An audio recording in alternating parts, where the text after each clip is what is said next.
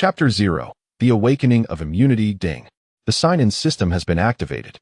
In order to ensure the host's survival, a beginner's gift package has been issued. Immunity. Task issued. Please sign in before the god of destruction, Beerus. Reward. Prototype of the realm of freedom. Hiss. Ling Xian clutched his head, the excruciating pain making him wish to smash it open. It turns out that Ling Xian was not a native of this world. In his previous life, he inexplicably transmigrated to this realm after drinking cold water. Ling Xian felt helpless but had no choice but to accept the reality of his transmigration. Fortunately, he had awakened a sign-in system in this unfamiliar world. Listening to the electronic voice in his mind, Ling Xian was momentarily taken aback. God of Destruction? Beerus? His pupils dilated as he trembled all over. System, is this the world I think it is? Yes, host. Hiss. Ling Xian inhaled sharply. Beerus, the god of destruction, was a character from Dragon Ball. Did that mean he had transmigrated to the Dragon Ball universe? Ling Xian swallowed nervously. If it were an ordinary world, it might be manageable, as no lives would be at stake. However, the Dragon Ball world was entirely different. It was a realm of immense power where planets and universes could be obliterated in an instant. As an ordinary person, he had the least say in such circumstances. The average individual would be unable to escape from such calamities and would merely perish alongside the planets and universes. Could I survive in the Dragon Ball world? Ling Xian's face was filled with bitterness. Of all the worlds to transmigrate to, why did it have to be this high-powered one? This is disastrous. Just as Ling Xian was about to succumb to despair, he suddenly noticed something. A tail. He possessed a tail. Am I a Saiyan? Yes, host. The beginner's gift package is being distributed. Please take note. Before Ling Xian could revel in joy, he was suddenly seized by a violent convulsion, his face contorting in agony, as if he were enduring immense suffering. Moments later, a divine aura erupted from Ling Xian. Boom. The aura swept across the entire planet, radiating outward, reaching the Kaioshin realm, the god of destruction realm, the sixth universe, and the palace of the Omni King. All the deities in the Dragon Ball universe abruptly raised their heads, each furrowing their brows, lost in their thoughts. Simultaneously, after receiving the beginner's gift package, Ling Xian lay on the ground, the pain in his body making every breath feel like a heart-wrenching ordeal. System, am I dead? Replying to the host, unless your lifespan is entirely exhausted, you cannot die. What does that mean? The beginner's gift package is named Immunity, which, as the name suggests, grants immunity to all negative effects. Please clarify. This means you will henceforth be able to ignore any damage within the Dragon Ball universe. So, I can disregard Goku's Kamehameha? Correct. Can I disregard the destructive energy of the god of destruction? Indeed. Can I overlook the erasure by the Omni King? At this moment, Ling Xian lay on the ground, holding his breath, too anxious to exhale. His heart raced with tension as he waited for what felt like an eternity. With the electronic voice echoing in his mind, Ling Xian, disregarding the pain coursing through his body, sat up and laughed heartily, as if a fool. He had thought that his journey to this place would mirror the fate of the cannon fodder from Earth. Who could have anticipated that fate would be so kind to him? With immunity bestowed upon him, who could possibly harm him now?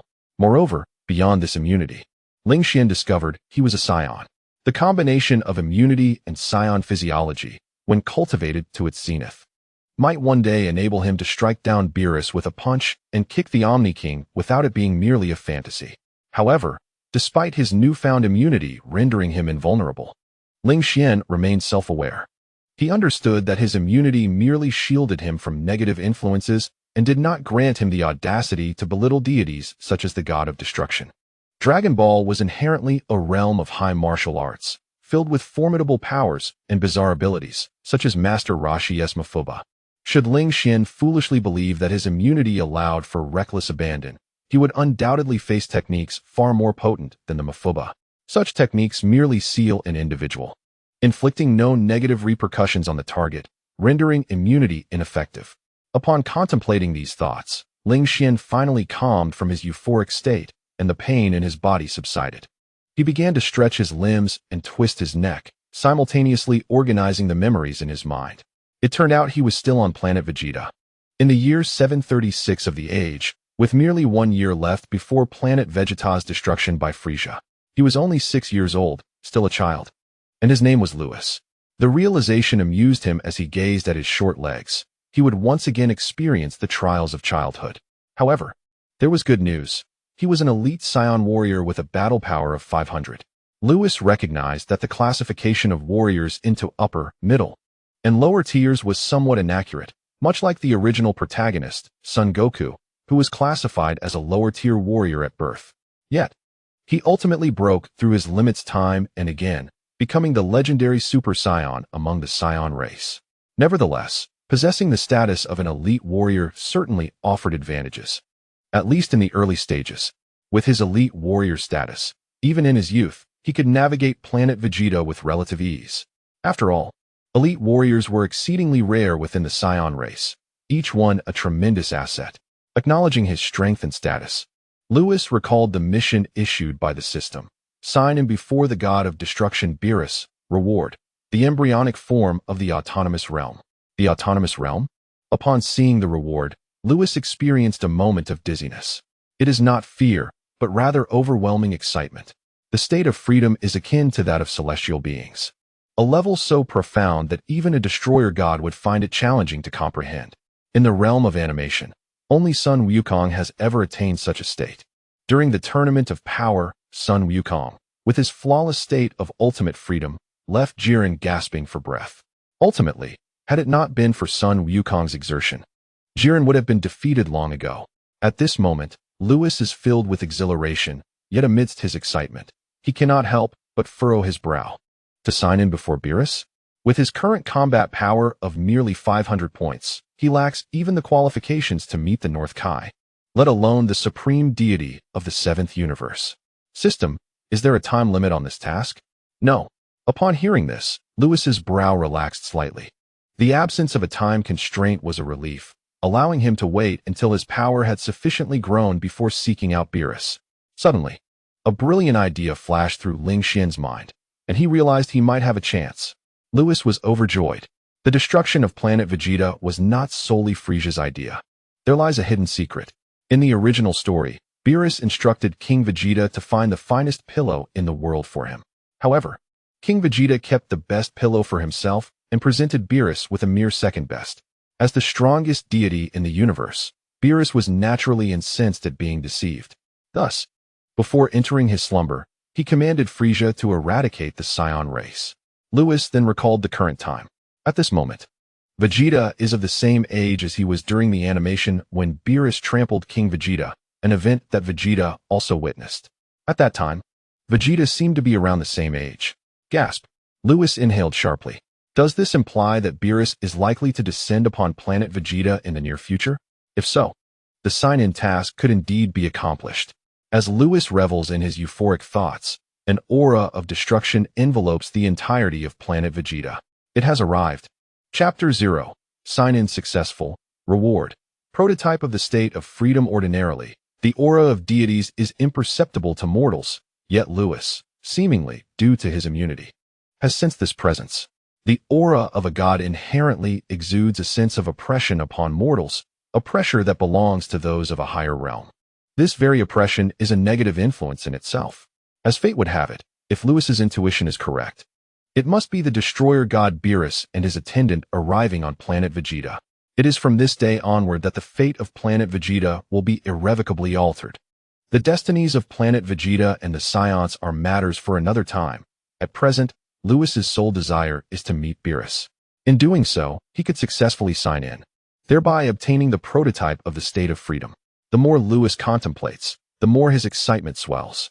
To fulfill his task of signing in, Lewis stepped out of his chamber and made his way towards the palace of Vegeta.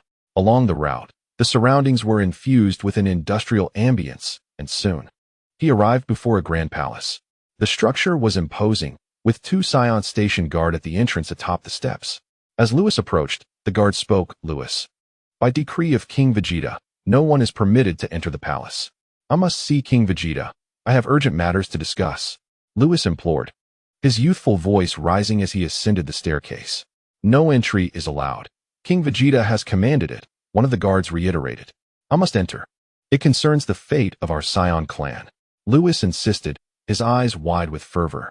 In truth, He held little interest in the malevolent lineage of the Saiyans. Yet it appeared that this pretext was his only means of gaining entry into the palace. His scouter indicated that both guards possessed a power level of 1200. Given their adulthood and formidable strength, this was hardly surprising. Lewis, with only a power level of 500 and still in his youth, realized that a forceful entry was out of the question. Lewis spoke with such earnestness that it momentarily stunned the guards. "Is that true?" they queried, glancing at him skeptically. For to them, Lewis was merely a child, incapable of grasping the gravity of the Saiyans' fate. However, it was evident that an ordinary Saiyan would not jest about such matters, especially one as promising as Lewis. "Very well, I shall inform the king. Please wait." One of the guards turned to enter the palace. "This matter is urgent. I must go in first. I will explain everything to King Vegeta," Lewis declared, stepping directly in front of the guard. "Are you implying that I should let you in to notify him? I might never get the chance to meet Beerus." Lewis swiftly maneuvered past the guard. "Wait." The guard attempted to intervene. "Enough. He is a superior warrior. It is unwise to provoke him. If there are consequences, they will fall upon him. Moreover, I have an inkling that what Lewis claims may indeed hold truth," the second guard murmured, allowing Lewis to pass. Unaware of their conversation behind him, Lewis traversed the corridor and soon entered the opulent interior of the palace. The lavish decor boasted a crimson carpet and ornate light fixtures. "King Vegeta, do you dare deceive me?" "Lord Beerus, I assure you, I have not. The pillow I provided is of the finest quality. Do not attempt to argue." A chilling voice reverberated throughout the palace, suffusing it with an aura of menace that caused the temperature to plummet. In a corner, a small boy trembled as he witnessed his father being trampled. "King Vegeta, you have greatly disappointed me." Beerus's foot harshly pressed down on King Vegeta's head, and he suddenly furrowed his brow, glancing upward. Beside him, Whis shifted his gaze toward the entrance of the palace, where a small child appeared. "What brings you here, Lewis?" "Leave at once." King Vegeta, pinned to the ground, regretted his defiance against the whims of the god of destruction. At this moment, it is evident that Beerus is undoubtedly infuriated. With the emergence of the esteemed warrior Luis from within the clan, if Luis provokes Beerus further, the fate of planet Vegeta will be sealed. However, King Vegeta suddenly realizes that Beerus has fallen silent. At this juncture, Beerus fixates intently on the small figure at the doorway, his brow furrowing increasingly. It is peculiar. Why does this little one dare to meet his gaze? Beerus casts another glance at Vegeta, who lies crumpled on the ground, trembling in fear. Shouldn't this child resemble the son of King Vegeta? Meanwhile, Whis is equally astonished, having discerned Luis's strength at a glance. This utterly feeble mortal, astonishingly, manages to disregard the pressure of status. In truth, angels exist in a state of simplicity and do not impose status pressure on mortals. Conversely, the god of destruction differs from angels. He cannot achieve the same state as an angel and inevitably exudes an aura of dominance. When mortals encounter a god of destruction, they may either collapse in fear or, in severe cases, lose control of their bodily functions. Just as Beerus and Whis are enveloped in confusion, a chime echoes. Ding. Sign-in successful before Beerus. Reward. Embryonic state of the realm of freedom. Suddenly, the palace, once suffused with murderous intent, is enveloped by an ethereal aura. The sound of flowing water dispelling the chilling atmosphere of hostility. Boom. Witnessing this, Beerus and Whis feel as though struck by divine lightning, their eyes widening in astonishment. The realm of freedom? No, it is not the complete realm of freedom. It is merely the embryonic state. Yet, how does this little one comprehend such a realm? The realm of freedom comprises two states. One is freedom, and the other is ultimate intent. These states are profoundly intricate, and without a doubt, they are beyond the grasp of an ordinary individual. Compared to Beerus, Whis finds this even more unfathomable. As an angel, he is acutely aware of the difficulty in grasping the realm of freedom. The fact that this little one has inexplicably ascended to such a state is almost inconceivable. "Luis, you must leave this place at once." At this moment, King Vegeta seizes the chance while Luis has yet to provoke Beerus further, urging him to depart without delay. "Silence. Keep speaking, and I shall obliterate you." Beerus coldly retorts, removing his foot from King Vegeta's head and striding forward, with Whis closely trailing behind. Chapter 0. Considered as a candidate for the god of destruction upon reaching Luis, Beerus gazes at him and inquires, Young one, did you just comprehend the realm of freedom? Whis remains silent, yet his mind contemplates another matter. Prior to their arrival at planet Vegeta, a divine presence emerged in the universe. Could it be related to him? Big Kitty, what are you saying? I don't understand. Luis blinks with wide eyes, shaking his head in confusion. Big Kitty? Upon hearing this, King Vegeta, lying on the ground, feels darkness envelop him, murmuring a final word before losing consciousness. Doomed. Ultimately, he has provoked Beerus. Indeed. Boom. A wave of destructive energy erupted from Beerus, transforming the entire palace into specks of starlight, dissipating into the void. Beerus's eyes blazed with fury as he struggled to suppress the urge to annihilate Lewis, gritting his teeth and demanding, "Do you even comprehend who you are facing?" "I do not, but I know that you, great cat, appear to be quite formidable," Lewis replied, embodying the innocent charm of a child. Though he praised Beerus, he still referred to him as the big cat. Patience has its limits.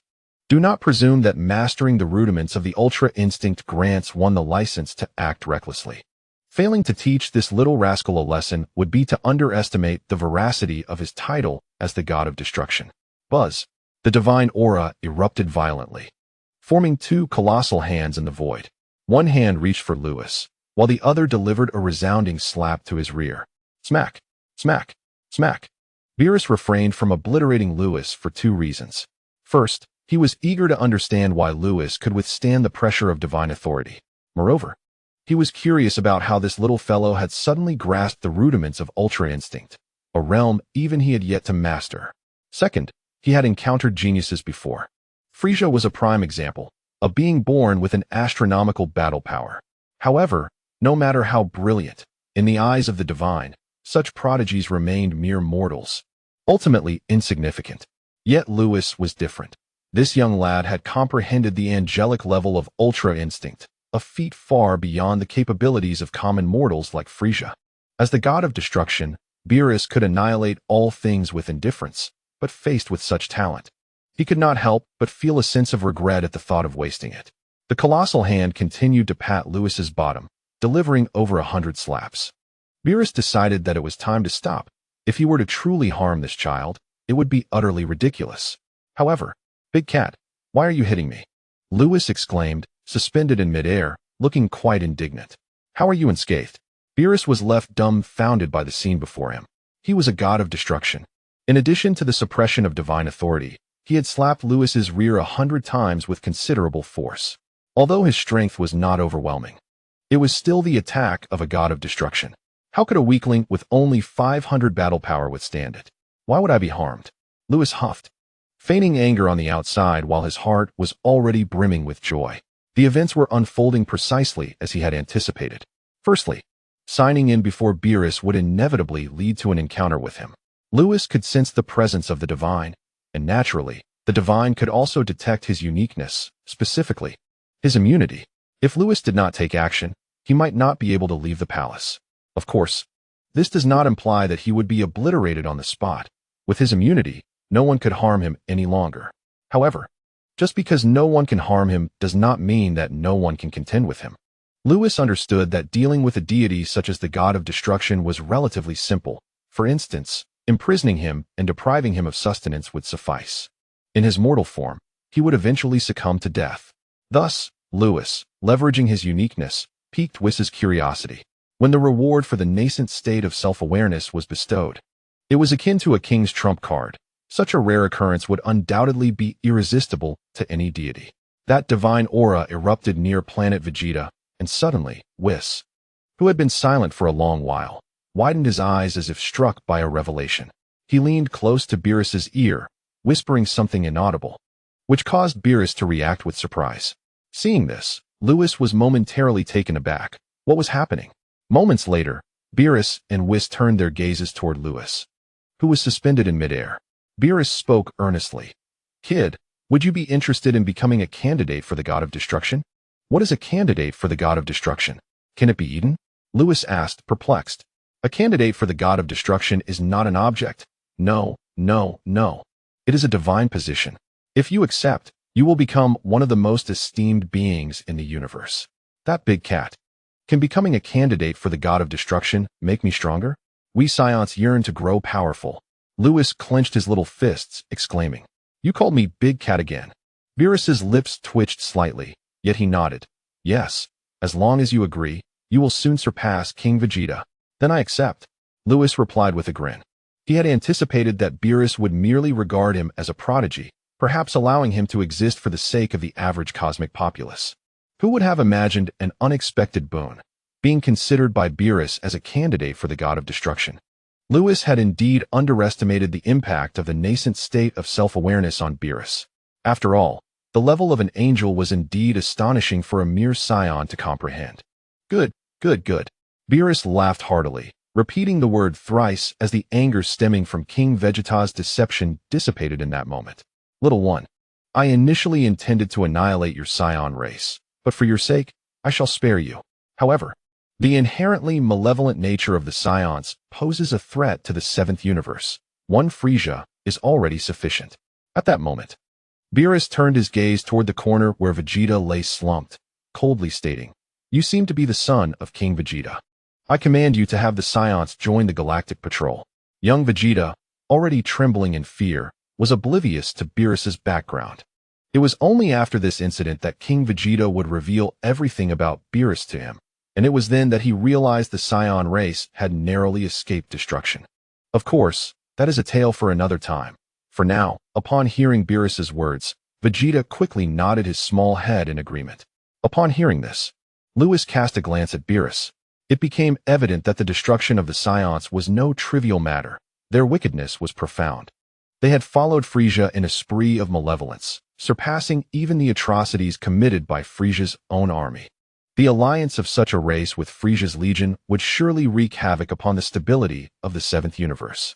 Thus, incorporating the Saiyans into the Galactic Patrol serves to restrain Frieza's influence, while simultaneously granting the Saiyans a chance for survival. "Whis, let us depart," Beerus remarked, lifting Lewis with ease as he turned to Whis.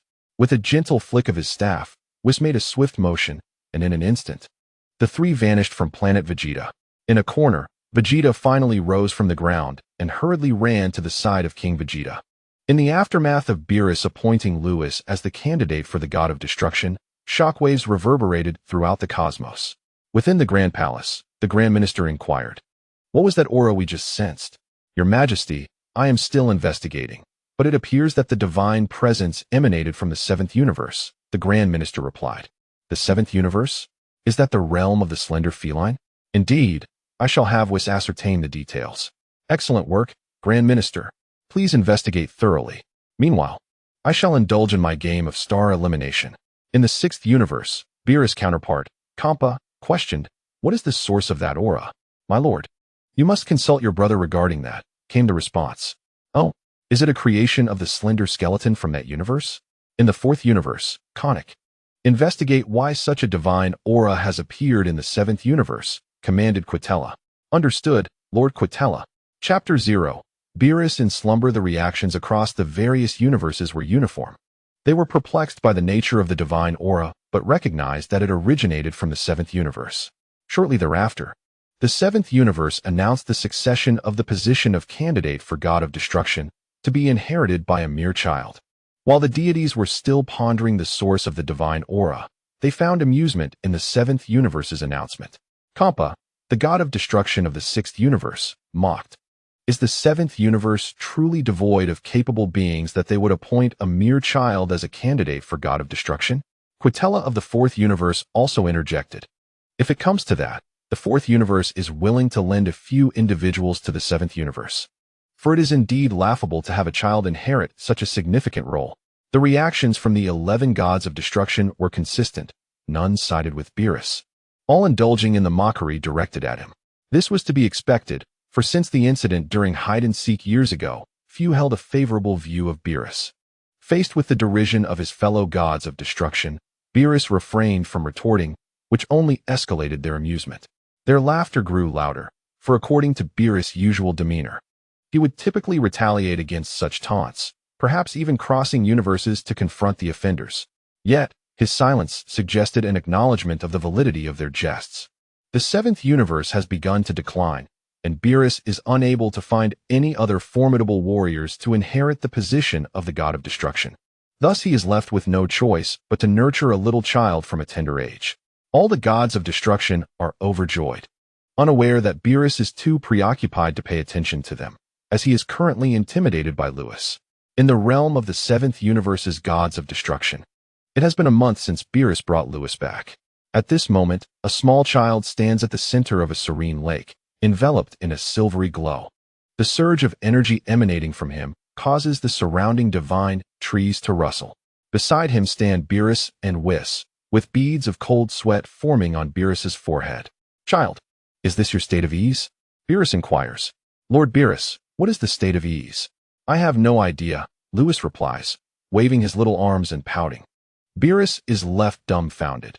He had just requested Whis to project his childhood image to battle against Lewis, only to find that Lewis had effortlessly defeated it. How could this be possible? He is a god of destruction. Throughout his life, he has fought countless battles, never having tasted defeat, whether in his youth or after achieving divinity. Moreover, the projection summoned by Whis possessed strength exceeding that of Lewis. Lewis has triumphed by overcoming a stronger opponent. It is utterly inconceivable. "Whis, did I win?" Lewis turns to Whis for confirmation. Wiping the sweat from his brow, Whis smiles and replies, "Lewis, you have indeed emerged victorious." "Ha ha ha, Lord Beerus is no match for me," Lewis exclaims, striking a pose with his hands on his hips, his spirits high. In truth, his victory over the young Beerus can be attributed largely to the nascent state of ease. It is not that immunity is ineffective. Rather, immunity is merely a passive skill that prevents him from taking damage but does not enable him to inflict harm on others. The nascent state of ease, however, is different. When he enters this state, not only is his combat power significantly amplified, but he also gains the ability to react naturally and effortlessly. This instinctual response is extraordinarily uncanny, allowing him to anticipate his opponent's attacks. It is not a matter of foresight. Rather, it is a primal instinct that enables him to sense the quivering of his opponent's muscles and respond accordingly. In this state, even the young Beerus would struggle, even now. If Lewis's strength were comparable to Beerus's, he could still cause Beerus to bleed with the advantage of his nascent state of ease. Lewis stands proudly, laughing heartily, while Beerus feels a dark line crossing his forehead. "Rascal, have you laughed enough? Ha ha. Do you believe I won't retaliate? Not a chance. Lord Beerus cannot harm me. I am not afraid."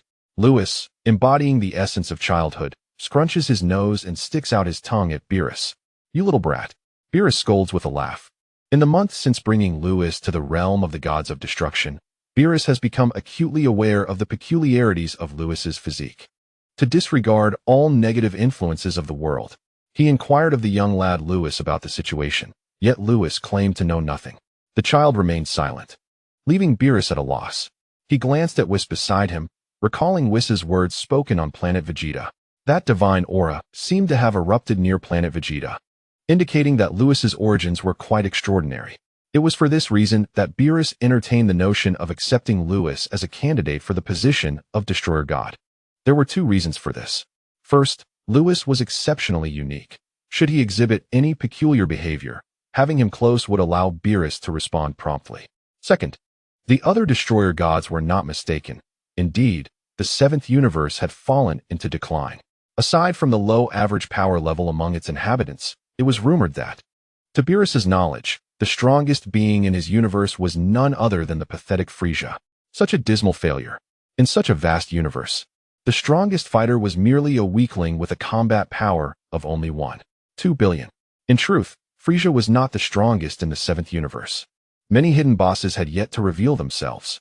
In the later stages, any one of these bosses would far surpass those of other universes. However, Beerus was unaware of this. He simply wished for his universe to produce a formidable warrior. And Lewis was the one he had chosen.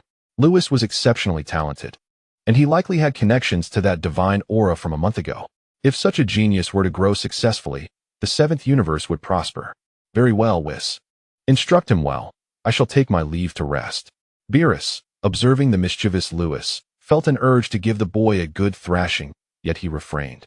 Pondering the dilemma, Whis asked, "Lord Beerus, do you wish to avoid them?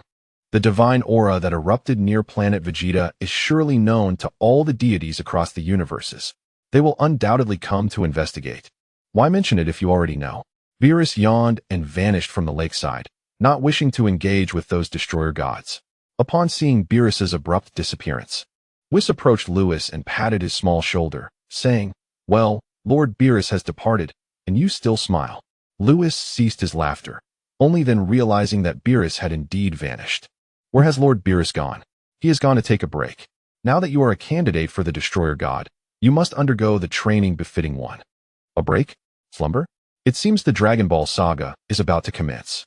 Lewis narrowed his eyes, reflecting that the Dragon Ball narrative began with Beerus instructing Frieza to annihilate the Saiyan race.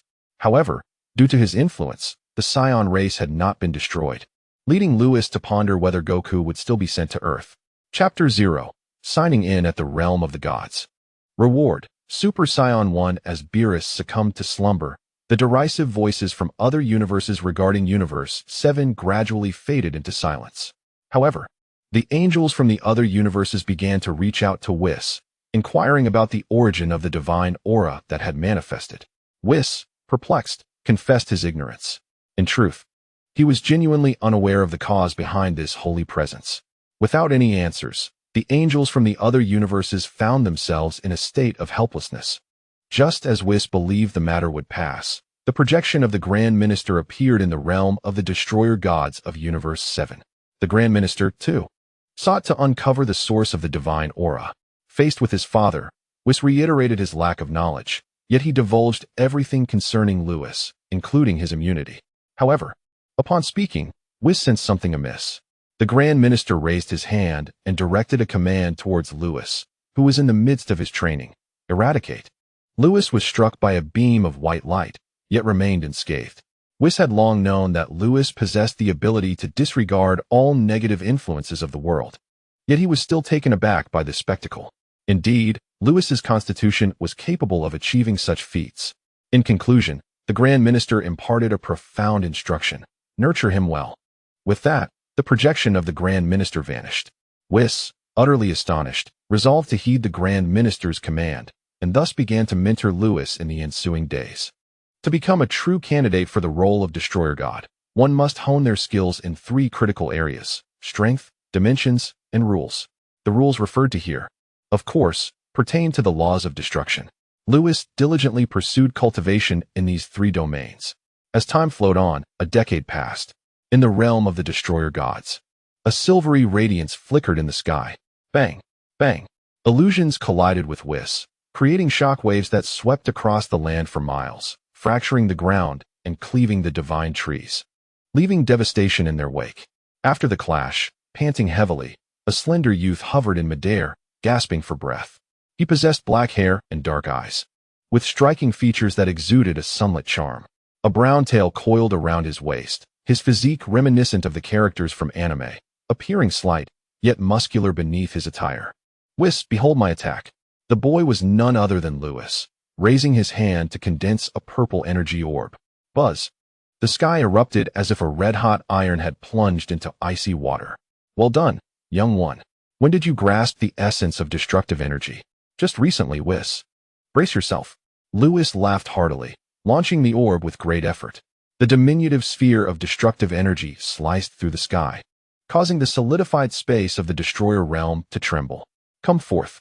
Whis smiled slightly, waving his staff, causing the approaching purple orb to disintegrate abruptly. Following this, Whis's figure vanished from sight. With an instinctive reaction born from the essence of the state of ease, Lewis suddenly looked up to see his staff being swung towards him. He raised his hand to block it.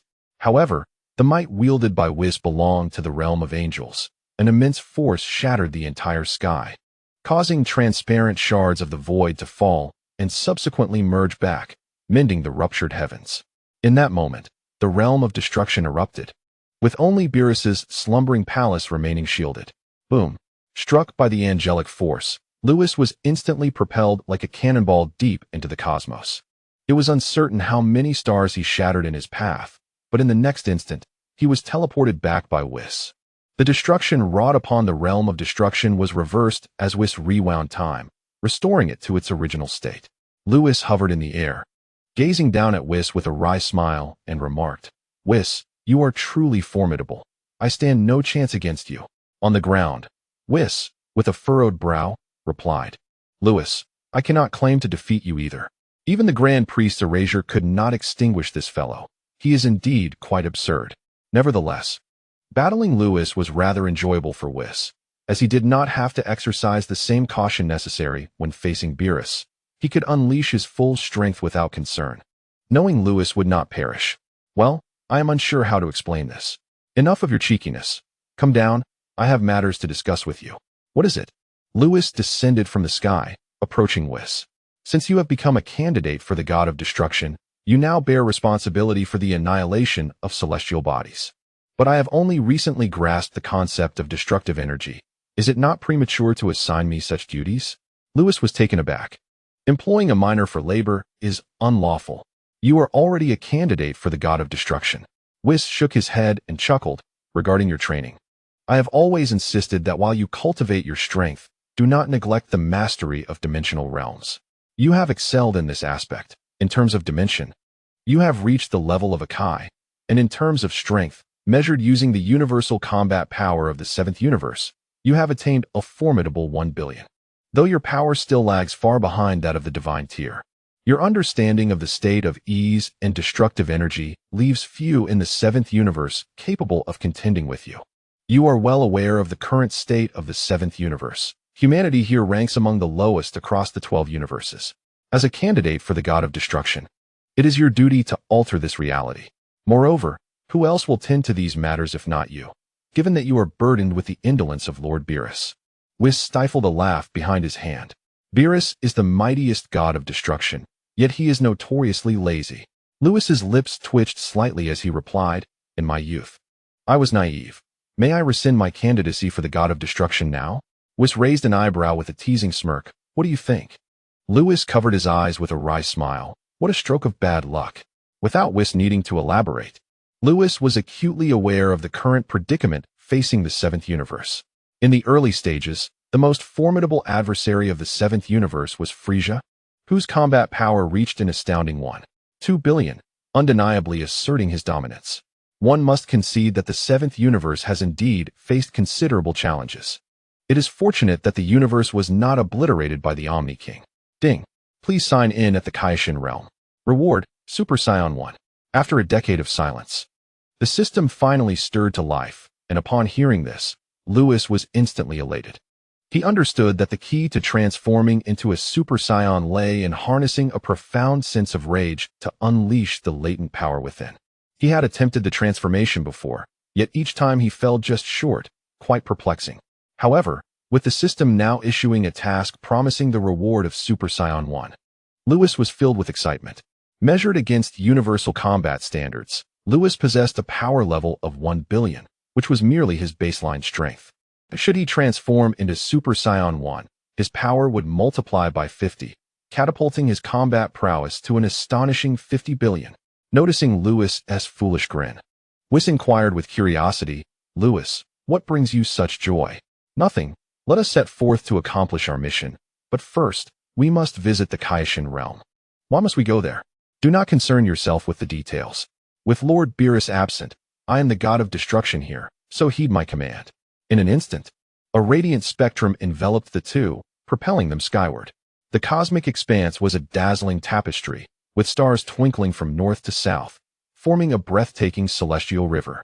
Within this river lay a sacred domain, suffused with a milky white aura, emanating from a colossal planet that appeared in shades of verdant green, radiating divine light, reminiscent of a realm inhabited by deities.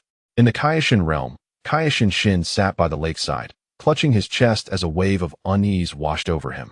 His attendant, Jebet, hurriedly asked, Lord Kaioshin, what troubles you? I am uncertain, but an ominous premonition has suddenly beset me. Could it be that Majin Buu has broken free from his seal? Startled, Kaioshin rose swiftly, determined to investigate the site of Majin Buu's imprisonment. Upon hearing this, Jebet's face drained of color. If the legendary Majin Buu had indeed escaped, the universe would be doomed. At that moment, a brilliant streak of multicolored light descended from the heavens. Ding! Sign in at the Kaishin realm successful. Reward, Super Saiyan 1. A warm current surged through Lewis's body, as if rectifying all his internal flaws, leaving him in a state of blissful exhilaration. A subtle smile graced his lips. So that was it. The reason he had been unable to transform into a Super Saiyan through sheer effort was not due to a lack of talent, but rather insufficient activation of the S cells within his body, which had hindered his success in the transformation. Now, the system's rewards have replenished his S cells, and he has finally mastered the state of Super Saiyan. Lewis felt elated as he surveyed his surroundings. Whis. The environment here is far superior to that of the God of Destruction S realm. Why don't we consider exchanging our residence with the Supreme Kai? Lewis.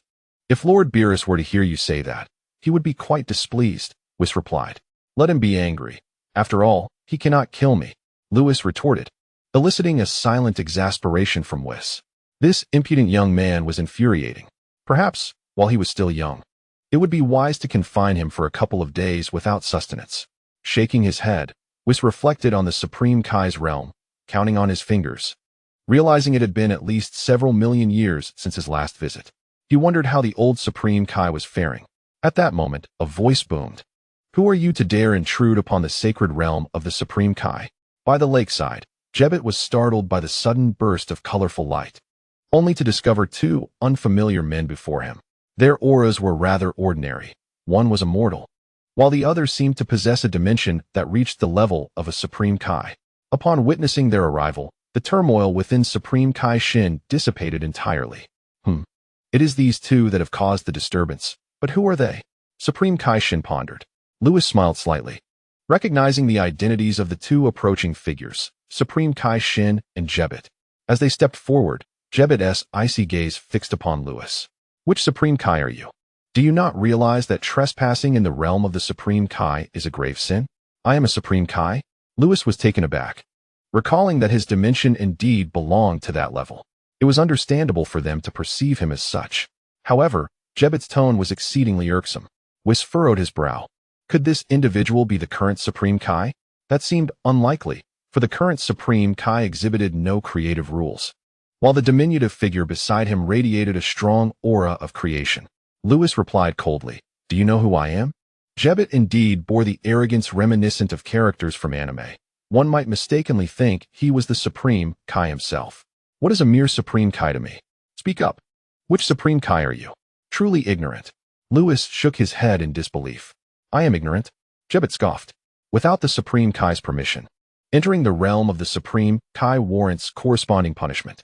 Considering you are a Supreme Kai, you may escape the death penalty, but the living punishment is inescapable. Just as Jebbet raised his hand to act, Supreme Kaishin stepped beside Lewis, keenly observing both Lewis and Whis, sensing that these two were extraordinary. Lord Supreme Kai, Jebbet asserted, one is immortal, and the other a Supreme Kai. Such a sacred realm as that of the Supreme Kai should not be tread upon by them. Allow me to speak, esteemed Lord of the Kais, for it is imperative that you heed my words. The realm of the Kais is not a domain for mortals. They must be duly punished. Jebbet, disregarding all else, turned to face Lewis and his companion, a fierce glint igniting in his eyes. In his mind, the realm of the Kais was the most sacred of places, one that should not be tainted by the presence of mere mortals. Finally grasping the situation, Whis gazed at Jebbet, furrowing his brow. After all that discourse, it appears you are not the Lord of the Kais. I almost believed you were the sovereign of this realm. Lewis stood by, arms crossed, his expression devoid of emotion. Silence. I am but a servant of the Lord of the Kais, Jebbet exclaimed, panic washing over him. It was only upon Whis' remark that he realized his past behaviors had indeed crossed the line. However, one cannot entirely fault Jebbet. The Lord of the Kais, Shin, was still quite young in his role, and his gentle disposition often led to Jebbet taking charge of many matters. Over time, this dynamic had shaped Jebbet's assertive character. Lord of the Kais, trust me. I harbor no ill intentions, Jebbet stammered, cold sweat beading on his brow as he bowed deeply to Shin. Enough, enough. I understand you mean no harm, Shin responded, turning his attention to Lewis, seemingly aware that he was the true authority here. Who are you? What brings you to our realm? Without acknowledging Shin's inquiry, Lewis continued to fixate on Jebbet, his icy menace causing Jebbet to flinch. What do you intend to do? Are you aware that ignorance is, in fact, a sin? Upon uttering this, Lewis raised his hand, and a violet orb of destructive energy materialized upon his fingertip. The realm of the Kais was suddenly shrouded in foreboding darkness, a palpable aura of devastation permeating every corner, as if a harbinger of death had descended. How can a mere Kai possess such formidable strength? Jebet quivered in alarm. Shin, equally startled, positioned himself protectively in front of Jebet and urgently called out, "Desist!" A warm surge of gratitude coursed through Jebet. The Lord of the Kais was risking his life to protect him. Observing Shin's actions, Lewis halted his hand, poised to unleash destruction. "Consider yourself fortunate this time. For the sake of the Lord of the Kais, I shall spare you," Lewis remarked, casting a frigid glance at Jebet. Whis, maintaining his stoic demeanor, felt indifferent. As long as Lewis refrained from targeting the Lord of the Kais, he had no qualms about Jebet's fate. "Greetings, Lord of the Kais. I am Lewis, the current candidate for the role of God of Destruction." Lewis finally bowed respectfully to Shin. "Salutations, Lord of the Kais. I am Whis, a servant of the God of Destruction," Whis added, performing a courteous bow. The sudden actions of Lewis and Whis left Jebet and Shin momentarily stunned. Particularly Jebet, who had just been on the brink of being slain by the young Kai. How could they suddenly show such deference to the Lord of the Kais? The youth is the Kaioshin. Regardless of his strength, he must show utmost respect when confronted with the supreme deity of the universe, the Kaioshin god. Kaishin Shin shares the same sentiment as Jebet. He too holds this belief. However, what exactly is this candidate for the god of destruction? Sin, I understand your confusion. You will soon comprehend. After paying his respects, Lewis boldly calls out the name of the Kaishin god. Sin, the Kaishin Shin, Jebet. And even Whis are momentarily taken aback. How audacious to directly address the Kaishin god by name. Jebet instinctively wishes to admonish him, but upon meeting Lewis's murderous gaze, he quickly silences himself. Yet it is too late. Lewis unleashes a punch, his formidable force penetrating the void, causing Jebet to experience a crushing sensation in his chest, which indents by 5 centimeters, and the residual shockwave sends him hurtling 1,000 miles away. "Jebet!" Kaishin Shin exclaims in shock, eager to rush to his aid. "Fear not, he is not dead. Follow me. I know you have many questions, and soon all will be revealed." Lewis retracts his fist, having shown considerable respect to Kaishin Shin. "Is everything all right?" Kaishin Shin glances in the direction where Jebet disappeared, then turns his gaze to Lewis and Whis. Indeed, he is perplexed. Who are these two individuals? Even before their arrival, they stirred an unsettling feeling within him. Upon entering the Kaishin realm, the power exhibited by the youthful Kaishin left him utterly astonished. The strength of the young Kaishin surpasses that of the Kaishin god himself. Furthermore, this young Kaishin claims to be a candidate for the god of destruction. What does that even mean? Kaishin Shin is filled with profound uncertainty. "Whis, let us proceed. We must first unseal the elder Kaishin." Lewis's purpose for coming here extends beyond merely completing a task. He aims to liberate the elder Kaishin as well. Whis is correct. Having become a candidate for the god of destruction, he is intrinsically linked to the 7th universe and bears the responsibility of altering its current state. The elder Kaishin is the key figure in this transformation. Lewis ascends into the air. However, a voice imbued with significance resonates from the ground. "How do you know of this?" Whis had been pondering how Lewis would explain everything to the oblivious Kaishin Shin. To his surprise, Lewis directly reveals the matter of the elder Kaishin. In midair, Lewis's form stiffens as he recalls that Whis had never spoken to him about this. What a predicament. "Let us go." Whis smiles slightly, his eyes glinting with meaning as he regards Lewis, realizing that this young man's uniqueness transcends merely disregarding all worldly negativity. Whis does not inquire further about how Lewis came to know of the elder Kaishin, and Lewis breathes a sigh of relief as he hastens towards the center of the Kaishin realm. According to the original narrative, the site of the elder Kaishin seal is located there. Lewis and Whis soar through the sky, with Kaishin Shin ultimately choosing to follow in their wake. His curiosity regarding the identity of the potential destroyer was insatiable. As for Jebet, the youthful king of the cosmos claimed he was not dead, which should not be a deception. In the heart of the supreme Kai realm, there lay a shimmering lake, at the center of which stood a stone tower. A sword was embedded in the tower, with only its hilt protruding from the stone. "What brings you here?" Supreme Kai Shin and Lewis, flying together, turned their heads to regard the two individuals, growing increasingly aware of their unfathomable depths. "Do you see that sword?" Lewis pointed at the blade atop the tower as they hovered above the lake's surface. Whis remained silent, his gaze fixed on Lewis, who seemed to possess an abundance of knowledge. That sword is known as the Supreme Kai sword. According to legend, withdrawing it would bestow upon the wielder the mightiest power in existence. Supreme Kaishin, the master of the Supreme Kai sword, was well aware of its origins. Suddenly, it struck him. Could it be that you are seeking to unearth this sword? You wish to acquire the most formidable power in the world. With a look of caution, Supreme Kaishin flew aside, bracing himself for battle, feeling a sense of helplessness. Could he truly compete against others? Lewis and Whis exchanged glances, their expressions darkened. The notion of seeking the most powerful force was sheer ignorance. Moreover, if they were genuinely attempting to unearth such so-called supreme power, did they think merely retreating several meters would suffice for safety? Without further explanation, Lewis ascended to the stone pillar, gripping the sword's hilt with one hand. "Stop!" Supreme Kaishin shouted. Lewis, however, ignored him, releasing an aura of destruction as he exerted pressure on the sword. With a thunderous roar, the Supreme Kai sword was effortlessly withdrawn, causing the stone pillar to shatter into countless fragments that plummeted into the vast lake, conjuring tumultuous waves. Gulp! Supreme Kaishin swallowed hard. Generations of Supreme Kais, including himself, had attempted to draw the Supreme Kai sword, yet none had succeeded. How could this youth accomplish such a feat? It must be a trick. With the Supreme Kai sword in hand, Lewis felt a faint aura of destruction emanating from the blade. No wonder previous Supreme Kais had been unable to withdraw it. It was the work of Beerus. It's over. Supreme Kaishin felt despair. The opponent had drawn the Supreme Kai sword, and would surely gain the most powerful force in the world. He could only hope that this individual was not malevolent.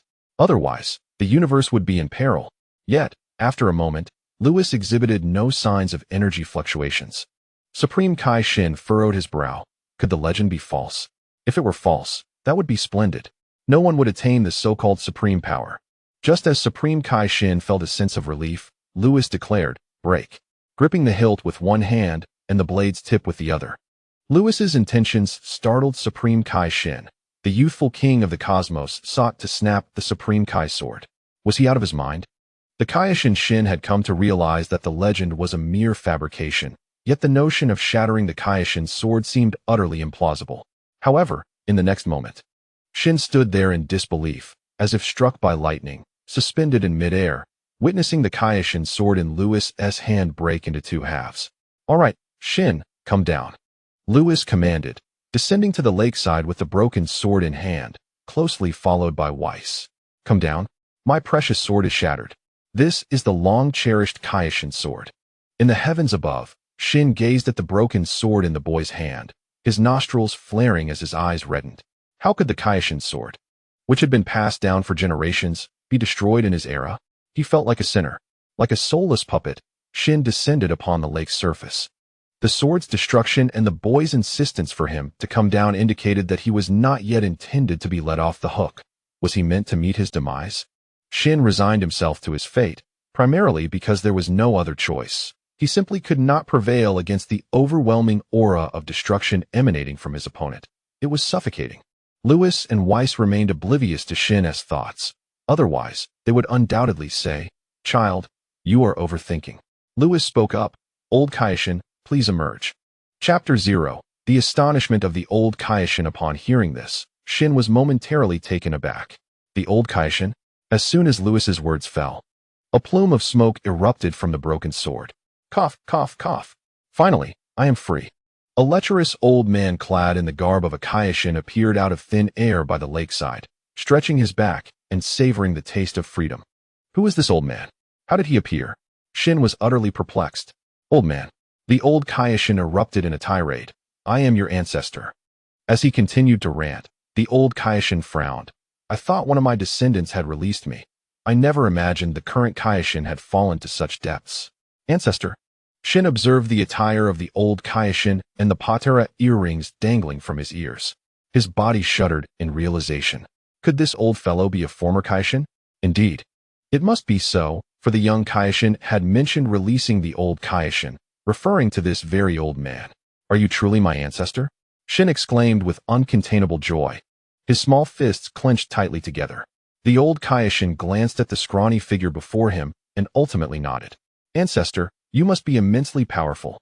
Please help me defeat him. He just bullied me. Shin felt as though he had found a protector, pointing at Lewis. Lewis and Weiss responded, "Oh dear." Just as Shin finished speaking, a sharp pain shot through his head. He clutched his skull and crouched on the ground, howling in agony. Be quiet. You don't even know who he is. Your failure as a Kaioshin is truly pitiful. The old Kaioshin admonished Shin sternly, delivering a sharp rap to his head. The old Kaioshin turned his gaze towards Lewis and Weiss, exclaiming, "Mr. Weiss, it has been quite some time." Weiss nodded with a smile. "Indeed, old Kaioshin. It has been a while." The old Kaioshin then shifted his attention to Lewis, remarking, "So, this must be the current candidate for the god of destruction." "Yes. Lord Beerus discovered this young fellow a decade ago and subsequently fell into slumber. I am now bringing him forth to obliterate planets. Having met you, old Kaioshin." "You may call me Lewis," Lewis said respectfully, bowing slightly. The old Kaioshin appraised Lewis from head to toe, praising, "Your inner power is quite unique. And you have grasped the principles of destruction.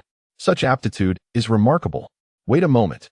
What is this ethereal aura surrounding you, Lewis?" The old Kaioshin suddenly appeared astonished. "The state of Ultra Instinct?" "Hiss." From Weiss, "I learned that this young man was found by Beerus only 10 years ago, meaning he has been trained by Weiss for no more than a decade. To have comprehended the principles of destruction and the angelic skill of Ultra Instinct in merely 10 years. Such talent is not just remarkable, it is explosively terrifying." Lewis, overwhelmed with shock, gazed at the old Kaioshin, feeling the weight of his penetrating insight. Could it be that he discerned even the system within him? Rest assured, host. This system cannot be perceived by anyone from the Dragon Ball universe. An electronic voice echoed in his mind. Lewis's heart finally eased. While the old Kaioshin possessed keen insight, Lewis had not yet grasped Ultra Instinct. Rather, he was merely at the nascent stage of its form. Weiss provided an explanation. The old Kaioshin, still in a state of astonishment, swallowed hard. Even at its preliminary form, it was indeed terrifying. After all, this was a state that even Beerus had not mastered. The old Kaioshin was lost in a world of disbelief, while the Kaioshin Shin felt bewildered. Hadn't the young Kaioshin claimed that upon releasing the old Kaioshin, he would know everything? Why did it seem to only deepen the confusion? Old Kaioshin. Many universes are currently waiting to witness the annihilation of our 7th universe by Lord Zeno. We will need your assistance moving forward, Weiss interjected. "Oh, why is that?" The old Kaioshin was taken aback, and even Lewis was unaware of the matter.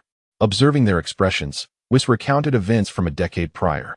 A divine aura had erupted near planet Vegeta, prompting Beerus to seek out Lewis as the candidate for God of Destruction. Initially, it seemed inconsequential. However, when other universes learned that Beerus's successor was but a child of insignificant strength, they erupted with laughter. With Beerus's reputation, all the gods of destruction mocked him, questioning if there were truly no viable candidates left in the 7th universe, resorting to selecting a mere child as the potential god of destruction. The average index of humanity in the 7th universe has always languished at the bottom, and with Beerus's unfortunate decision, the 7th universe now finds itself in an exceedingly passive predicament. It is worth noting that the omniscient king once presided over more than just 12 universes. Originally, there existed 18. However, due to the poor development of certain universes and some incurring the wrath of the omniscient king, only 12 remain after their obliteration. Should the decline in the 7th universe's progress continue, it may very well face annihilation at the hands of the omniscient king. The divine essence? The persistent decline of the average human index? I never imagined that during my years of confinement, the 7th universe would fall to such depths. The old Supreme Kai could not help but curse under his breath. It is all the fault of that scrawny wretch, had he not sealed himself away. Such calamities would have never befallen the 7th universe under his governance. "Calm down, old Supreme Kai," said Weiss, "though our universe presently faces grim prospects, with Lewis here. The 7th universe shall surely flourish once more. Indeed, with your talents, Lewis, the resurgence of the 7th universe is imminent." The old Supreme Kai nodded, this being the first piece of encouraging news he had heard since his unsealing. Meanwhile, Lewis felt a twinge of discomfort. Is my talent truly that remarkable? Could it be otherwise? 10 years of cultivation yielded the destruction rules, and you have also grasped the nascent form of the state of tranquility. Moreover, with your unique immunity, who within the omniscient universe possesses talents that rival yours. Finally, Lewis spoke. Old Supreme Kai, the current Supreme Kai is still quite naive. I must request your guidance for him. This was indeed the crux of the matter. After all, the role of Supreme Kai no longer belonged to the old Supreme Kai. The universe requires a Supreme Kai for its governance. As they conversed, the topic shifted to themselves, and Supreme Kaioshin was momentarily taken aback. Huh? Who says I know nothing? I am well informed.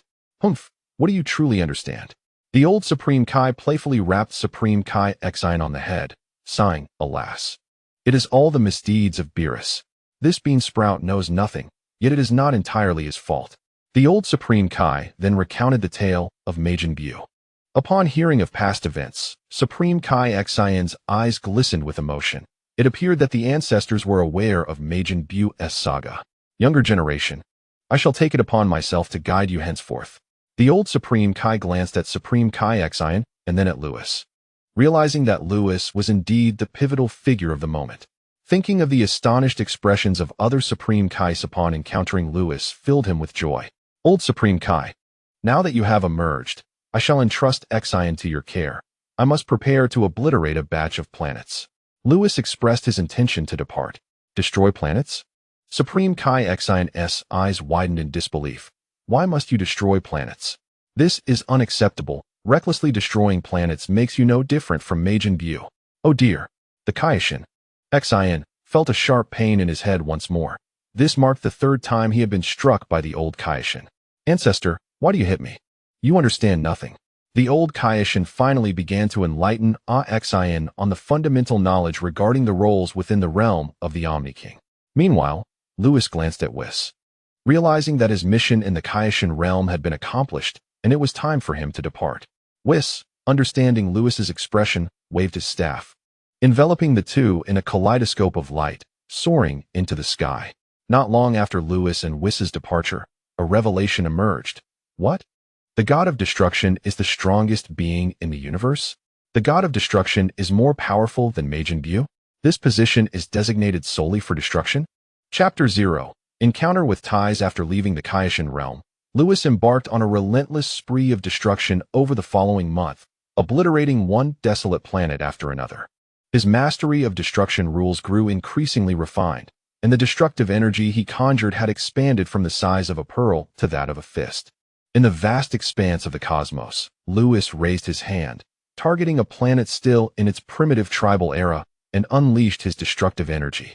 With a hum, a violet flash streaked across the void, and the planet dissolved into a cascade of light, vanishing from existence. This world had once harbored life.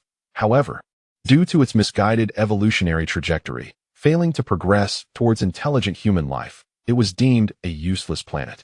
Whis observed the young man amidst the celestial tapestry, his smile unwavering. Lord Beerus has struck gold. What are you talking about, Whis? Lewis turned, noting that this planet marked his 608th obliteration of a useless world. A testament to Beerus's negligence. Nothing much. By the way, you Scions are not meant to survive in the universe. Haha. It seems my disregard for negative influences has allowed me to thrive, even in the cosmos. You truly are extraordinary. Typically, only those who have cultivated to the level of the great Kaioshin can endure in the universe. Yet here you are, surviving with that unique power beneath the Kaioshin dimension. Ha ha ha, it's not that remarkable. Lewis chuckled, scratching his head. Whis, I believe I have nearly completed my task. What should I do next? Whis waved his staff, examining the substandard planets, and concluding that the destruction was indeed nearly sufficient. It appears so. However, merely destroying planets will not significantly elevate the average level of cosmic beings. Ultimately, the scarcity of formidable warriors in the seventh universe is the crux of the issue. Furthermore, excessive destruction of planets could hinder the development of a universe. It is now time for Xion to take action. We must maintain a balance between destruction and creation, allowing the universe itself to give rise to more powerful beings. Upon hearing this, Lewis nodded. Whis, if there is nothing else for me to do, may I relax? Certainly, but where do you wish to go? A flicker of doubt crossed Whis's eyes. Lewis spoke up, expressing his desire to return to planet Vegeta to see how the Scions were faring. Despite his long-standing aversion to that malevolent race, he could not shake the curiosity that had lingered over the years regarding their development, especially now that their fate had been altered. "I'm afraid, Lewis, you may not be able to return to planet Vegeta," Weiss said. "What? Has planet Vegeta been destroyed by Frieza?" Lewis exclaimed. "You know about this?" Weiss regarded him meaningfully. Panic set in as Lewis swallowed hard, realizing he had inadvertently misspoken. Weiss did not press further but glanced at Lewis before continuing. "Do not worry. While planet Vegeta did indeed explode, the Saiyan survived." "Really?" Lewis was taken aback. "Do you remember the order Lord Beerus gave before leaving planet Vegeta?" "Yes, he instructed the Saiyan race to join the Galactic Patrol." "Good." For Lord Beerus's command was not to be defied by King Vegeta. Consequently, King Vegeta led the entire race to the Galactic Patrol headquarters, and upon witnessing this betrayal, Frieza destroyed planet Vegeta. "What?" Lewis instinctively asked. "So my Saiyan kin are now at the Galactic Patrol headquarters?" "Indeed. The Galactic Patrol headquarters is no ordinary place, which is why Frieza dared not invade it. The Saiyans are thriving there." Weiss nodded, checking some information, his eyes widening in astonishment. "I never imagined that a decade later, your Saiyans would have developed so well. Several of them have surpassed a battle power of 100,000. 100,000 battle power? Lewis furrowed his brow, deep in thought. Could it be that the S cells within the Saiyans have begun to awaken, allowing such growth over a mere 10 years? "Weiss, please help me locate a Saiyan named Kakarot. I need to know where he is now." Lewis's voice was tinged with urgency. Weiss frowned. "Who is Kakarot?" "Quickly, that Saiyan named Kakarot is currently on a planet called Earth. He goes by the name Goku now and is undergoing training with someone known as Master Roshi." "He's made it to Earth and is training under Master Roshi?" Lewis pondered. "I never anticipated Goku would end up there. Based on the timeline, he is indeed receiving Master Roshi's guidance at this moment. If the Saiyans have survived, will Vegeta still invade Earth? Will Goku still transform into a Super Saiyan? Let us visit the Galactic Patrol headquarters," Lewis declared. Since Goku had arrived on Earth, and the planet had not been significantly affected by the butterfly effect, he had no intention of disrupting Goku's training just yet. After all, the relentless breakthroughs of Sun Wukong can be attributed not only to his innate talent and indomitable will, but also to the martial arts training he received during his youth on Earth. Without hesitation, Weiss did not inquire about Lewis's purpose for visiting the Galactic Patrol headquarters. He simply vanished into the cosmic expanse with Lewis. In the 7th universe, at the very heart of the North Galaxy, a colossal planet floated amidst a cluster of smaller celestial bodies. Upon this grand planet resided the Galactic Patrol headquarters. Within the mission hall, Jack reclined on a sofa, observing the comings and goings of the Saiyans. Marveling at the unexpected sight, who would have imagined that the fearsome Saiyan race would join the ranks of the Galactic Patrol? Are Saiyans truly that terrifying? Beside Jack sat a woman with short golden hair and a curvaceous figure, exuding an aura of mature femininity. Indeed, they are quite fearsome. After all, they once followed Frieza, the cosmic tyrant. Upon hearing this, the golden-haired woman shuddered slightly. During their interstellar journey, she and Jack had nearly fallen into the clutches of Frieza's forces, but fortunately, Jack's advanced spacecraft had enabled their escape. But how did this group of Saiyans suddenly align themselves with the Galactic Patrol? "I have no idea." Jack furrowed his brow and remarked. "However, thanks to the Saiyans' involvement over the past decade, the workload of the Galactic Patrol has indeed become much lighter." "How peculiar." The golden-haired woman propped her chin on her hand, observing the Saiyans bustling in and out of the mission hall. At that moment, two figures entered the mission hall, none other than Lewis and Weiss. "Is that her?" The instant Lewis stepped in, he noticed the woman beside Jack, Tais. In the original narrative, Tais is Bulma's sister, a novelist who ventured into space with Jack in search of inspiration for her writing. To his surprise, he encountered her at the Galactic Patrol headquarters. Tais also sensed Lewis's gaze, her brows furrowing slightly. "Tais, what troubles you?" "That individual is looking at me." Tais pointed at Lewis. Jack quickly pressed her hand down, exclaiming in panic, "Are you trying to get us killed? Can't you see the tail at his waist? He is a Saiyan." Realizing the truth, Tais swiftly covered her mouth. "But, oh no, that Saiyan is approaching us. He must have heard your earlier remarks." Jack was nearly in despair, finding women incredibly vexing. As Lewis drew nearer, the atmosphere in the hall grew tense. Jack and Ties held their breath, their palms slick with sweat, fervently hoping that Lewis was not here to cause them trouble. Chapter 0. A reunion with King Vegeta. Excuse me, miss, are you the daughter of Dr. Briefs? Lewis approached Ties with a smile. He had indeed recognized her, but refrained from stating it aloud, lest Weiss cast him a peculiar glance once more. Tai's eyes widened in astonishment as she pointed at herself with her slender, pale fingers. You know my father? The look of shock on her face was undeniably charming. Lewis scratched his nose and replied, not really. But could you convey a message to your father for me? Of course. Tai felt a wave of relief. This boy was rather polite, contrary to the frightening tales of Saiyan she had heard. Not frightening. One could only wonder if Tai would still feel that way upon discovering that Lewis had obliterated over 5,000 planets. However, she remained blissfully unaware of this fact and cautiously inquired, what message would you like me to deliver? Ask him to construct a gravity chamber with 100-fold gravity for Goku. Although Lewis had no immediate plans to visit Earth, the thought arose upon meeting Tai. After all, Goku's power was progressing far too slowly in the early stages. Possessing a gravity chamber would undoubtedly accelerate his strength. Perhaps when he eventually met Goku, they could engage in a thrilling battle together. Sure, I will relay the message to my father. Thank you. As Lewis prepared to turn and leave, a thought struck him. He looked back at Tai and said, if you ever find yourself in danger, just shout Whis, and I will come back to rescue you. Consider it my token of gratitude. In the original story, after Tai departed from Earth, she lost contact with Bulma and the others. Lewis speculated that she might encounter danger, leading to unforeseen circumstances. Regardless of whether this prediction came true, it would be rather unfortunate for such a beautiful woman to fall into peril. Tai was momentarily bewildered as Lewis turned to leave. Gak looked at Lewis's retreating figure and asked, Tai, do you know this Saiyan? I don't. Then how could he? Gak's question trailed off as Lewis and Whis ascended to the top floor of the Galactic Patrol headquarters. A green octopus sat in an office chair, its tentacles sorting through mission requests. Beside it stood a young man clad in Galactic Patrol attire. Mels, are those Saiyans behaving themselves? Galactic King, they shouldn't pose any issues. Oh, how can you be so sure? Just as Mels was about to elaborate, he suddenly sensed something and exclaimed, Galactic King, my brother has arrived. And the candidate for God of Destruction is here too. What?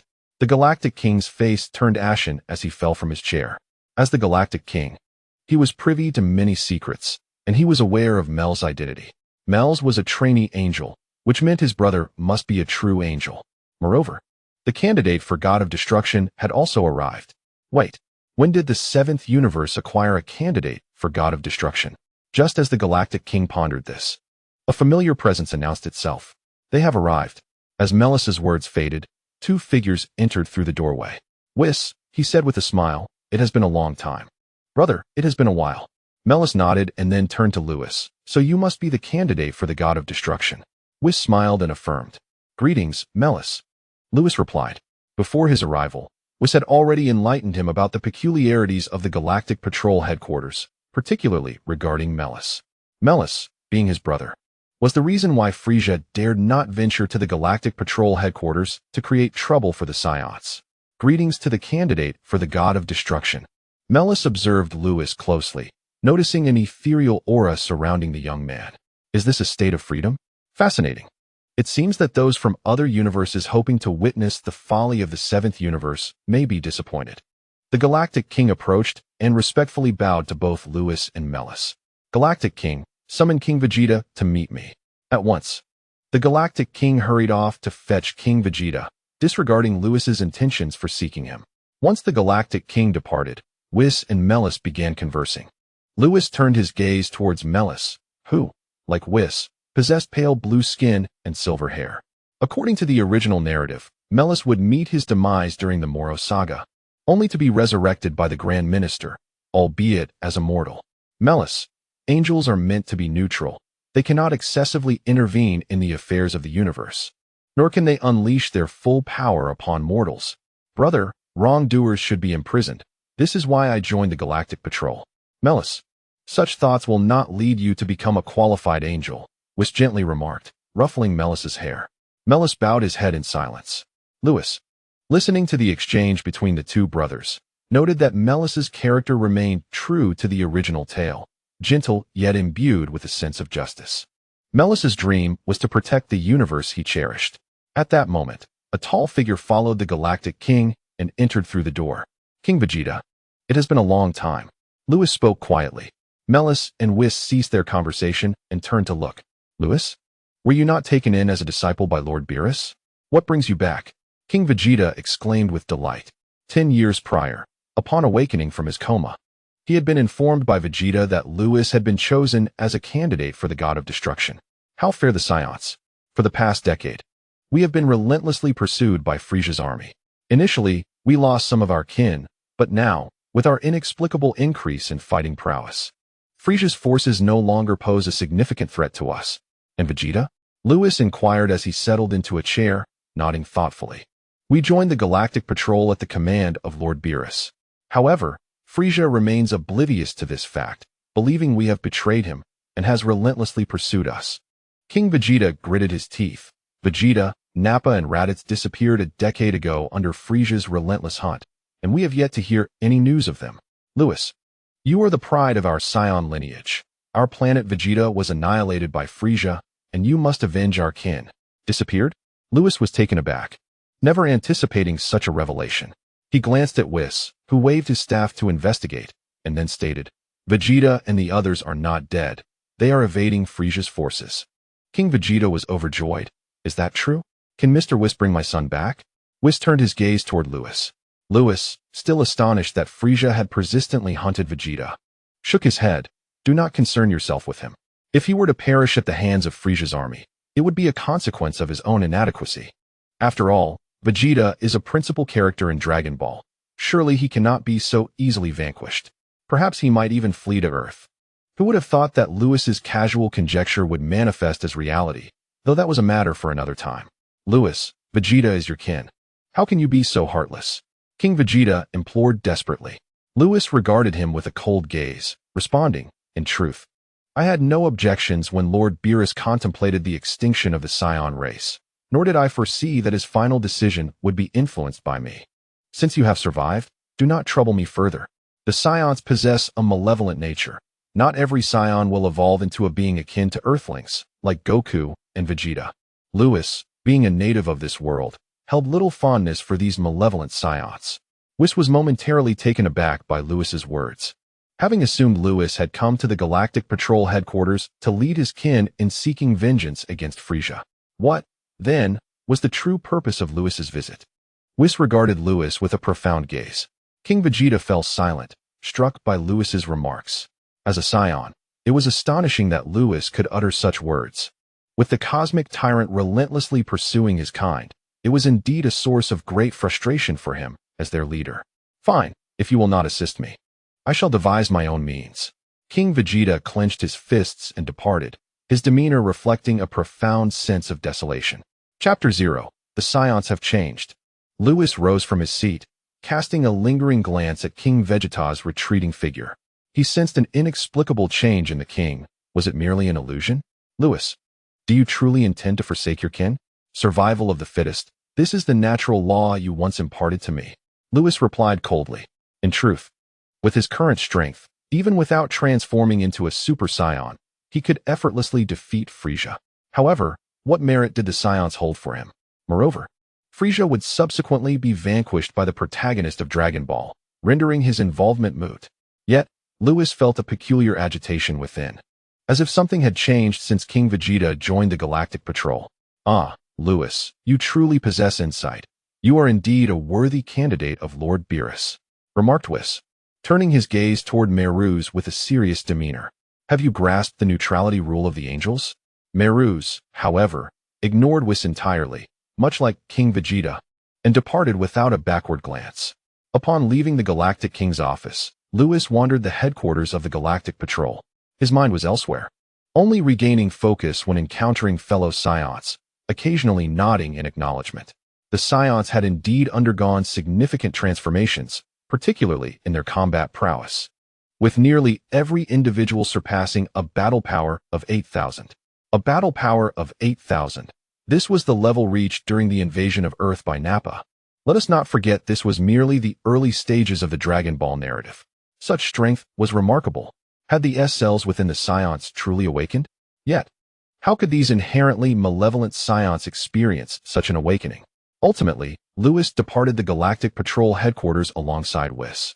As they journeyed back to the realm of destruction, Whis inquired, "Do you truly intend to refrain from assisting your kin?" Noticing Lewis's distracted state, he chuckled behind his hand. "What nonsense! I said I would not help. And I mean it," Lewis retorted, placing a hand on Whis's shoulder with irritation. Whis chuckled lightly. "Someone is quite stubborn. It seems that before arriving at the galactic headquarters, you were in quite a hurry, leading me to believe you had ulterior motives. Who would have thought your thoughts would be so consumed by your kin? Stop beating around the bush to criticize me."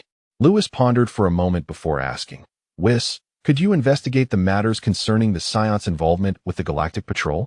Whis nodded and paused amidst the cosmic expanse, then waved his staff. Moments later, he revealed, after obeying Lord Beerus's command to join the Galactic Patrol, the Science ceased their invasions of other planets and began fulfilling the missions assigned by the Silver Patrol. Over the course of 10 years, they undertook a total of 30,000 galactic missions, safeguarding 3,605 races. They dismantled 4,083 cosmic pirate groups, resulting in the demise of 1,030,000 silver criminals. Whis, increasingly astonished, turned to Lewis. "Lewis, it seems your Scion kin have undergone a transformation." "Transformed?" Lewis furrowed his brow. "Aren't Scions inherently evil?" "No, wait. In the original narrative, Scions weren't evil from the outset. They became so following a civil conflict." Lewis recalled another individual, Yamoshi. In the tale of Yamoshi, it is recounted that he and 5 benevolent companions broke free amidst a civil strife, ultimately transforming into a Super Saiyan at a pivotal moment. Thus begins the legend of the Super Saiyan, as well as that of the Super Saiyan God. Lewis, with a smile, remarked, "Whis, should the Scions find themselves in peril, please inform me." "Lewis, did you not say that I am not considering the interests of the 7th universe?" Lewis continued, "Just look at the Scions, within a mere decade. Some have surpassed a battle power of 100,000. If they are granted further time to develop, wouldn't they effortlessly elevate the average power level of the universe's inhabitants?" "Lewis, you make a compelling point," Whis acknowledged, stroking his chin, his eyes gleaming. "Precisely. It is this very notion that prompted me to request your vigilance concerning the safety of the Scions. Otherwise, it would take an eternity to cultivate a race of remarkable talent through cosmic propagation." Lewis proudly lifted his chin. "You speak as though it is indeed so." Whis refrained from exposing Lewis's bravado and chuckled behind his hand. "You are correct, my Lord Lewis. It appears I have been overly concerned." "Humph," Lewis retorted, puffing his cheeks defiantly. Whis was about to speak further when suddenly his brow furrowed. "Lewis, Miss Ties is in danger." "What? Is she already in peril? We must hurry." In another expanse of the universe, aboard a Galactic Patrol spaceship, 2 individuals wore expressions of urgency as they were pursued by 5 enemy ships. "What do we do? I never anticipated being targeted by Frisia's forces right after we stepped outside," Ties exclaimed, gripping Jack's shoulders and shaking him fervently. "Stop shaking. If you continue, I shall faint," Jack protested, his vision blurring with the myriad stars surrounding them. Ties ceased her shaking and shouted, "You claim to be an elite of the Galactic Patrol, yet you cannot even deal with those few minor Karami behind us. What a deceiver you are." "I did not deceive you," Jack attempted to retort, but his countenance shifted alarmingly. "This is bad. The ships pursuing us are far more advanced.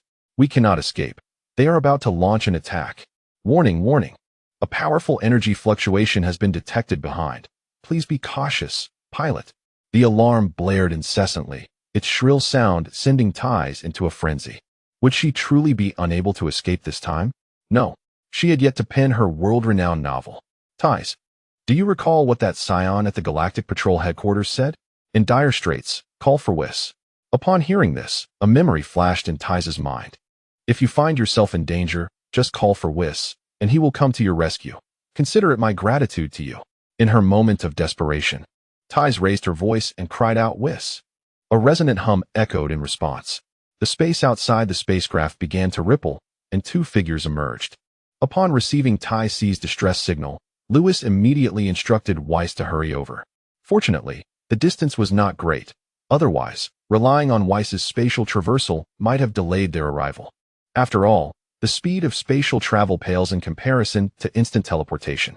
It seems he must find an opportunity to learn this extraordinary technique. Lewis materialized outside the spacecraft, where 5 electromagnetic shock waves surged toward him. With a wave of his hand, he effortlessly deflected the shock waves aside. Then, with a grasp into the void, the 5 spacecraft ahead were instantaneously crushed into a mass of scrap metal, their occupants reduced to mere pulp. Inside the spacecraft, after Tai Si shouted for Weiss, she kept her eyes tightly shut. In truth, she had lost all hope, for how could merely calling someone's name summon a savior? But after a moment, the energy fluctuations ceased, and the alarms were silenced. The alarms have been deactivated? Tai Si was taken aback and slowly opened her eyes. Jark pointed excitedly outside the spacecraft, exclaiming, Tai Si, look outside. What is it outside? Tai Si inquired, and upon glancing out, she was struck dumb. 2 figures floated outside the spacecraft, smiling as they gazed at her. These 2 were none other than the Saiyan and his servant, encountered at the Galactic Patrol headquarters. Gasp! Tai Si inhaled sharply, astonished that calling someone's name could indeed summon help. Suddenly, the 2 figures vanished from outside the spacecraft. In the next instant, they appeared inside.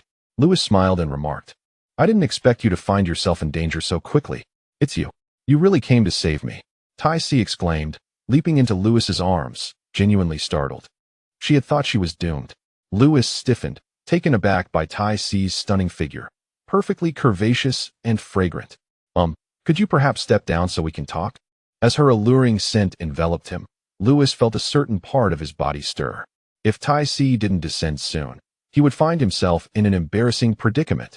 Tai Si seemed to sense something and quickly jumped down, chuckling. I'm so glad you came. I didn't know what I would have done otherwise.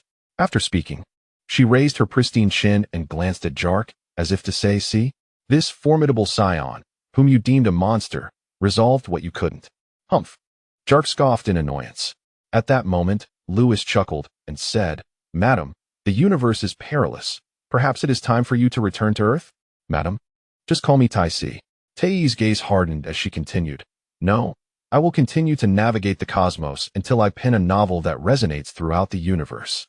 Lewis responded, You, an ordinary Earthling, dare to sail through the perilous expanse of the universe? After a moment of silence, Lewis added, Since you have chosen to persist in your voyage, I wish you luck. With that, he prepared to leave with Weiss. Wait, what's the matter? Lewis was taken aback. Turning to look at Tei, Can you protect me? I can pay you. My father is quite wealthy. Tei's cheeks flushed, though courageous in pursuit of her dreams. She was also fearful of danger. This handsome young man seemed genuinely kind, and being a Saiyan, his recent act of heroism spoke volumes of his strength. If only she could secure his protection, she could avoid following the weakling Jace. I'm sorry, Tei, but I truly have no time, Lewis replied, shaking his head. As a candidate for the god of destruction, he had to return to the realm of deities to continue his training. Otherwise, with his current power level of 1 billion, he would be utterly inadequate when the Dragon Ball boss emerged. Please, Jace is so weak. He cannot protect me at all. Hearing Tei's plea, the nearby Jace couldn't help but roll his eyes. Hello, I'm still here. You can just call me Lewis. Still, Lewis, you are far superior. Those Frisia Force members are no match for me. Lewis, you are the best. I implore you. Tei blinked her large eyes playfully, showering him with flattery. After such compliments, Lewis couldn't help but smile slightly. Tei's praise was indeed remarkable. Weiss observed this exchange with a disdainful smirk. Huh, men. Chapter 0. Tei's instant noodles. Lewis felt quite pleased, lifting his head and humming. Stop, stop. While what you say is true, I am indeed impressive. Lewis, you are the best. Surely, you wouldn't refuse me? The barrage of sweet words left Lewis in silence. The spacecraft was quiet as he gazed at Tei, suddenly inquiring, Can you cook? Cook. Tei was momentarily taken aback, thinking this was about her protection. However, she nodded, I can. As the daughter of Earth's wealthiest man, she would not typically have to cook. Yet, after years of wandering with Jace in the vastness of space, she had learned to prepare meals. I can protect you, but you must promise to cook for me. Can you agree to that? Lewis proposed. He wanted to refuse Tei, yet this beautiful older sister had just praised him so highly. Who could resist? Moreover, Lewis himself could not cook, and Weiss's culinary skills were rather dismal. If Tae could prepare meals for him, protecting her might not be such a burden after all. All right, it's settled then. Tai Si turned around with a bright smile and said, Jack, I have Lewis to protect me, so we shall meet again in the future. Let us go, let us go. Women are truly annoying. They only know how to burn bridges. Jack was left speechless. Weiss, let us return to the realm of destruction. Lewis glanced at Weiss. Wait, Lewis, are you planning to take her to the realm of destruction? Weiss finally spoke. Is there a problem? I have none, Lewis replied. Weiss shook his head, but if Lord Beerus awakens and sees a stranger in the realm of destruction, he might become irate. Lewis retorted. Why do you care about that lazy bum? He is asleep, and I am the god of destruction. You shall heed my words. The corners of Weiss's mouth twitched slightly, yet Lewis was indeed correct. With Beerus absent, he had no choice but to follow Lewis's lead. Moreover, it was not certain that Lord Beerus would even be angry upon awakening. Lewis then looked at Tai Si. With her golden short hair, she was both adorable and beautiful. However, if she were to let her hair grow long, she would surely look even more enchanting. Oh, why are you so sure that Lord Beerus won't be angry upon waking? Weiss inquired, puzzled. Would you be angry if there was something delicious? Lewis turned to him. Delicious? Weiss's eyes instantly sparkled, declaring, as for protecting Tai Si, I am in agreement. Lewis remarked. Tai Si seemed hesitant to speak. Lewis chuckled. Just say what's on your mind. Tai Si swallowed nervously. You mentioned the god of destruction and the candidate for god of destruction. What exactly are these? Are they some kind of divine beings? Lewis and Weiss exchanged glances and burst into laughter. You will find out in due time. Let us go. Lewis grasped Tai Si's wrist and glanced at Weiss, who immediately waved his staff, causing the three of them to vanish from the spaceship. Only Jack remained, feeling disarrayed inside the vessel. In the realm of destruction, the land was tinted purple due to years of exposure to destructive energy. Before a lake, three figures appeared with a whoosh. Phew, after a month away, we have finally returned. Lewis exclaimed as he reclined on a lounge chair by the lake. Meanwhile, Weiss contacted the old Kaioshin to report Lewis's successful mission. Upon hearing that Lewis had destroyed over 5,000 useless planets, the old Kaioshin was filled with immense excitement. If those 5,000 planets had been left to Beerus, it would have taken him at least a millennium to accomplish such a feat. The old Kaioshin believed that Beerus' decision to take Lewis as a candidate for God of Destruction was indeed a most sagacious one. Meanwhile, Tai Si exclaimed, Wow, this planet is so beautiful. It was her first visit to the realm of destruction, and she was like an inquisitive kitten, exploring this way and that. Lewis took a sip of a beverage beside him and suddenly recalled something, asking, Tai Si, do you still have instant noodles in your universal capsule? Instant noodles? Tai's returned to Lewis's side, furrowing her brow and asking, Is there really any? Do you want to eat? As long as there's some, it's fine. Just don't let Lord Beerus wake up unexpectedly and see you here. That would be disastrous. Who is this Lord Beerus you speak of? Tai's threw out a universal capsule, which transformed into a warehouse towering several meters high, filled entirely with provisions. Uffed. Lewis, witnessing this, sprayed his drink out and wiped his mouth, exclaiming, Are you fleeing from a disaster? You're the one fleeing. As I traverse the cosmos, I must be thoroughly prepared. Tai's huffed. The universal capsule she produced was merely one among thousands. If she were to unveil them all, Lewis might very well be struck by a heart attack. Hey, what are you two doing? Weiss and the old Kaioshin returned after their communication, glancing curiously at the warehouse beside Tai's. Did you not say you wanted something delicious? Lewis stepped into the warehouse and retrieved 3 buckets of instant noodles. Weiss, hot water, please. Huh, all right. Weiss waved his staff, and a pot of boiling water materialized out of thin air. He picked up one of the unopened buckets of noodles, scrutinizing it closely and sniffing it. Can this possibly be tasty? Tai's, could you assist Weiss? Of course. Tai's unwrapped the plastic packaging around the noodles. Only then did Weiss realize the trick. The outer wrapping needed to be removed first. He occasionally displayed expressions of surprise, resembling a country bumpkin, but Lewis paid him no mind, knowing Weiss would continue to be astonished. Before long, Lewis and Tai's poured the hot water, and in just a minute or two, the noodles would be ready to eat. As Lewis gazed at the noodles on the table, he couldn't help but reminisce about instant noodles from his previous life, feeling a pang of nostalgia. Lewis, What is this about the god of destruction and the candidate god of destruction? What do they signify? Tais inquired again, seated on a bench beside the table. The god of destruction is simply that, a god of destruction. However, he governs the annihilation of the universe and is the highest deity across all dimensions. Lewis's voice was soft, yet it stirred a tempest within Tais's heart. Is what you say truly real? Indeed. Why would I deceive you? Tais swallowed hard, sensing a secret through Lewis's earlier conversation with Whis, and nervously asked, Lewis, are you that candidate god of destruction? Is Lord Beerus truly the god of destruction? Lewis turned his head to gaze at Tais's fair, delicate face and smiled. You truly deserve the title of novelist. Merely through my conversation with Whis, you've deduced such information. Yes, you are correct. I am indeed the candidate god of destruction, and the true god of destruction remains in slumber. Understanding that mere words might not convince Tais, Lewis raised his hand and hurled a shard of destructive energy toward a distant mountain. A deep hum resonated through the air. The towering mountain, rising 10,000 meters high, suddenly vanished from sight.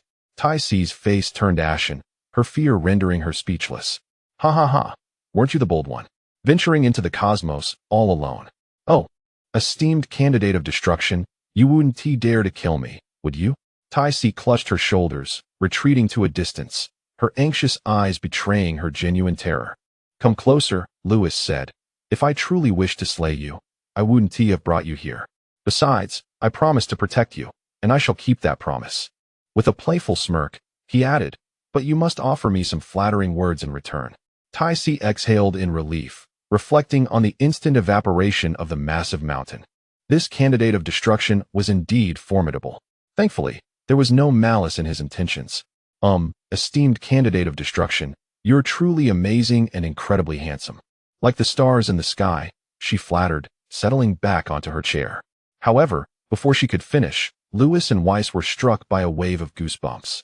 Stop. Just speak to me normally, Lewis retorted, exasperated.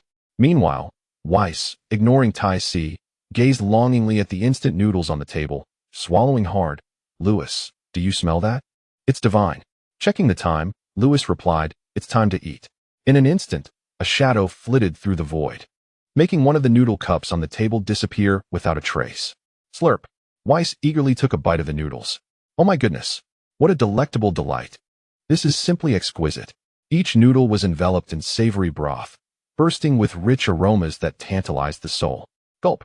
The broth was extraordinary, undoubtedly crafted from a myriad of precious ingredients to create that tiny packet of seasoning.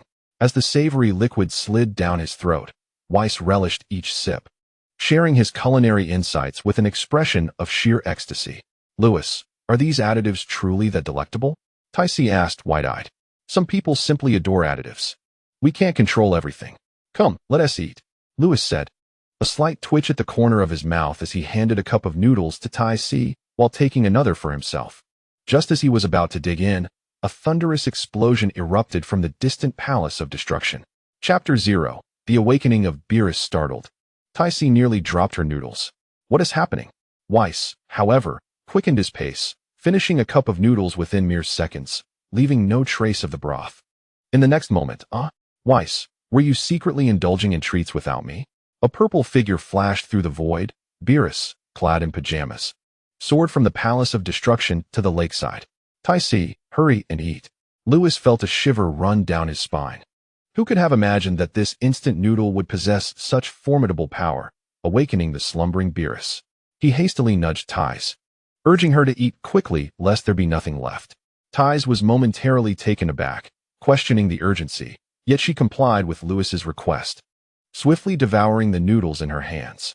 Beerus had arrived and had already discerned that the delectable dish was the very instant noodles held by the two individuals. While Whis had finished his portion, only the young boy and the woman remained, both clutching their bowls of noodles. However, the boy nudged the woman, and they both began to consume the noodles eagerly. Beerus swallowed hard, enticed by the alluring aroma. He yearned for the noodles. Yet the thought of consuming what others had already tasted was unpalatable. Who are you, boy? Do you wish for death? He growled, his chest heaving with barely contained rage, his form radiating a violet glow, his eyes brimming with murderous intent. He did not immediately recognize Lewis as the boy he had brought back a decade prior. After all, A man undergoes many changes over the years. 10 years of slumber had transformed Lewis from a mere child into a striking young man, rendering him unrecognizable. Lewis, undeterred by Beerus's presence, continued to relish his noodles, and truth be told, the instant noodles from the Dragon Ball universe were far more delectable than those from his previous life. Tai sensed the destructive aura emanating from Beerus, nearly choking on her breath. This must be the god of destruction that Lewis had spoken of. How terrifying. I'm going to die. Someone save me. At that moment, Lewis held his bowl of noodles protectively in front of Tai's. Instantly, the oppressive pressure dissipated, allowing Tai's to breathe freely once more. She had survived. Lewis calmly stated, Lord Beerus, she is under my protection. Whis, having finished his noodles, wore a smile as he observed the unfolding drama. Beerus clenched his fists, not sparing a glance at Tai's, and coldly addressed Lewis. A mere king of the trash realm dares to steal from me on my own turf? Who gives you the audacity? Stealing? This lazy fellow still hadn't recognized him. Lewis felt a wave of frustration wash over him. How could the possessions of others be claimed as his? Might as well declare that everything in Universe 7 belonged to him. Well, perhaps there was some truth in that. Then let us settle this with a duel. Lewis laughed heartily, tossing his bowl of noodles into the lake, where it vanished in an instant. Witnessing such waste of a delectable dish ignited Beerus's fury. Do you seek death? Then I shall oblige. Boom. A wave of destructive energy enveloped Beerus. Purple lightning crackling around him, summoning the very wrath of the heavens, creating a terrifying spectacle. Crash. Beerus's form vanished, leaving Tai's trembling in fear. Is this truly what it means to be a god of destruction? Whis waved his staff to shield Tai's, ensuring she was protected from the fallout of the impending clash between Beerus and Lewis. It would be comical if she were to be harmed by their battle. In the skies above, a flurry of chaos ensued. Two figures soared through the air with remarkable speed. Hey, have you not eaten? Your pace is rather sluggish, exclaimed Beerus, suddenly appearing behind Lewis with an icy tone. Did you not witness whether I have eaten or not? Lewis retorted. You're seeking your own demise. Beerus was genuinely furious, showing no mercy whatsoever. He concentrated a sphere of destructive energy, the size of a basketball, and struck Lewis, swiftly enveloping him. The destructive energy, upon contact with any object, fundamentally dismantles it, and Beerus's attack was terrifying. Even the air crackled ominously upon its approach. How dare you compete with me for food? This is the end for you. A smirk appeared on Beerus's face as he relished in the destruction he had wrought. However, a voice echoed behind him. Lord Beerus, it would be impolite not to reciprocate. Allow me to return the favor. What? Beerus's pupils constricted as he turned around hastily, only to see a fist-sized orb of destructive energy hurtling towards him. Ouch, ouch, ouch. The destructive energy struck Beerus, sending a tingling sensation through him that he found hard to believe. The young man had not only survived his assault, but also wielded destructive energy himself. This must be a joke. Suddenly, a petite figure flashed through Beerus's mind, followed by an ethereal presence in the sky, reminiscent of nature's essence. Upon examining Lewis once more, he noticed a silver radiance enveloping him, the nascent form of the realm of freedom. This confirmed Beerus's suspicions, and a smile crept upon his face. Well done, young one. I had no idea you've grown so much. The only beings capable of withstanding a blow from the strongest god of destruction in the universe, aside from those of angelic caliber, are the heirs I once trained. Ha! At last, Lord Beerus recognizes me. Lewis laughed. However, you intended to strike me just now, so I must retaliate. As soon as he finished speaking, Lewis flickered and leaped into the sky. Beerus assumed a defensive stance, aware that this was no ordinary opponent. It was the remarkably unique child he had once encountered. A careless misstep could lead to a comical downfall. Soon, an array of destructive energy blasts cascaded from the heavens like flowers raining down from a celestial maiden, while Beerus shattered one with a single punch.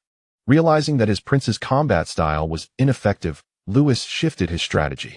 Numerous phantoms appeared in the sky, each resembling colossal beasts from ancient times, charging towards Beerus with ferocious roars. Boom, boom, boom. Beerus, undeterred by the phantoms, quickly discerned Lewis's true form.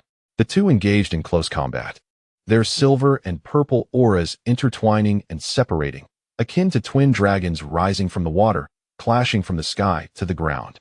Each collision unleashed terrifying shockwaves that reverberated throughout the God of Destruction realm, causing it to tremble and fracture.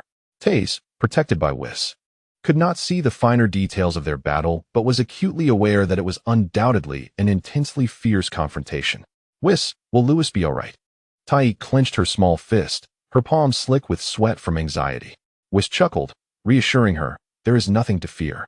Lord Beerus is formidable, yet he cannot harm Lewis. Not even I could inflict harm upon him. Of course, Whis refrained from voicing this, as his gaze remained fixed on the clash between the two warriors. Despite the battle appearing spectacular, it was not Lewis who was the source of such awe. It was entirely due to Beerus unleashing his full power. For Beerus understood that even at his utmost strength, Lewis would not meet his end. Lewis was still far too feeble. In the presence of Beerus, his power resembled that of a mere ant, utterly ineffective against him. Even when entering his perfected state, he continued to be overwhelmed by Beerus. Suddenly, Whis' eyes widened as he observed the heavens. Lewis was undergoing a transformation above them. The aura surrounding him shifted to a brilliant gold, and a voice echoed through the sky, Lord Beerus, behold the impending transformation. In the skies, Lewis tightened his fists, the silver radiance around him dissipating, replaced by a striking golden glow. Veins bulged upon his forehead as his roar intensified. Boom! The earth trembled. A golden beam shot skyward, and in an instant, Lewis's hair transformed to a golden hue. He had become a Super Saiyan. His battle power surged from 1 billion to an astonishing 50 billion. What an extraordinary transformation! Exclaimed Whis, panting heavily. This is a unique transformation of our Saiyan lineage, known as Super Saiyan. Super Saiyan. Suddenly, Beerus recalled a vision from his dreams, wherein he would encounter a formidable opponent known as the Super Saiyan God. However, casting a scrutinizing glance at Lewis, Beerus remarked, is this truly the extent of your might? Indeed, although Lewis's power had increased 50-fold, it was still insufficient. In the realm of Super, a battle power of 100 billion would be comparable to that of Goku's first encounter with Beerus on King Kai's planet. Yet, when Goku challenged Beerus, he was effortlessly subdued with a mere finger. In Beerus's eyes, Lewis remained too weak. Lewis, it has only been 10 years since your dimensional breakthrough to the realm of the Kai, and your power has significantly risen, along with your perfected state. Your talent is truly remarkable, yet you are still lacking. Continue your training for a few more years. For now, let us cease this battle. Beerus shook his head, deciding against further conflict, for continuing would lead to the complete ruin of his realm of destruction.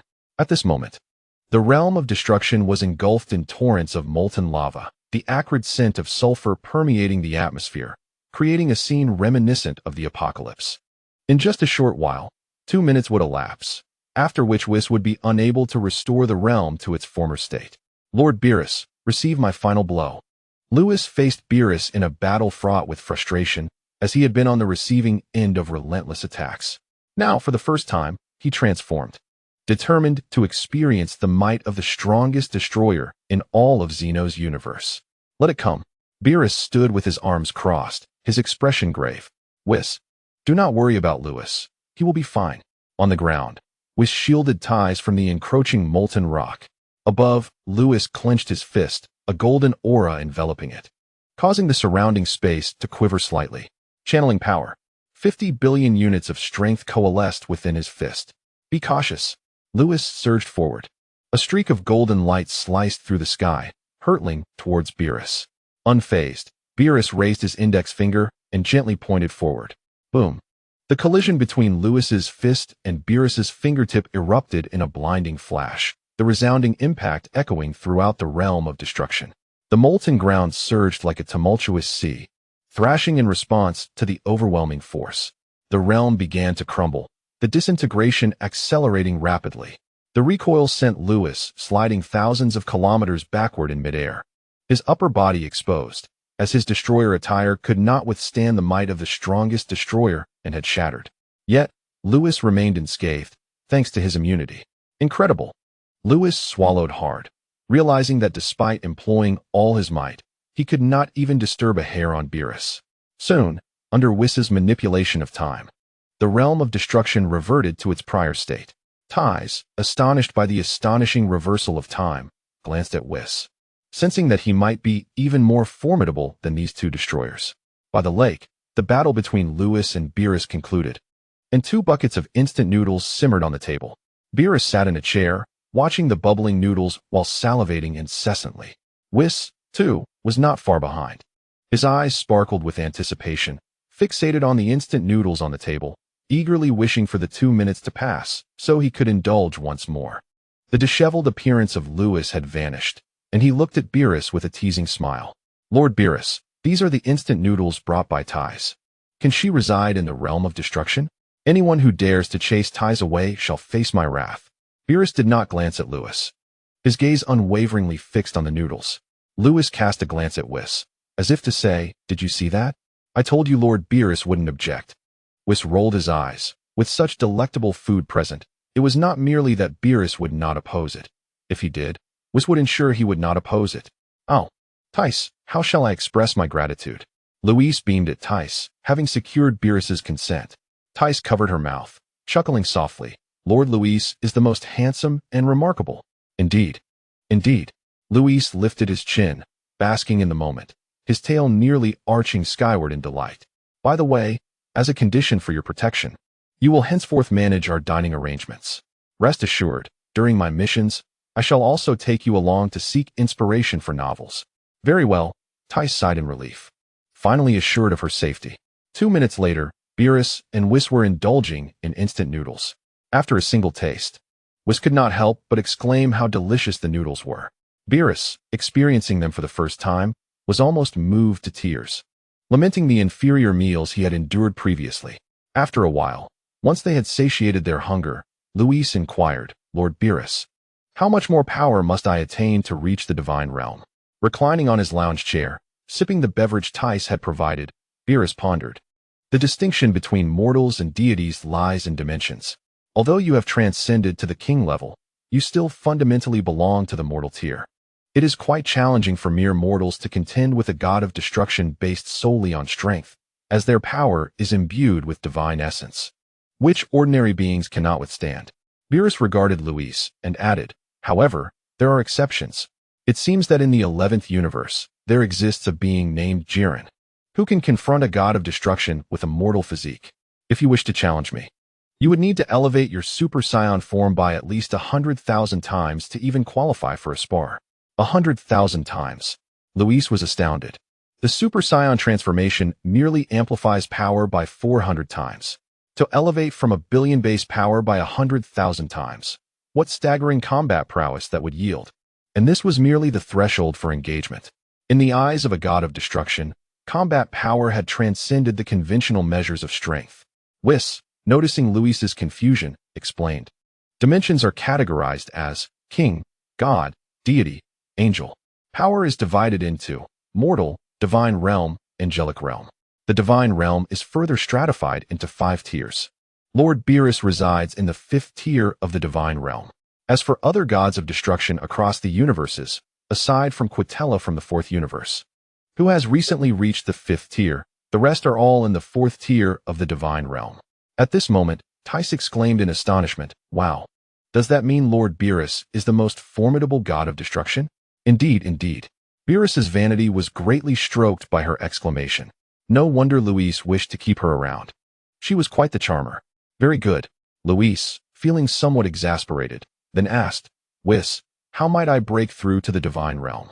Whis spoke. To transcend one's power to the realm of the divine, there are 2 methodologies. Firstly, as Lord Beerus recently articulated, there exists an individual in Universe 11 who can contend with a god of destruction using mere mortal strength. This is due to the individual having refined their mortal abilities to an extraordinary degree.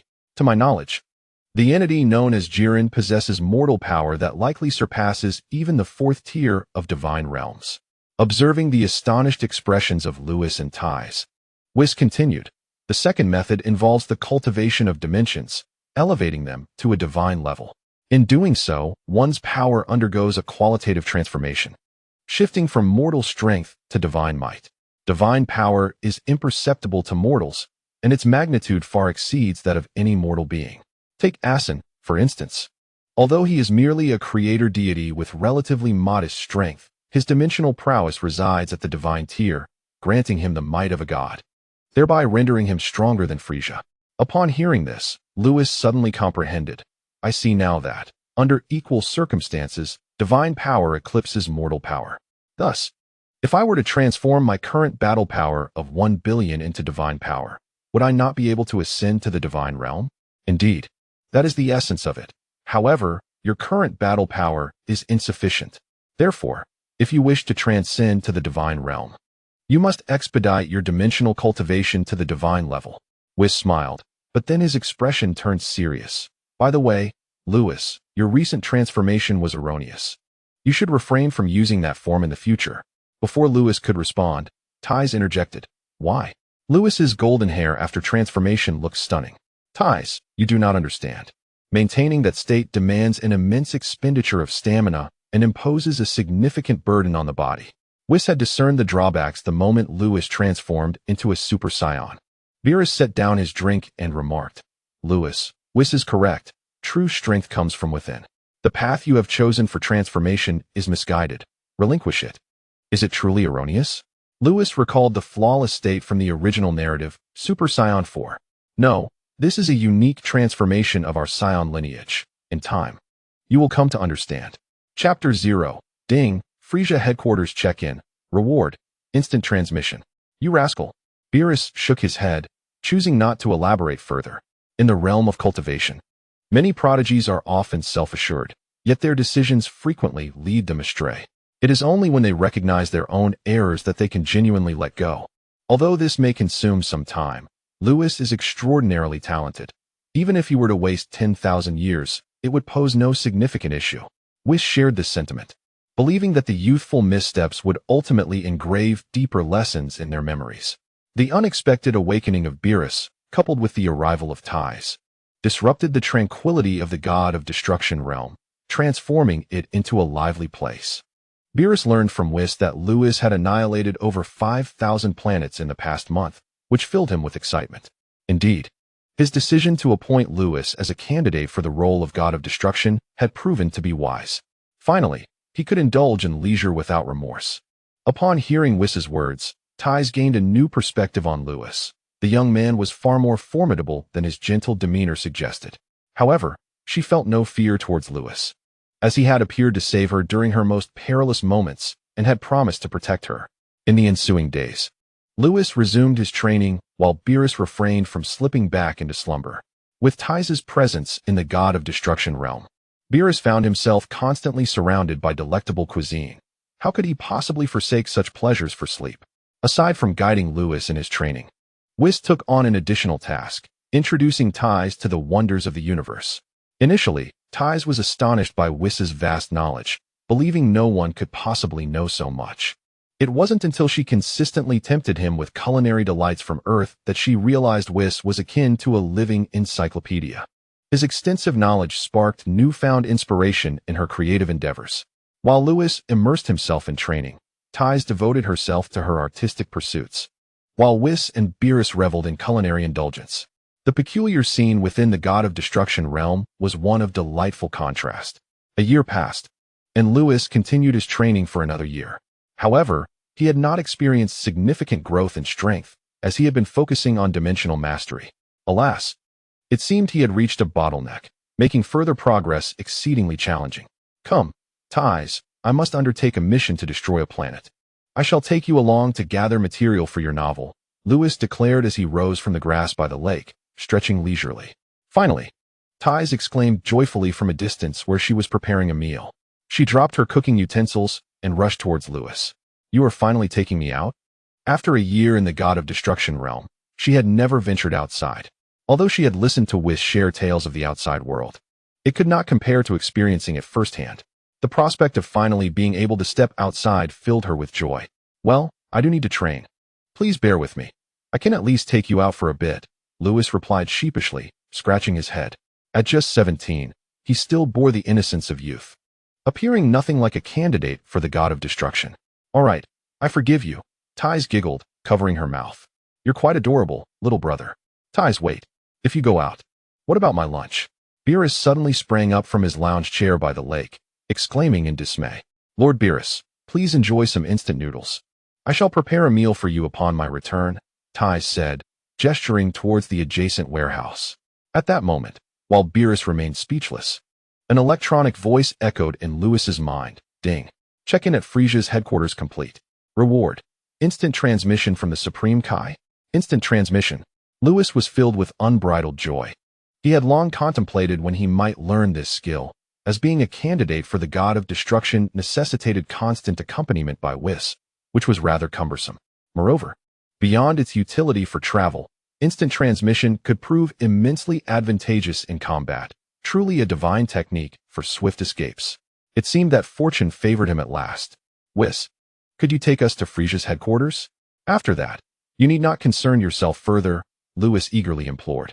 Very well, Whis replied without question, escorting Lewis and Ties away from the realm of destruction. In the North Galaxy, at Frisia's headquarters, Whis led the two and then returned to the realm of destruction. Ding. Check-in at Frisia's headquarters successful. Reward. Instant transmission from the Supreme Kai. Lewis felt a surge within him, as knowledge of instant transmission flooded his mind. He realized that he could now appear at any location as long as he had the coordinates. This differed fundamentally from the instant transmission of Yardrat, which relied on sensing energy to reach its source. Lewis, are you all right? Ties inquired, waving her hand in front of his eyes. I'm fine, just reminiscing, he replied. Oh, I see. But why did you come to Frisia's headquarters? Ties recalled her past encounters with Frisia's forces and shuddered involuntarily. Fear not, I shall protect you, Lewis reassured her. Omitting the fact that he had come solely to complete the system's check-in task, he patted his chest, adopting a serious demeanor. Ties, momentarily forgetting her fear, covered her mouth and said, all right, I know you are formidable. Suddenly, Lewis recalled something. By the way, weren't you once pursued by Frisia's forces? Do you wish for revenge? Revenge? Ties paused, then shook her head, saying, forget it. I have nearly forgotten about being hunted by Frisia's army. You cannot simply let it go, Lewis retorted. I promise to protect you. How can we allow such injustices to stand? He took Ties' hand and began walking towards Frisia's palace. Though still a youth, Lewis held her hand firmly, his earnest expression eliciting laughter from Ties, who found him increasingly endearing. Since the little candidate for god of destruction was willing to assist her in seeking vengeance, Ties chose not to resist any longer. The memories of her past grievances were indeed infuriating. In this universe, none could surpass the strength of the boy beside her. So she resolved to let him lead the way. Frisia's headquarters was heavily fortified, with cosmic beings patrolling every corner. Along the way, Lewis encountered numerous patrols, who approached to interrogate them. Taisi couldn't help but feel a surge of fear at the sight of these individuals. Without hesitation, Lewis unleashed a destructive energy blast, obliterating them. A young boy, accompanied by a human woman, rampaged through Frisia's headquarters. It was the first time Taisi witnessed Lewis's ferocious side, yet she felt no fear. After all, he had promised to protect her, and this little brother was currently avenging her. Soon, they arrived at a grand palace, far more imposing than the former palace of King Vegeta. Stop! Who are you? Two extraterrestrials demanded coldly at the entrance. Summon your King Frisia to meet me, Lewis said, halting with Taisi in tow, a mocking tone in his voice. How dare you request an audience with King Frisia? Have you grown weary of life? The extraterrestrials shouted. Seize them. The two guards soared into the air, raising their hands to fire, blue beams of energy shooting forth. Lewis, with a serene smile, raised his hand and gently tapped, enveloping the blue beams in a purple aura of destruction, disintegrating them effortlessly. What? The two extraterrestrials stared in disbelief, then howled towards the heavens. Enemy attack. Inside the palace, Frisia, reclining in a baby carriage, was startled by this cry during Jinyu's report about the Saiyans. Have I not intervened for too long? How dare anyone invade my headquarters? His sinister voice echoed throughout the palace, and the temperature in the hall plummeted, as if frost would form in the next instant. Jinyu trembled in fear. Frisia was terrifying. Come, let me see who possesses such audacity, Frisia commanded, propelling his carriage outside, with Jinyu hastily following. Outside, Lewis held Taisi's hand, surveying the throngs of extraterrestrials surrounding them, dense and numerous, likely in the thousands. Taisi looked at Lewis, feeling the security of his protection, and was filled with confidence. She was unafraid. Frisia, If you do not emerge, your minions will perish, Lewis proclaimed, scanning the area with a grin. Wiping out this pathetic lot in one go should please King Vegeta. Lewis vividly recalled the desolate figure of King Vegeta he had seen a year prior at the Galactic Patrol headquarters. Since the moment the Saiyans transformed, he had no intention of abandoning them. He glanced at Tai Si, whose life was also under threat from Frisia's army. Old grievances and new vendettas intertwined. Suddenly, a raspy voice resonated from the palace entrance. Frisia, in his baby carriage, floated before the extraterrestrials, Jinyu closely trailing behind. "Boy, who are you?" Frisia asked, his arms crossed, his gaze chillingly icy. Lewis remained silent, merely observing Frisia. The tyrant's skin, a blend of purple and white, was encased in a layer of hard bone, his triangular eyes radiating pure malevolence. Just like in the anime. "Young man, my lord is addressing you. Are you deaf?" Jinyu reprimanded. Chapter 0. Avenge Ties. Captain Jinyu. Luis recognized the purple-skinned figure beside Frisia. "You actually remember me?" Jinyu scoffed, suddenly noticing something and pointing in horror at the tail behind Luis. "Frisia, he is a Saiyan." It was no wonder Jinyu was so terrified. The Saiyans had undergone significant transformations over the years, with some even nearing his own power. A Saiyan. Should he transform into a great ape, that would amplify his combat power tenfold. Saiyan. Frisia narrowed his eyes. He had been troubled by the Saiyan issue for years. And now they dared to invade his headquarters. Show me how much power he possesses. Yes. I wish to see the extent of his battle prowess for daring to intrude upon Lord Frisia's domain. Jinyu activated the scouter. Beep, beep, beep. Battle power, 100,000. Gulp. Jinyu swallowed hard. This individual possessed a battle power of 100,000. Frisia, lying in his crib, noticed Jinyu's expression and squinted. What is his battle power? Jinyu wiped the sweat from his brow and replied. Reporting to Lord Frisia, he possesses a battle power of 100,000. Wow. The surrounding aliens took a step back, their faces filled with fear. Captain Jinyu had only a battle power of 120,000. Yet this lad possessed 100,000? Frisia raised an eyebrow, his murderous intent suddenly dissipating, and smiled. This gentleman has considerable strength. Come and serve me. If you agree, I will overlook your intrusion into my headquarters. Frisia was a talent seeker. Upon encountering a formidable individual, he couldn't resist the urge to recruit him. Luis smirked slightly and jested. What if I refuse? Ties, holding his hand, quietly listened to the conversation between the boy and the Cosmic Emperor. It felt wonderful to be protected. Refuse? Frisia's expression darkened instantly. Then you shall not leave my headquarters. Hearing their lord's words, the surrounding aliens stepped forward in unison. The atmosphere grew exceedingly tense. Whether one can leave here is a matter for later. Luis chuckled. Frisia, I am here to find some people. Find someone. Frisia paused slightly, then coldly retorted. I see you are seeking death. Jinyu attack. As the Cosmic Emperor, Frisia could no longer suppress his fury at the invasion of his headquarters and the repeated provocations. Yes. Jinyu twisted his body, vanishing from sight. In the next moment, he appeared behind Luis. Young man, the gap between 100,000 and 120,000 in battle power is substantial. Prepare to die. Jinyu concentrated a surge of violent energy in the palm of his hand and forcefully hurled it towards Lewis. Lewis maintained an expressionless demeanor, and Ties, whom he held, exhibited no signs of fear. Had they truly surrendered their resistance? Frisia, in his baby carriage, furrowed his brow. At this moment, a power level of 100,000 seemed feeble. But what of 1,000,000?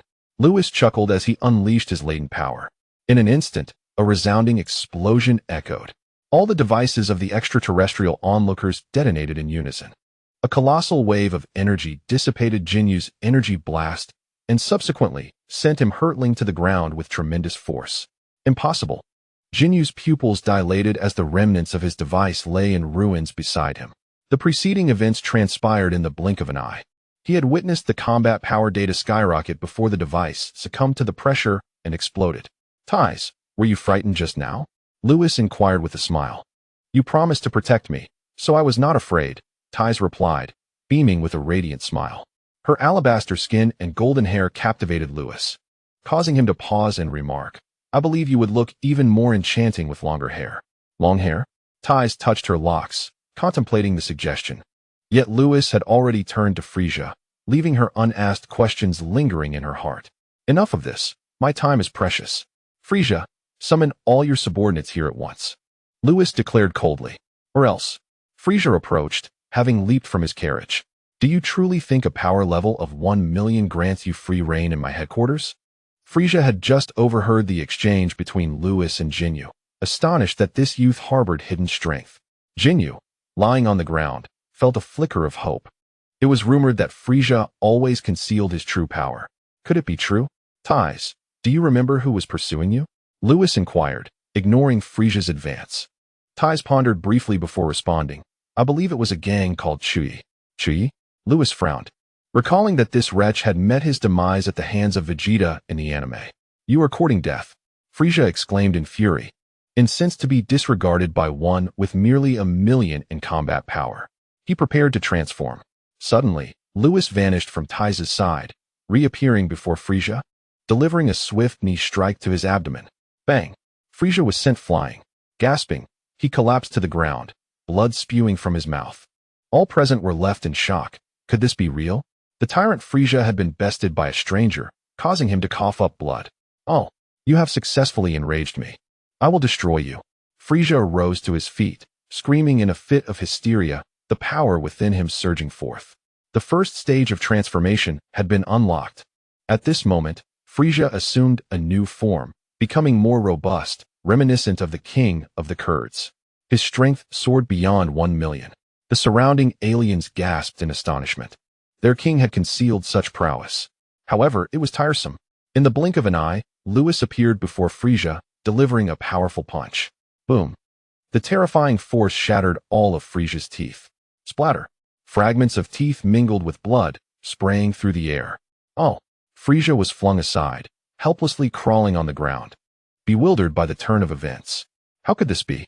Why, despite possessing comparable power, was he unable to defeat his opponent? Frisia, do you see what this is? Lewis instantly teleported in front of Frisia, grasping his head with one hand and lifting him up. With the other, he conjured a sphere of destructive energy. The aura of devastation enveloped the entire Frisia headquarters. The winds howled. Thunder roared. The aliens surrounding them were instantly thrown to the ground, their very souls trembling. Destroyer. The destructive energy hovered before Frisia's eyes, causing his pupils to constrict sharply, and his entire being trembled from the depths of his core. He recognized this power. It was the power of a destroyer. Who was this Saiyan? Wasn't the destroyer of the 7th universe Beerus? Why did this individual possess destructive energy? Humph, summon Shui. Lewis carelessly tossed Frisia aside as though discarding trash, the destructive energy dissipating with him. Yes. Frisia bit down on his broken teeth, the humiliation gnawing at his soul. Yet, uncertain of this individual's identity, he dared not voice any complaints. Rising from the ground, he shouted, Have Chui-E come to me. Frisia bellowed at his subordinates. Jinyu promptly activated the communication device, urging Chui-E to hasten to Frisia's palace. This esteemed lord, who might you be? Frisia wiped the blood from the corner of his mouth, cautiously approaching with a bow. He feigned terror, yet a shadow of malice lingered in the depths of his gaze. Lewis regarded Frisia with a slight smirk. Are you feeling quite indignant? Facing Frisia from a position of superiority, the wicked charm in his smile exuded dominance. Ties clutched her chest, thinking, Lewis is so handsome. And no, I dare not. Frisia clenched his fists, compelled to utter insincere words. Ha, truly worthy of being Lord Beerus's representative. Frisia, you are quite intriguing, Lewis remarked with a laugh. A flicker of confusion crossed Frisia's eyes. This person knew Beerus? By his implication, it meant that Beerus was still alive. Thus, this individual could not be the new destroyer, yet he wielded destructive energy. A revelation flashed through Frisia's mind. Frisia timidly inquired. This esteemed individual must be Lord Beerus' disciple, correct? Oh, you have indeed guessed correctly. Having encountered the candidate for the god of destruction, Frisia immediately recognized his misjudgment regarding the individual's identity and humbly sought forgiveness. Trembling, Frisia wondered if this candidate for the god of destruction had come seeking vengeance for the slaughter of his kin. Lewis, as if perceiving Frisia's innermost thoughts, interjected. Let us dispense with trivialities. I have no interest in your affairs with the Saiyans. I am here solely to avenge Tice. Beside them, Tice gazed intently at Lewis, a warm current flowing through her heart. She longed to inquire why he treated her with such kindness, yet the presence of the grotesque extraterrestrials surrounding them silenced her. Unbeknownst to Lewis, who remained fixated on Frisia, he had come to Frisia's headquarters not only to fulfill a task, but also to contemplate the obliteration of Frisia and his minions. However, thoughts of Goku, Vegeta, and the Saiyan race crossed his mind. How could they not endure some trials? Perhaps the Saiyans might even emerge as more Super Saiyans under Frisia's relentless pursuit. Thus, Lewis chose to spare Frisia and his followers. Frisia cast a glance at the woman beside Lewis.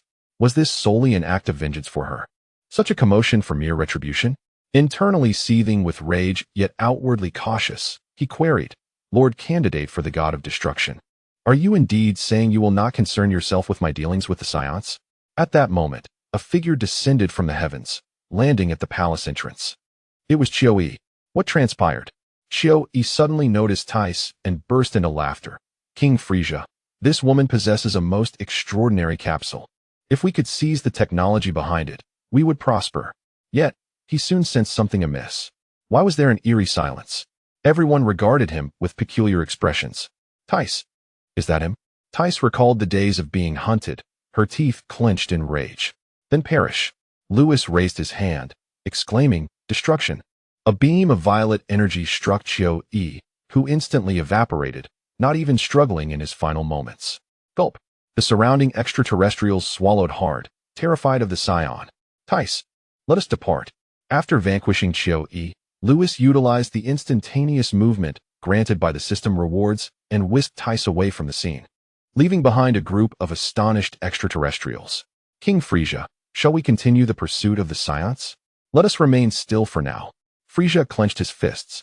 The Saiyans hiding at the Galactic Patrol headquarters was one thing, but he had not anticipated the emergence of a candidate for the God of Destruction among them.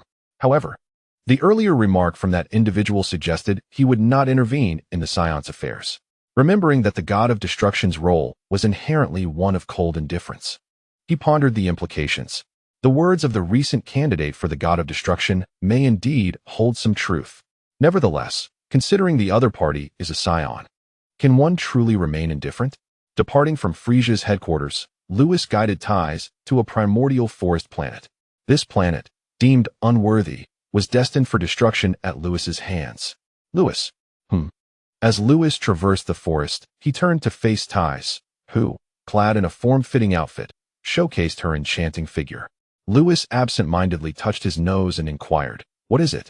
Tice hesitated, wanting to voice her thoughts. Lewis smiled gently. Please, speak your mind. Nothing. I merely wanted to ask if growing my hair long would truly look good. Tice contemplated expressing that he had merely promised to protect her. Why would he wish to avenge her? Yet, the words remained unspoken. I believe it would look splendid. Lewis replied, nodding. With those golden waves, how could it not? Very well. I shall proceed to destroy this planet now. Lewis hurled a sphere of destructive energy towards the ground, then took Tice's hand and used instant transmission to depart from the site. After systematically obliterating several hundred planets, the mission was deemed complete. Lewis returned to the realm of the gods of destruction with Tice. Once there, he resumed his training, while Tice remained distracted, her mind elsewhere. Chapter 0. Vegeta's invasion of Earth. 3 years had elapsed since Lewis returned to the realm of the gods of destruction. During this time, the seventh universe underwent monumental transformations. The inclusion of Saiyans into the Galactic Patrol had significantly strengthened the organization, leading to the suppression of Frisia's army in the northern galaxy. Frisia's forces were largely diminished, with his strongest subordinate, Jinyu, possessing a power level of merely 120,000. In stark contrast, since joining the Galactic Patrol, the Saiyan race experienced an unprecedented surge in strength. Each Saiyan now boasted a minimum battle power of 15,000, while the mightiest among them, a Saiyan named Bardock, had surpassed 150,000. Even King Vegeta was formidable. With a power level of 120,000, the Saiyan race numbered over 2,000, their collective strength formidable indeed. However, even with such prowess, should Frisia take matters into his own hands, the current strength of the Saiyans, even if they all transformed into great apes, would prove insufficient. Fortunately, due to Lewis and Taiza's visit to Frisia's headquarters 3 years prior, Frisia became aware of Lewis's identity and hesitated to act recklessly. He dared not openly pursue the Saiyans, which allowed them to steadily enhance their power. In addition to the aforementioned changes in the 7th universe, the average power level of humans also saw significant improvement, rising from second to last place to third from the bottom. Such developments left the gods of destruction from other universes utterly astonished. Over a decade ago, Beerus made a regrettable choice by designating a mere child as a candidate for the god of destruction. Now, 14 years have elapsed, and it is astonishing that the 7th universe has yet to be obliterated by the Omni King. Remarkably, the 7th universe has even ascended in ranking. The 7th universe is undergoing transformations, just as Earth is. Though Earth has not faced direct interference from Lewis, its narrative continues to unfold normally. Yet, it remains susceptible to the butterfly effect. For years ago, Lewis instructed Thais to request Dr. Briefs to construct a gravity chamber for Goku's use. Utilizing this chamber significantly enhanced Goku's combat prowess. However, being a slowly maturing Saiyan, Goku's power increase is not excessively pronounced. Today, 14 years after being sent to Earth, at the age of 17, Goku possesses a combat strength of 5,000. Aside from this change, in 4 years' time, 3 extraterrestrial visitors have appeared on Earth, arriving a full 3 years earlier than depicted in the original narrative. On the Turtle Hermit's Island, Krillin, standing at the entrance, stared intently at the sky. Goku, these 3 power signatures are exceedingly malevolent and remarkably strong. Can you handle them? I don't know. If they intend to harm Earth, I will not let them go unpunished. Goku replied, equally gazing at the heavens, his youthful voice betraying his age. At 17, Goku still resembles a child, a consequence of being a slowly developing Saiyan. He will only experience a sudden growth spurred upon reaching adulthood. This differs from Lewis and Vegeta. It is unexpected that on the very day Goku plans to train in the other world, adversaries would invade Earth, causing the Turtle Hermit to wear a worried expression. You all stay here. I will go and ascertain the situation. With that, Goku soared into the sky towards the direction of the 3 spacecraft. In the outskirts of West City, Vegeta, Raditz, and Nappa emerged from the spaceship. Each was in tatters, blood caked on their bodies, appearing quite disheveled. Damn it. Frisia 1T even allow us to return to the Galactic Patrol headquarters. Raditz lay on the ground, gritting his teeth. But thankfully, Frisia's elite forces have not personally intervened. What now, Vegeta? After 14 years of fleeing, do we continue to run? Nappa lamented. Shut up. Vegeta clenched his fists. It has been over a decade. Why hasn't he Lewis returned? If he were here, Frisia would be utterly annihilated. Vegeta vividly recalled the moment 14 years ago when Lewis was chosen by the god of destruction Beerus as his candidate. He is a candidate for the god of destruction. Who would dare to provoke him? Indeed, if Lewis were to return, we would not be in such a dire predicament. Raditz and Nappa nodded in agreement. Enough of this useless chatter. This planet is where Kakarot was exiled. We must seek him out. The more allies we have, the stronger we become. Vegeta shook his head and activated the device by his ear. Beep, beep, beep. Southeast direction. Power level at 2000. What is happening?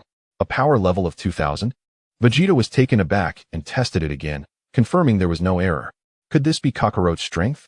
How could a low-class warrior possess such power? Nappa also took a reading and was equally astonished. It is worth noting that among the 3 of them, Vegeta was the strongest with a power level of 30,000, while he himself had a power level of 8,000, and Raditz stood at 2,000. Their readings were significantly higher than those recorded during the original invasion of Earth. This was likely due to the relentless pursuit by Frisia's army, which forced them to constantly confront life and death situations. A power level of 2000 was indeed hard to believe. If it truly belonged to Kakarot, then they would gain an additional source of strength. Vegeta raised his head to gaze at the sky in the southeast. Here they come. Raditz clenched his fists, recognizing that the approaching power was identical to his own, and grew cautious. Suddenly, a beam of white light descended from above. Who are you? Son Goku asked, staring at the 3 ragged figures before him. His youthful voice, combined with his small stature, caused Vegeta and his companions to momentarily falter. However, It was not long before Raditz recognized Son Goku's identity. Vegeta, he is Kakarot. He looks just like my father. Vegeta soon deduced why the individual remained so small, stating, with a mere power level of 2 at birth, a low-class warrior would grow at such a slow rate, but I estimate that within a year, he will mature. Who are you? What is your purpose on Earth? Son Goku furrowed his brows in confusion. Earth? He must be referring to this planet. Vegeta glanced again at the device and noted many pitifully low readings. Kakarot, you haven't eliminated all the inhabitants of this planet? Nappa asked, surprised. Shouldn't he have already dispatched the natives with a power level of 2,000? Raditz exclaimed, Kakarot, what is the meaning of this? Son Goku looked at the 3, perplexed, and asked, why are you here? And who is Kakarot? Upon hearing this, Vegeta and his companions exchanged glances, each reflecting the other's bewilderment. You are not Kakarot. Raditz was taken aback, but upon observing Son Goku's appearance, which was strikingly similar to Bardock's, he insisted, no, you must be Kakarot. Vegeta and Nappa nodded in agreement. For Son Goku bore an uncanny resemblance to Bardock. Son Goku scratched his head, bewildered. He was clearly Son Goku, so why were these 3 calling him Kakarot? Vegeta inquired. Do you know you are a Saiyan? Son Goku blinked his small eyes and replied, what is a Saiyan? As Raditz and the others exchanged glances once more. It was evident that he had forgotten about the Saiyans. Raditz hurriedly inquired, did you sustain a head injury in your childhood? How did you know I had a head injury? Son Goku replied, pouting, I fell off a cliff as a child and hit my head. It was my grandfather who saved me. These were tales recounted to him by his grandfather. The thought of Gohan brought a tinge of melancholy to Goku's heart. Indeed, Raditz rubbed his head and turned to Vegeta, exclaiming, Vegeta, what shall we do now? If we continue to follow Frieza's forces, I will not hesitate to annihilate the inhabitants of this planet and sell it off. Vegeta's gaze sharpened as he replied, however, as Saiyans who have joined the Galactic Patrol, we can no longer act in such a manner. Raditz and Nappa recalled this fact. In the past, upon obeying the orders of the god of destruction, Beerus, and joining the Galactic Patrol, the Saiyans ceased to follow Frieza's commands. Now, within the Galactic Patrol, the Saiyans resembled mercenaries, undertaking missions assigned by the headquarters rather than pillaging and slaughtering. At that moment, Raditz turned to Son Goku and stated, your true name is Kakarot. I am your brother. And we are not Earthlings. My name is Son Goku, a human from Earth, and I am not your brother. Goku exclaimed, clenching his fists in anger. He was undeniably an Earthling. Why were they insisting otherwise? Fueled by his rage, the latent power within him began to surge. Beep, beep, beep. Battle power, 3,000. Battle power, 3,500. Battle power, 5,000. Goku's battle power skyrocketed, eventually plateauing at 5,000. Nappa's eyes widened in disbelief. How is this possible? Raditz swallowed hard. This can't be real. Isn't he a lower-class warrior? How could his power surpass that of a higher-class warrior like me? Vegeta's expression grew serious. This must be his true battle power. Previously, he only exhibited 2,000 due to concealing it. Vegeta swiftly discerned Goku's secret, stepping forward to assert, Saiyans do not employ such techniques. This planet possesses something remarkable. Clearly, Goku's ability to conceal his power must have been learned on this planet. Kakarot, where did you learn this technique? Vegeta appeared behind Goku, gripping his shoulder. Goku unleashed a surge of energy, shaking off Vegeta's grasp and leaping several meters forward, fuming. My name is Son Goku, a human from Earth. Tell me, do you intend to harm the Earth? Rest assured, we will not harm the Earth, Vegeta replied, twisting his wrist, still feeling the sting from Goku's sudden force. Really? Goku asked innocently, no longer angry. Indeed. Vegeta's lips twitched slightly. This kid is truly easy to deceive. However, what he said is indeed true.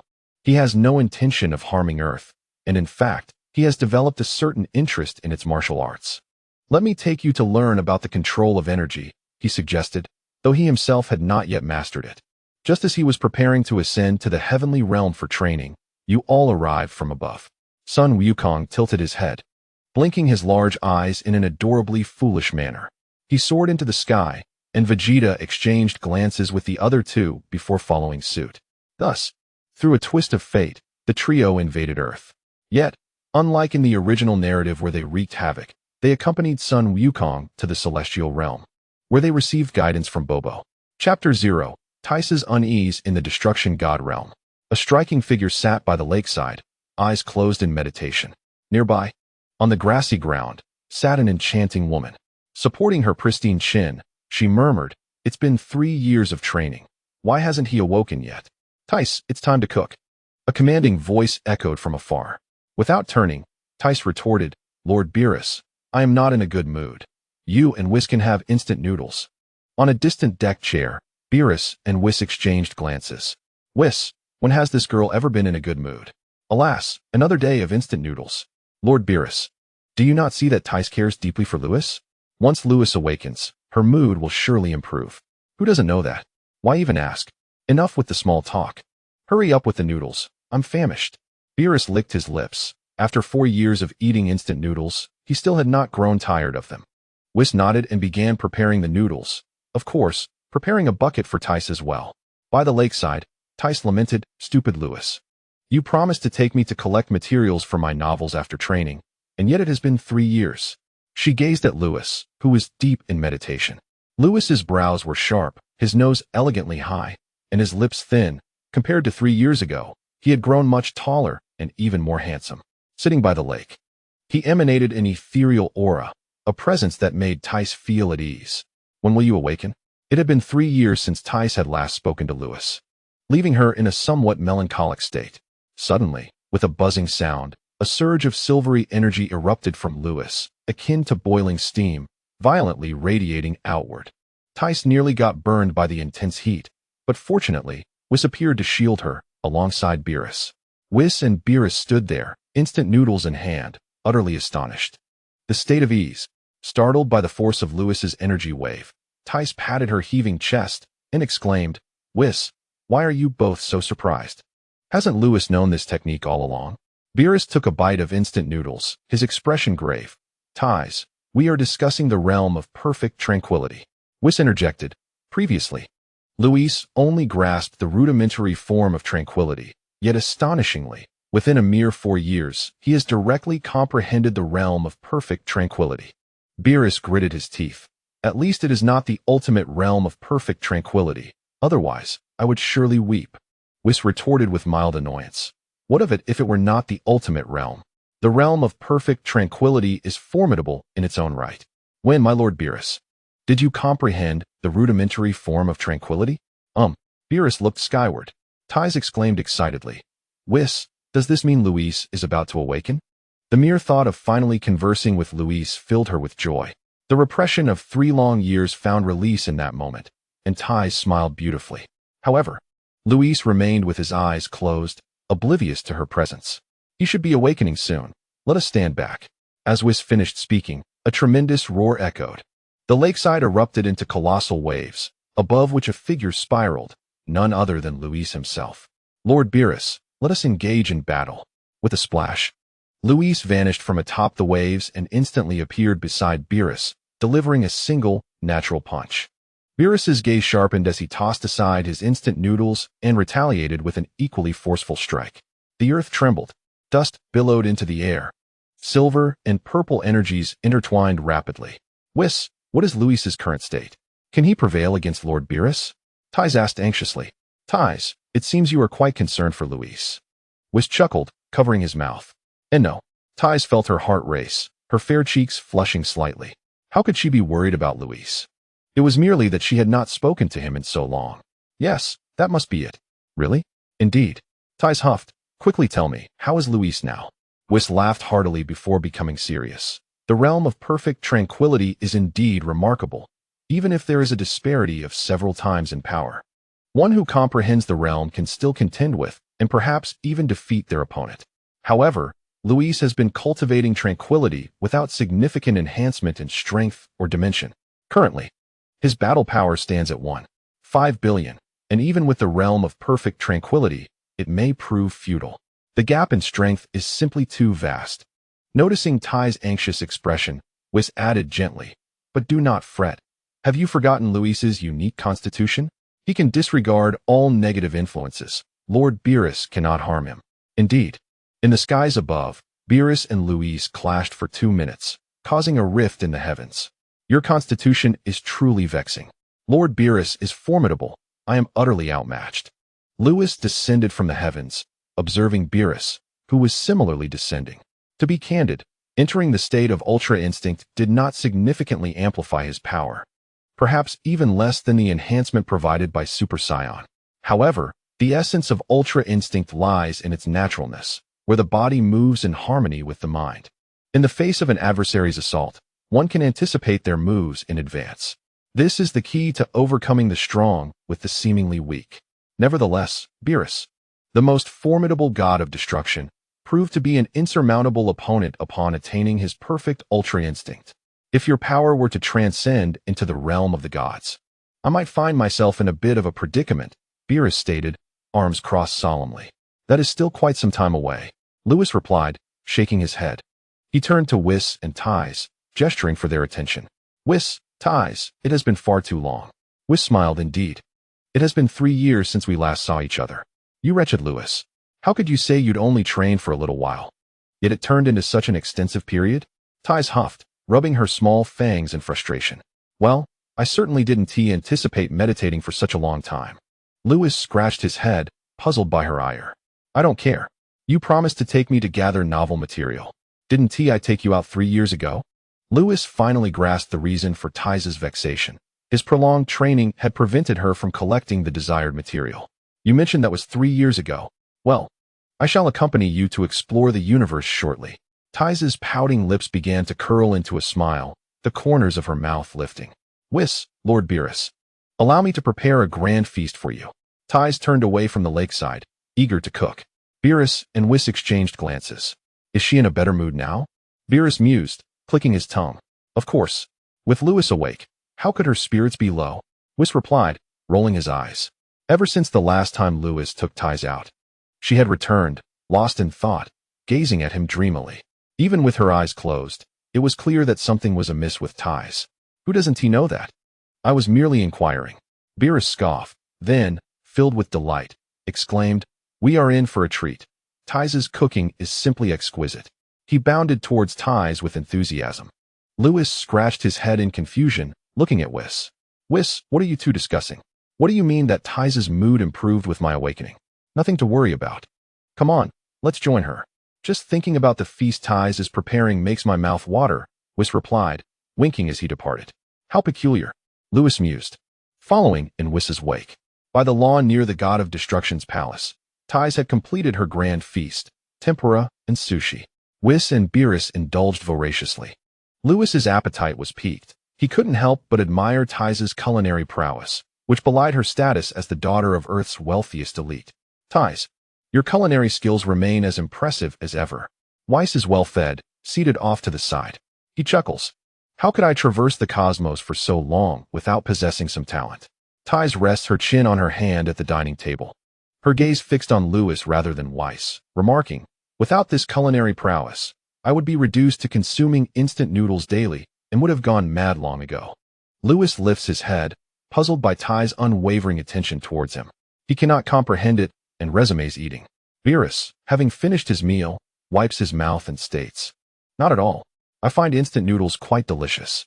Lewis takes a sip of his drink, retorting irritably, That's only true for you and Whis. Eating those additives daily without growing weary? Quite impressive. Ties, overhearing Lewis's jibe towards her and Whis, covers her mouth, stifling a laugh. Lewis glances over, locking eyes with Ties, her bright eyes and rosy lips captivating him. He notices her gaze upon him, his heart quickening. Indeed, Ties possesses a certain charm.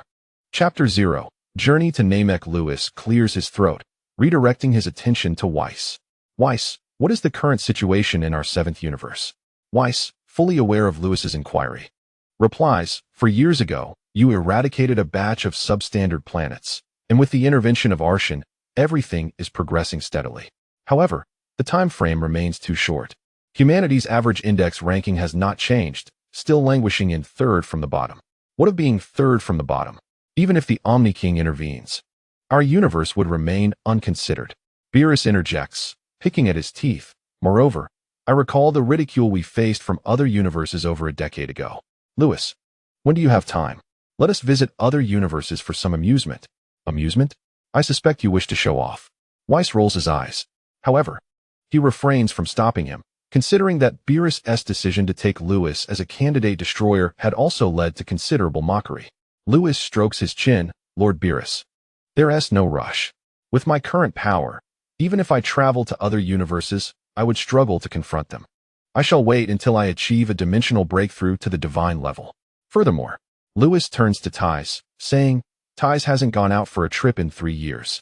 If I don't take her out soon, I will be inundated with her complaints. In truth, aside from this, Lewis has another matter to attend to. He intends to visit Earth. According to the original storyline, it is likely that Vegeta will invade Earth soon, followed by the battle on Namek. He certainly does not want to miss the clash between the protagonist and Dragon Ball's antagonists. Little does he know that Vegeta and his companions have already invaded Earth and are currently training with Goku in the other world. Naturally, Lewis remains unaware of this fact. Who are you calling annoying?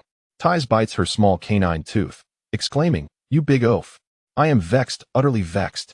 If you do not hurry and finish your meal, I shall take my leave. Are you truly going to take me out? You cannot possibly think I would deceive you, can you? I would never trick you. Even the mighty Beerus would not fall victim to my wiles.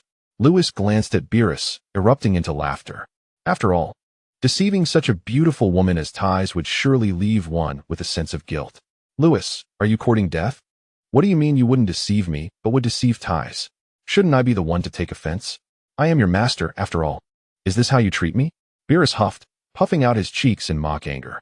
The other three could not help but burst into laughter upon hearing this. Lewis' awakening had brought an air of joy to the gathering. It had been ages since the realm of destruction had been so lively.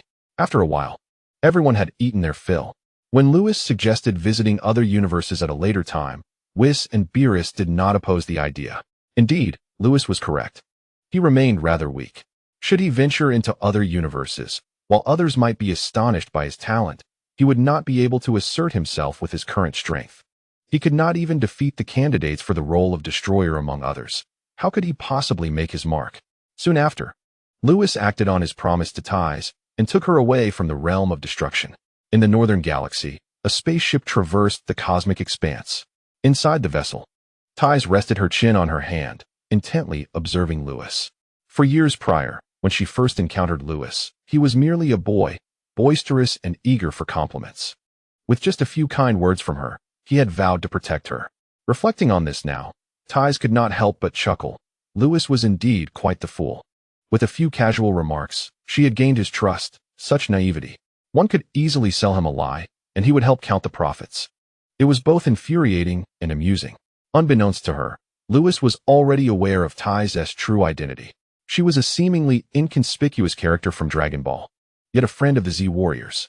Should any misfortune befall her, it would indeed be a pity. Tais gazed at Lewis, and he, in turn, noticed her scrutiny. Casting a sidelong glance in her direction, Tais, why do you keep staring at me? Is there something on my face? Lewis inquired, rubbing his own cheeks. Since his awakening, he felt that something about Tais was amiss. No, not at all. It's just that we haven't spoken in so long, Tais replied, her gaze evasive, clearly speaking contrary to her heart. Over the years, she had resided in the realm of destruction, which was home to only 4 individuals. Whis possessed extensive knowledge.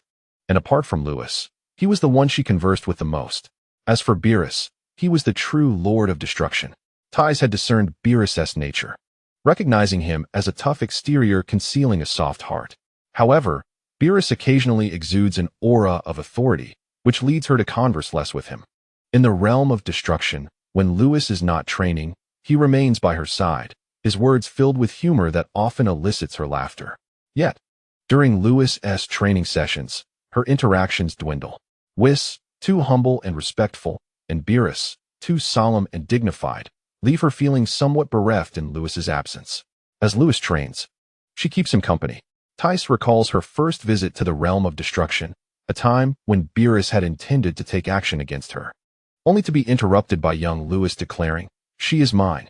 Tais absent-mindedly touches her long hair, a decision inspired by Lewis's words 3 years ago at Frisia's headquarters, where he remarked, "I think long hair would suit you beautifully." At that moment, Lewis notices her long hair for the first time and asks, "Hey, Tais, why did you grow your hair long?" Tais rolls her eyes, responding with annoyance, "I wanted to grow it long, and I don't need your permission. You were the one who said it would look good." Clenching her fists, she feels an urge to punch Lewis. Unbeknownst to her, her heart has been taken by this young man, who has now blossomed into a handsome figure. Thais acknowledges her fluttering feelings, but is aware that Lewis remains oblivious to her emotions. By the way, Lewis, where are we headed now? Thais diverts the conversation, uncertain of his perception of her feelings, hesitant to voice her affections. Lewis observes her peculiar expression, sensing something unusual about Thais, but he smiles and replies, I'm taking you to a rather entertaining planet. What is so entertaining about it? She inquires. Have you heard of the Dragon Balls? Lewis asks. No. Thais shakes her head. With a smile, Lewis elaborates. The Dragon Balls are extraordinary objects that can grant any wish. He explains their capabilities. What? Such a miraculous thing exists in the world? Summoning the eternal dragon can fulfill any wish. Really? Thais exclaims. Realizing any wish is not entirely realistic, Lewis counters, shaking his head. Even the Super Dragon Balls might not guarantee success in every wish. Can it truly eliminate the Omni King? Lewis continues. Aren't you gathering material for your novel? I believe the Dragon Balls would make excellent content for your story. Right. Thais's eyes light up, unconsciously wrapping her arm around Lewis's. Lewis, you're so clever. Your suggestion has truly inspired me. As Lewis looks down, he notices his arm nestled between her curves, so soft. He attempts to withdraw his arm, only to realize how tightly Thais is holding on. He worries that pulling away too forcefully might hurt her. Lewis could only allow her to embrace him, his heart racing wildly. Oh heavens! Thais was truly a force to be reckoned with. The spacecraft was not particularly swift. The journey from the realm of destruction to Namek would take 2 months. However, the two of them meandered along the way, indulging in revelry amidst the cosmos, with Lewis casually obliterating some substandard planets. The solitary man and woman spent their days together, and particularly, Thais often unintentionally revealed herself, igniting a fiery passion within Lewis. Their interactions underwent subtle transformations over time. After half a year, they finally arrived at Namek. With a whoosh, the spacecraft descended from the heavens, the hatch opening wide. Lewis, cradling Thais, soared out into the open air. Thais pressed her delicate face against his chest, her arms tightly encircling his waist. As they landed, Thais showed no intention of releasing him, and Lewis continued to hold her closely. Thais was undeniably stunning, with skin as smooth as jade and a figure of exquisite grace. Embracing her felt akin to holding a fragrant piece of cotton candy, soft and sweet. After a moment, feeling parched and aware of a certain part of him stirring to life, Lewis gently patted her back. Thais, we have arrived. Have we? Thais bit her little thong, seemingly annoyed by Lewis's interruption. Nonetheless, she wriggled free from his embrace. Wow, is this really Namek? The grass is blue. How peculiar. Yet, the environment was quite pleasant. Dressed in a flowing white gown, Thais strode elegantly across the verdant landscape. Lewis, admiring her alabaster legs, rubbed his nose and mused. Namek has recovered remarkably from its past climatic cataclysms. The Namekians must have put in considerable effort to achieve this. As Lewis spoke, a faint aura wafted through the sky, suggesting a power level of around 20,000. Thais noticed his expression and inquired, Lewis, what's wrong? Lewis smiled. It seems the Grand Elder of Namek is aware of my arrival. The Grand Elder was a remarkable figure, possessing numerous secret arts, likely including prophecy. He must have foreseen the arrival of this candidate for the god of destruction, prompting him to send word. Lewis elucidated the matter of the Grand Elder to Thais, whose mouth formed an oin in astonishment. I never realized there were such extraordinary races in the universe while following Jack. That's because you were always in flight. Which is why you failed to notice, Lewis replied. Chapter 0. Granting Thais eternal youth. After Lewis spoke, a Namekian resembling Piccolo gracefully descended before them. Neru pays respects to the esteemed candidate for the god of destruction. This revelation momentarily stunned Lewis. He had not expected the Grand Elder to be aware of his identity. I wish to meet your Grand Elder. The Grand Elder has been awaiting the esteemed candidate for the god of destruction. Please, follow me. Neru had been observing Lewis intently. There was no formidable aura emanating from Lewis. Could he truly be the terrifying deity spoken of by the Elder? Neru ascended into the sky, and Lewis, cradling Thais, soared alongside him. Thais, her feet barely touching the ground, clutched Lewis's waist tightly, unsure whether it was fear of falling or a desire to be close to him. They arrived at a village, at the end of which stood a stone tower crowned by a white house, resplendent with the distinctive characteristics of Namek. Reminiscent of scenes from an animated series, Lewis followed Neru as they descended upon the tower and entered the house. Neru felt compelled to suggest that the woman wait outside. But considering Lewis was the formidable deity the elder had mentioned, he thought better of it. Upon reaching the second floor, Taisi was startled by the sight of a gigantic Namekian, prompting her to retreat into Lewis's embrace. Lewis was at a loss for words. He had never realized how clingy Taisi could be until now. It seemed that since his awakening, she had become more affectionate. Fear not. For this is the elder of Namek, he reassured her. The elder of Namek? Taisi finally peeked out from Lewis's embrace, gazing at the elder. The elder was indeed enormous, towering at 3 meters, yet his age was evident from his withered skin. The elder cast a glance at Taisi before turning his attention to Lewis. I have met the esteemed candidate for the destroyer, he remarked with a hint of regret. I am unable to rise due to my physical ailment. Please forgive my inability to pay my respects. It is quite all right. Lewis waved his hand dismissively, smiling. It seems the elder was already aware of my whereabouts.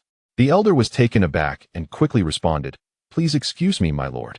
I foresaw your presence while predicting the future of Namek. Beads of sweat trickled down his face. Surely, knowing the presence of a deity could spell doom for his entire race. Lewis recognized the elder's prophetic abilities and reassured him.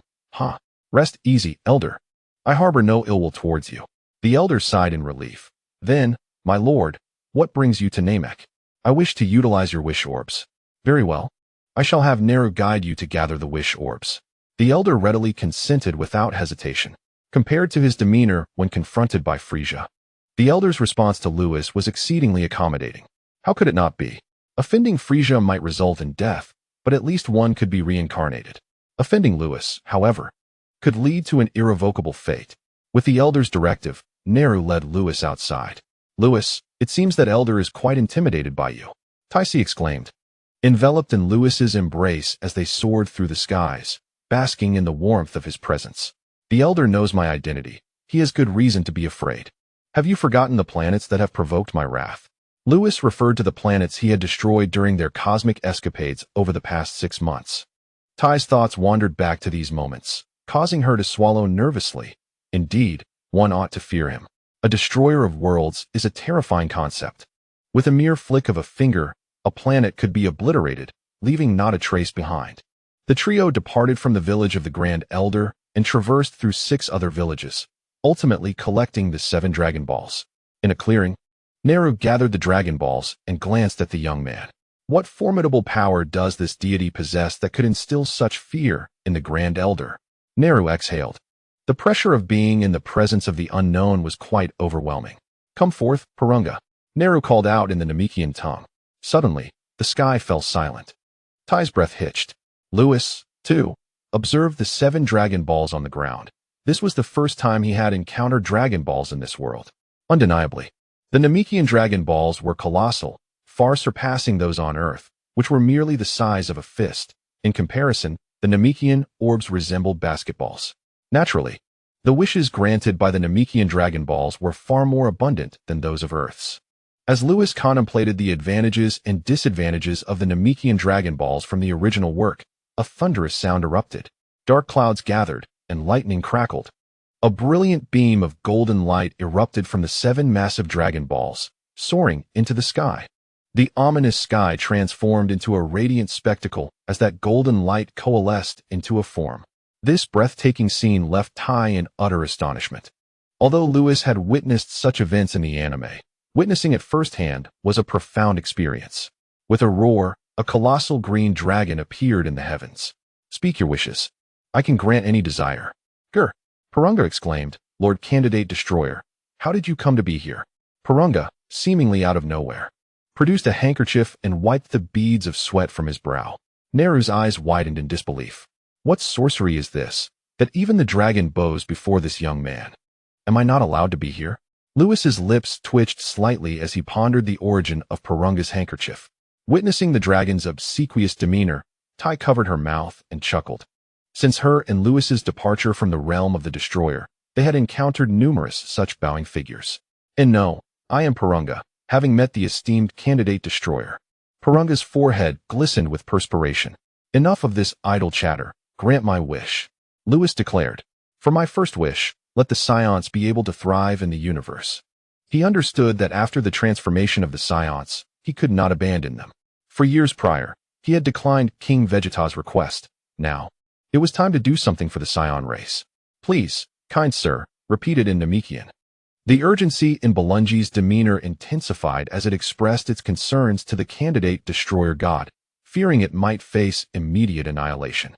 Nevertheless, this step was indeed essential for it. Without it, fulfilling its aspiration would be impossible. Lewis was momentarily taken aback by this request. He had anticipated that the Namekian dragon would recognize his identity and, under the weight of that identity, grant his wish without the necessity of using the Namekian language. However, that was not the case. Upon further reflection, he discerned the underlying truth. The method of granting wishes by these dragons had been rigidly established by Salama, much like a program. The absence of any requisite step would render the entire process unexecutable. Neru, overhearing Belungi's words, hastily conveyed them in the Namekian tongue. A hum resonated as Belungi's eyes glimmered with a crimson light. Lord Candidate Destroyer God, your wish has been granted. Lewis felt a slight tremor in his body, instantly aware of a peculiar transformation occurring within him. Henceforth, the Saiyans would be able to alter their breathing patterns in the cosmos, relying on their own energy for respiration. Once their energy was depleted, survival in the universe would become untenable. Strictly speaking, this did not equate to true survival in the cosmos. However, considering the caliber of the Namekian dragon, Lewis felt that the wish had been fulfilled admirably. Suddenly, a resounding thud echoed as the miraculous power bestowed upon Lewis abruptly dissipated. Lewis paused in surprise. Taisi inquired, Lewis, what's wrong? Lewis waved his hand dismissively, smiling, it's nothing. It turned out that the immunity had taken effect. Due to this immunity, he was inherently capable of surviving in the cosmos. The miraculous power conferred by the dragon had altered his means of existence within the universe. However, this change bore its own vulnerabilities. For Lewis, the wish had a negative impact. The immunity naturally negated the miraculous power imbued by the dragon. Please, Lord Candidate Destroyer God, state your second wish. As for the second wish, Lewis pondered for a moment, suddenly struck by the realization that he had no particular desires to express. He understood that the limitations of the dragon were considerable, and not every wish could be realized. Immortality? Eternal life? Regardless of whether Belungi could fulfill them. These concerns were no longer daunting for Lewis now that he had become a candidate destroyer god. In essence, he found himself devoid of wishes. Taisi, do you have any wishes? Lewis inquired, turning his gaze towards Taisi. Taken aback by his consideration for her, she smiled radiantly. No, just wish for whatever you desire. You needn't worry about me. Lewis stroked his chin in thought, then lifted his gaze to the sky, addressing Belungi. Let Taisi remain forever youthful. Chapter 0. Confession. The voice of Lewis was faint, yet it resonated in Taisi's ears like thunder, striking deep within her heart. She covered her mouth in disbelief, scarcely able to trust her own ears. After Neru concluded his words in the Namekian tongue, the crimson glow returned to his eyes. Taisi suddenly felt her skin transform, becoming smooth and fair, as if she had reverted to the age of 18. Candidate Destroyer, your second wish has been granted. Please articulate your third wish. I have no further wishes. You may depart. Lewis clicked his tongue, struggling to conceive of another desire. Very well, I take my leave. With a sigh of relief, Neru transformed into a beam of light and vanished into the sky. Candidate Destroyer, if there are no further instructions, I too shall take my leave. Neru pondered momentarily before speaking. Wait, please inform the elder that there is no need to worry about the impending crisis facing Namek. A member of the Saiyan race will intervene. Boom. Neru staggered slightly, realizing that Namek might face danger in the future. Thank you, Candidate Destroyer. Upon recognizing the identity of the person before him, Neru was overwhelmed with joy. Even if peril indeed loomed, with the promise of the Candidate Destroyer, Namek would surely weather the storm. As Neru departed, only Taisi, still in a daze, and the amused Lewis remained. Lewis chuckled. Taisi, what troubles you? Taisi felt a pang in her heart, her eyes glistening as she gazed at Lewis. How could you grant such a wish? You wish to remain youthful forever? Yes. May I confess that I could not think of any other wish. Hence I made that one. Lewis was teasing her. Although Ties had initially been deeply touched. Upon hearing his words, she huffed in annoyance. You scoundrel, Lewis. Haha. Lewis stepped closer, ruffling her hair gently, and said tenderly, the days of training are exceedingly long. I wish for you to stay by my side. Boom. An unusual surge of emotion welled up within her, culminating in an emotional outburst. Ties's eyes brimmed with tears as she covered her mouth. Are you truly sincere? I am not foolish. How could I fail to see your feelings? Lewis reached out, gently wiping the tears from her face. 6 months prior, upon awakening, he noticed something was amiss with Ties, though he initially brushed it off. Yet, during their cosmic adventures, he observed how increasingly clingy she had become. Lewis was not oblivious. He understood Ties's intentions. He too realized that, without knowing when, he had begun to care for her deeply. Each time he beheld Ties's smile, a wave of joy washed over him, while her frowns unsettled him. So, do you like me? Ties inquired bashfully, her head lowered. Foolish girl, did I not say it before? I only wish to be with you always. Lewis embraced her warmly, declaring earnestly, Ties, I like you. Lewis, I like you too. Ties grinned, her stunning smile seemingly pausing time itself. She wrapped her arms around Lewis's waist and looked up at him with a playful grin, exclaiming, Lewis, I am so happy. Ha ha, I am equally delighted. Who would have thought that the sycophant I brought back years ago would become my wife? You're the real sycophant, Lewis. Ties pouted, playfully twisting his waist, and then joyfully asked, Lewis, does that mean I can maintain this appearance forever? Indeed, Lewis replied, gazing at Ties, whose delicate cheeks and long lashes framed her shy and charming eyes. Although she was a mature woman, she displayed the demeanor of a youthful girl. Ties was truly beautiful. Ties. Lewis cupped her small face in his hands. Their eyes met, and she slowly closed her eyes. Half an hour later, Ties's face was flushed, and she touched her lips. Lewis, it's all your fault. They've swollen. You cannot blame me. Lewis held her tightly in his embrace, whispering in her ear, it's all because Ties is too enchanting. Ties's heart raced at his sweet words, leaving her feeling weak. She lowered her head, nervously fiddling with her clothes, and said bashfully, Lewis, you're being unfair. Previously, Lewis, who knew nothing, would blush at even a glimpse of her legs. Now, after confirming their relationship, he seemed like an experienced man. Lewis, were you pretending all along? Did you really not notice how much I liked you? Ties pouted, slightly huffing. At first, I truly didn't see it. I only realized it gradually, Lewis said, kissing her forehead. I never imagined my Ties could be so bold. In the spaceship, Ties often dashed out wrapped in a towel, which would occasionally fall to the ground. The thought of that scene made Lewis's heart race wildly. I'm not bold. I only act that way in front of you, she said, her face as red as a ripe apple. Little did she know, in Lewis's heart, her words were even more audacious. He held her face gently and leaned down again. After a while, he said, all right, my Ties, it's time for us to go elsewhere. Lewis tightly embraced Ties and soared into the sky, feeling a sense of belonging in this world. Being held, Ties felt blissful. She could finally be legitimately embraced by Lewis. Upon returning to the landing site of the spaceship, the two departed from Namek. Meanwhile, Nairu returned to the residence of the Elder and conveyed Lewis's words to him. The Elder murmured, so the candidate for the God of Destruction knows everything. Earth. After a lengthy 3-month journey from Namek to Earth, nearly a year has passed since Lewis departed from the realm of destruction. The spacecraft descended upon the desolate plains of West City. Lewis, what prompted your sudden visit to Earth? There are my kin here, and I thought I might pay a visit to your parents. Lewis guided Ties toward the city of West City. Do you still have relatives on Earth? Indeed. Lewis suddenly gazed skyward, disbelief etched on his face. And not just one. For formidable presences emanated from the celestial realm, their combat power estimated to be around 80,000 for the strongest among them. One of these auras bore a striking resemblance to Vegeta. What is he doing on Earth at this time? Shouldn't he invade 2 years from now? Lewis murmured, furrowing his brow. Ties leaned against him, gently caressing his chiseled cheek. What troubles you? Nothing. I am merely taking you to the celestial realm for some amusement. The celestial realm? You shall see once we arrive. In an instant, Lewis altered their course, soaring rapidly into the skies. In the celestial realm, the sun shone brightly. And in the center of the temple plaza sat a figure remarkably similar to Bardock, none other than the recently matured Goku. Nearby were 4 gravity chambers, 3 of which were occupied by individuals engaged in training. At the edge of the celestial realm, a Namekian observed the lower realm, suddenly feeling a sense of unease. Drenched in sweat. This pressure. What is happening?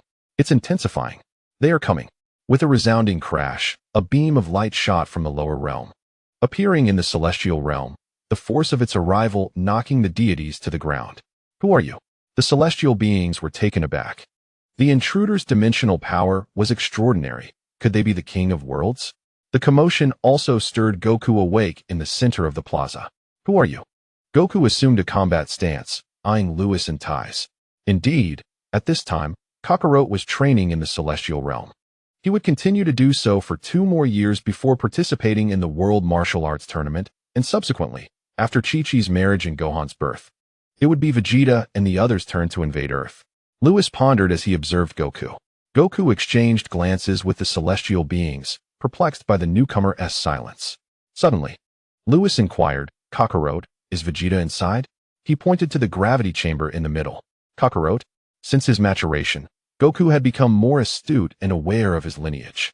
Upon hearing Lewis refer to him as Kakarot, he blurted out, You are a Saiyan?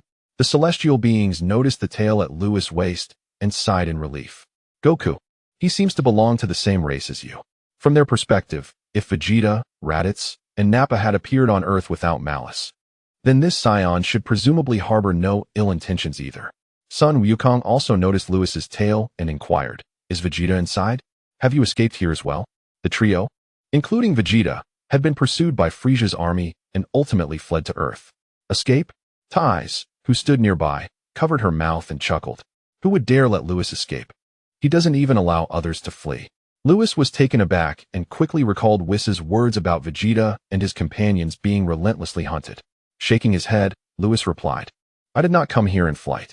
Just call Vegeta out. You may refer to me as Lewis. Very well, I shall summon Vegeta. Sun Wukong approached the gravity chamber and pressed the communication button from the outside. Vegeta, a Saiyan named Lewis seeks you. Who? You say who? A loud shout erupted from the communication device, and moments later, the gravity chamber opened, revealing a figure with a receding hairline and a gleaming forehead. He wore a snug training outfit. Vegeta emerged, gripping Sun Wukong tightly. Is it Lewis? Where is he? Before Sun Wukong could respond, Lewis spoke. Vegeta? It's been a long time. Vegeta gazed at the person behind Sun Wukong, swaying in disbelief. It is truly Lewis. You have finally returned. Chapter 0. Arrival on Earth. Vegeta was overwhelmed with excitement. Upon seeing Lewis, he immediately expressed the frustrations that had accumulated within him. Since the great escape from planet Vegeta to the relentless pursuit of Frieza's army preventing their return to the galactic headquarters, he and Raditz, along with Nappa, had no choice but to seek assistance on Earth. After hearing the entire story, Lewis understood why Vegeta had appeared on Earth. The historical inevitability was indeed extraordinary. Vegeta had arrived on Earth and was training alongside Sun Wukong in the other world. Lewis, our planet Vegeta has been destroyed by Frieza. You must avenge us, Saiyans. Vegeta clenched his fists and shouted. I am aware of the situation regarding planet Vegeta. You may seek vengeance yourselves. I shall not intervene. Lewis waved his hand dismissively. Did you not become a candidate for the God of Destruction? With just a flick of your finger, you could obliterate Frieza. Why do you not take action? Vegeta exclaimed vehemently. Years ago, King Vegeta had posed the same question to Lewis, who had coldly rejected the king's plea at that time. Yet now Lewis replied, While I possess the power to eliminate Frieza, would you truly wish for me to intervene? Lewis's response was not the icy rejection it had once been. The Saiyans, having joined the Galactic Patrol, had transformed. Those once fearsome marauders had become guardians of the universe, akin to the Salad defense team of the Sixth Universe. Vegeta fell silent. Lewis inquired once more, Do you still wish for me to act? Should I take action, I would immediately glance at Vegeta and Goku for Lewis, and then declare, I shall seek vengeance for our Saiyan race. However, let it be. To my surprise, Vegeta's stoic expression revealed a hint of mirth. Let us handle it. Vegeta, the prince of the Saiyan lineage, is a proud warrior, and when faced with the enemies of his kin, he finds it hard to accept assistance from a mere candidate for a destroyer. He yearns for personal retribution. Kakarot, will you join me in this quest for vengeance? Vegeta directed his gaze towards the contemplative Goku. In the past, he would have lacked the confidence to utter such words, especially given that Frieza is the emperor of the universe. Yet, after arriving on Earth, his confidence soared. The Earth's training methods, along with the gravity chambers, have contributed to this newfound assurance.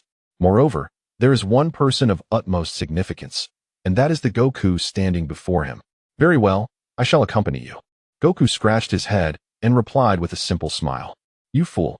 Vegeta regarded the naive Goku with a mix of exasperation and amusement.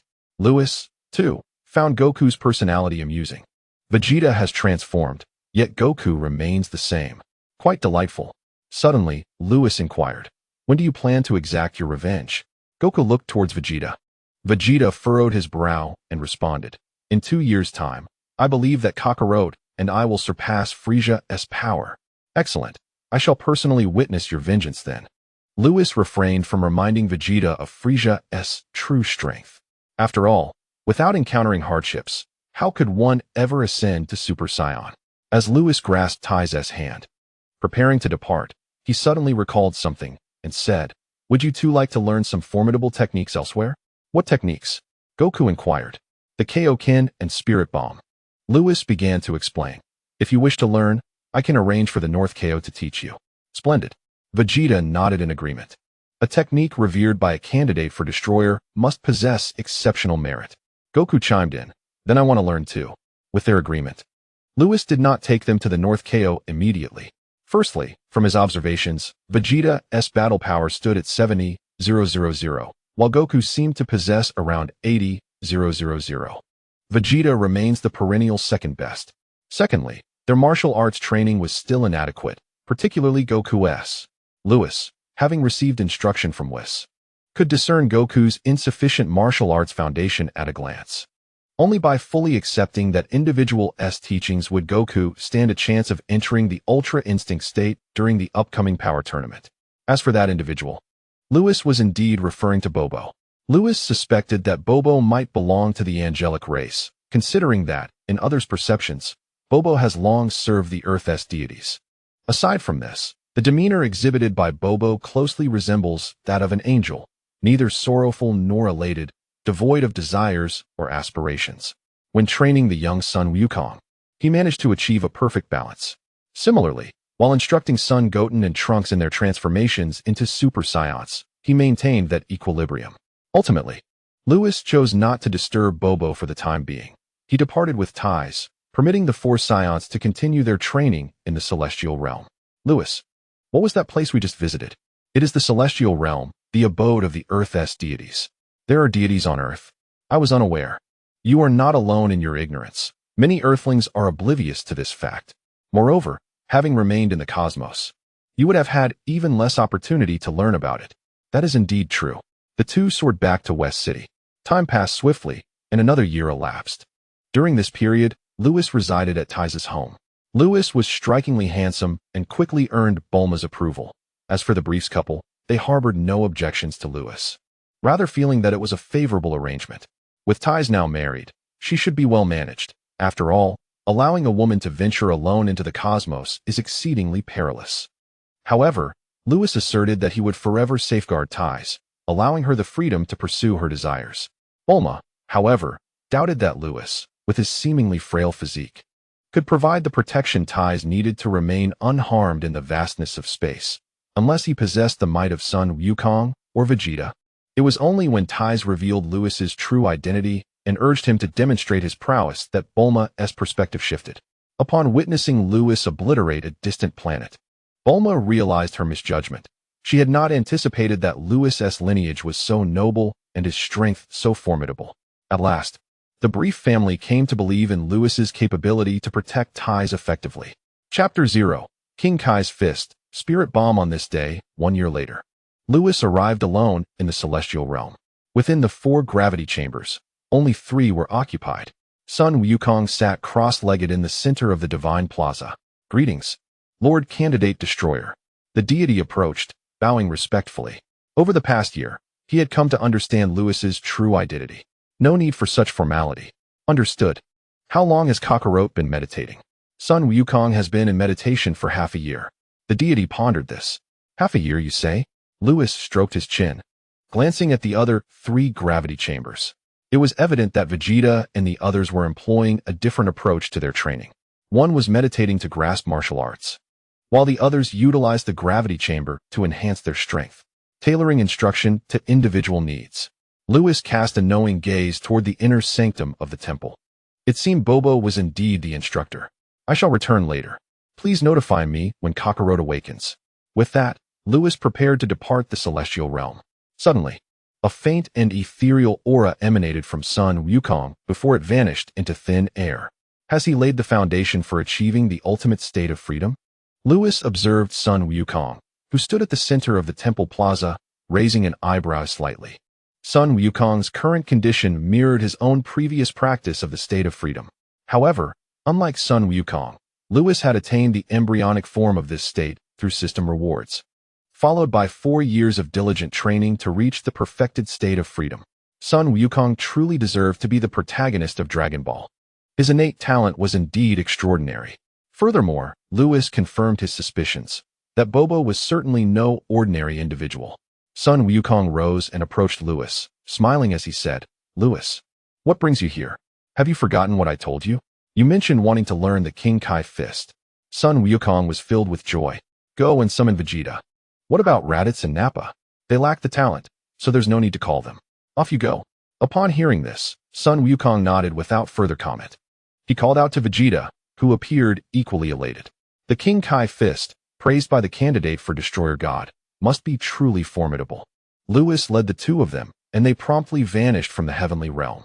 The North Kai's planet resided in the underworld, a place that ordinary mortals could hardly locate. However, Lewis was different. As a candidate for Destroyer God, his dimensions had reached the level of the King Kai, granting him a clear understanding of the underworld's whereabouts. He guided Sun Wukong and Vegeta across the barrier separating the human realm and arrived before the Hall of Yama. Halt! A spectral guard from the Hall of Yama stepped forward. "You are mere mortals? How dare you trespass into the underworld? Someone, send them back to the mortal realm."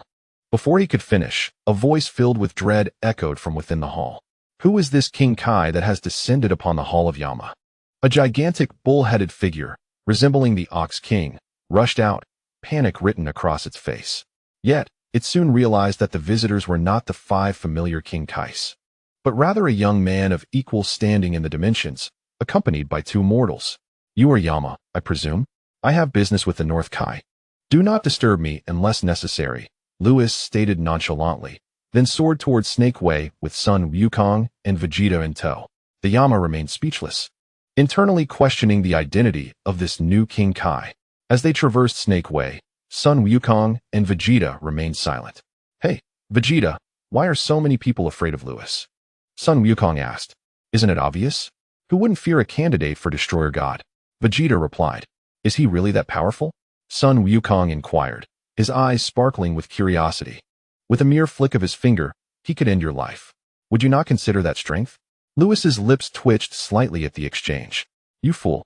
You aren't thinking of challenging me, are you?" Seeing Lewis's silence, Sun Wukong pressed on. "Lewis, can you fight me?" "Absolutely not." Lewis spoke directly, and upon finishing, he expressed his disdain for the sluggish pace. Grasping Sun Wukong and the other individual, he vanished along the serpent path, only to reappear at its terminus in an instant. Above the end of the serpent path hovered a diminutive celestial body. "Let us proceed," Lewis declared, as he ascended to the North Kai's planet with the 2 companions. At the moment they touched down, a great gorilla materialized before them. "Bablis, cease your incessant pestering." Lewis recognized it immediately and swatted it away with a forceful hand. Sun Wukong and Vegeta swallowed hard, taken aback by such rudeness. "North Kai, come forth." Lewis's voice echoed across the entirety of North Kai's planet. Startled from slumber on the planet's far side, the North Kai opened his eyes wide. "Who dares to disturb my rest?" Fueled by fury, he dashed for a minute until he stood before Lewis. "Who are you? Do you not know the consequences of interrupting someone?" Suddenly, the North Kai gasped, staring at Lewis in astonishment. "Who are you? How can your dimension be so high? And what are these 2 mortals doing here?" The North Kai's eyes widened further. What was transpiring today? Why had a divine being of such caliber arrived here? Enough, North Kai, Lewis interjected. I am here to request that you teach these two the Kaioshin and the Spirit Bomb. How do you know I possess knowledge of those techniques? And who exactly are you? The North Kai furrowed his brow. Spare me the trivialities, just teach them. Lewis replied tersely. I will teach. But only if you tell me a joke, the North Kai retorted, perplexed by Lewis's identity. When had another Kai appeared? And why bring two mortals to request instruction in such techniques? However, sensing no malevolence from this Kai, he considered it acceptable to impart his knowledge. A vein of frustration pulsed on Lewis's forehead. Do you recognize this? He asked, raising his hand to reveal a sphere of purple energy. Suddenly, a tempest arose, causing the entirety of North Kai's planet to tremble.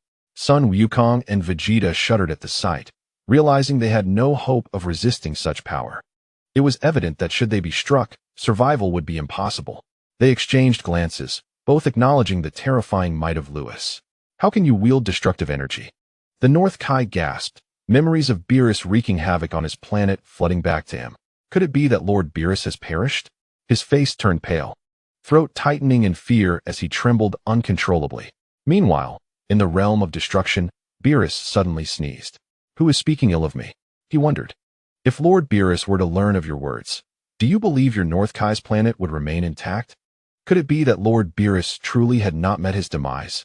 The North Kai lay on the ground, as if protecting his North Kai star, his voice trembling. No, this is my last planet. All right, I have no interest in your North Kai star. Just ensure you teach those two well. Lewis dissipated the destructive energy in his hands.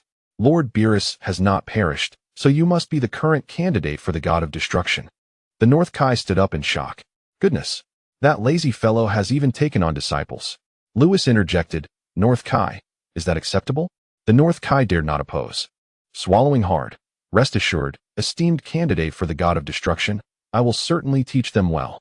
Very well, then they are entrusted to you. Lewis turned to Son Goku and his companion.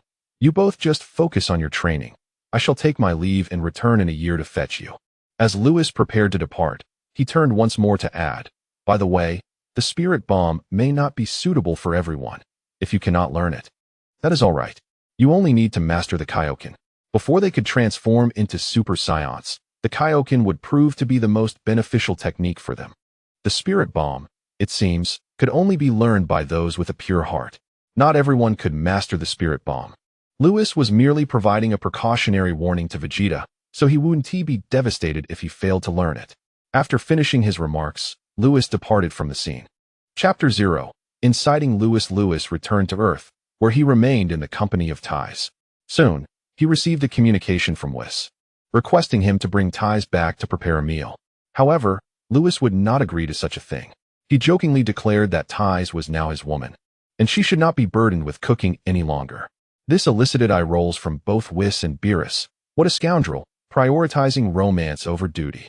At that moment, Ties suggested they invite Beerus and Whis to Earth instead, as her culinary skills were hardly noteworthy there. Many could cook better than she could. Upon hearing this, both Beerus and Whis' eyes sparkled with excitement.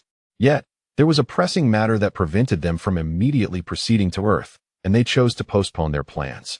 When Lewis inquired about the reason, they remained tight-lipped. In the God of Destruction realm, Beerus and Whis stood before the God of Destruction's palace, gazing up at the sky. Lord Beerus, will you truly not inform Lewis about the other universe's candidate gods of destruction coming to the 7th universe? What purpose would that serve? Let us not forget that those characters are here merely to vex me. Seeing me take on a candidate, they wish to do the same. Beerus gritted his teeth. They will undoubtedly recruit individuals with power reaching divine levels. With Lewis' battle power of 1.5 billion, even transforming into a Super Saiyan would be futile. The very thought is infuriating. Whis chuckled. Who can blame Lord Beerus for having such poor relations? Every god of destruction in each universe wishes to mock you. Even your own brother wants to come and taunt you. Humph, just wait another 2 years. We shall see who ends up mocking whom. Indeed, with Lewis's physique, no one can defeat him. Perhaps even Lord Beerus could receive a retort, Whis remarked with a smile. Beerus's eyes sparkled with realization. Yes. The strength of the candidate destroyers from other universes must possess divine prowess. If they cannot best Lewis in combat, then I can certainly mock them. Currently, Lewis boasts a combat power of merely 1.5 billion. Yet, even such a figure is insurmountable for Whis, let alone the candidate destroyers from other universes. Fortunately, Whis remained oblivious to Beerus's thoughts. Otherwise, he would undoubtedly say that not even my father could prevail. Beerus erupted into raucous laughter. Let us proceed to Earth. For that group is sure to come looking for me. Gulp. Whis swallowed hard, his eyes gleaming. Excellent. Ties has mentioned that Earth has an abundance of delicious food. This is splendid. Then let us hasten. In the northern galaxy, at Frisia's headquarters. Cursed be it. A sharp and sinister voice reverberated throughout the Frisia headquarters. All the beings in the hall fell silent, fearful of inciting the wrath of the cosmic tyrant. Frisia crushed the wine glass in his grip, gritting his teeth in fury. Damn those galactic patrol officers. Why must they oppose me? Frisia was unaware of the reasons behind the Saiyans joining the galactic patrol. All he knew was that they had betrayed him. His greatest hatred in life was betrayal. Thus, he relentlessly commanded his army to hunt down the Saiyans. Initially, there was some success, as he eliminated a handful of them. However, as time passed, the Saiyans grew wise and retreated to the Galactic Patrol headquarters whenever they encountered Frisia's forces. The Galactic Patrol headquarters was a place even Frisia dared not invade. Especially after the incident 4 years ago when a candidate destroyer invaded his own stronghold. Frisia could no longer pursue the Saiyans. Over the years, the Saiyans became increasingly powerful, particularly that Bardock, whose combat power now surpassed even Jinyu's. If he remained inactive, Frisia's army would be incapable of restraining the Saiyans. Yet, he had to consider the threat posed by that candidate destroyer. At that moment, Lord Frisia, I have heard a legend. An alien rushed into the palace and hurriedly approached Frisia. Lord Frisia, I have learned of a legend concerning immortality. Frisia's expression shifted dramatically upon hearing this, his rage momentarily subsiding. Speak quickly. While on a mission, I overheard an ancient race mention that by finding the legendary Dragon Balls, one can realize any wish. Achieving any wish implies not only the attainment of immortality, but also the acquisition of immense power. If that ancient race was not lying, it is indeed possible. Quickly, tell me, where are the Dragon Balls? Frisia's face lit up with excitement. The alien wiped the sweat from his brow and replied, Lord Frisia, this is merely what I have heard. I do not know where the Dragon Balls are located. As the words were uttered, a chilling aura of menace enveloped the palace. Find it for me. You must uncover the whereabouts of the Dragon Balls. With the promise of immortality and immense power, the headquarters of the Galactic Patrol would soon be within my grasp. On Earth, Lewis reclined in the backyard of Ty's home, sipping a refreshing beverage, thoroughly enjoying life. Ties was absent, having gone shopping with Bulma, as the two sisters had not seen each other in many years. The bond of sisterhood was profound, and now they were inseparable. At that moment, a radiant spectrum of colors materialized before Lewis. Ah, enjoying life, are we? He exclaimed, recognizing the presence of his Lord Beerus. With a playful tone, Lewis remarked, weren't you busy? You wouldn't come to Earth when summoned, yet here you are now. Beerus, gritting his teeth, shot him a glare. Listen, kid, I have both good news and bad news. Which would you prefer to hear first? Whis, standing nearby, stifled a chuckle. Lewis closed his eyes. Lord Beerus, I really don't wish to hear either. 2 lines of annoyance appeared on Beerus's forehead, prompting Whis to burst into laughter. You will hear it regardless. Beerus huffed. The good news is, you are about to make a name for yourself. Lewis raised an eyebrow and opened his eyes. And the bad news? The bad news is that you will have to battle the candidates for the God of Destruction from other universes. What? Lewis shot upright from his lounge chair, fixating intently on Beerus. He finally grasped what Beerus meant by making a name for himself. This was an invitation to fight the candidates from other universes. Given his immunity, he would naturally prevail, thus gaining renown throughout the Omni King's universe. Lord Beerus, your scheme is rather astute. He laughed, glancing at the splendid weather. Beerus whistled, gazing up at the sky. Lewis's lips twitched slightly. The reason he remarked on Beerus's cleverness was that fighting against other gods of destruction placed him in an advantageous position. This would allow him to retort triumphantly, pointing out that a master of divine realms could not even defeat a mere mortal. Beerus, indifferent to garnering animosity, being already disliked by all other gods of destruction, was now intent on dragging him into this conflict. All right, you rascal, as your master. I need you to agree to assist me. Beerus clapped Lewis on the shoulder, maintaining a facade of nonchalance. Assist? Of course, I shall help. Lewis gritted his teeth, feigning anger. Externally, he appeared frustrated, yet internally, he remained unperturbed. The ebb and flow of fate had long since tethered him to the seventh universe. Moreover, in Lewis's eyes, Beerus and Whis embodied the duality of mentor and friend. Beerus wished to retort, and naturally, Lewis would assist him. A slight smile graced Lewis's lips, as he eagerly anticipated the opportunity to confront the other candidates for the role of destroyer. Suddenly, Lewis furrowed his brow and inquired, Lord Beerus, do the other universes have candidates for destroyer besides Universe 11? Whis finally spoke, chuckling. Long ago, when Lord Beerus accepted you as a candidate. Other destroyers were doing the same. Lewis shielded his eyes, finally realizing the extent of Beerus's unpopularity. While others had prepared in advance, they were merely waiting to mock him. Beerus scratched his head, feeling somewhat embarrassed. He had not anticipated that reclaiming his dignity would require the intervention of his successor. Very well, Lord Beerus. When will they arrive in Universe 7? In 1 year. 1 year? Indeed, why? Do you have something to attend to? Beerus looked at Lewis with confusion. Lewis shook his head. Vegeta and Goku had gone to the North Kai to learn the Kaioshin technique, and he would return to fetch them in a year. Coincidentally, in 1 year, these two were also preparing to seek vengeance against Frisia.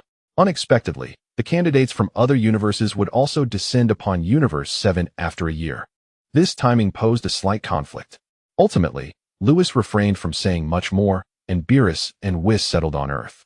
Upon their arrival, Beerus and Whis quickly discovered that Tai's words were indeed true. Earth was a veritable paradise of culinary delights. Even the most casual street vendor offered dishes they had never encountered before. Beerus and Whis marveled at why they had not discovered this planet sooner. Beyond the exquisite cuisine, they soon realized that Earth possessed a unique feature. In the northern region stood a towering stone spire, crowned by a mysterious celestial realm. They had ascended to the celestial realm once, but found nothing amiss, only knowing that both the realm and the spire were ancient. Ultimately, Beerus and Whis had no choice but to leave the matter unresolved. Chapter 0: Goku and the Mastery of Kaioshin. While Beerus and Whis indulged in the world of gastronomy, Lewis commenced his training. This was his first endeavor in cultivation since departing from the realm of destroyers, and he focused his efforts on 3 aspects: strength, dimension, and rules. In terms of strength, his current combat power measured at 1.5 billion before transformation, and upon transforming into a Super Saiyan, he could reach 75 billion. Dimensionally, he was at the Kai level. As for rules, he could only condense destructive energy to the size of a fist. Achieving breakthroughs in all 3 areas within a year seemed exceedingly unrealistic unless bolstered by system rewards. Since the system had not issued any sign-in tasks, Lewis could only concentrate on one aspect, striving for progress within a year. After contemplation, he concluded that focusing on dimensional mastery would be the most advantageous path. There are several reasons for this. First, in terms of strength, Lewis has reached a bottleneck at his current stage, making further improvement exceedingly difficult. Even if he could enhance his power, the increase would be minimal unless he were to transcend to Super Saiyan 2. In such a case, his original strength could amplify by 100 times, resulting in a combat power of 150 billion. Let us not forget that Lewis has only recently achieved Super Saiyan 1. The prospect of further advancement seems utterly unrealistic. This is also why Lewis chose not to train after emerging from the realm of destruction, but instead remained by Tai's side. Secondly, concerning the rules of destruction, the magnitude of the destructive energy sphere he can condense is contingent upon his own strength. The capacity of a vessel determines how much water it can hold. Lewis's ability to condense a destructive energy sphere the size of his fist has already reached its limit. It is simply impossible for him to create a larger destructive energy sphere. Furthermore, one must remember that other candidates for the position of God of Destruction are also bound by these rules. Even if Lewis were to condense destructive energy into a larger form, it would pale in comparison to those who have cultivated the rules of destruction for thousands of years. Thirdly, the dimension is distinct from the previous 2 factors. Lewis's current dimension has already reached the level of a Kai. A further breakthrough would elevate him to the divine realm. The divine level is the dimension inhabited by both gods of destruction and supreme Kais. Once Lewis transcends to the divine level, his power will transform into divine strength. As previously mentioned, divine strength differs from mortal strength under equal combat power. The potency of divine strength is significantly greater. A breakthrough into the divine dimension also offers a crucial advantage, an extensive increase in lifespan.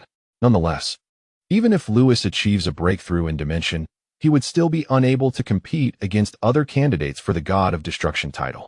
Lewis does not harbor illusions about defeating others. Rather, he believes that while others may not be able to vanquish him, he is unlikely to triumph over them. The outcome is destined to be a stalemate. Weighing the three factors, Lewis has chosen to focus on his dimensional advancement. However, it is important to note that achieving success in dimensional cultivation requires more than mere talent. It also demands a considerable amount of time, as well as opportunities and luck. Thus, Lewis ascended once again to the celestial realm. In the celestial temple, the gods continued their watch over the lower realms. One deity wiped the cold sweat from his brow, surprised that a true god of destruction had come to earth. A beam of light descended from the lower realms, revealing none other than Lewis himself. The deity, perplexed, inquired, "Lord Candidate for God of Destruction, do you require something?" Lewis replied with a smile. "I have come to request the use of your hyperbolic time chamber. Would you be so kind as to grant me this favor?" Would he refuse? Would a refusal mean the destruction of Earth? The deity swallowed hard, bemused by how Lewis had learned of the hyperbolic time chamber, but nonetheless nodded, "Of course. It is no trouble at all." "Very well, please lead the way." "Certainly, follow me." The deity guided Lewis into the temple, traversing the corridor. As they journeyed forth, the celestial being elucidated the precautions pertaining to the spirit time house to Lewis. Although Lewis was already well acquainted with the circumstances within, he listened in tranquil silence. Upon arriving at the entrance of the spirit time house, the celestial being remarked, "Esteemed candidate for the God of Destruction, please ensure your return within 2 years, otherwise, you shall remain trapped within for eternity." Lewis refrained from disclosing that, with sufficient strength, one could indeed shatter the barriers of space and return to reality. He stepped into the spirit time house. Meanwhile, in another universe, the conversation unfolded. "Ramsey, have you selected your candidate? I made my choice many years ago. What about you?" "Sampa? Surely, you won't abstain from this challenge simply because Beerus is your brother." "Humph, I can hardly tolerate that skinny skeleton." "Very well, we still have a year. Let us allow them to train adequately to avoid any mishaps." The 11 gods of destruction conspired together, plotting against Lewis. On the other side, the attending angels convened as well. "Bardos, have you traced the origins of that divine aura from years past?" "Sister, I have found nothing." "What of the rest of you?" "We have also come up empty." I inquired with Whis, yet he claimed ignorance. Perhaps he truly knows nothing. Let us seize this opportunity to investigate the 7th universe thoroughly. Indeed, as time flowed by, a year elapsed. In the restaurant of the Tais family in Shidu, Tais offered, "Lewis, try this." She lifted a piece of meat to Lewis's mouth. He smiled gently, opening his lips to receive the morsel. Once he finished, Tais tenderly wiped his mouth with a napkin. Across the table, Whis exclaimed, "Do not snatch it away. It is mine. Lord Beerus, it is rightfully mine." A fierce tug-of-war ensued over the last chicken leg, threatening to escalate into a brawl. "Lord Beerus, I am satiated. I shall visit the North Kai and return shortly." Lewis bid farewell, taking Tais's hand as they departed the hall. Observing this, the two at the table paused, allowing Beerus to seize the chicken leg from Whis's grasp, munching it while stating, "Whis, do you not find this young man somewhat peculiar?" A year ago, after Lewis returned from that mysterious realm of the heavens, he seemed transformed. Whis pondered. "It appears there is a subtle difference in dimensions." "Indeed, I share that sentiment. It feels as though Lewis is on the brink of transcending to the divine level." Beerus took another bite of the chicken leg, shaking his head. "I must be delusional. Lewis is only trained for 16 years. How could he possibly ascend to the divine level so swiftly?" On North Kai's planet, with a sudden flash, Lewis and Tais materialized. Suddenly, 2 overwhelming auras surged forth with tremendous force. The once rosy complexion of Tai Si transformed into a ghostly pallor in an instant. "Fear not," Lewis reassured her, enveloping Tai Si in a tight embrace, as a sudden violet glow emanated from his being. The aura of destruction cocooned the two, while the surging waves of energy crashed against it, causing a sudden collapse. "You startled me." Taisi exclaimed, patting her chest. Tenfold Kaioken. Tenfold Kaioken. The two shouts echoed, stirring the chaotic winds once more, causing North Kaio's planet to tremble incessantly, as if on the verge of explosion. You two, cease this at once. The North Kaio clutched a crooked tree desperately, while his pet gorilla and grasshopper clung to his legs. Who are they? Such power.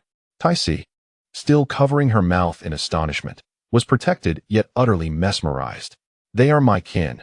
It seems they have indeed mastered the Kaioken, Lewis said, holding Taisi close as the fierce winds battered them, yet could not penetrate the aura of destruction surrounding them. Moments later, the two crimson glows dimmed, as Sun Wukong and Vegeta released their Kaioken states. The North Kaio and his two pets loosened their grip on the tree and collapsed weakly onto the ground. It's Lewis. Sun Wukong noticed, of course also acknowledging Taisi by his side. Lewis, who is she? She is my wife, Lewis replied with a gentle smile, leading Taisi closer. Taisi was filled with joy, gazing tenderly at Lewis. He squeezed her small hand and turned to Vegeta. How was the Kaioken? Vegeta grinned. Impressive. Frieza is doomed now. Oh. Lewis sensed the energies of Vegeta and Sun Wukong. When Sun Wukong arrived at North Kaio's planet, his power was at 80,000, while Vegeta was slightly less, around 70,000. Now, in Lewis's perception, Sun Wukong's strength had ascended to approximately 200,000. As for Vegeta, he still lagged a bit behind Sun Wukong, with a power level around 170,000. Haha, it seems you are quite confident in your revenge plan, Lewis remarked. I will personally eliminate Frieza, Vegeta declared through gritted teeth, the memory of planet Vegeta's destruction vivid in his mind. Perhaps with his 170,000 power level, he could not defeat that cosmic tyrant, but if he transformed into a great ape, Frieza would surely stand no chance. At that moment, the North Kaio, having regained his strength, hurried over to pay his respects, fearing that a misstep in etiquette might provoke the wrath of the other party, resulting in the obliteration of his remaining planets. Lewis nodded to the North Kaio before addressing Sun Wukong and Vegeta. The year has come to an end. Since you have both mastered the Kaioken, let us return to Earth. Sun Wukong hesitated, words unspoken on his lips. Kakarot, what troubles you?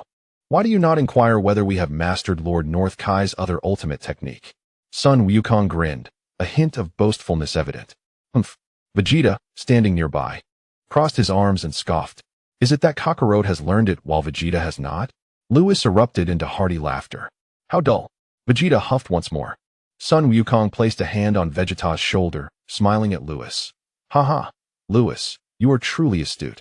This only deepened Vegeta's scowl, prompting him to finally speak. What is so impressive about it? It's merely a spirit bomb, far inferior to the Kaioken. Jealousy was practically written across his face. Well, did I not mention that this technique is not something everyone can master? There is no need for you to take it to heart, Vegeta, Lewis interjected. Indeed. This technique can only be learned by those with a pure heart. North Kai quickly nodded in agreement. At this moment, Vegeta's expression darkened further, akin to the bottom of a pot. Was this not a veiled reference to his impure thoughts? Ultimately, Lewis took ties and, accompanied by a gloomy Vegeta and a cheerful Sun Wukong, departed from North Kai's planet. Chapter 0. Ding, please sign in before the gods. Upon returning to Earth, Sun Wukong returned to the Buns Mountain, while Vegeta resided at Bulma's home. Having just returned, neither had intentions of seeking vengeance against Frieza immediately. They decided to rest first. In the backyard, Tais and Lewis sat on a swing, their heads lowered, shyly asking, Lewis, could you repeat what you said on North Kai's planet? Lewis feigned ignorance, wearing a mischievous grin. What did I say? I seem to have forgotten. You. Tais lifted her head, puffing out her cheeks in irritation, resembling an angry little lion. Her eyes sparkled, especially when widened in a glare, which made her quite endearing. Though she was an older sister, the eternal dragon had granted her eternal youth, leaving her with the demeanor of a young girl, a truly captivating sight. Lewis's heart raced. Tais grasped Lewis's hand, playfully biting it, and said in a huff, Speak quickly, or I shall bite you to death. Lewis pressed his lips together, gently ruffling her hair. If you bite me to death, you shall have no husband. Lewis, I am so happy. Tais beamed, leaping down and then into his embrace, wrapping her arms around him like a tree. The girl in his arms was soft, and a refreshing fragrance filled his senses, stirring something unusual within him. It was a sweet happiness that blossomed in his heart. He had come to the Dragon Ball world, dreaming of being able to punch Beerus and kick Zeno. Yet who would have thought he would encounter Tais? Among the many beauties in Dragon Ball, such as Bulma, Chi-Chi, and Android 18, Tais stood out uniquely. She was mature and intelligent, yet playfully charming. Lewis placed his hands on Tais's back, holding her close. He now had something to cherish. It was ironic that he had once relied on her protection, only to have been deceived by her. In the embrace of Louise, a soft voice suddenly emerged from Tai-Si. What have I deceived you about? It is my heart that has been ensnared by you. Tai-Si lifted her head. Her enchanting eyes filled with the reflection of Louise. Louise clutched his chest, feeling as though he had been struck by a sweet arrow. He gently cradled her delicate face and teased, Sister Tai-Si, how have you learned the art of seduction? Her long, golden hair cascaded down her back. Her fair and exquisite face adorned with luscious lips that parted and closed in a playful manner. I am not seducing you, and I am certainly not your sister. I am your wife. Tai-Si playfully stuck out her tongue, embodying acute innocence.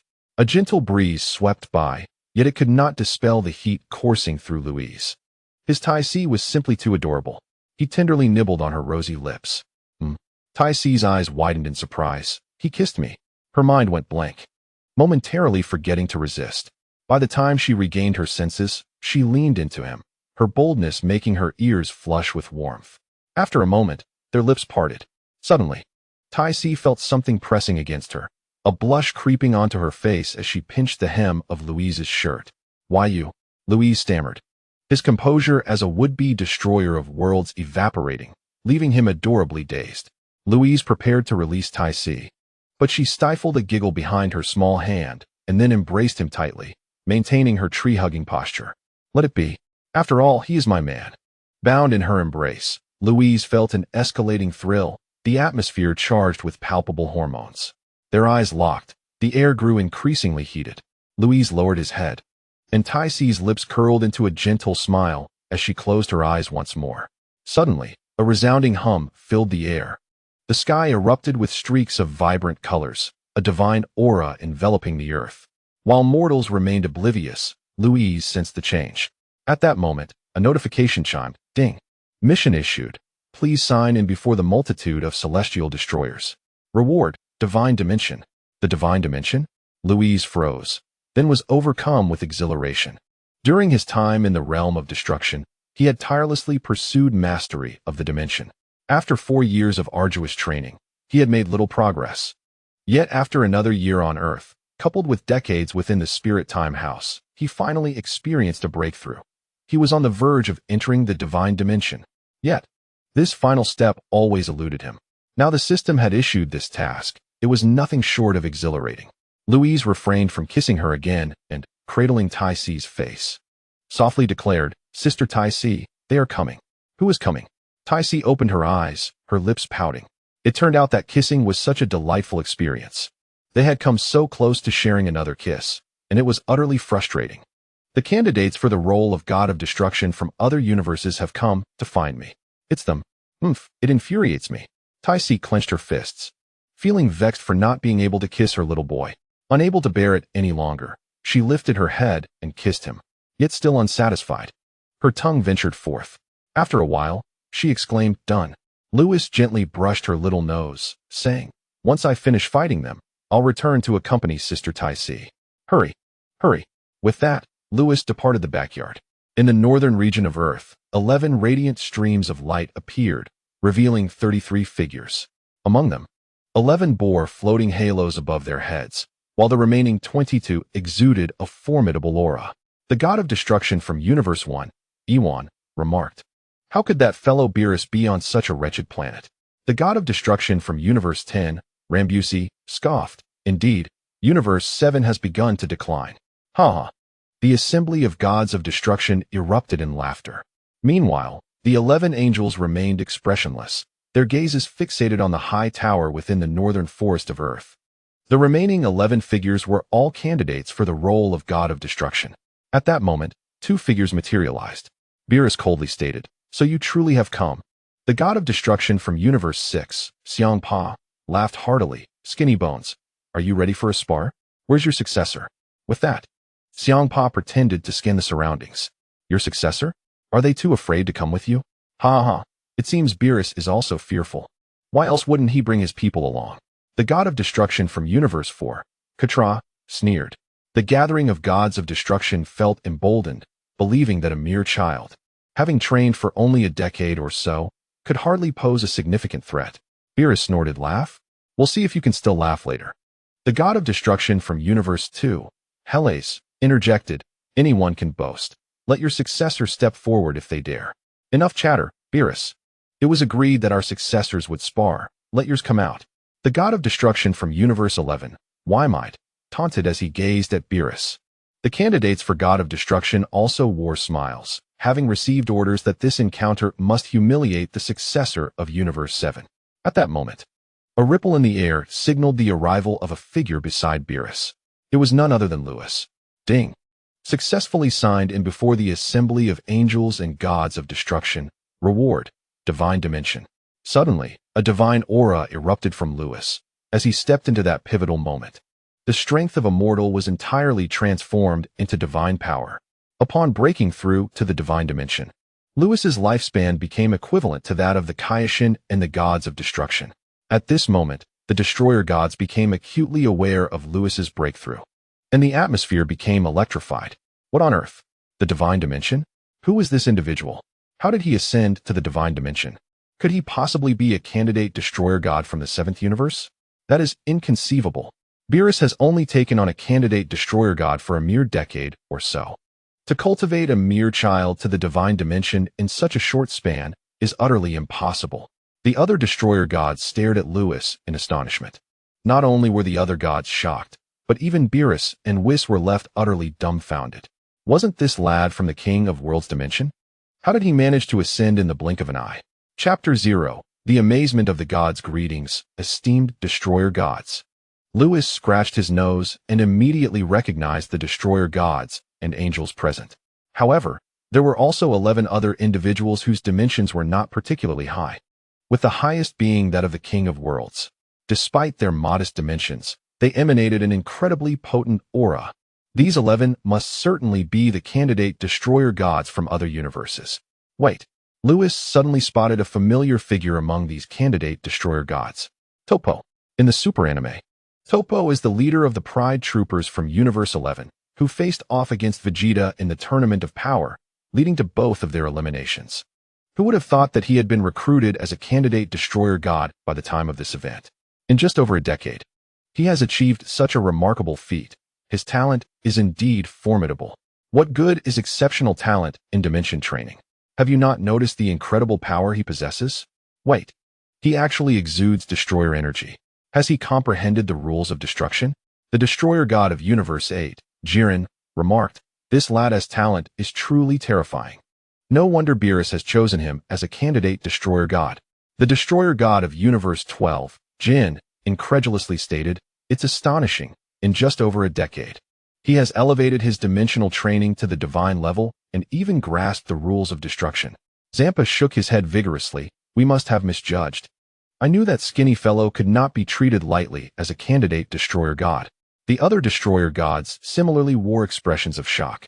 As for the angels, they were even more astounded. They gazed at Lewis, who radiated a faint yet formidable aura, while the destroyer gods may not have recognized it immediately. This was an aura of angelic level. How could the angels possibly overlook it? The realm of freedom. The candidate destroyer god of the 7th universe is merely in his 20s at most. This boy must have begun his training from the womb. No, even training in the womb would only add a year to his age. This boy is simply terrifying. So what do you think? Weren't you just saying to call Lewis over? How do you feel about my successor? Beerus placed his hand on Lewis's shoulder, looking at the assembly of deities, and let out a hearty laugh. Indeed, Beerus found himself in a state of perplexity regarding how Lewis had suddenly ascended to the divine realm. However, this was not the moment for inquiries. Observing the incredulous expressions on the faces of those around him, years of frustration melted away, leaving him with a profound sense of satisfaction. Do not be too smug. Do not assume that your heir's exceptional talent guarantees victory in this contest. Katra regarded Beerus and Lewis with a sullen expression. With a grudge against Beerus and inferior strength, he was, in truth, one of the deities of destruction who most desired to see the seventh universe's decline. The deteriorating circumstances of the seventh universe had made it increasingly vulnerable to annihilation by the Grand Zeno. He was genuinely pleased, yet unexpectedly. He perceived signs of revival within this young man that could breathe new life into the seventh universe. Indeed, this contest was not merely about talent. It would hinge on true strength. Weiss gently patted Topo beside him. Topo stepped forward with a resounding boom. The aura of destruction surged skyward, shattering the ground and obliterating the forest. How formidable! The potency of his destructive principles was astonishing, marking him as a worthy adversary. The assembled candidates for the role of god of destruction began to voice their astonishment. The earth trembled increasingly, on the brink of collapse under Topo's destructive energy. Lewis remained at Beerus's side, his expression impassive as he watched Topo wreak havoc upon the earth. You dare to court death? Beerus's countenance darkened ominously. The earth was a rare delicacy he had painstakingly discovered. Anyone who dared to damage his planet was an enemy. An aura of murderous intent enveloped Beerus, and in an instant, he vanished from sight. Weiss's companion, Topo, suddenly felt as though he could scarcely breathe, as if a primordial beast had set its gaze upon him. The aura of destruction surrounding him abruptly dissipated. Cease this at once, Weiss exclaimed, startled. What had provoked Beerus to intervene directly? He hurriedly stepped in front of Topo, muscles taut and fists clenched with determination. With a surge forward, a purple fist materialized in the void, colliding with Weiss's own. The resulting explosion was cataclysmic. The earth erupted in chaos, and the North Galaxy was indelibly marred. All the angels sprang into action to protect their respective candidates for God of Destruction, with Weiss feigning concern for Lewis. Across the cosmic expanse, Ewan gasped in disbelief. Beerus, have you lost your mind? The other gods of destruction voiced their outrage, demanding accountability from Beerus, yet none dared to intervene. Even Kampa could only muster words of bravado, well aware of Beerus's wrath. At that moment, Weiss retreated to stand beside Topo, declaring, if you wish to engage in combat, then I shall oblige. Though his words were defiant, his hands trembled from the collision with Beerus. Behind him, Topo's pupils constricted sharply as he took note of the situation. He lifted his gaze, fixated on Beerus. The god of destruction of the seventh universe was astonishingly powerful. Even the esteemed Whis could barely withstand a single blow from him. The other candidate gods of destruction exhibited expressions of disbelief, realizing that there existed a disparity even among the gods of destruction. Beerus, disregarding the assembled deities, turned to Whis and commanded, restore the earth. Yes, Whis responded, waving his staff as time rewound by 2 minutes, restoring the earth to its previous, undamaged state. A slight smirk crept across Lewis's lips as he watched the unfolding drama. Why resort to destruction when one could merely mock? Wasn't that courting disaster? Nevertheless, Beerus indeed exuded immense strength. Kid, I'll let you off this time, Beerus remarked, casting a cold glance at Topo behind Whis and warning, I advise you. Should anyone dare to harm my earth, I shall annihilate you. The candidate gods of destruction trembled at the palpable aura of menace. Topo, drenched in cold sweat, was clearly intimidated. Enough chatter. Are you ready, you scrawny one? Let us commence our sparring, declared Kampa, stepping forward. The only one bold enough to confront Beerus in his fury. After all, he was Beerus's fraternal counterpart. What's the rush? Beerus replied, concealing his icy demeanor, adopting an expression of mirth as though nothing had transpired. Lewis, you decide when you wish to engage them. Perhaps in a few days, after all. The esteemed gods of destruction have traveled great distances to the seventh universe and deserve a moment of respite. Lewis finally spoke. The assembly of gods of destruction broke into smiles, with Kin mockingly stating, look at your successor, Beerus, so considerate of others. And then look at yourself. Che. If you're dissatisfied, you're welcome to challenge me. Beerus retorted before vanishing along with Whis, leaving Lewis alone with the other deities. It's infuriating, after all these years. That scrawny one remains so arrogant. How I wish to obliterate Beerus. Obliterate him? Do you possess the capability? Listening to the grievances of the other gods of destruction, Lewis chuckled softly and said, esteemed gods of destruction, please follow me. Lewis ascended into the sky, The gods of destruction exchanged glances before trailing behind him. The other candidate gods closely followed, their eyes fixed on the soaring Lewis, whose talent was indeed formidable. Yet talent does not equate to strength. They felt confident about their prospects in the upcoming sparring session, envisioning the moment they could taunt that scrawny one. With this thought, the gods of destruction following Lewis felt a surge of delight. The angels flew at the rear, astonished by the remarkable talent of the candidate gods of destruction from the seventh universe. Indeed, that young man named Lewis seems to have grasped the essence of perfect mastery. No wonder Beerus chose him as a candidate. The seventh universe is poised for ascendance. The celestial beings conversed amongst themselves when, all of a sudden, Bardos furrowed her brow. "Sister, have you noticed that towering spire in the heart of the forest?" In the northern woods of Earth stood a lofty tower, reaching towards the clouds. The angels jolted with surprise, their attention drawn to this ancient structure adorned with numerous enigmatic symbols. They turned their gazes towards Kes, who, with a grave expression, acknowledged, "Indeed, I have seen it. That tower is extremely old, and I cannot discern its origins. This planet harbors profound mysteries." Upon hearing this, the angels were left in astonishment.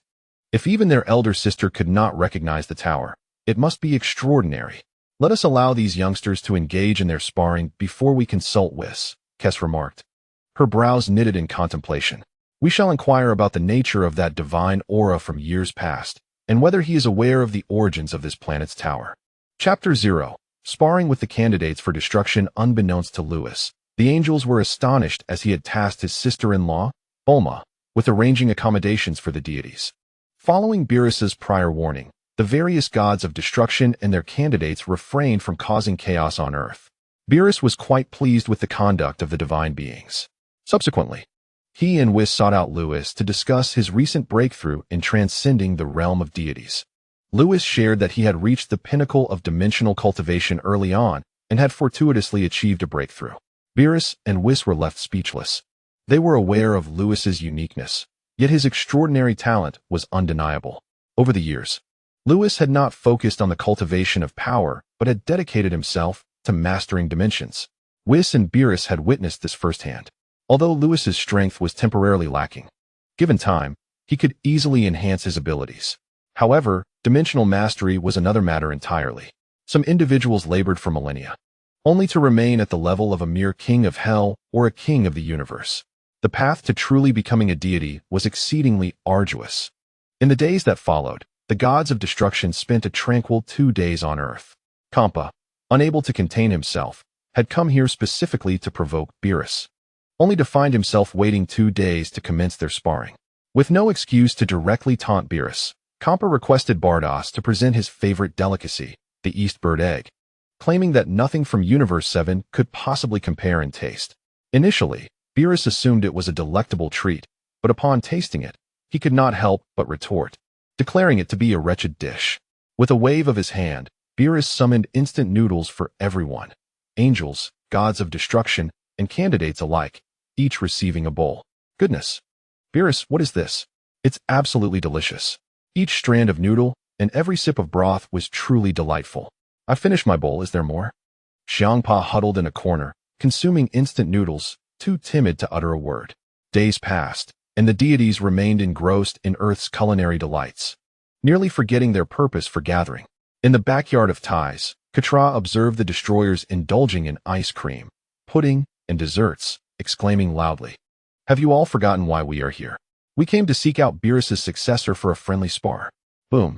The 10 destroyers instantly snapped back to attention. Xiangpa approached Beerus, indignantly pointing a finger at him. "You, Beerus, how dare you tempt us with food, hoping to evade our challenge? Not a chance." Helles took a bite of pudding, savoring the taste. "Beerus, you have indeed gone too far." Ramushi burped after sipping a cold beer. Thank goodness for that old mouse's reminder. Otherwise, we would have truly forgotten. Katra continued to voice their grievances against Beerus. With a dismissive roll of his eyes, Beerus retorted, "So it's my fault you forgot? Enough of the chatter, let us commence the sparring today." "Humph. I initially offered you delightful treats to uplift your spirits, but now you choose to scold me after indulging. Who is afraid of whom? My Lewis stands undefeated, so if you wish to mock, then let us proceed." Whis, summon Lewis. Of course, under Whis' guidance. Lewis appeared in an instant. Lord Beerus, what is it?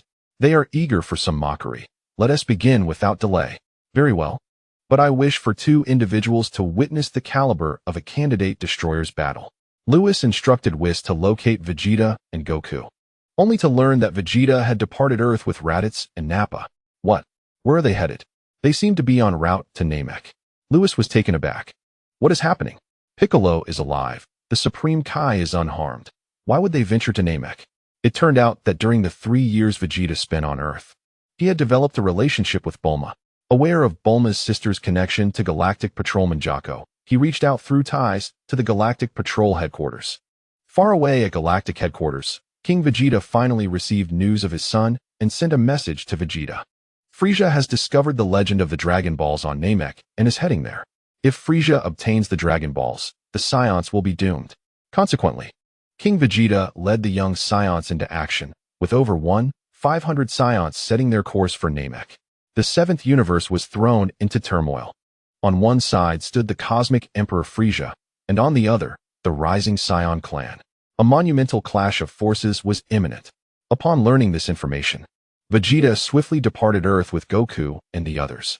Under the narration of Whis, Lewis became aware of the sequence of events. A surge of fervor coursed through his veins. The Saiyan race was about to confront Frieza. The mere thought ignited exhilaration within him. He yearned to witness the grand spectacle, yet he was unable to leave. Lewis, what are you pondering? Beerus inquired. Lord Beerus, let us commence. After the battle, I must make my way to Namek. Lewis restrained his excitement. Beerus nodded and turned to Whis. Whis, prepare the void battlefield. With a smile, Whis replied, Sister, lend me a hand. In a corner of the courtyard, Kes slowly set down her ice cream and ascended into the air alongside Whis. They arrived in a vast void, and simultaneously, both wielded their staffs. A hum resonated as 2 streams of vibrant light erupted from the staffs, permeating the void. In an instant, the void transformed into a battlefield spanning 100,000 square meters. The angels, destroyers, and prospective destroyers descended into the arena. Lewis was the last to step onto the battlefield, and the area outside was immediately frozen. How shall we spar this time? Inquired Arak, the destroyer of Universe 5. It matters not how you wish to spar, as long as you leave Lewis to me in Universe 11, retorted Vermoud, the destroyer of Universe 11. What are you thinking? Lewis belongs solely to Universe 6, bellowed Kampa, the destroyer of Universe 6. The destroyers exchanged words, each eager to battle Lewis. After all, he had yet to reach his full potential. Defeating him would provide ample opportunity to taunt Beerus. Otherwise, once Lewis matured, the chance for a spar would be lost. Hold on, esteemed lords. Why not let your heirs join in? Lewis exclaimed, feeling the urgency of time slipping away. His desire was to conclude this farce swiftly and hasten to Namek. Upon hearing this, the 11 prospective destroyers were enraged. How audacious! Do not presume that your talents make you formidable. Can you truly defeat any of the prospective destroyers present? Do you fancy yourself a true destroyer? They scoffed. Your strength is lacking. Have you so quickly adopted Lord Beerus' arrogance? Beerus remarked, feeling combative. Keitra flew over, landing before Lewis, patting his chest and coldly stating, You are quite the arrogant one. He had always found Beerus' demeanor unlikable, yet this young man's attitude mirrored that of Beerus. Lewis narrowed his eyes. Lord Keitra, what is it? Do you harbor grievances against me? His tone was calm, yet it resonated with provocation in Keitra's ears. The destroyers regarded Lewis with amusement. This young man was indeed audacious. Did he not fear Keitra's wrath? Beerus nodded, finding no fault with Lewis. If there were any, it was commendably bold. Keitra disliked him, and naturally, he felt no fondness for Keitra in return. Young man, do you even realize whom you are addressing? A palpable aura of menace enveloped Keitra, causing the candidate destroyers present to tremble involuntarily. Lord Beerus, let them come at once. I am pressed for time. Lewis exclaimed, turning away dismissively from Keitra. Enraged, Keitra seethed at being disregarded by someone he deemed insignificant. He raised his hand, channeling destructive energy. The atmosphere of the void battlefield was instantly disturbed. Keitra, you have crossed the line. Beerus appeared before Lewis, confronting Keitra with an impassive expression. Crossed the line? Just a few days ago? Topo from my universe barely damaged a fraction of Earth. and yet you seek to obliterate him? This is hardly crossing the line. The spectators, including the gods, were left speechless. Humph, if he seeks his demise, I shall oblige. Kitra retracted his hand and turned to his universe's candidate destroyer, stating, Troy, join forces with the other candidate destroyers and eliminate that brat. Understood, replied Troy, the candidate destroyer of Universe 4, nodding in agreement. The other candidate destroyers glanced at their respective gods, who also nodded in unison. Consequently, all the candidate destroyers ascended into the air. The angels were taken aback by this spectacle. Batos glanced at the composed Whis and inquired, Whis, has your candidate destroyer lost his mind? The other angels shared similar sentiments, wondering if Lewis mistakenly believed that mastering the perfect instinct realm rendered him invincible, daring to provoke Kitra while simultaneously challenging 11 candidate destroyers. Such audacity could only stem from either folly or madness. In response to the inquiries from his peers, Whis merely smiled in silence. Kess, tilting her head thoughtfully, remarked, Could it be that he is overconfident? Aside from madness, it was the only explanation she could conceive. Overconfident? Chuckled the angel of Universe 4, Conic. This lad possesses remarkable talent, having transcended dimensions to attain divine status, yet he still pales in comparison in terms of power. Can this truly be considered overconfidence? The angels, including Batos, shared this perspective. Very well, you shall see as the events unfold. Whis replied with a grin. Lewis's uniqueness could not remain concealed. It would inevitably be revealed to all. It was better to seize this opportunity to disclose such matters. Moreover, given that even the Grand Minister was aware of this and had entrusted Lewis's training to Whis, there was no cause for concern. In the sky, Lewis regarded the 11 opponents with an air of indifference. Among them, Topo was the one he was most familiar with. Topo was formidable, capable of holding his own against Vegeta in his Super Saiyan Blue state, a feat not easily achieved by the average fighter. As for the other candidate destroyers, he had neither encountered them nor heard of their exploits. Lewis was uncertain which of the candidates for the role of destroyer was the most formidable, yet he was acutely aware that none of them could be vanquished by his current strength. This was beyond doubt.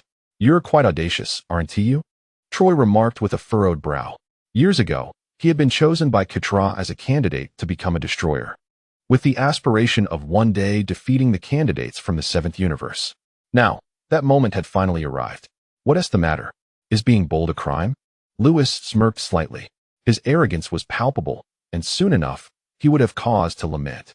What emboldened you to challenge all 11 of us simultaneously? The other candidates for destroyer shook their heads in disbelief.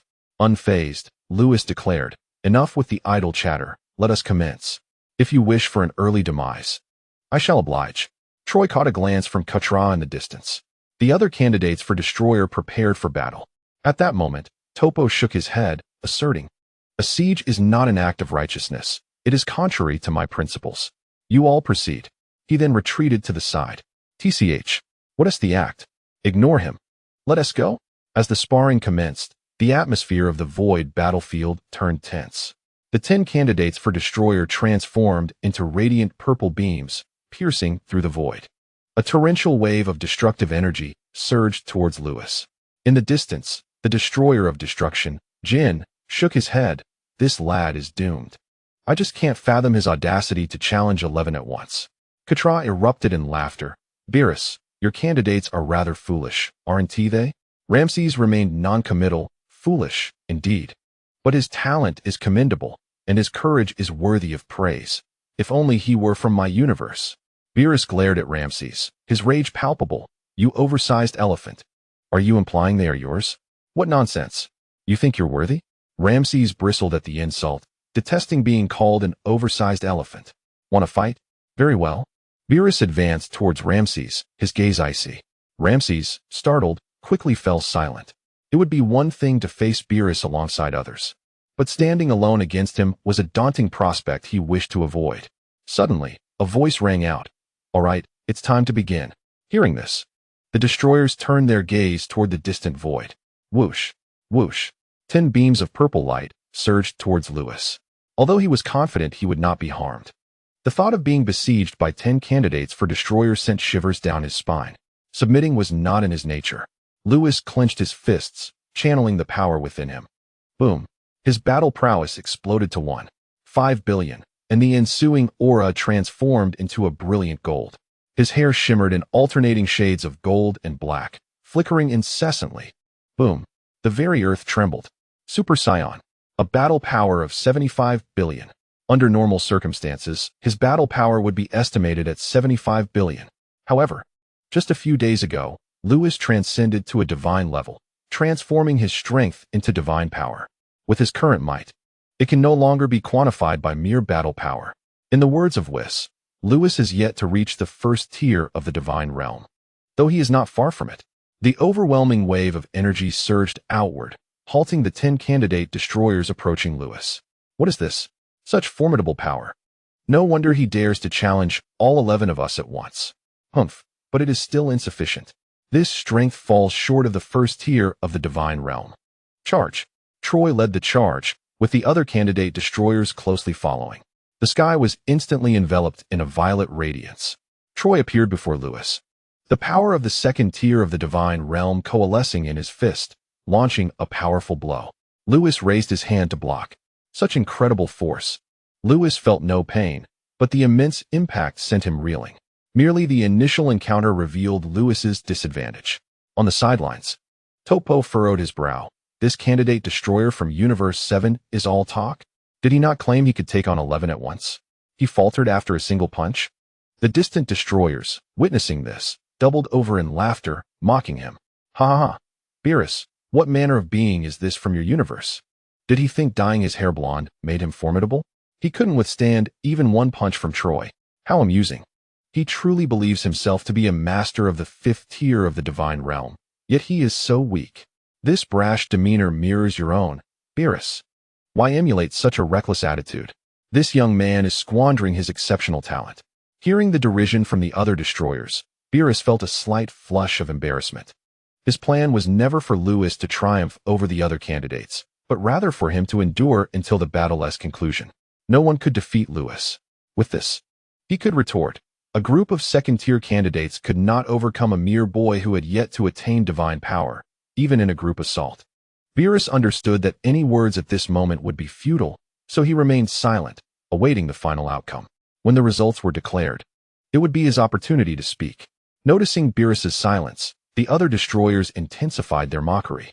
In stark contrast to the reactions of the destroyers, the angels were left astonished as Lewis was struck by Troy's punch. Whis, this young man from your universe, was able to emerge unscathed from Troy's full-force attack. Is this real? In response to the inquiries of his brethren, Whis simply replied, "You will understand shortly." Only then did the angels realize that the young man named Lewis truly had nothing to fear. Such utter rubbish. How dare they pose as formidable? After Troy struck Lewis, he crossed his arms and hovered in the void, laughing maniacally. Lewis, reeling from the tremendous impact, felt his substitute destroyer attire shatter instantly, sending him hurtling away. The other substitute destroyers flickered into motion, obeying their master's command, resolute in their pursuit of Lewis. Each one conjured a destructive energy orb. The heavens dimmed. This was no mere sparring session. It was a matter of life and death. You arrogant fool. Prepare to meet your demise. The substitute destroyers threw with all their might. 10 destructive energy orbs soaring toward Lewis with overwhelming ferocity. The onslaught was relentless. Lewis collided with the barrier of the void battlefield, momentarily halted as he gazed upon the impending devastation. Once I ascend to divine realms, I shall annihilate you all. He gritted his teeth, closing his eyes. The golden aura enveloping him abruptly vanished. The distant destroyers, believing Lewis had surrendered, contemplated whether to call off their heir. After all, this was the heir of Beerus. To truly kill Lewis would spell disaster. Only Katra, consumed by madness, cared not for Beerus's potential wrath. Lewis's prodigious talent was far too formidable. Should he be allowed to flourish, the 4th universe would be overshadowed by the 7th. This could not be allowed. Katra, harboring a grudge against Beerus, was determined to eliminate Lewis. He shot a glance at Troy. Suddenly, as the golden aura faded, Lewis's hair reverted to black. Yet, in the next instant, an ethereal essence erupted from him, a silvery luminescence shooting skyward. Waves of silver energy surged forth, centered around Lewis. The state of perfect freedom. Boom. The powerful force surged like a stampede of wild horses, distorting the magnetic field and warping space. The entire void battlefield was engulfed in a sea of silver energy. Lewis, in perfect harmony with his movements, evaded the 10 destructive energy orbs. The scene before the destroyers transformed their earlier mockery of Beerus into stunned silence. A second passed, and then the destroyers erupted in chaos. Impossible. The state of freedom. How could this brat possibly achieve such a state? Beerus, tell me this is a lie. All the destroyers were ensnared in sheer astonishment. It was terrifying. The state of freedom was akin to that of the angels, a realm so difficult to comprehend that few, if any, in attendance could grasp it.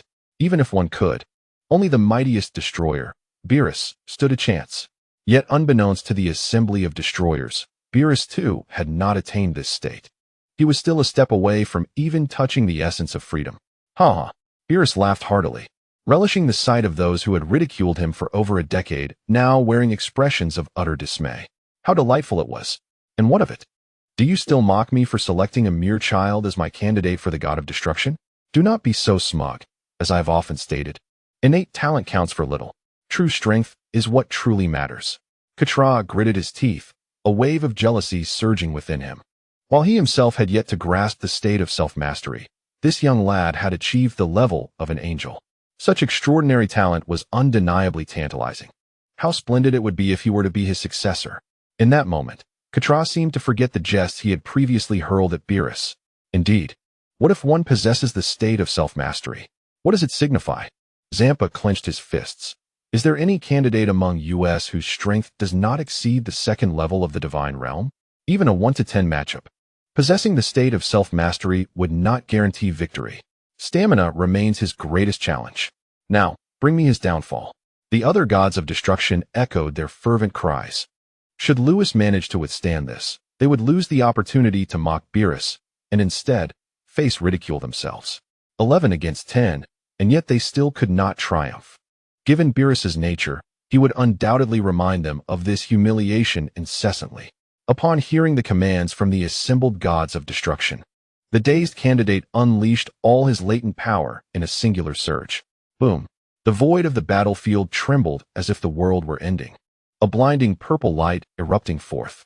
Fortunately, the battlefield was crafted by angels, preventing any tremor from reaching Earth. 10 beams of purple light sliced through the sky, converging upon him, and Lewis twisted his body, launching himself forward. He had previously withstood Wiss's full-force strike. How could he fear these 10 beings at the second level of the divine realm?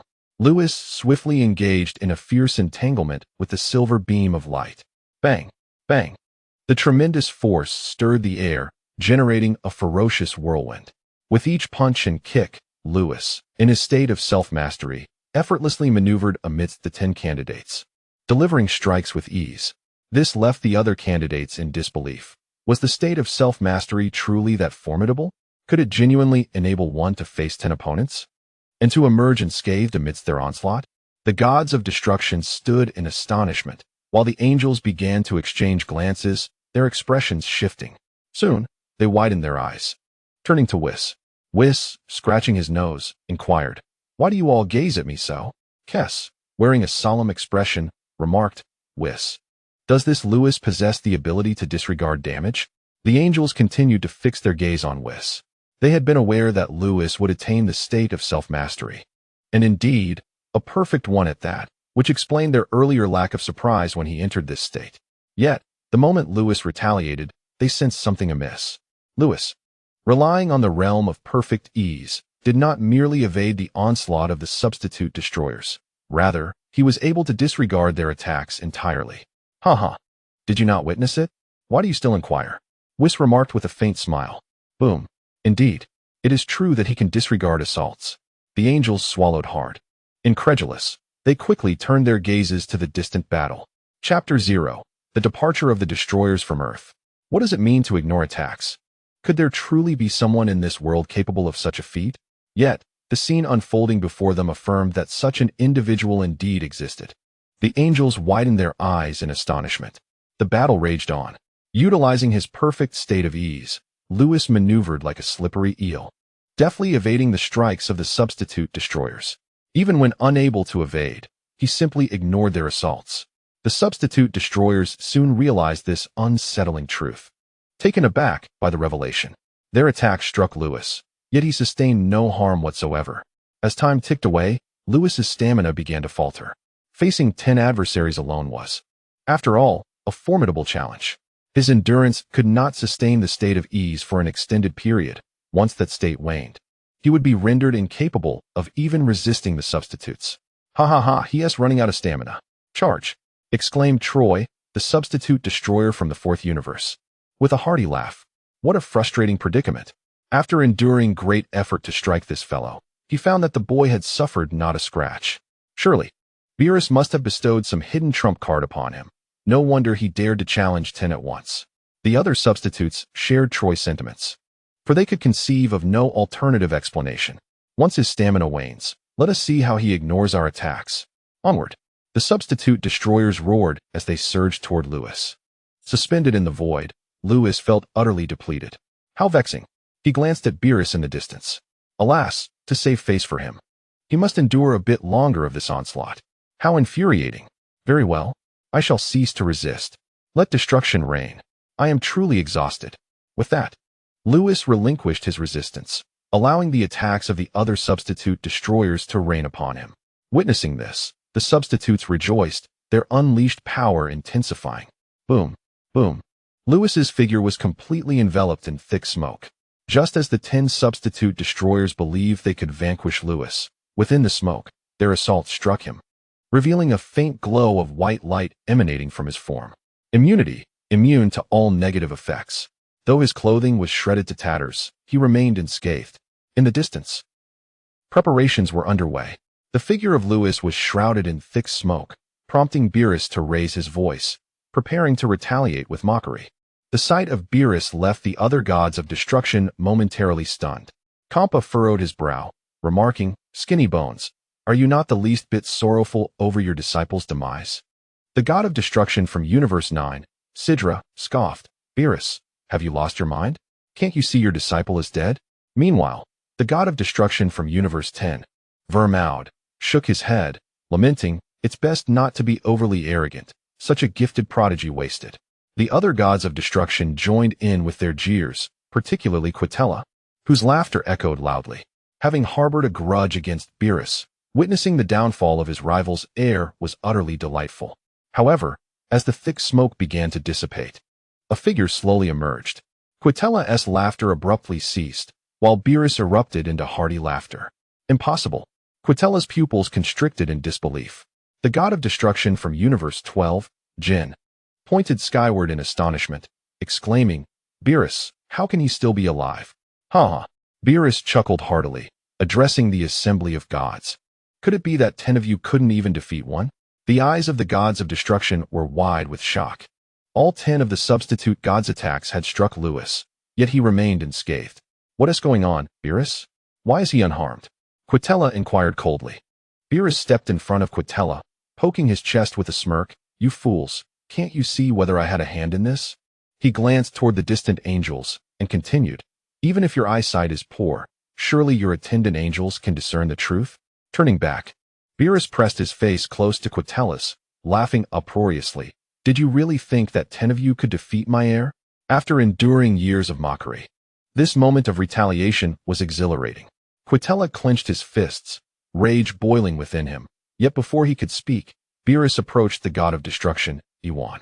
"You, a mere ball of fur, think you can mock me? Do you even have the right?" Iwan, pointing to himself in fury, retorted, "Beerus, you'll pay for this." A purple radiance emanated from Iwan, and destructive energy filled the sky. Beerus merely scoffed, waving his hand to disperse the destructive energy in an instant. Ignoring Iwan, he moved toward Kampa, gently patting his face. "You, fat pig, your heir isn't much to boast about either." With each taunt, Beerus continued, approaching Vermaud. "Your substitute god is inconsequential. As long as he remains idle, I shall refrain from mocking you." Ha ha! This is utterly hilarious. What a bunch of useless beings. Preparing for years just to see me humiliated. In my eyes, you are nothing more than a joke. Beerus clutched his belly, laughing heartily.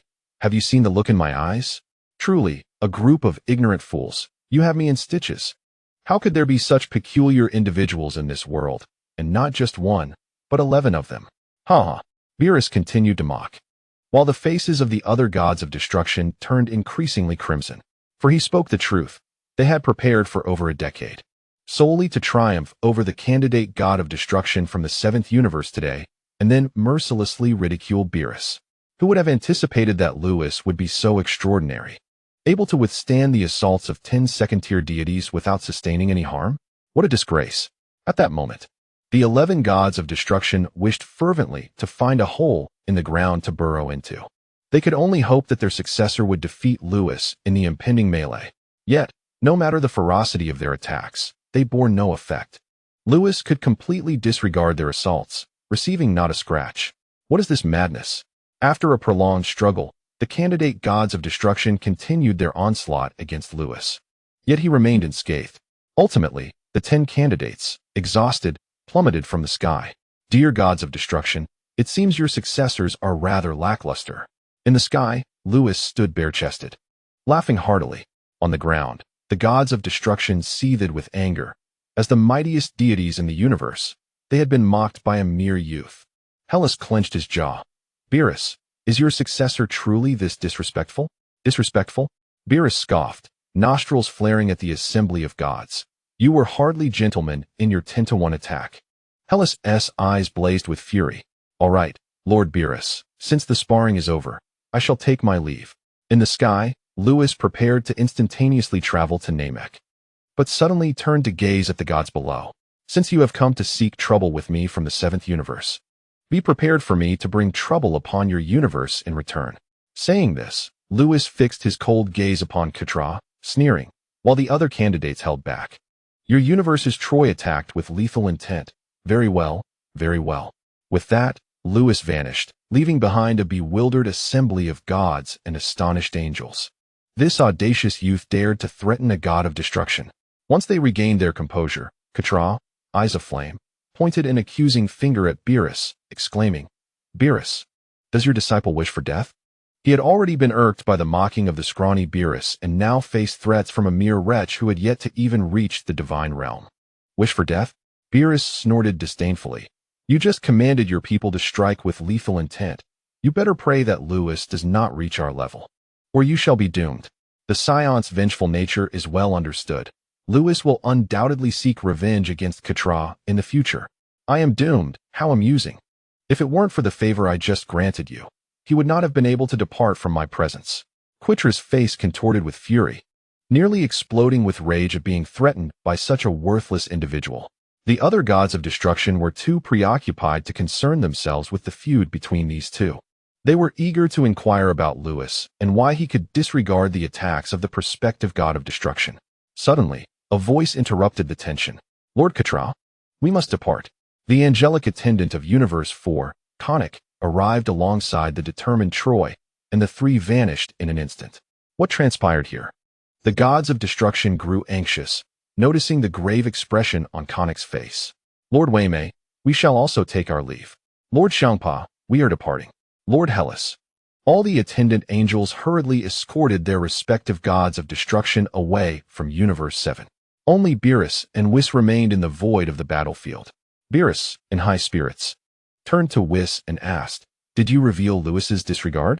Indeed, Whis replied nonchalantly, though I only mentioned Lewis's indifference.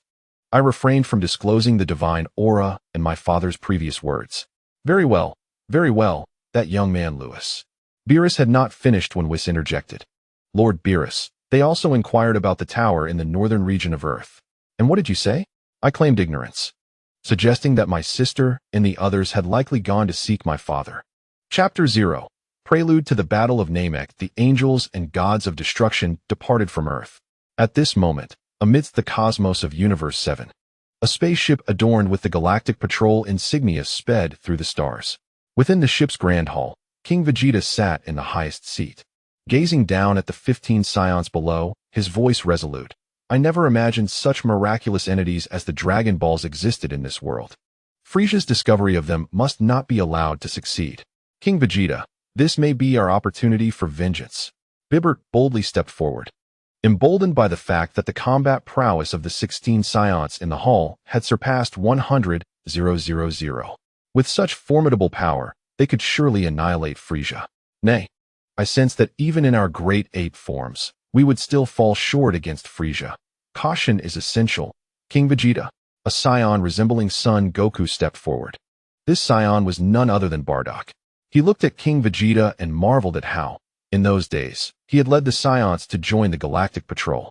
However, it was precisely due to this that the Scions underwent a transformation. No longer were they the lackeys of Frieza. The Scions had become the guardians of the universe. The combat prowess of the Scions has surged dramatically, a transformation instigated by King Vegeta's fateful decision, unbeknownst to Bardock and the other Scions. This was not merely King Vegeta's choice. It was an edict from Beerus that compelled him to act. Serendipitously, the Scions began to awaken the latent S-cells within them, seemingly ignited by this shift in behavior. Bardock, I too sense this. Frieza cannot possibly possess only a battle power of 530,000. King Vegeta furrowed his brow, acknowledging the gravity of the situation.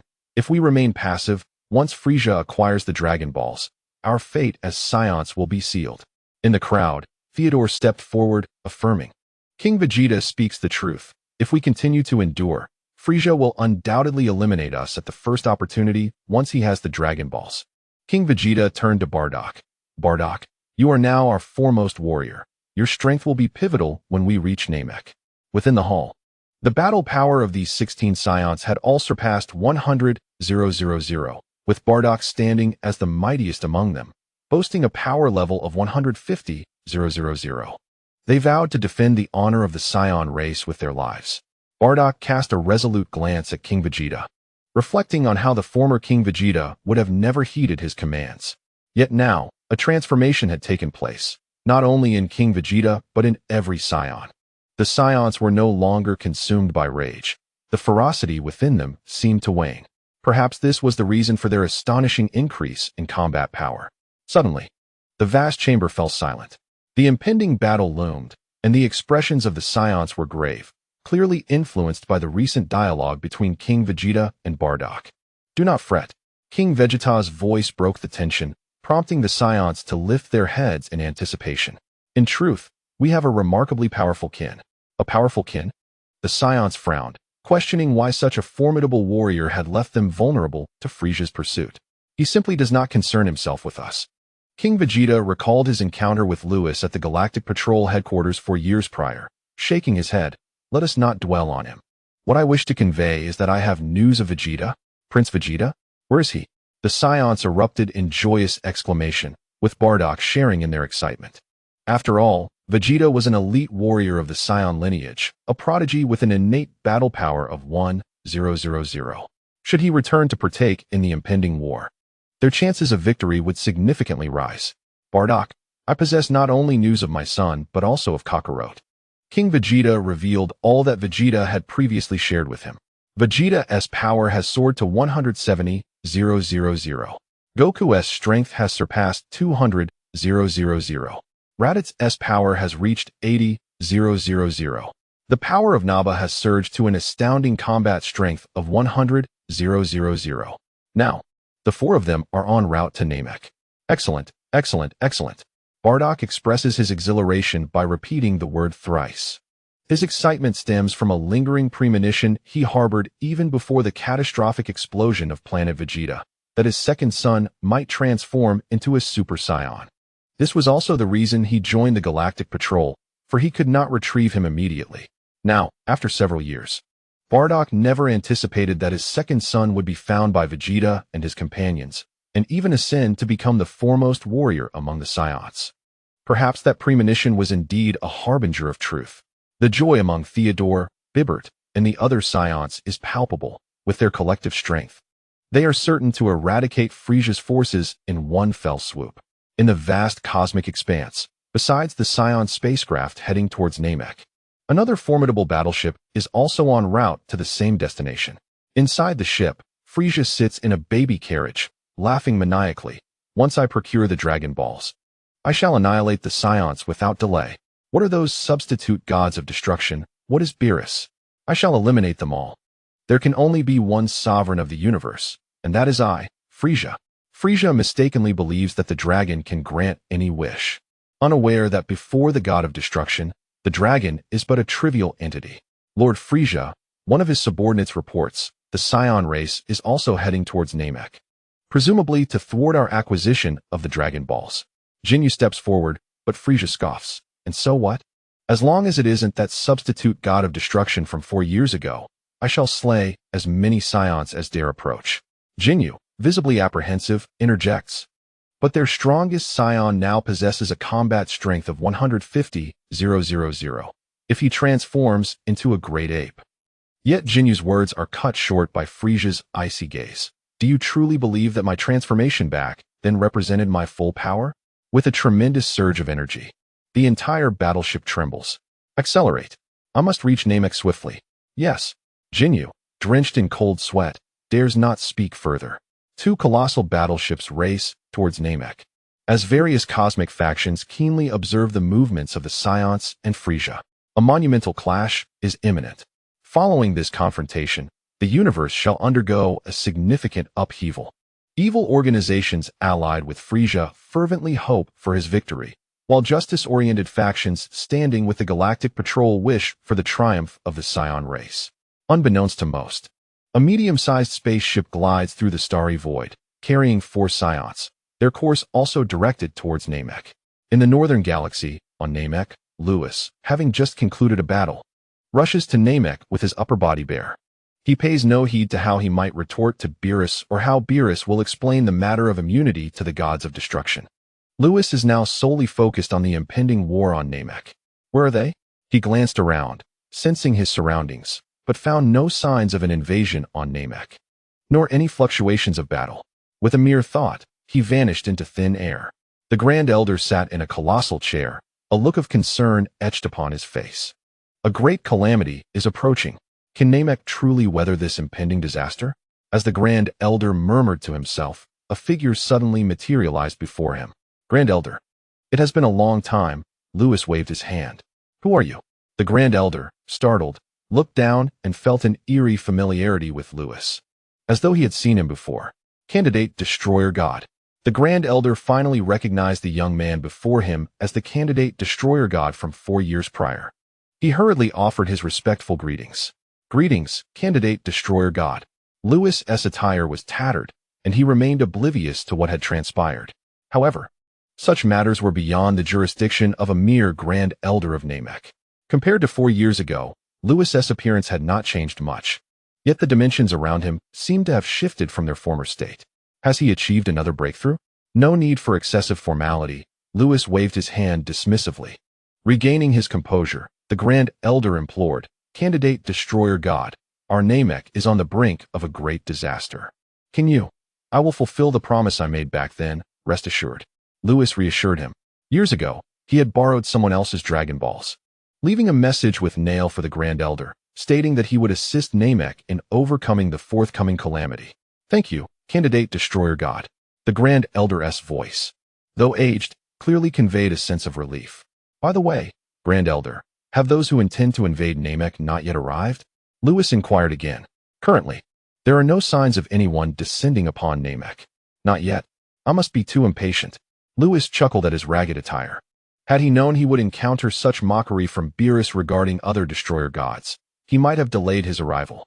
Nevertheless, now that he was here, Lewis had no intention of returning to Earth. He feared that if he left Namek just as Frisia and his cohorts arrived, it would spell doom for the planet. I will remain on Namek. You need not worry, Grand Elder. With that, Lewis departed from the Grand Elder's chamber. Chapter 0. The Saiyan Clan vs. Frisia's army. A month passed. In the northern region of Namek, a bare-chested figure sat by the lake, eyes closed in meditation. Suddenly, an ominous aura manifested above. A fierce wind howled. The atmosphere grew unbearably tense. Have they arrived? Lewis opened his eyes. He noticed a massive cosmic battleship hovering in the atmosphere above. Boom. Another engine roared to life, heralding the arrival of yet another cosmic battleship within the atmosphere. This newly emerged vessel bore the emblem of the Galactic Patrol. Had King Vegeta and his kin also arrived? Lewis raised his gaze, a subtle smile gracing his lips. How intriguing. The impending clash between the Science and the Frisia force was thrilling to contemplate. Lewis promptly returned to the Grand Elder's side. The atmosphere on Namek was profoundly oppressive, with all the Namekians congregating in the Grand Elder's village, sensing that a storm was imminent. Upon seeing Lewis, the Grand Elder exhaled in relief. "Candidate Destroyer, you have come." Lewis nodded. "Ensure that all Namekians gather, lest the forthcoming battle ensnare you." "I have already assembled my people in this village," he added. "Then all is well. With me here, you need not worry." Lewis soared into the air, circling above, observing the two battleships in the upper atmosphere. The hatch of the Frisia force battleship opened, and Frisia emerged, exuding an intensely frigid aura. "Come, let us see just how formidable the Scions have become," he declared. Members of the Jinyu force and the Frisia force promptly descended from the ship. A total of 2,000 warriors from Frisia's faction had arrived. The hatch of the Scion battleship opened as well. Frisia was nearby. He must not be allowed to seize the Dragon Balls. King Vegeta flew at the forefront, followed closely by Bardock, Bepper, and Theodore, among other Scions. This time, the Scions dispatched 500 of their kind, nearly the entirety of their race. In the skies, as the two factions emerged from their vessels, they beheld one another, merely 2 kilometers apart. "Ho ho ho, King Vegeta! How dare you lead your people away from the Galactic Patrol headquarters? Who gave you the audacity?" Frisia exclaimed as he descended and spotted a group of Scions flying nearby, with King Vegeta at the forefront. At that moment, Jinyu approached Frisia, whispering, "Lord Frisia, should we not destroy the Scion ship? They cannot survive in the cosmos without their battleship. They will surely be trapped on Namek." Frisia continued to gaze at King Vegeta in the distance, not turning his head. "If you destroy the Scion ship, they will retaliate by destroying ours.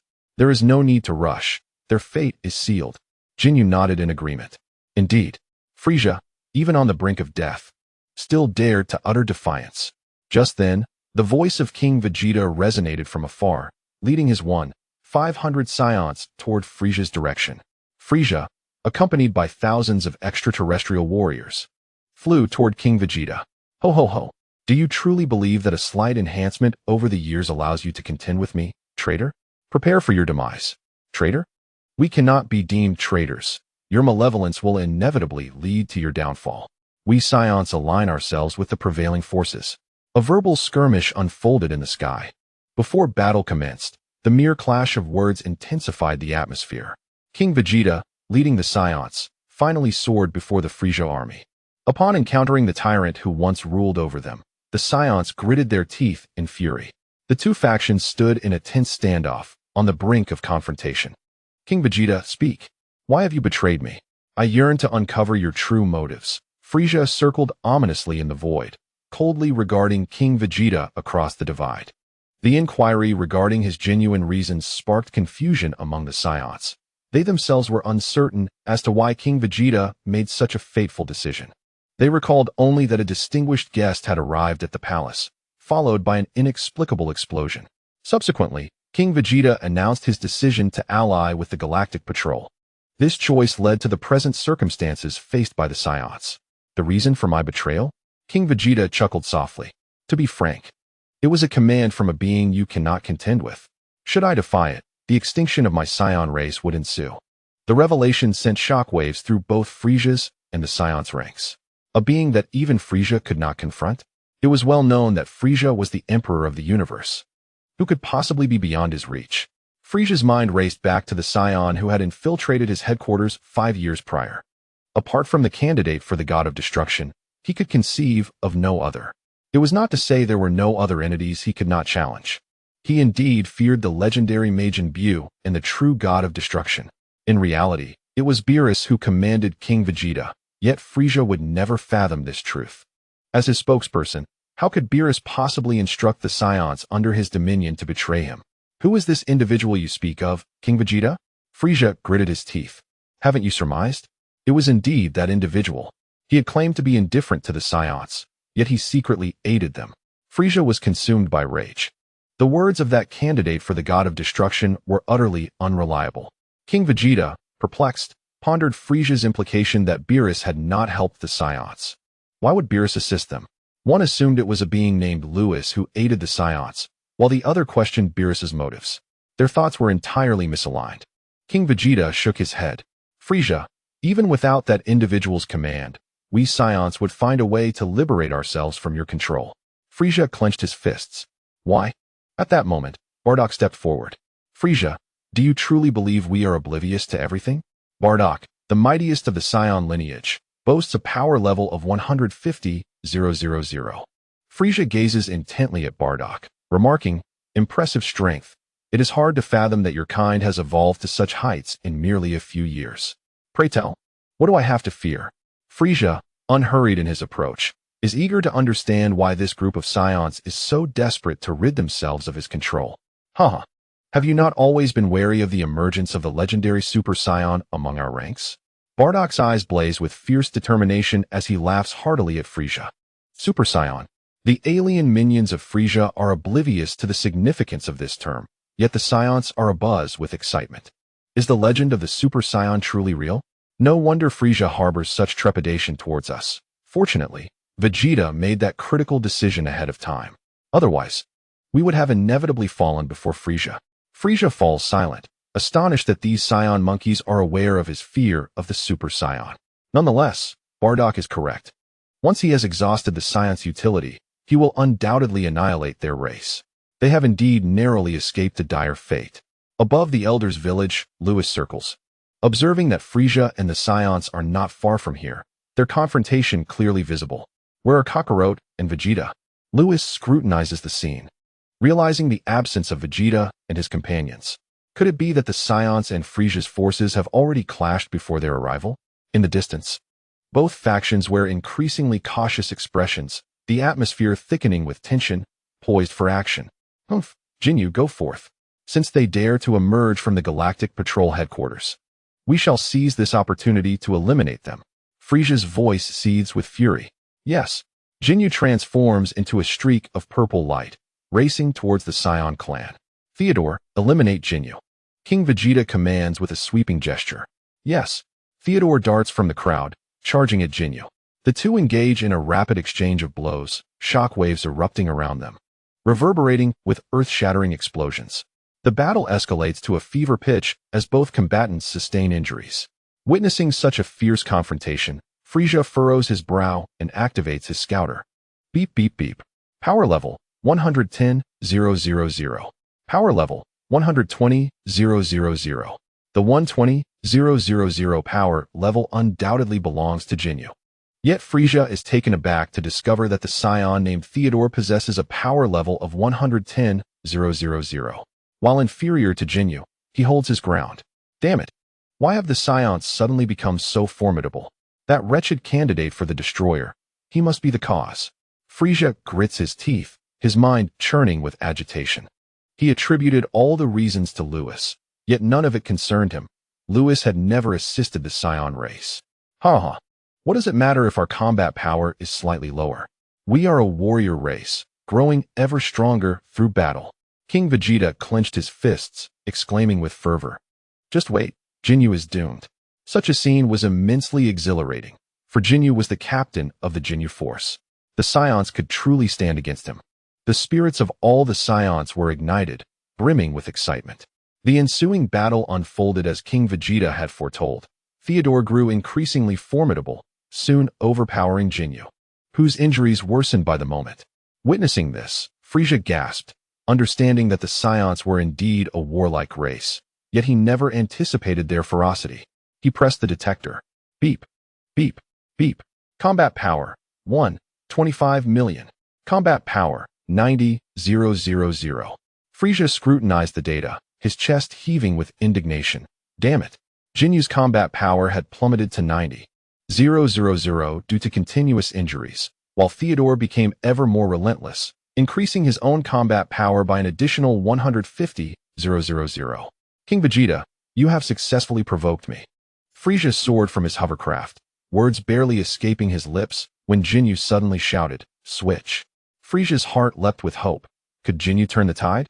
In the sky, a white aura emanated from Jinyu, swiftly enveloping Theodore, who was caught unawares.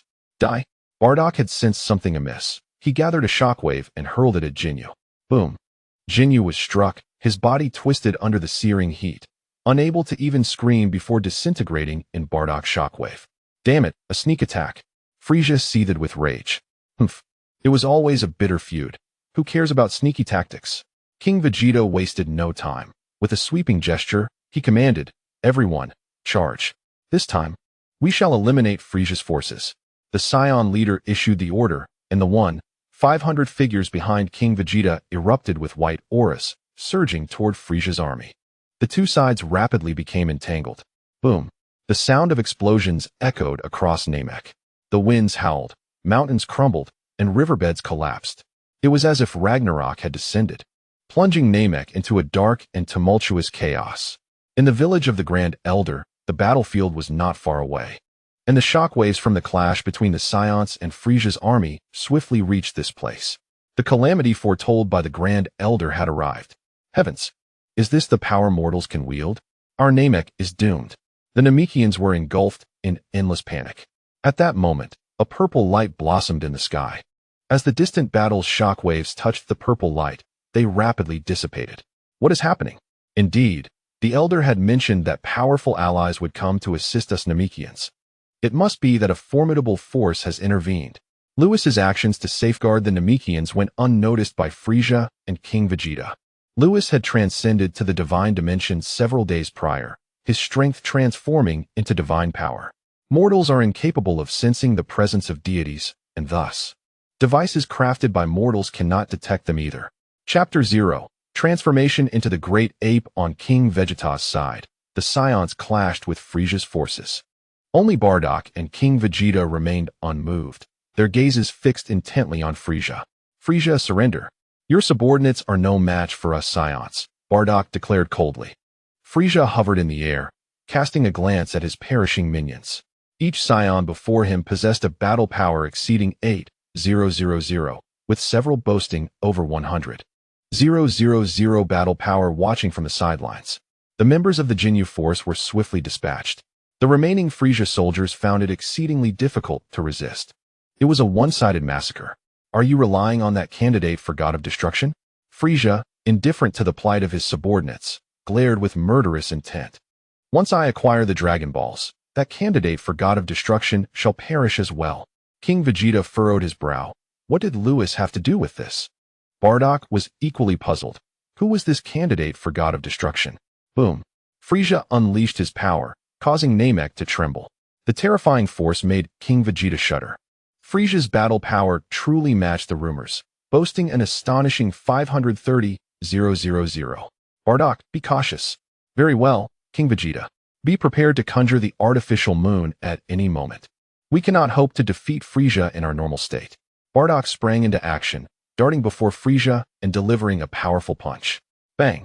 The air exploded instantaneously, the tremendous force shattering the ground below, causing the lake to surge. Both factions engaged in battle abruptly turned their heads. The ultimate clash was about to commence. Frieza was struck in the chest and remarked coolly, "Is this all from a mere 150,000 battle power?" Humph. Bardock ignored Frieza's taunt, having chosen to confront Frieza head-on.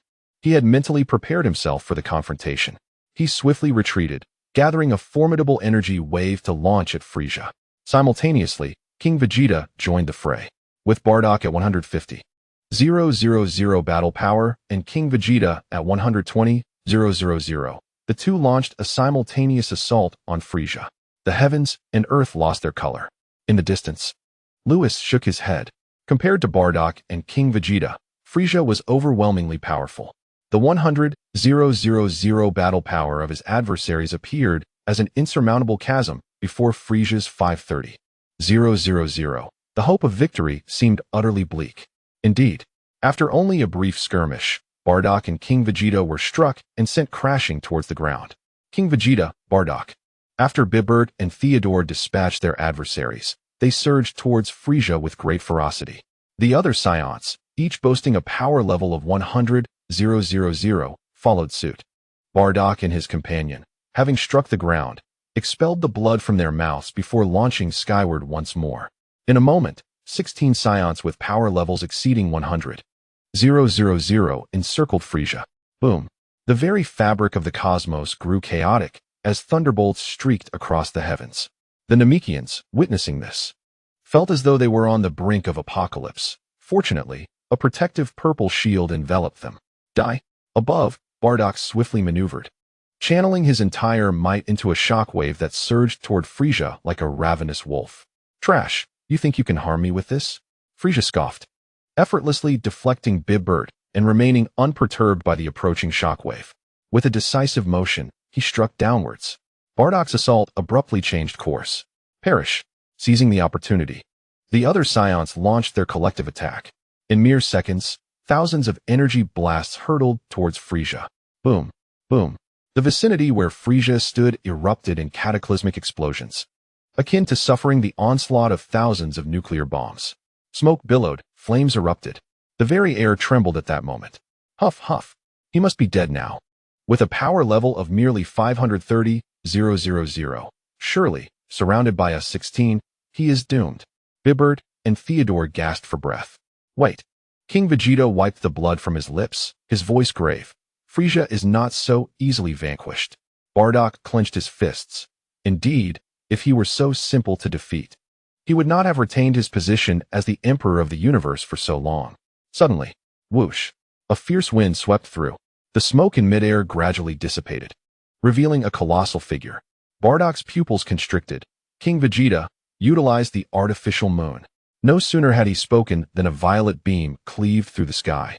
Bibbert and the other Scions, hovering in the air, were caught off guard and struck directly. Thud! The 16 Scions clutched their abdomens, blood spilling forth. How is this possible? Theodore's eyes brimmed with disbelief. Ha ha ha. King Vegeta, do you comprehend my true strength? Frisia had unlocked his first transformation, his power skyrocketing to 1,000,000. Frisia snarled. I now possess 1,000,000 in battle power. Let us see how you fare against me. 1,000,000 battle power? Bardock's heart skipped a beat. He had suspected Frisia's true strength surpassed 530,000, yet he had not anticipated it to be as formidable as 1,000,000. This is dire. Bardock's anxiety was not without reason. They possessed the ability to transform into Oozaru to confront Frisia. However, not every Scion could retain their sanity in this monstrous form. Bardock himself was a prime example of this shortcoming. An Oozaru devoid of reason stood no chance against Frisia, a fact beyond dispute. Among the Scions present, only King Vegeta, Bibidi, and Theodore were classified as elite warriors with combat power exceeding 10. Frisia bellowed, raising his hands high to gather an energy sphere 2 meters in diameter. He aimed to obliterate the entire Scion race in one fell swoop. Others, do not gaze at the sky. Bibidi, Theodore, lift your heads. A man-made moon ascended into the heavens, as King Vegeta had been prepared to conjure it at any moment before the battle commenced. Lewis observed the clash between Vegeta and Frisia with clarity. Over the past decade, the Scions had indeed grown considerably. The Frisia force was no match for them. As he witnessed King Vegeta hurl a radiant sphere into the sky, he wondered if they would transform into Oozaru.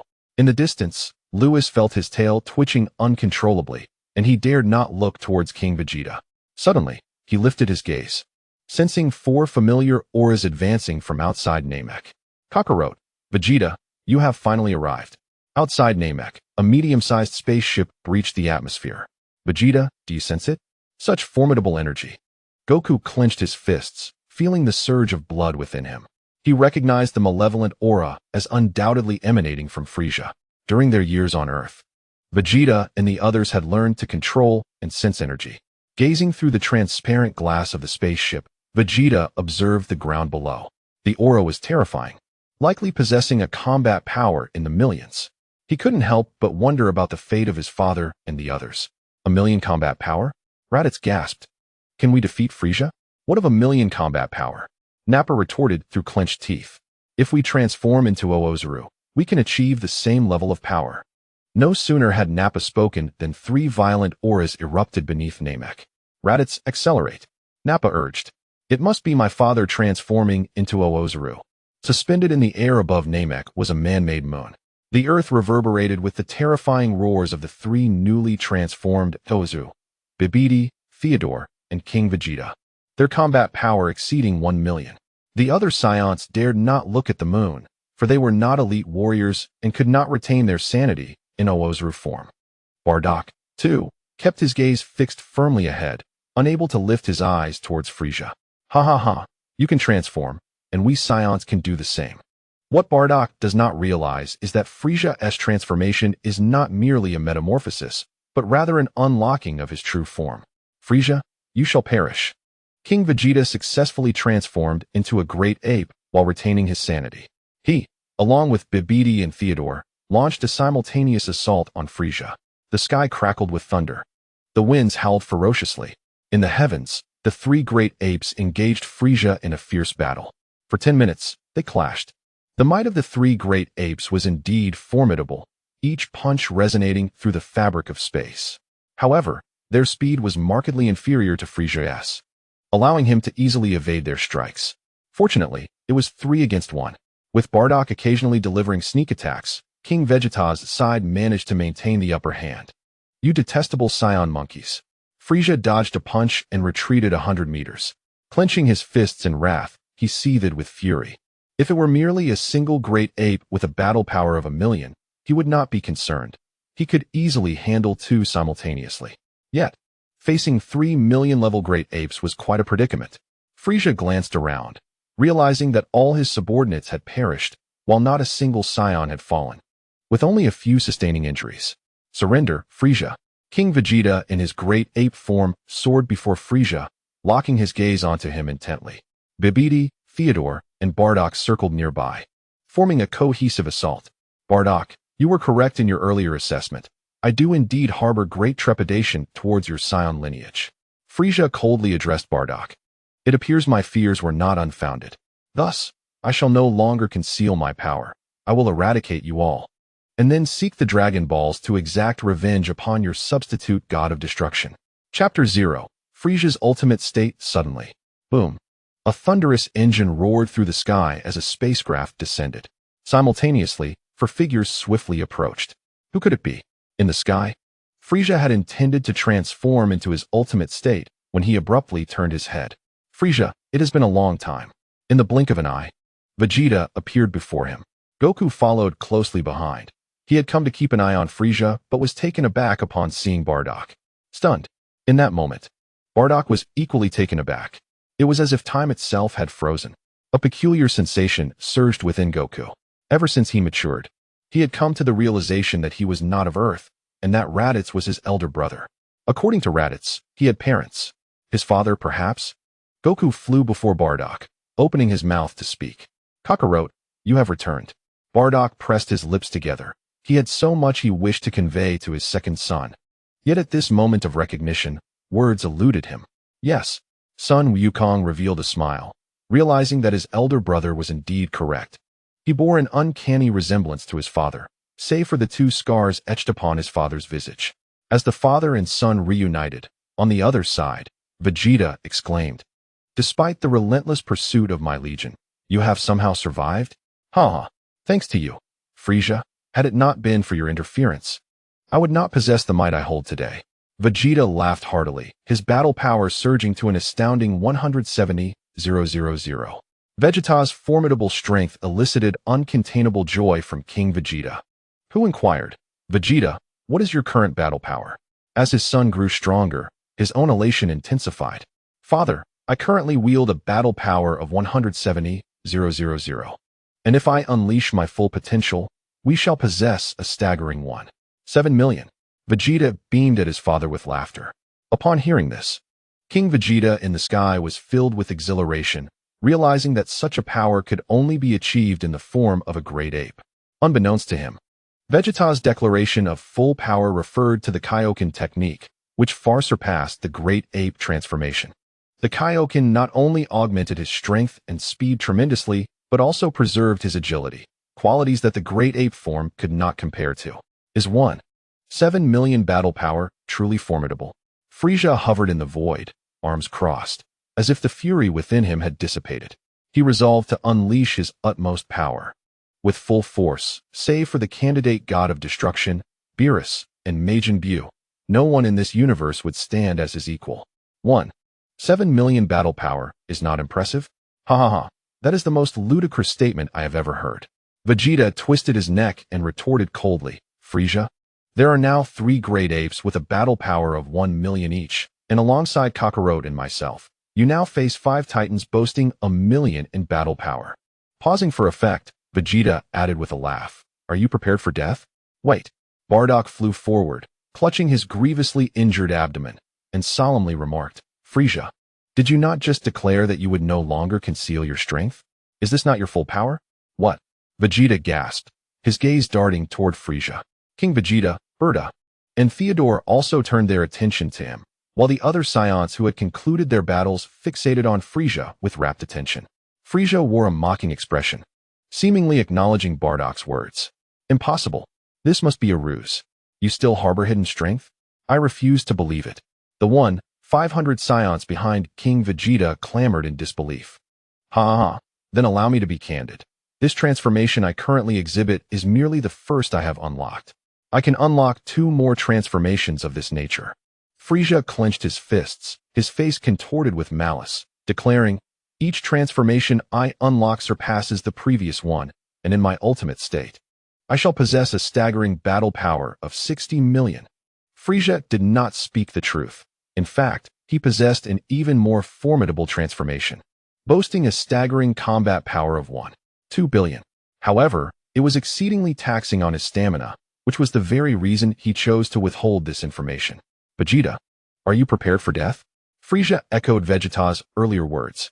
Immediately thereafter, Frieza summoned the power within him, beginning to unleash it. Stop him, regardless of whether he lies. We must intervene now. Vegeta shouted in a state of panic. Kakarot, hurry up. Tenfold Kaioken. A brilliant crimson light erupted from Vegeta, releasing a combat power of 1.7 million. Father, you're gravely injured. Here, take this Senzu bean, it will restore you. Goku handed a Senzu bean to Bardock, who too erupted in a crimson glow. The pressure of his 2 million combat power caused the sky to resonate ominously. Seeing the Senzu bean in his hand, Bardock wasted no time, biting down and consuming it. With a whoosh, a whirlwind of energy erupted from him.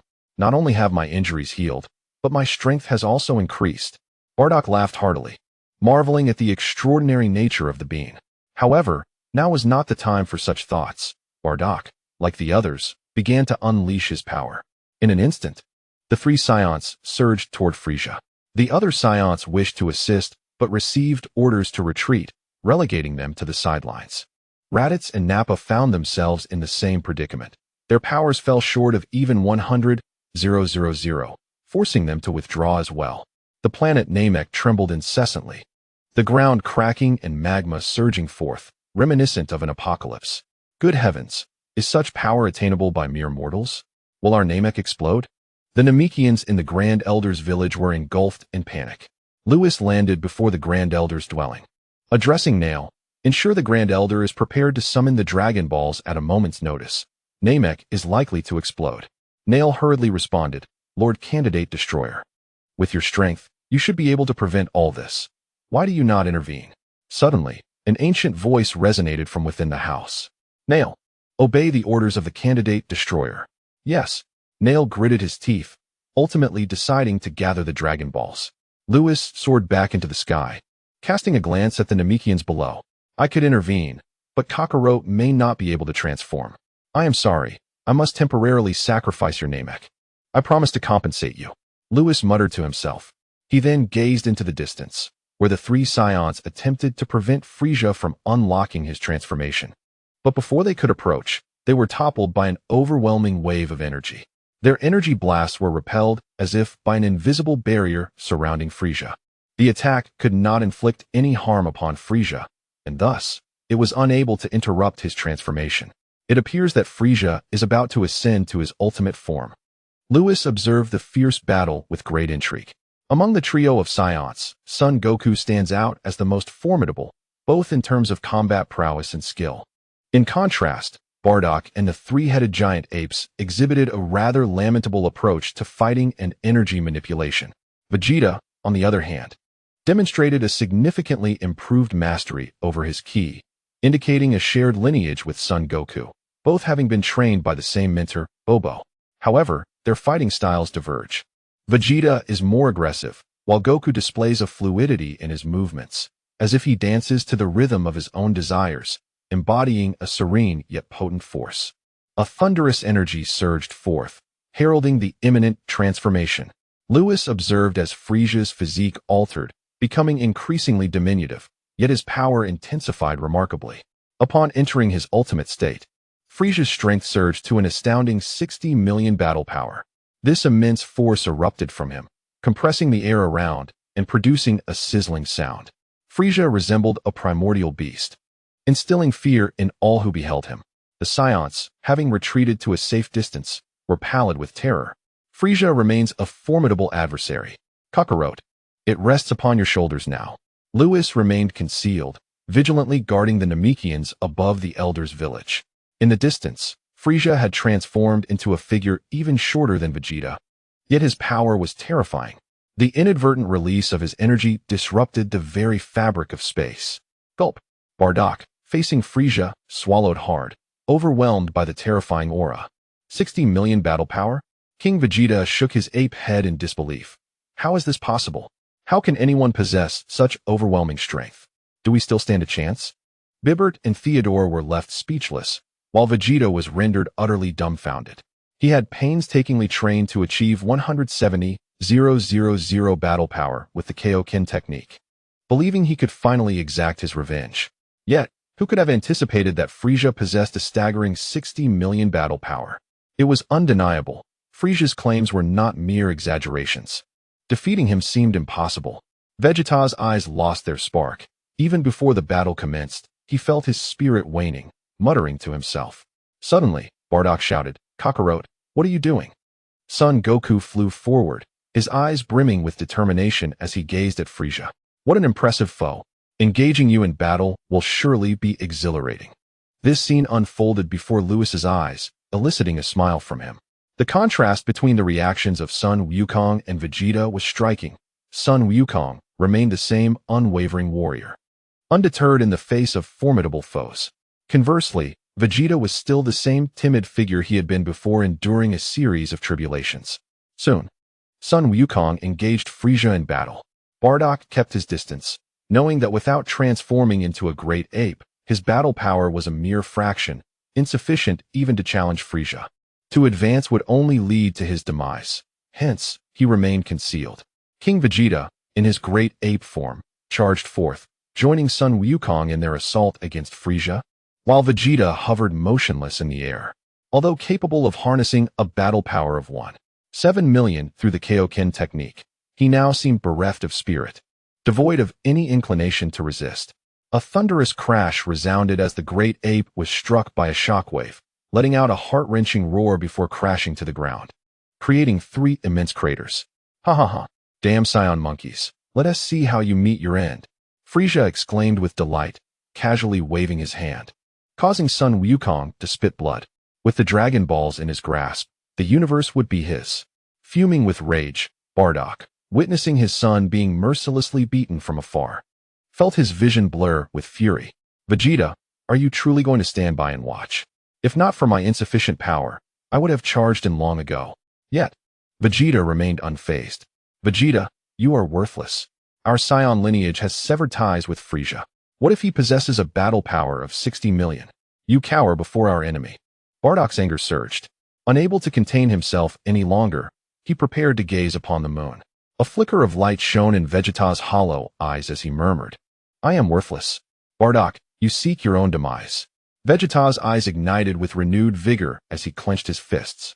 I will settle the score later. Without acknowledging Bardock, he shouted, tenfold Kaioshin. His entire being erupted in a crimson aura as he surged forward. Bardock had intended to transform into a great ape, but upon witnessing Vegeta's audacity, he hesitated once more. Yet, the worry in his eyes deepened. Frisia was simply too formidable. There was no hope for the Saiyans. Chapter 0. Sun Wukong transforms into a Super Saiyan above the Elder's village. Lewis found amusement in Vegeta's newfound resolve. However, he mused, even if you charge in, Vegeta, it will be futile. In the distance, the 3 colossal apes soared into the sky once more, joining forces with Sun Wukong and Vegeta to assail Frisia. As Lewis had remarked, The Saiyans held no glimmer of hope in this battle. Frieza had unlocked his ultimate form, boasting an absurd combat power of 60 million. With a mere flick of his hand, Sun Wukong and his comrades were left spitting blood. It appeared that Frieza was toying with them, not exerting his full strength. This was indeed a hopeless fight, unless Kakarot were to transform into a Super Saiyan. Lewis shook his head. Ha ha ha, I've played enough. It's time for you to perish. Frieza cackled madly as he ascended into the sky, suddenly transforming into a violet beam that cleaved through the heavens. Below, the three apes and the two warriors trembled violently. Boom. Bibert and Theodore were instantly obliterated. A massive hole appeared in the center of King Vegeta's great ape form. Splutter. King Vegeta spewed blood as he plummeted from the void. Father. Vegeta's abdomen was drenched in blood, his innards shattered. So powerful, I am utterly outmatched. Sun Wukong fared little better. His entire body was fractured. Subsequently, both Sun Wukong and Vegeta fell from the sky. Kakarot. In the distance, Bardock flew over, catching King Vegeta. Then Sun Wukong and Vegeta. Oh, Frieza laughed heartily. I had almost forgotten a few stragglers. You shall also meet your demise. Frieza's gaze fixated on Bardock and the distant throng of 1,500 Saiyans. He raised his hand, coalescing a 2-meter-wide energy sphere. With a mighty throw, the entire sky was enveloped in a purple luminescence. The group of Saiyans led by King Vegeta found themselves immobilized under the immense pressure. This was a complete annihilation of their race. Bardock, the last remaining warrior, could no longer afford to hesitate. After releasing Sun Wukong and Vegeta, he turned his gaze toward the artificial moon above.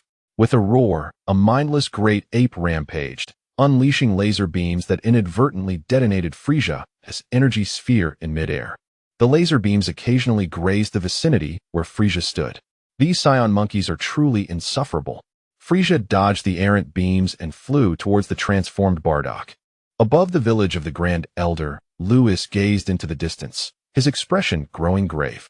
According to the anime's narrative, Sun Wukong was supposed to achieve Super Saiyan status during this journey to Namek.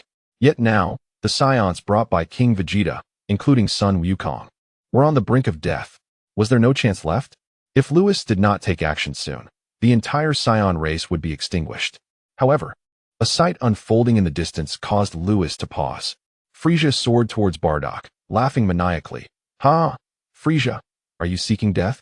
Lewis chuckled heartily, mistakenly believing that Goku had no chance to transform, since he had not brought along the bald Krillin. Yet, Frieza's reckless actions would undoubtedly lead him to his own demise. Lewis glanced at Goku, who was seen consuming a Senzu bean in the distance, and then turned his gaze back to the brutal scene unfolding with Bardock. Should Bardock perish, would it not send Goku into a frenzy? Indeed, Frieza began his merciless assault on Bardock, first shattering his limbs in his great ape form, then forcefully shoving an energy blast into Bardock's mouth. Boom! Bardock's entire head was obliterated. A moment of sheer intensity was upon them. No! A formidable power erupted from Goku, reviving him from the brink of death, his strength surging to a staggering 5 million battle power. Witnessing his father's demise at the hands of Frieza ignited an uncontrollable fury within him. The rage coursed through his veins, igniting a burning sensation along his back. Oh! Father! Frieza! You have slain my father. I will have your life. Thunder cracked across the sky, and the debris on the ground soared uncontrollably around Goku. The aura enveloping him, and his hair flickered with a golden and black hue. The frequency of the flickering intensifying. What was happening? Frieza, stunned by this overwhelming energy, questioned, "You're not dead?" He beheld the power emanating from Goku. His mouth agape in disbelief. Hadn't he reduced Goku to the brink of death? Why was this individual alive once more? Super Saiyan. Vegeta, lying on the ground, barely clinging to life, weakly urged, "Kakarot, you must kill Frieza." With that, Vegeta succumbed. Beside him lay King Vegeta, who had returned to his humanoid form, but had also lost his life force. Vegeta. Oh! Goku clenched his fists, veins bulging. The golden aura ceased its flickering. Rumble. Goku's golden hair stabilized. Super Saiyan. Frieza, I shall end your life. Boom. A flash of golden light struck, hitting Frieza in the abdomen, causing him to spew blood and be flung back 1,000 meters. No, this is impossible. What state is this? How can a Super Saiyan be a Super Saiyan? Above the Elder's village, Lewis trembled in anticipation, finally witnessing this monumental moment. It was utterly exhilarating. As Sun Wukong successfully transformed, it was evident that Frieza was doomed. Lewis instantly vanished, having finally departed from the Grand Elder's village. Meanwhile, a considerable distance away, Raditz knelt on the ground, emitting heart-wrenching cries. "My father is dead. Frieza, I shall avenge him." Raditz rose and soared into the sky. "Wait for me. I must avenge Vegeta, who has also been slain." Nappa charged forward. "I too seek retribution for our leader. I shall go as well." The hearts of the 500 Saiyans on the ground brimmed with fury. They despised their own weakness. Lamenting why they had allowed King Vegeta and Bardock to confront Frieza alone while they hid in the shadows, the Saiyans prepared to ascend and confront Frieza. Suddenly, Lewis appeared in midair, halting their advance. "Who are you?" Gracie stepped forward, the mightiest warrior among the gathered Saiyans, boasting a combat power of 90,000. With King Vegeta, Bardock, and Bibbert absent, Gracie assumed command. "Lewis, what brings you to Namek?" In the crowd, Raditz and Nappa emerged, overwhelmed with joy. "Lewis, Frieza has killed Vegeta. You must avenge him." Nappa cried out desperately upon seeing Lewis. While others may have been unaware of Lewis's identity, Raditz and Nappa, having always been by Vegeta's side, recognized him as the candidate for the God of Destruction. The God of Destruction's disciple was the strongest being in the universe. With his arrival, Frieza was surely finished. Upon hearing Lewis's name, Gracie suddenly recalled. Lewis was a superior warrior of the Saiyan clan, yet he perished on a mission over a decade ago. Lewis, taken aback, responded, "Am I dead? I assure you, I am very much alive. Now, heed my words and evacuate from Namek at once." Gracie coldly replied, "Who are you to command us?" Before he could finish, Lewis conjured a sphere of destructive energy, holding it before Gracie's eyes. Bardock's son, Kakarot, has transformed into the legendary Super Saiyan. He is currently battling Frieza, and Namek will soon explode. "I will take you away from this planet." Raditz hastily inquired, "Lewis, has Kakarot truly become a Super Saiyan?" Lewis nodded. "Indeed, Frieza is doomed. As for Bardock and the others, they can be revived using the Dragon Balls, so do not fret." He then turned to Gracie. "Do you have any objections now?" "None at all." Gracie swallowed hard, sensing that if struck by that purple energy, he would be utterly annihilated. The other Saiyans erupted in jubilant cheers upon hearing that Kakarot had transformed into the legendary Super Saiyan and was now engaged in battle with Frieza. Their mission on Namek was to prevent Frieza from acquiring the Dragon Balls. Defeating Frieza would grant them access to the Dragon Balls, which meant that King Vegeta and the others could indeed be resurrected. The Saiyans were offered a glimmer of hope. "Hold hands. The planet Namek is on the brink of destruction. Quickly, I shall take you away from here." In an instant, Lewis utilized instant transmission to transport the Saiyans back to the Galactic Patrol headquarters. He then returned to Namek. Chapter 0. Eliminate Frieza at this moment. The scene on Namek was utterly horrifying. Thunder roared, fierce winds howled, mountains crumbled, and magma erupted. Catastrophes of planetary proportions unfolded on Namek, resembling a hellish landscape that instilled great fear. Bang! Bang! Two figures streaked through the sky, their collision creating a powerful cyclone that compressed the void into a vacuum. Countless air currents surged towards them, giving rise to a hurricane with a diameter of a kilometer. Frieza, perish! Goku seemingly transcended the speed of light, appearing before Frieza in the next instant, delivering a devastating kick. The void seemed on the verge of exploding. Frieza was struck in the abdomen, his body bending as blood erupted from his mouth. The immense force propelled Frieza skyward. "Frieza, return my father's life." Goku radiated with golden light, resembling a streak of gold cutting through the void, soaring into the air. With both hands clenched into a massive hammer, he brought it crashing down upon the ascending Frieza. Boom! A titanic force surged through Goku's hands, penetrating Frieza's back, causing him to spew blood once more, letting out a heart-wrenching scream. Frieza plummeted towards the ground, creating a crater with a diameter of 100 meters. After transforming into a Super Saiyan, Goku's power soared to 2.5 billion. In contrast, Frieza's power stood at a mere 60 million. The outcome was a foregone conclusion. Frieza was no match for Goku and was mercilessly battered. The assault on Frieza continued. while Lewis returned to the Elder's village. The entire village was enveloped in a purple glow, and any residual shockwaves from the battle outside would disintegrate it. However, as Goku's battle with Frieza raged on, the situation on Namek deteriorated further. The ground of the Elder's village had already begun to crack. Lord Candidate God of Destruction. Naru hurriedly approached Lewis, anxiously inquiring, Namek is on the verge of explosion. What should we do now? I apologize for my earlier promise to help you through this difficult time.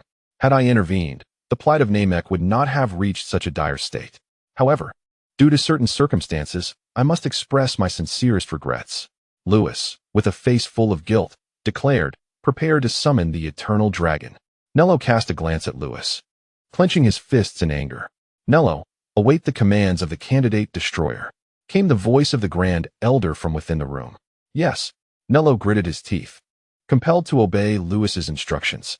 The Dragon Balls were placed upon the ground as Nello prepared to summon the dragon. Suddenly, a terrifying force surged toward them, Frieza's power. Lewis sensed it distinctly. It seemed Frieza had unleashed his full strength, amounting to a staggering 1.2 billion in battle power. However, this power quickly waned, clearly insufficient when faced with a formidable 2.5 billion. Indeed, had Frieza utilized his full might from the outset, he might have stood a chance. For Goku had just transformed into a Super Saiyan and was still mastering the power within him. Alas, Frieza's arrogance led him to underestimate the Super Saiyan's prowess. And once Goku became accustomed to his newfound strength, Frieza would have no opportunity left. Boom. Namek trembled violently, as if on the verge of explosion. Lewis felt a pang of regret. Had he known to bring Whis along, he would not have had to resort to using another's Dragon Balls, alleviating his guilt. Summon the dragon. Lewis urged Nello. Nello nodded and addressed the Dragon Balls on the ground. A golden light shot skyward, swirling in the air. I greet you, Lord Candidate Destroyer. The dragon, Porunga, respectfully acknowledged. Lewis nodded and hastily instructed Nello to make a wish. Restore Namek to its state from 1 day prior. Time was of the essence. Namek quaked more violently with each passing moment. In Lewis's perception, Frieza, that treacherous villain, was indeed employing the planet-destroying attack. Just as depicted in the anime. In 5 minutes, Namek would surely meet its end. Nello articulated the wish in the Namekian language, a simple request. In the sky, Porunga's eyes glimmered, and soon, Namek began to transform. The magma retreated into the Earth's core, the shattered landscape reformed, the raging winds ceased, and the thunder calmed. Namek returned to its appearance from a day ago. Nello, I will first deal with Frieza, and upon my return, there are 2 more wishes to be made. In an instant, Lewis vanished, leaving only Nello and the astonished Porunga in the sky. Huff, huff. In midair, Goku clenched his fists, watching the transformation of Namek in astonishment. Wasn't Namek struck by Frieza's planet-destroying attack and destined to explode in 5 minutes? How could this be? Sun Wukong, why has it come to this? The ground lay littered with the remnants of Frieza's tail, battered and bruised, barely clinging to life. Sun Wukong understood Frieza's intent. Yet he remained perplexed as to how planet Namek had rejuvenated. Just as he prepared to deliver the final blow to Frieza, a swift motion caught his eye. Lewis had instantaneously appeared before Frieza. In the sky, Sun Wukong recognized Lewis. Lewis, what brings you here? He descended from above, standing face to face with Lewis. Lewis turned to regard the protagonist of Dragon Ball, golden-haired and blue-eyed, in his Super Saiyan form, boasting a staggering battle power of 2.5 billion. I have been here all along, eagerly awaiting your transformation into a Super Saiyan. You've been here all this time? Sun Wukong grasped his shoulder, frustration evident in his voice. If you were here, why did you not intervene? With your power, you could have easily dispatched Frieza. Sun Wukong was well aware of Lewis's strength and status, having learned of it through Vegeta. In the vast cosmos, few could rival Lewis. I'll explain shortly. Lewis indicated the near-lifeless Frieza on the ground. Kakarot, will you truly spare this fiend? Sun Wukong glared at Frieza, teeth clenched in rage. No, I will not let him go. He killed my father and Vegeta. He must die? Lewis was taken aback. Had Sun Wukong developed a desire for vengeance against Frieza? In the anime, Sun Wukong had granted Frieza a chance at life in his final moments. It seemed the butterfly effect had altered the course of events. Allow me to finish him. Lewis waved a hand dismissively. raising it to conjure a sphere of destructive energy. The earth trembled. Frieza, who had been coughing blood, could only watch in silence as the prospective god of destruction stood before him, a palpable hatred emanating from Frieza. If looks could kill, Lewis would have met his end countless times at the hands of Frieza's glare. Lewis raised his hand, the destructive energy lingering momentarily before he shook his head and retracted it, opting instead to unleash a Kamehameha wave that reduced Frieza to ashes. Though Frieza was despicable, there might come a time when his abilities would be of use, much like in the tournament of power depicted in the anime. Thus, Lewis refrained from obliterating Frieza entirely. After Frieza's demise, Sun Wukong's spirits plummeted. Lewis, had you intervened, my father and Vegeta would still be alive. Lewis turned to Sun Wukong, smiling softly. Is death an insurmountable barrier? Have you forgotten about the Dragon Balls? Dragon Balls? Sun Wukong's eyes lit up, shaking Lewis in excitement. I nearly forgot. This is fantastic. Now my father and Vegeta can be revived. Chapter 0. The Ambush of Ketla. Come, I have summoned the Eternal Dragon. Follow me. Lewis utilized instant teleportation, whisking Sun Wukong away from their current location and swiftly returning to the Elder Village. Above them circled a peculiar green dragon from the west, its body glistening with sweat as if it were in dire distress. Do you have any further wishes? I fear I may burst. With a swift motion, Lewis and Sun Wukong materialized in the vicinity. Upon witnessing the dragon in the sky, Sun Wukong was taken aback. This is the Namekian dragon, capable of resurrecting your father. Have no fear. Lewis turned to the dragon and commanded, Purunga, bring Bardock back to life. Nezuru, upon seeing Lewis return, quickly recited the wish in the Namekian tongue. In the heavens, Purunga's form grew increasingly translucent. Apologies, Lord Candidate Destroyer, but Bardock's body has sustained irreparable damage, rendering this wish unattainable. Upon hearing this, Sun Wukong's expression paled. Lewis, this is terrible. When I battled Frieza, the ground erupted with lava, consuming my father and Vegeta's bodies. They cannot be beyond resurrection, can they? Lewis furrowed his brow and spoke. Purunga, restore the bodies of the Saiyans who perished at the hands of Frieza on Namek. Sun Wukong, startled, grasped Lewis's shoulders, shaking him with delight. Lewis, you are truly clever. Since the Namekian dragon claims it cannot revive the deceased due to a lack of bodies, we can restore Bardock and the others first, and then bring them back to life. Your wish has been granted, Lord Candidate Destroyer, Purunga declared. As his words faded, 5 corpses materialized on the ground: Bardock, Vegeta, King Vegeta, Bibidi, and Theodore. Lewis, their bodies have been restored. Sun Wukong exclaimed joyfully. Suddenly, Lewis interrupted. Hold your tongue. A sense of foreboding washed over him, and his pupils constricted sharply. He ascended into the air, pivoting to shout at Nezuru. Nezuru, wish for everyone on Namek, including these 5 bodies, to be transported to Earth, quickly. His voice was laced with urgency. Nezuru, startled by the sudden command, was unsure of the unfolding situation but complied nonetheless. Yet, before Nezuru could finish his wish, the sky erupted with a devastating energy sphere, a destructive force the size of a kilometer-wide sun plummeting from above. Boom! The fabric of reality trembled, shattered into fragments, as the void quickly began to mend itself. Should this destructive energy fall upon Namek, the surrounding million-mile expanse would likely collapse. Lewis could escape and take Sun Wukong and Nezuru with him, but the Namekians would surely perish. Lewis felt an immense sense of guilt towards the Namekians. He could not allow their demise to unfold before his very eyes. No matter the circumstance, Lewis was resolute in his determination. Madam, Ketla, wait. If Lewis is not mistaken, it must be Ketla who is behind this. A burst of golden flames erupted from him, his hair instantly transforming into gold. A Super Saiyan. He then teleported beneath the descending destructive energy sphere, bracing against it. Boom. The destructive aura emanating from the energy created a vacuum in the sky. Immunity. All negative effects aimed at Lewis were instantaneously eradicated by immunity. Lewis sustained no harm. Yet with his current strength, he was utterly incapable of resisting the falling destructive energy sphere. Pressured, his body plummeted rapidly towards the surface of Namek. Friction with the air ignited flames around him, accelerating his descent. As he neared the ground, the wave of energy vanished in an instant, and then everyone on Namek, including the 5 corpses on the ground, disappeared without a trace. Buzz.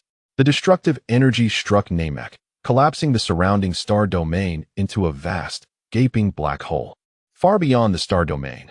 Ketla, are you not afraid that Beerus will seek retribution for this? The angel Conic circled the pitch-black cosmos, staff in hand, glancing at Ketla. Ketla, gazing at the void black hole, replied coldly, what if Beerus knows? The great king has decreed that the gods of destruction must not engage in combat. Beerus would not dare to confront me. Otherwise, the great king would surely erase him. Besides, I have already made an enemy of that lad. I cannot afford to let such a talented genius go, or else he will undoubtedly seek me out in the future. The image of Lewis sparring with the candidate god of destruction left a profound impression on him. At around 20 years of age, he had already transcended to the divine dimension and comprehended the destructive energy, achieving an angelic level of mastery. Ketla turned to Conic. Did you not inquire with Whis about that boy? Conic squinted, replying, Whis said this is Lewis's innate skill, allowing him to ignore all damage. Ignore all damage? Ketla chuckled. Then do you believe that Lewis could evade my recent destructive energy? Conic fell silent, sensing that Lewis might genuinely escape. Yet he feared expressing this thought lest it displeased Ketla. He still recalled his elder sister's words when she departed from the 7th universe. That boy, Lewis, is quite exceptional. He is beyond my understanding, along with that divine aura that swept across the King's universe and that mysterious earth. After his sister finished speaking, she went to the King's palace to seek out their father for clarification, followed by the other angels. Only he remained behind, as Ketla required him to infiltrate the 7th universe to extinguish its hope. Let us depart quickly, or else Beerus will be upon us, Ketla remarked indifferently. Indeed. Conic waved his staff, leading Ketla away from this place. In the next moment, 2 figures indeed emerged here. Ketla, splendid job, exclaimed Beerus, his fury erupting, causing the entire North Galaxy to tremble under his overwhelming pressure. Whis, restore this place. Yes, replied Whis, waving his hand, causing the surrounding voids to suddenly mend. And the devastated Namek also returned to its former state. Whis, take me to Universe 4. The 2 vanished.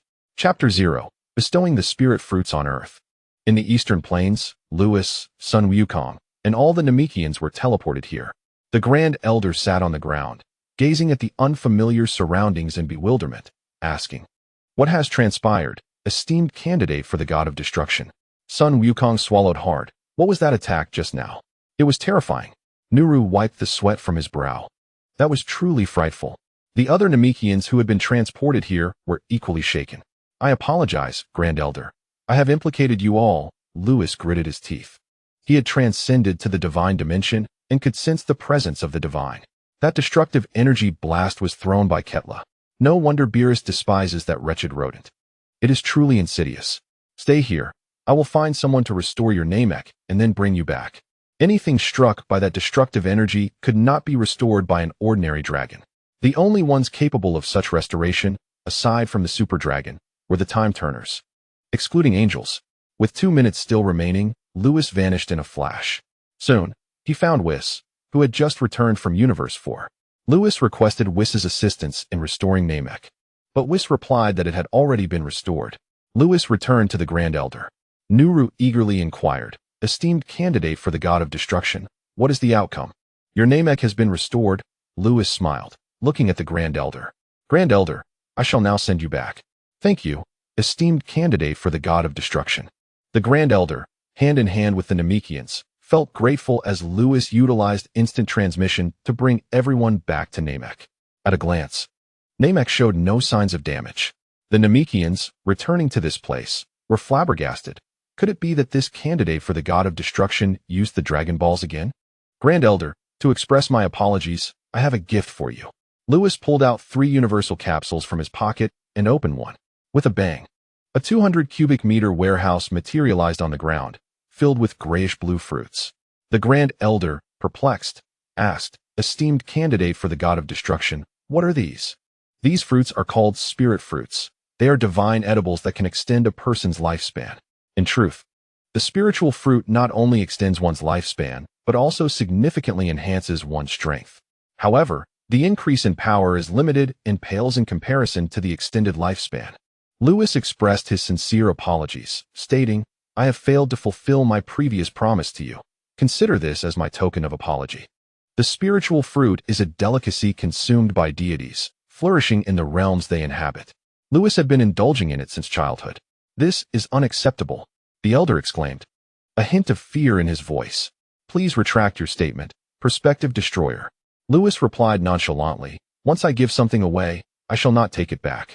In the anime, the elder departed from this world after the catastrophic explosion on Namek, having exhausted his lifespan.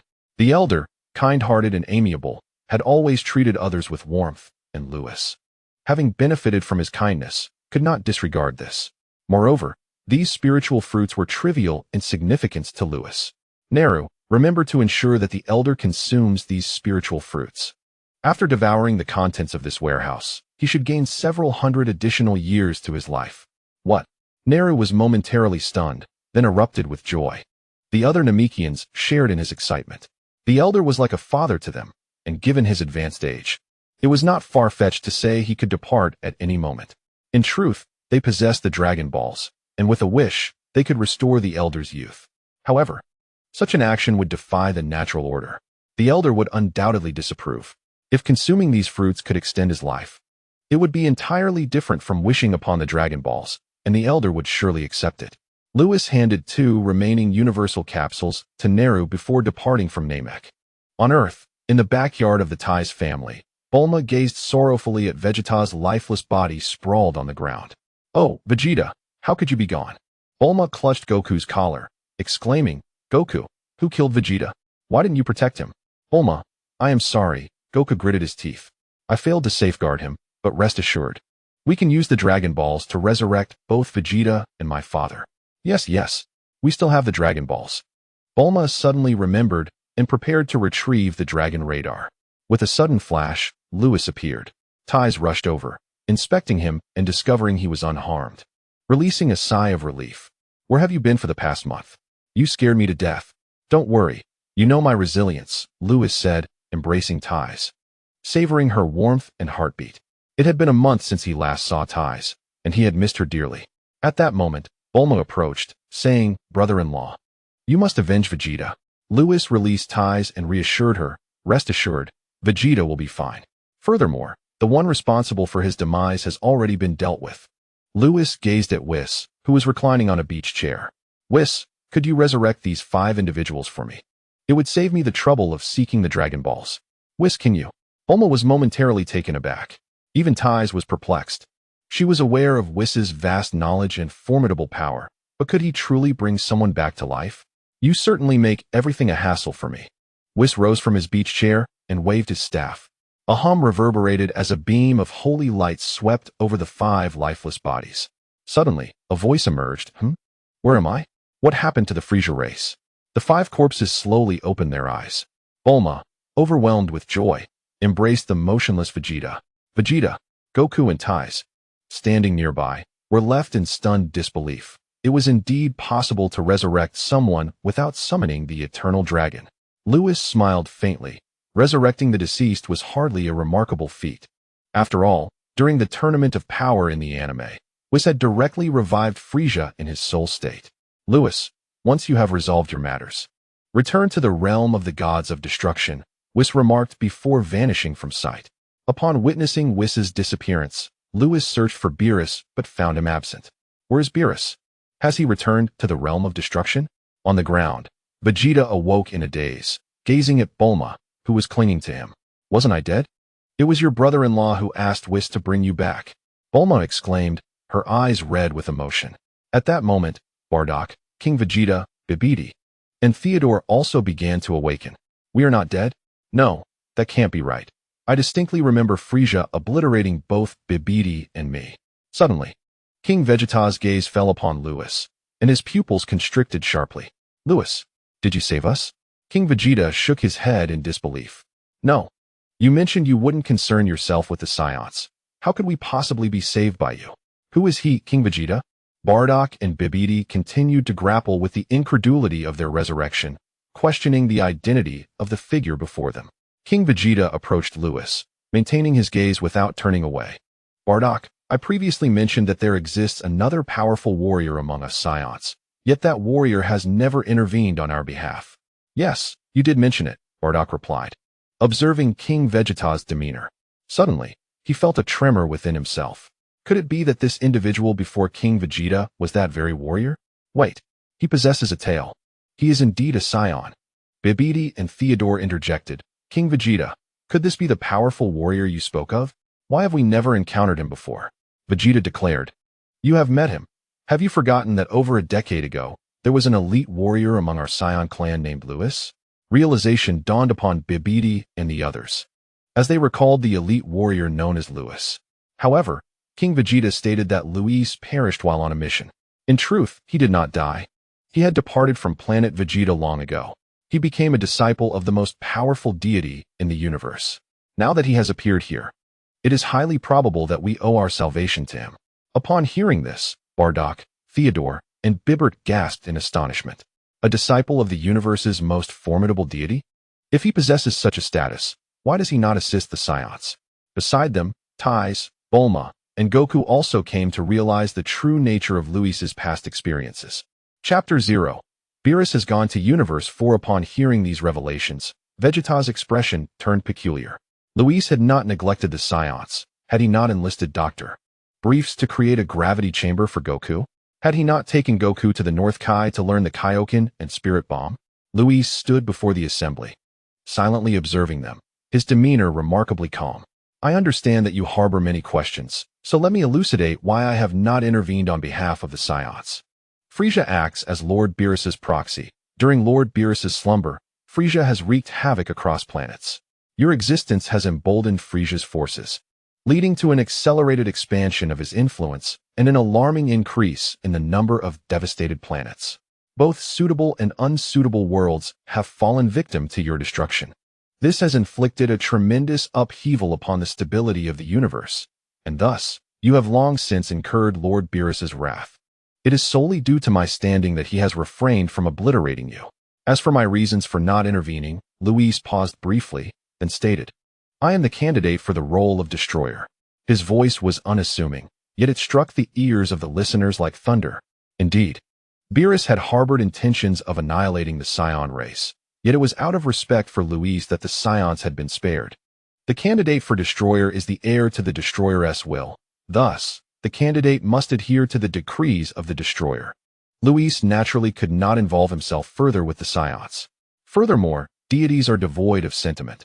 Luis certainly cannot excessively interfere with the course of mortal affairs. Their current revival must have been facilitated by Luis's intervention, which would undoubtedly draw ire from Beerus in due time. King Vegeta was filled with shame. He had misjudged Luis. Initially, Bardock and the others were incensed upon learning that Luis, a powerful Saiyan and one of their kin, chose not to aid them. Yet, after hearing the explanation, their ears burned with embarrassment, leaving them utterly humiliated. It was not that others neglected the Saiyans, but rather that they were bound to uphold the divine responsibilities. What thoughts consumed the minds of the assembly, Luis was entirely unaware. Had he known, he would surely have laughed aloud. While what he had just articulated was indeed the truth, it was more a reflection of his sheer disinterest in their plight. However, regardless of their past, the Saiyans of today are different. Lewis remarked, All right, now that you have all been revived, I must return to the God of Destruction's realm. Upon leaving, Whis did not encounter Beerus, leading Lewis to speculate that Beerus might have ventured to Universe 4. He felt compelled to return and ascertain the situation. King Vegeta inquired urgently, Lewis, what is the status of the other Saiyans? You can simply ask Kakarot about that, Lewis replied before vanishing with Tais. The group turned their attention to Goku, who recounted the events on Namek, his transformation into a Super Saiyan, Lewis's return of the Saiyans to the Galactic Patrol headquarters, and Frieza's demise at Lewis's hands, followed by their resurrection by Whis. After absorbing this information, several Saiyans swallowed hard. A Super Saiyan? Kakarot, are you truly speaking the truth? You have actually transformed into a Super Saiyan? Their excitement was palpable, as the legend of the Super Saiyan was deeply ingrained in Saiyan lore. It was Frieza's fear of this very legend that prompted his actions against the Saiyans. With this news, it was impossible for any Saiyan not to feel exhilarated. Moreover, if this were indeed true, Did it imply that they too could achieve the transformation into Super Saiyans? The faces of the crowd were nearly pressed against their own. While Goku appeared somewhat uncomfortable and stepped back, rubbing his head, Goku chuckled sheepishly. Lewis mentioned that state is called a Super Saiyan. I'm not sure if it's true. His foolish demeanor left the others speechless. Vegeta shouted, Kakarot, show us your transformation, quickly. He recalled the fleeting image of a golden-haired, blue-eyed figure he had glimpsed before his demise.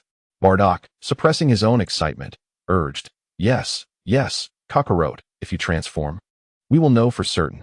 Unlike the others, Bardock had a strong belief in Goku's words, as he had long held a premonition that his second son would indeed become a Super Saiyan. All right, step back a bit.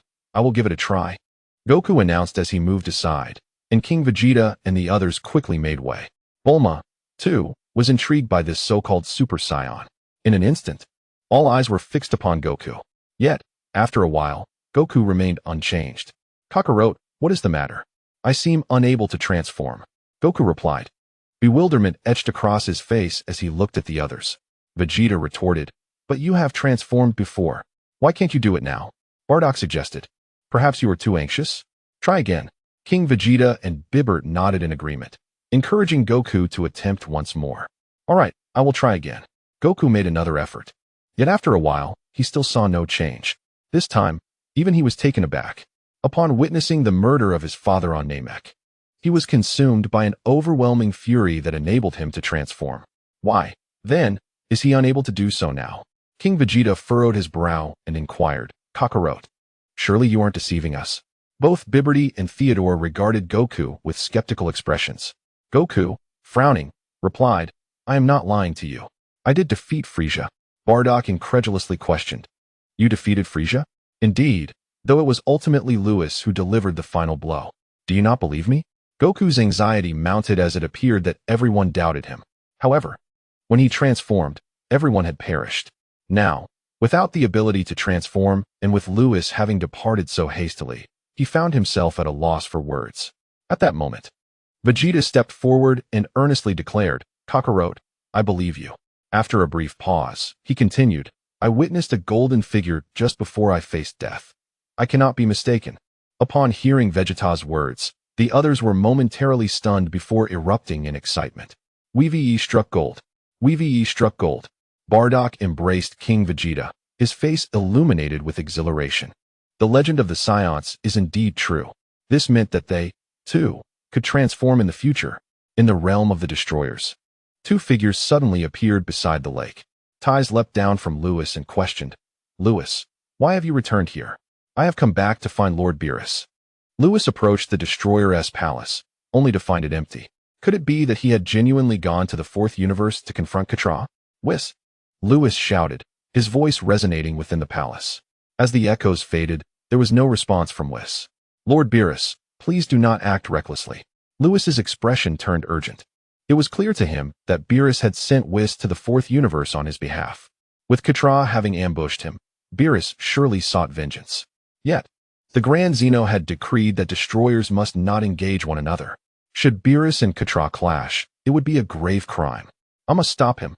Lewis thought anxiously as he paced within the palace. Though Beerus often displayed impatience towards him, Lewis understood that Beerus truly cared. He felt deeply touched by Beerus's willingness to stand up for him. Lewis, what troubles you? I am contemplating how to reach the fourth universe. It is not a simple matter to depart from the seventh universe to venture into the fourth universe. There exist barriers between the universes, which mortals can scarcely hope to breach. Although Lewis had transcended to the divine level, his power had yet to attain the realm of the gods. Breaking through the cosmic barriers is indeed a formidable challenge. What of the other universes? Tai had spent considerable time in the realm of destruction, becoming well-versed in the cosmic structure. It turned out that the universe was not singular. In fact, there existed as many as 11. Lewis, why not consult the old Kai? Tai recalled Lewis mentioning an ancient Kai in the seventh universe, who surely possessed a wealth of knowledge. Perhaps the old Kai would know the way to escape the seventh universe. Indeed, Lewis was elated, lifting Tai and planting a fervent kiss on her rosy lips. Tai, wait for me here. I shall make a swift visit to the Kai realm. With that, Lewis set Tai down and vanished from sight. Do return quickly. Tai shouted into the void, before reluctantly exiting the palace. She was uncertain of the circumstances, but Lewis's anxious expression indicated a pressing matter at hand. She hoped he would resolve it smoothly. Chapter 0. Cosmic Transit Cube in the Kai Realm. The lush green lawn was adorned with towering trees, swaying gently in the breeze, their leaves rustling softly. Underneath one of the great trees sat 3 individuals. Kaishin, do you comprehend the responsibilities of a Kai? Ancestor, I understand. Then are you still afraid of Majin Buu? Not anymore. Kaishin chuckled at the old Kai, realizing that the existence of the god of destruction meant he need no longer fear Majin Buu. Suddenly, a figure appeared with a swish beside them, causing Jebet, who sat next to Kaishin, to recoil and tremble involuntarily. Lewis had indeed noticed Jebet, but he had no time to acknowledge him now. Old Kai, I urgently seek your counsel. Lewis? What brings you here? The old Kai was taken aback. Lewis succinctly recounted the events of their previous sparring session, culminating in the revelation of Beerus's journey to the 4th universe. What? Ketle ambushed you? The old Kai erupted in fury. Kaishin was startled by the old Kai's booming voice. But upon hearing of Lewis's ambush, concern washed over him. Lewis, are you hurt? I am unharmed. Lewis gazed earnestly at the old Kai, hastily inquiring, Old Kai, how can I reach the 4th universe?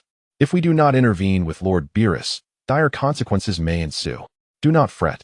That scrawny fool understands the ramifications of confronting a god of destruction. He is not so foolish.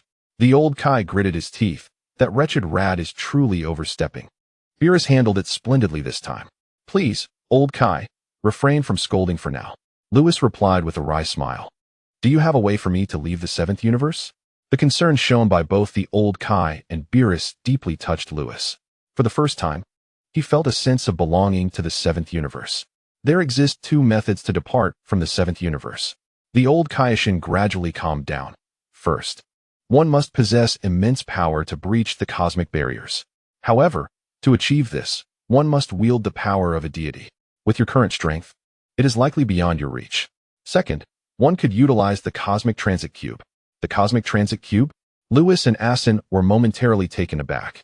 Soon, Lewis recalled something and inquired, are you referring to the transit cube held by Whis? The old Kaioshin gazed at Lewis with a peculiar expression.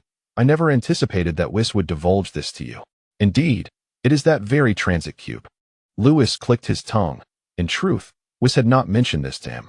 He had merely remembered from his past life as anime, where Whis employed the Cosmic Transit Cube to transport everyone to the power tournament. Old Kaioshin, Whis is not here, and we do not possess a transit cube. Lewis shook his head. The old Kaioshin arrogantly lifted his chin. Did I ever claim I did not have one? You do? Lewis exclaimed with uncontainable joy. How could you possibly possess a cosmic transit cube? Why do you care so much? I have it, and that is sufficient. Do you want it or not? The old Kaioshin's face turned slightly red. He had acquired the transit cube in the past to seek out dates in other universes, having begged Whis for it. I want it. Oh, old Kaishin, please lend it to me. I shall give it to you right away.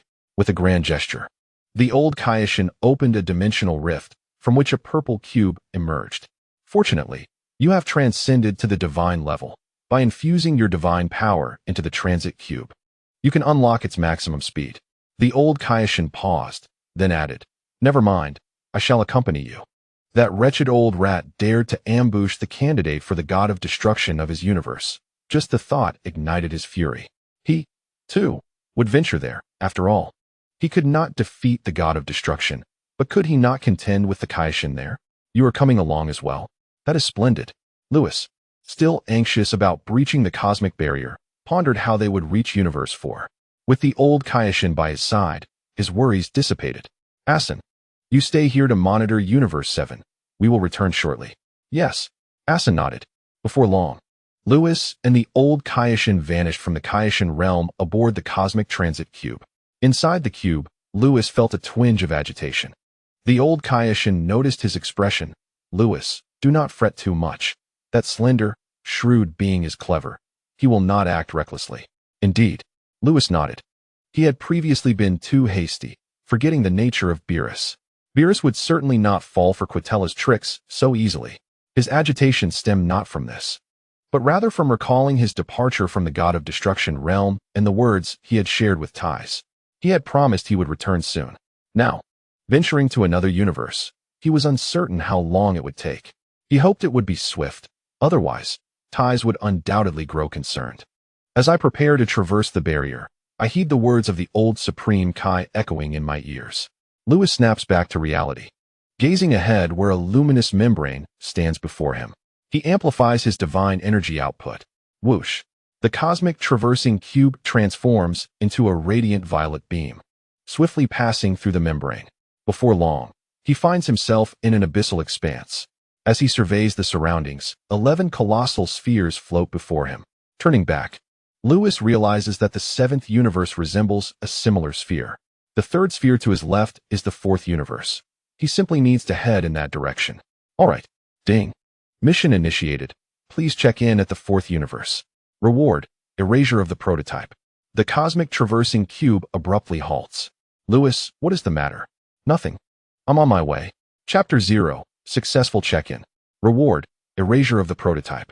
In the 4th universe, a beam of light pierces through the barrier. Ding. Check-in mission completed. Reward: erasure of the prototype. Buzz. Within the cube, Lewis's body trembles as a force of annihilation begins to burgeon within him. The old Supreme Kai, startled, collapses to the ground. Lewis, what has happened to you? Lewis inquires, bewildered. Old Supreme Kai, are you alright? The old Supreme Kai stutters. What was that aura you just emitted? If his senses had not deceived him, Lewis had just radiated a trace of annihilative power. Gulp. The old Supreme Kai swallows hard. Annihilative power is a technique wielded solely by the Grand Minister and the Omni King. Why does this young man possess such abilities?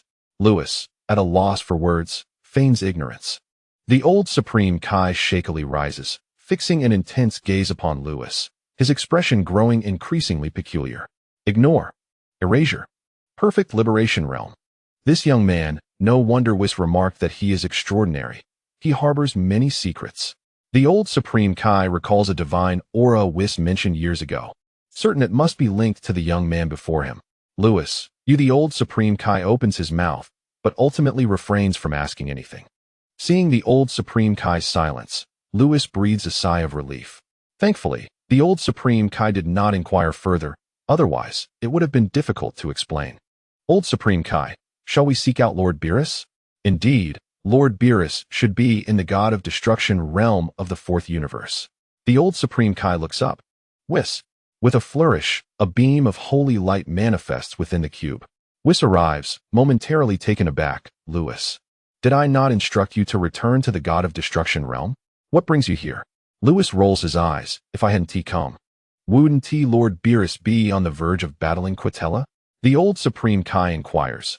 Whis. That skinny skeleton hasn't caused any trouble, has he? Lewis holds his breath, anxious to hear news of a potential clash between Beerus and Quitella. Weiss shook his head and chuckled, though Lord Beerus often exudes arrogance. You are well aware of his cowardly nature, Old Kai. Upon hearing this, Old Kai could not help but twitch his lips, recalling how Beerus had been sealed away for several million years due to his fear of death. What is Lord Beerus up to now? He inquired. Lewis, puzzled, wondered if Beerus had not come to aid him. Once you arrive at the realm of destruction in the 4th universe, you shall understand. In the palace of Zeno, all the angels were gathered, save for Chronic and Weiss. Angel Kess from the 10th universe respectfully addressed the Grand Minister. Father, are you aware of the events in the 7th universe? The Grand Minister looked at his offspring and smiled. What troubles you? Angel Bardos from the 6th universe interjected. Over a decade ago, an immensely sacred aura emerged from the 7th universe. Recently, we ventured there to investigate, and discovered that the candidate for the God of Destruction in the 7th universe is exceptionally remarkable, having comprehended the rules of destruction within just over 10 years. Angel Cudel from the 5th universe added, moreover, he has attained the perfect free state. Most importantly, he is capable of disregarding any attack. Upon uttering these words, all the angels held their breath, the atmosphere growing exceedingly tense. They were skeptical of Lewis's identity, no matter how prodigious a commoner's talent might be. Achieving such feats was inconceivable. After all, which angel present had managed to grasp the perfect free state in merely over a decade during their youth? It was an impossibility. Each angel had to endure countless tribulations to attain their accomplishments. If one were to claim exceptional talent as an explanation for attaining the perfect free state, That could be accepted, but the ability to disregard was beyond mere talent. Thus, you wish to inquire about Lewis's identity? The Grand Minister chuckled. Kes frowned. Father, does your expression imply that you know his identity? The other angels focused intently on the Grand Minister. He raised his hands, taking 2 steps forward. His voice filled with astonishment. Indeed, when that sacred aura emerged over a decade ago, I investigated the matter myself. That aura was indeed unleashed by the candidate for the god of destruction in the 7th universe. A wave of astonishment swept through the assembly of angels, leaving them in utter shock. The sacred aura from that time had enveloped the entire Xeno universe, detectable from every corner.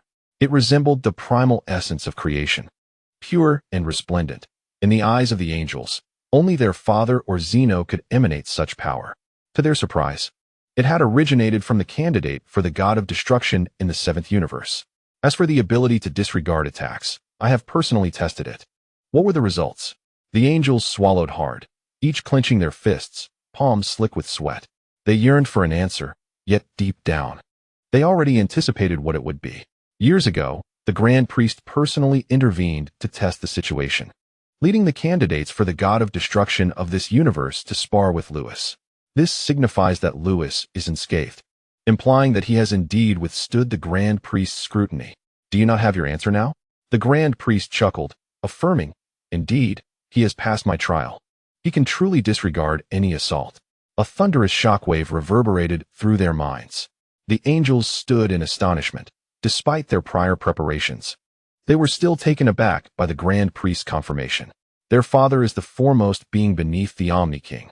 Father, do you know his identity? KSI inquired hastily. Yes. He cannot possibly be from the Dark Demon realm, can he? Campbell questioned. There is no trace of dark energy on that young man. It is impossible for him to be from the Dark Demon realm. Indeed, if he were, Whis would have undoubtedly detected it and would not have accepted him as a candidate for the god of destruction. The angels exchanged their thoughts fervently. Enough. The Grand Priest raised his hand. In fact, I have formed some conjectures. I have also subtly gauged the Omni King's sentiments. The Grand Priest fell silent, his expression conveying to the angels that their father likely harbored suspicions regarding Lewis's identity, potentially linked to the Omni King. The angels exchanged glances, their eyes reflecting their shock. Whatever he does, do not interfere. The Grand Priest advised gravely. Have you understood my words clearly? The angels felt a sudden tension and quickly replied, yes. Suddenly, a faint aura of erasure emanated from the 4th universe. The other angels remained unresponsive. But Xi's pupils constricted sharply as she turned to look deep within the Omni King's palace, glancing at her father. Father, enough, do not concern yourself. At this moment, the Grand Priest gazed towards the 4th universe, a subtle smile gracing his lips. The other angels were bewildered, perplexed by the behavior of their elder sister and father. Chapter 0. The test of Ketra's erasure in the 4th universe. The realm of the god of destruction resembled that of the 7th universe. The environment featured lakes, forests, and mountains, all adorned in the same shade of purple. Dead mice, have you not eaten? Put some strength into it. By the lakeside, Beerus reclined in a chair, crossing his legs with an expression of indulgence. Behind him, Ketra gritted her teeth, intensifying her grip on Beerus's shoulders. Ah! Beerus leaped up, exclaiming, are you exerting such force out of discontent with me? Ketra clenched her fists, fury surging within her, her chest heaving. Skinny cat, if you have the guts, fight me. Fight. Beerus laughed heartily. Engaging in a brawl is not the pastime of a cultured individual like myself. Ketla gritted his teeth, while Troy remained utterly still, not daring to even breathe, fearing that the sound of his inhalation might draw the attention of the two deities. Suddenly, a radiant cascade of colors descended from the heavens. The old Kai hurried to Basu's side, scrutinizing him from head to toe. Basus, you haven't done anything reckless, have you? The old Kai's gaze roamed over Basus, who felt increasingly uneasy. Old man, if you keep looking at me like that, do you believe I won't seal you again? The old Kai promptly averted his gaze, though he noted that Basus appeared to be in excellent condition, showing no signs of having been in a fight. Lewis approached Basus with gratitude, saying, thank you, Lord Basus. But before he could finish, Basus delivered a powerful punch to Lewis's chest. With a resounding boom, the very earth trembled. Lewis, however, remained unscathed. while Ketla's eyelids flickered in disbelief. Goodness, is this kid's body made of iron? A force from the 5th level of divine realm struck him. And he is perfectly fine. Witnessing this, Konik swallowed hard. It seemed that Weiss's assertion of ignoring was indeed true. Enough of this sentimentality for a grown man. Without paying heed to Ketla and the others, Beerus patted Lewis's chest and stated earnestly, "You are my heir. Without my permission, no one shall lay a hand on you." Beerus understood the expression on Lewis's face, but was it not only natural for a master to protect his disciple? "If anyone dares to harm you, I will ensure they pay dearly." With that, Beerus cast a murderous glare at Ketla. "Beerus, are you finished? Wasn't it just a sneak attack on your disciple?" Ketla clenched his fists, roaring in frustration. Lewis and the old Kai exchanged glances, taken aback. What had Beerus done to provoke such fury from this grumpy old man? Weiss's lips curled into a slight smile as he relayed to the old Kai and Lewis the events of the past few days. It turned out that upon discovering Ketla's ambush on Lewis, Beerus had been consumed with rage, unable to restrain himself as he charged towards Universe 4. However, knowing Beerus's inherent fear of death, he realized that any aggression would not go unpunished by the Omni King. Thus, Beerus cleverly turned the tables. "Did you not come to my Universe 7 to assault my heir? Very well, I shall repay you in kind." After instructing Weiss to take him to Universe 4, Beerus executed a surprise attack on the candidate destroyer, Troy. It was only due to the timely arrival of Angel Konik, who utilized time reversal, that Troy was restored. Otherwise, he would have met his demise. Even after Troy's revival, Beerus showed no signs of relenting. He lurked near the realm of the destroyer of Universe 4, poised to eliminate Troy at the slightest opportunity. And this was just the beginning. Beerus occasionally wreaks havoc in the realms of the 4th universe. Convinced that even if Katra were to become enraged, he would not dare to confront him. Should Katra lose his composure and engage him, it would only serve to benefit Beerus. After all, if it were brought before the Omni King, he would be justified. It was Katra who had ambushed his disciple, thus, his destruction of Quitra's universe would not be unwarranted. Within 2 days, Beerus reduced one of the galaxies in the 4th universe to a state of paralysis. Following this, his gaze shifted to another galaxy within the same universe. At this point, Katra could no longer endure the situation. Fighting Beerus was out of the question. After all, the first to strike would undoubtedly face death. Aware of his own culpability, Katra could only beseech Beerus for a way to be spared. Satisfied with his objectives met, Beerus proposed that Katra serve him for 3 days. Though deeply humiliated, Katra had no choice but to comply. Otherwise, his universe would remain under Beerus's relentless scrutiny. This led to the scene that Lewis witnessed upon his arrival in the 4th universe. Ha! Lewis could not contain himself and burst into laughter. The old Supreme Kai covered his mouth, wishing Lewis would not be so audacious as to laugh aloud. Such egregious bullying. Quitra's ears burned with shame. For Lewis's laughter pinned him firmly against the wall of disgrace. When had a mere candidate for the role of destroyer ever held the right to mock him? How outrageous. Lewis's gaze sharpened as he approached Katra, their faces mere centimeters apart. Their eyes locked, revealing mutual animosity. "Are you envious of my talent?" Lewis taunted. "What? Your universe lacks a genius like me, so you resort to ambushes? Do you know who you are speaking to?" Quitra's expression darkened. The inhabitants of the 7th universe were insufferable. Gazing at the insolent youth before him only fueled his urge to eliminate him. "Who do you think you are speaking to?" Upon hearing this, Beerus emanated an aura of destruction, stepping forward and causing the entire 4th universe to tremble. Weiss and Konik straightened, readying themselves for action. As the devastation wrought by 2 destroyers clashed was indeed monumental. "Leave this to me, Lord Beerus," Lewis said, waving his hand lightly. Beerus glanced at Lewis, ultimately dissipating the aura of destruction surrounding him. "I know you long to kill me. After all, eliminating me would extinguish the future hopes of the 7th universe." But Lewis flashed a wicked smile. "You cannot kill me. I can disregard any harm in this world." Boom. The old Supreme Kai, Katra, Konik, and Troy shuddered, their minds assaulted by a fierce impact. Although they had heard of this matter beforehand, hearing it confirmed by Lewis himself was still shocking. Could there truly be someone who could disregard any attack? "I have recently acquired a new technique, and I am eager to test it on you." Lewis grinned at Katra, a smile that was decidedly sinister. He raised his hand. "Erase." Chapter 0. Katra was petrified. Buzz. A brilliant white light emanated from Lewis's hand, radiating an unparalleled might that seemed capable of obliterating all matter in existence. Everyone, save for the two angels, collapsed to the ground. Their eyes bulged in horror, mouths agape, faces ashen, their bodies trembling uncontrollably, as if they had encountered a specter. Fear, anxiety, panic, and confusion enveloped the atmosphere. The expressions of Whis and Cornic mirrored the exaggerated terror of those around them. They stood in stunned silence, hearts racing wildly. Erase. This was a technique wielded solely by the Grand Priest and the Omni King. How could Lewis possibly possess such a skill? Katra, collapsing to the ground, felt a cold sweat trickle down his spine, his voice quivering. How do you know the technique of Lord Omni King? This move was all too familiar to Katra, long ago. The Omni King's universe encompassed 18 realms. Yet now, only 12 remained. The 6 lost universes had been eradicated by this very technique. The familiar scene, the familiar aura. Katra felt like a mouse confronted by a cat, engulfed in terror and despair.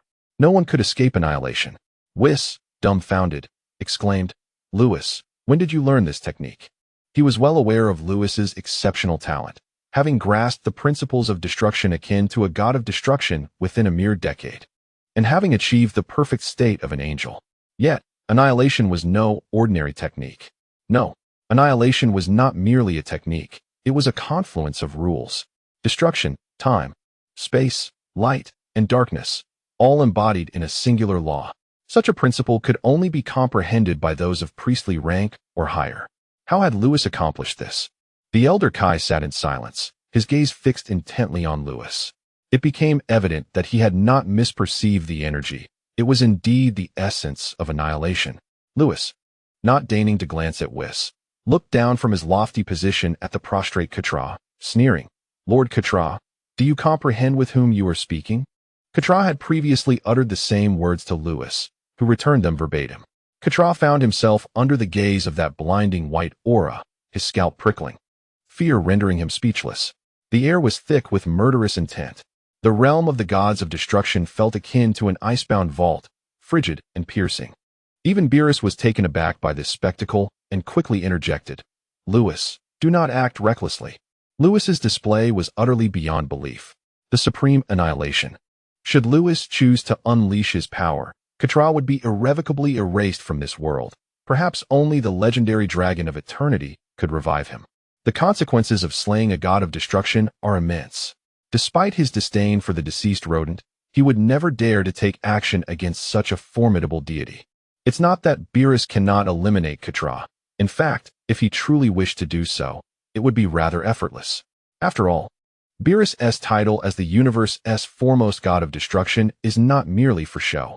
Whis materialized before Lewis, urging, "Lewis, refrain from acting recklessly." Connick remained astounded, pondering how anyone could possess such a technique.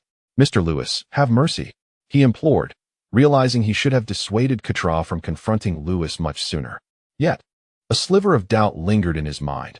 How could anyone be impervious to harm? After all, this was merely an ambush on a candidate god of destruction. And surely Beerus wouldn't overreact, regardless of his anger. Connick's intuition proved correct.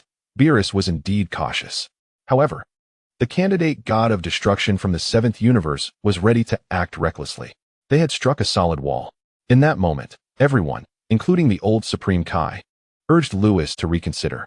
Lewis raised his right hand, unfazed, and regarded Katra with a mocking expression. "Even the Grand Minister cannot slay me, and you dare to threaten me? Are you prepared for death?" Upon uttering these words, the atmosphere thickened with palpable tension. "Please, no?" Quitra's pupils dilated sharply. Others, filled with dread, realized that Lewis genuinely intended to end Katra's life. "Lewis, please, don't." In the midst of the crowd's anxious gazes, Lewis swung his right hand. The heavens trembled. A blinding white light erupted, illuminating the entire sky as if it were midday, so brilliantly that it was nearly blinding. At that moment, a melodious voice resonated throughout the realm of destruction. "Enough, Mr. Lewis, spare Lord Quitra's life." An angelic figure resembling a young girl appeared in the air, brandishing her staff. The radiant light unleashed by Lewis suddenly dissipated. However, the small hands gripping the staff trembled uncontrollably before gradually calming. Suddenly, Lewis knelt, spitting out blood. Observing this, the weakened Katra's eyes flashed with a hint of murderous intent. What an opportunity! Yet, in the next moment, that murderous intent vanished. Katra realized that Lewis could disregard any attack and knew he could never kill him. Lewis, what's wrong? Beerus and the old Supreme Kai rushed to Lewis's side, helping him up, their expressions laced with concern. Aren't you invulnerable to all attacks? Lewis appeared as wilted as a frostbitten plant. What have you done to Lewis? Whis inquired urgently, directing his gaze towards the girl in the sky. The figure was none other than the Grand Minister's eldest daughter, Kes. Chris furrowed her brow, stating, I have not harmed Mr. Lewis, given his immunity to damage. He should be unharmed. Upon finishing her words, Chris waved her staff, casting a healing spell upon Lewis. However, Chris wore a grave expression as she observed that Lewis had yet to recover. After casting the spell 10 more times, Lewis's complexion finally returned to normal. I'm fine now, Lewis exclaimed, wiping the blood from the corner of his mouth and shaking off the support of Old Kai and Beerus. Old Kai was eager to inquire about the erasure, but instead voiced his concern. Lewis, weren't you supposed to be invulnerable? Beerus interjected anxiously. Could it be that Miss Chris injured you? Chris retorted, I already said I didn't lay a hand on him. Lewis gazed up at Chris and shook his head, declaring, I was not harmed by Miss Chris. Weiss was about to ask why he was injured, but Lewis interrupted him, saying calmly, Weiss, let us return to Universe 7. He said nothing further, and the aura of hostility around him dissipated. The others were taken aback. Hadn't he just threatened to kill Katra? Why was everything suddenly calm? Meanwhile, Katra, who was slumped on the ground, breathed a sigh of relief, having narrowly survived. Wait, Chris gazed intently at Lewis from above. Mr. Lewis, what is your relationship with Lord Zeno? This question, however, was not posed publicly, but rather communicated telepathically. Lewis frowned. Why would Chris ask such a thing? Suddenly, a flash of insight struck him. Wasn't erasure a technique of Lord Zeno? It was likely that Chris had made this connection, prompting her inquiry. Lewis remained silent, shaking his head to indicate that he had no relation to Lord Zeno. Observing this, Chris frowned and communicated, How can that be? My father clearly said. Before she could finish, she interrupted her own thoughts, casting a deep glance at Lewis before vanishing from sight. The Grand Priest had instructed that Lewis's actions should go unchecked, but killing a god of destruction was a serious matter. Her presence here was to prevent Lewis from doing just that. With her mission accomplished and halting him, Chris disappeared, leaving Lewis bewildered. Had Chris just mentioned the Grand Priest? It seemed that the Grand Priest was aware of his true identity, yet wasn't he merely an ordinary Saiyan? Doubt crept into Lewis's mind. System. Do I have any connection to Lord Zeno? Lewis pondered, feeling a twinge of curiosity as he initiated this inquiry with the system for the first time. An electronic voice resonated in his mind. No, you are just an ordinary Saiyan, and you have no connection to Lord Zeno. The person the Grand Priest referred to is someone else, not you. Someone else? Who? Lewis inquired, but the system fell silent. Lewis's lips twitched, drawing forth the curiosity of others, only to dangle it tantalizingly. Oh, you mischievous system. Lewis refrained from further inquiries, astonished that the system would respond to him this time. Fortunately, its reply confirmed that he had no connection to the Omni King. Ultimately, under Wiss's guidance, Lewis departed from the Fourth Universe. In the realm of the god of destruction of the Fourth Universe, only Katra, Troy, and Konik remained. Katra rose from the ground, clenching his fists, his expression darkening as he fixated on the spot where Lewis had vanished, remaining silent. Lord Katra, perhaps it would be wise to seize an opportunity to apologize to Mr. Lewis, Konik suggested. He was filled with myriad questions. His siblings had visited the Omni King's palace, yet he had been absent. Surely something significant had transpired, otherwise his eldest sister would not have returned so swiftly. Moreover, her demeanor towards Lewis was peculiar, especially the expression she wore upon departing. Very well. Katra tightened his fists, his knuckles cracking ominously. Konik noticed Quitra's expression but chose to disregard it. Indeed, Katra had endured considerable humiliation in recent days. First, he was cornered by Beerus at home, subsequently reduced to serving as Beerus's attendant for 2 days, and now, he was being firmly trampled by a candidate for the role of god of destruction. If it were him, Konik would have found it intolerable as well. Thus, he opted to let Katra vent his frustrations. Lord Katra, I shall seek out my sister. You take your time to release your pent-up emotions. With that, Konik vanished. After a while, Katra remained motionless, his gaze unwaveringly fixed on the location where Lewis had previously disappeared. I want you dead. Inside the cosmic travel cube, Beerus exclaimed. That dead rat's expression was truly hilarious. It nearly made me die of laughter. Ha! He danced with delight, his face alight with joy. Ha! Let that dead rat ambush our candidate for God of Destruction. The old Kaioshin turned to Beerus and remarked, Skinny Bones, you did quite well this time. Skinny Bones? Beerus glared fiercely at the old Kaioshin, his nostrils flaring. Oh no! The old Kaioshin covered his mouth, inadvertently revealing his thoughts about Beerus. Never mind. Today I am in good spirits, so I shall let you off the hook. Beerus huffed, while the old Kaioshin patted his chest and turned to Lewis. Lewis, when did you learn the art of erasure? As soon as these words left his mouth, both Beerus and Whis turned their attention to Lewis. The atmosphere within the cosmic travel cube grew somewhat tense. Lewis scratched his nose and replied, I only just learned it not long ago. Only just learned it?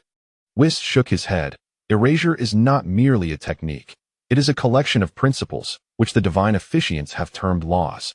A person wishing to utilize it must comprehend various rules and ultimately integrate them. Whis gazed at Lewis and remarked, even among us angels, many individuals spend their entire lives unable to achieve this. Do you understand? Lewis looked at Whis, wanting to respond but struggling to articulate his thoughts. Enough, Beerus interjected, positioning himself before Lewis, then turning to meet his gaze. Lewis, will you pose a danger to the seventh universe? Beerus's tone was exceptionally grave, his expression serious. The old Kai had never witnessed Beerus in such a state. The seventh universe is my home, Lewis declared without hesitation. Upon hearing this, Beerus smiled, and the old Kai joined in the laughter. Whis was initially taken aback but soon followed suit, having received the answer he sought and feeling satisfied with it. In high spirits, Beerus inquired, by the way, Lewis, how did you end up spitting blood just now? The old Kai, equally puzzled, added, aren't you able to disregard any harm? How could you possibly bleed? Do you think my current strength is sufficient to support erasure? Lewis replied, exasperated.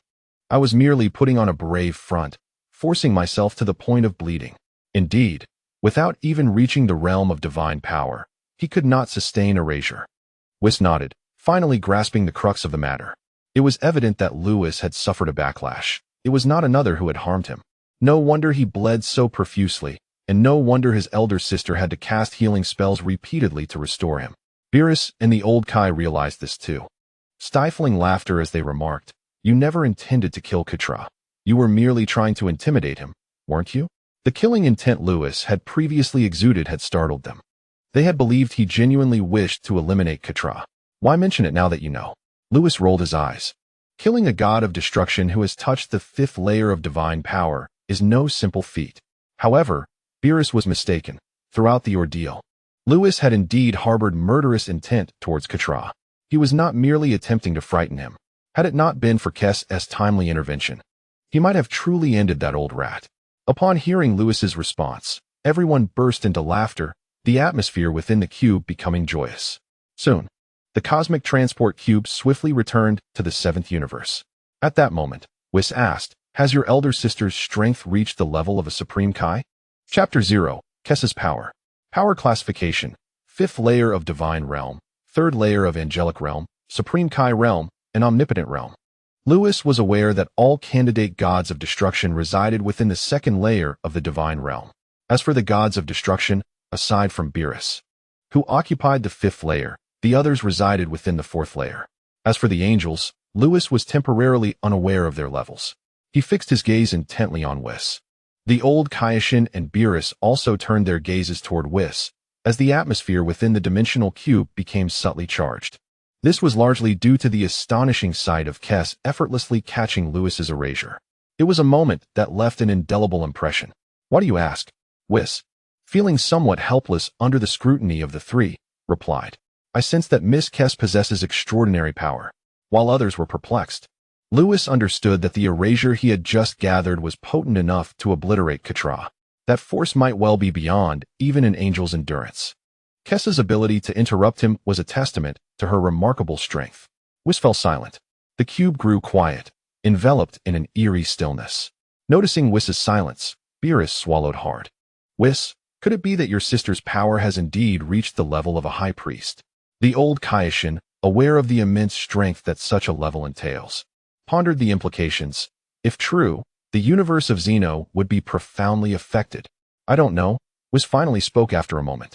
Please, stop looking at me like that. I genuinely have no idea. He averted his gaze from the trio and stared into the abyss of space beyond the cube. What I do know is that my sister is the strongest among all our siblings, and I can no longer sense her current power. Perhaps she has indeed ascended to that level. The revelation was staggering. Each event of the day had been more shocking than the last. Beerus and the old Kaioshin were left speechless. Lewis was equally taken aback. That little one must have reached the level of a high priest, which explained why she could thwart his actions. Meanwhile, back in the 10th universe, Kes suddenly sneezed, unaware that she was being referred to as Little One. At that moment, she noticed Konik approaching her side. The dimensional cube soared into the 7th universe. Whis first escorted the old Kaioshin back to the Kaioshin realm before returning to the God of Destruction's domain. Upon their return, the old Kaioshin was pursued by Asen, who anxiously inquired about the situation. Asen was quite concerned. His life was now intertwined with Beerus's, and should Beerus act recklessly, he too would face Xeno's ire. The old Kaioshin leisurely recounted the events that had transpired in the 4th universe. Upon hearing this, Asen was engulfed in excitement. So Lewis is truly that powerful. As the candidate god of destruction for the 7th universe, his strength will only benefit our universe. In the god of destruction's realm, nearly a day had passed. Yet Lewis had not returned. Tais pondered by the lake, resting her chin on her hand. When Lewis left, he appeared anxious, indicating something significant must have occurred. Suddenly, a sound pierced the air, followed by a familiar voice. Tais, I'm back. Tais whipped around, her face lighting up with joy. Lewis. He appeared before her in an instant, enveloping her in a strong embrace. Everything is resolved, right? Yes, it's all taken care of. Lewis gently stroked the little head of Tais, inhaling her subtle fragrance, which brought him an unexplainable sense of tranquility. That's good, he mused. Tais beamed with a sweet, innocent smile. Nestled against Lewis's sturdy chest, she felt a profound sense of security, an experience she had never encountered during her previous journeys through the cosmos. Suddenly, she noticed Beerus staring intently at her, and her cheeks flushed a deep crimson, her ears burning with embarrassment as she buried her face deeper into Lewis's embrace. Observing Tais's reaction, Lewis glanced at Beerus and Vados, unable to suppress a smirk. All right, stop staring at my wife. She's already shy. If you have nothing better to do, you might as well leave. Humph, who wants to witness your lovey-dovey antics? Tais, I'm hungry, Beerus lamented, his eyes pleading as he recalled the delectable dishes Tais had prepared, which he had not savored in days. Vados fervently nodded in agreement. Tais, I too am famished. Tais emerged from Lewis's embrace, her face still aglow, resembling a ripe apple. I'll prepare something for you right away, she said shyly before departing. Watching her delicate demeanor, Lewis felt an overwhelming sense of happiness. Lord Beerus, you can't just run off to Earth for meals every day while having Tais cook for you. Aren't you ashamed? You're my disciple. After all, there's no need for embarrassment. Beerus chuckled. I never expected you to truly win Tais over. Vados snickered. I had long suspected there was something between them. Beerus shrugged. Who doesn't know that? Lewis felt 2 dark lines cross his forehead in exasperation. These 2 fools. At that moment, Beerus's tone shifted, becoming more serious. Lewis, be cautious lately. Quitella is not one to be underestimated. He may very well seek to cause you trouble. Having been humiliated as a servant for 2 days, Quitella has yet to retaliate merely because he knows he is in the wrong. As longtime rivals, Beerus had a keen understanding of Quitella's character. He himself was prepared for potential repercussions. Is he a threat to me? Lewis scoffed. With my abilities, including my erasure technique, that old rat would likely be too frightened to approach me. You make a valid point, Beerus nodded, agreeing wholeheartedly. Had Lewis directed his erasure at him, Beerus would certainly have been paralyzed with fear, too intimidated to confront Lewis afterward. The group returned to the God of Destruction's realm, which soon became lively again. In the days that followed, Beerus's routine underwent some changes. Aside from indulging in food and drink, he would often disappear with Vados. Lewis and Thais found this peculiar and inquired about Beerus's activities. Beerus explained, "While you may not fear Quitella, I am wary of potential retribution against our seventh universe." Ultimately, Beerus harbors a profound fear of Kitra, causing chaos in the seventh universe. Thus, he diligently patrols the cosmos alongside Whis each day. Lewis contemplated this notion and recognized its validity. He was unperturbed, akin to someone who is unafraid of consequences, or rather, emboldened by his invulnerability. No one could inflict harm upon him, so Lewis felt no trepidation. However, the seventh universe was an entirely different matter. Its vastness meant that should chaos ensue, neither Beerus nor Whis could promptly respond. Beerus was acutely aware of this predicament, yet he found himself with no alternative but to continue their patrol. Observing this, Lewis felt a pang of sympathy and suggested to Beerus that he could venture to the fourth universe to eliminate Kitra, thus alleviating Beerus of his burdensome duty. Both Beerus and Whis were taken aback and swiftly declined. They no longer doubted Lewis's capabilities, despite his prior assertions of bravado. The uncertainty lingered regarding whether he could truly wield the erasure technique. Should Lewis possess such power, Kitra would undoubtedly meet his demise. The death of a god of destruction would also spell the end for the Supreme Kai. The god of destruction and the Supreme Kai constitute the very foundation of their universe. Their demise would bring about catastrophic repercussions. It is not to say that a candidate for god of destruction could not succeed to the role, but without a new Supreme Kai, the situation would remain dire. It is crucial to note that the fourth universe lacks a candidate for Supreme Kai. Without a new Supreme Kai, the fourth universe would languish for eons without creation, effectively leading to its obliteration.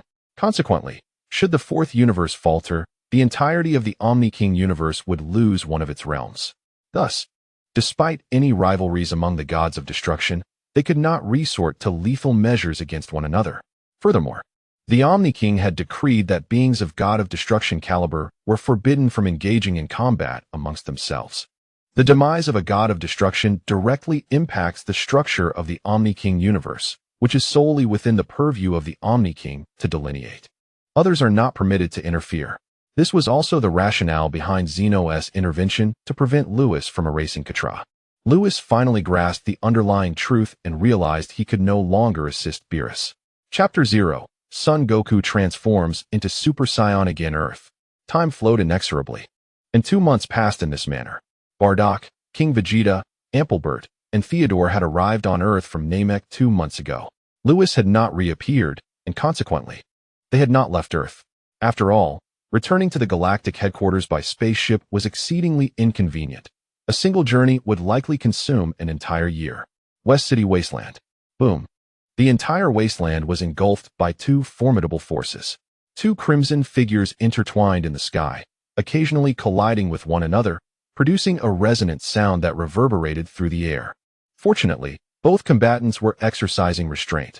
Although the ground lay pockmarked, the earth itself had not sustained any significant damage. Kakarot, receive my punch. A crimson figure transformed into a red dragon, roaring towards Goku in the sky. Vegeta, come forth. In the heavens, Goku flashed a grin, exhilarated by his encounter with Vegeta, his blood surging with fervor as he clenched his fist. He lunged forward, delivering a powerful strike to the oncoming Vegeta. Boom. The air compressed, emitting a terrifying sonic boom. The immense force propelled Vegeta backward by over 100 meters. Goku also staggered back several meters, a dull ache radiating through his fist, a discomfort he had not anticipated. I never expected you to resurrect from the brink of death, only to emerge so formidable. Goku laughed heartily, swiftly darting through the sky, creating numerous phantoms in an instant. Stop with the taunts. Vegeta snarled through gritted teeth as he soared into the air, shattering one of Goku's illusions with a single punch. It was no wonder Vegeta was incensed.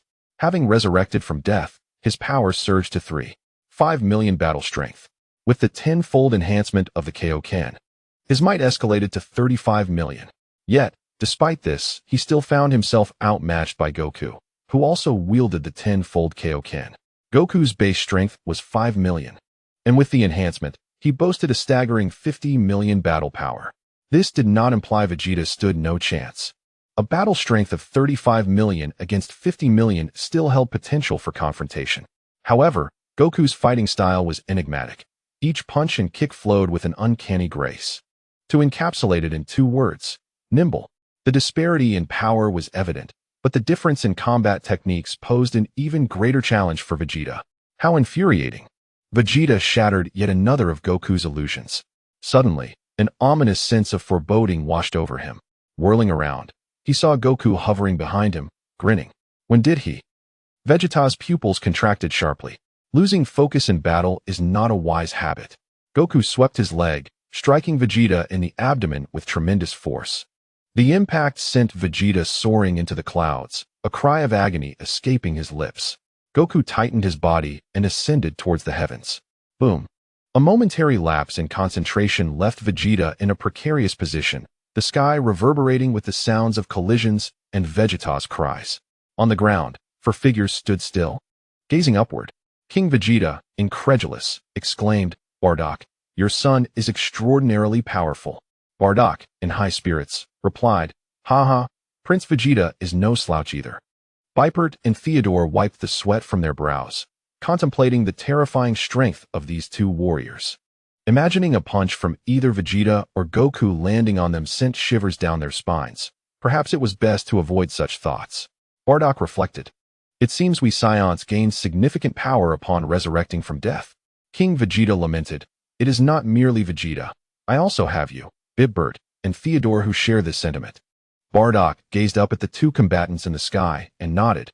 Indeed, over the past decade, we Saiyans have undergone tremendous transformations. This time, we have risen from the clutches of death. Vegeta has surpassed a combat power of 3 million. King Vegeta has reached 1 million. Bardock has attained 2 million. And Vipert and Theodore have broken through to 600,000. King Vegeta, shall we engage in combat as well? Bardock inquired, feeling a surge of adrenaline. Why would I seek such torment, battling you? King Vegeta scoffed, not sharing his son's penchant for hardship. It would be quite the spectacle if the 2 fathers were to be soundly defeated by their respective sons. How dull. Bardock ascended into the air, heading westward.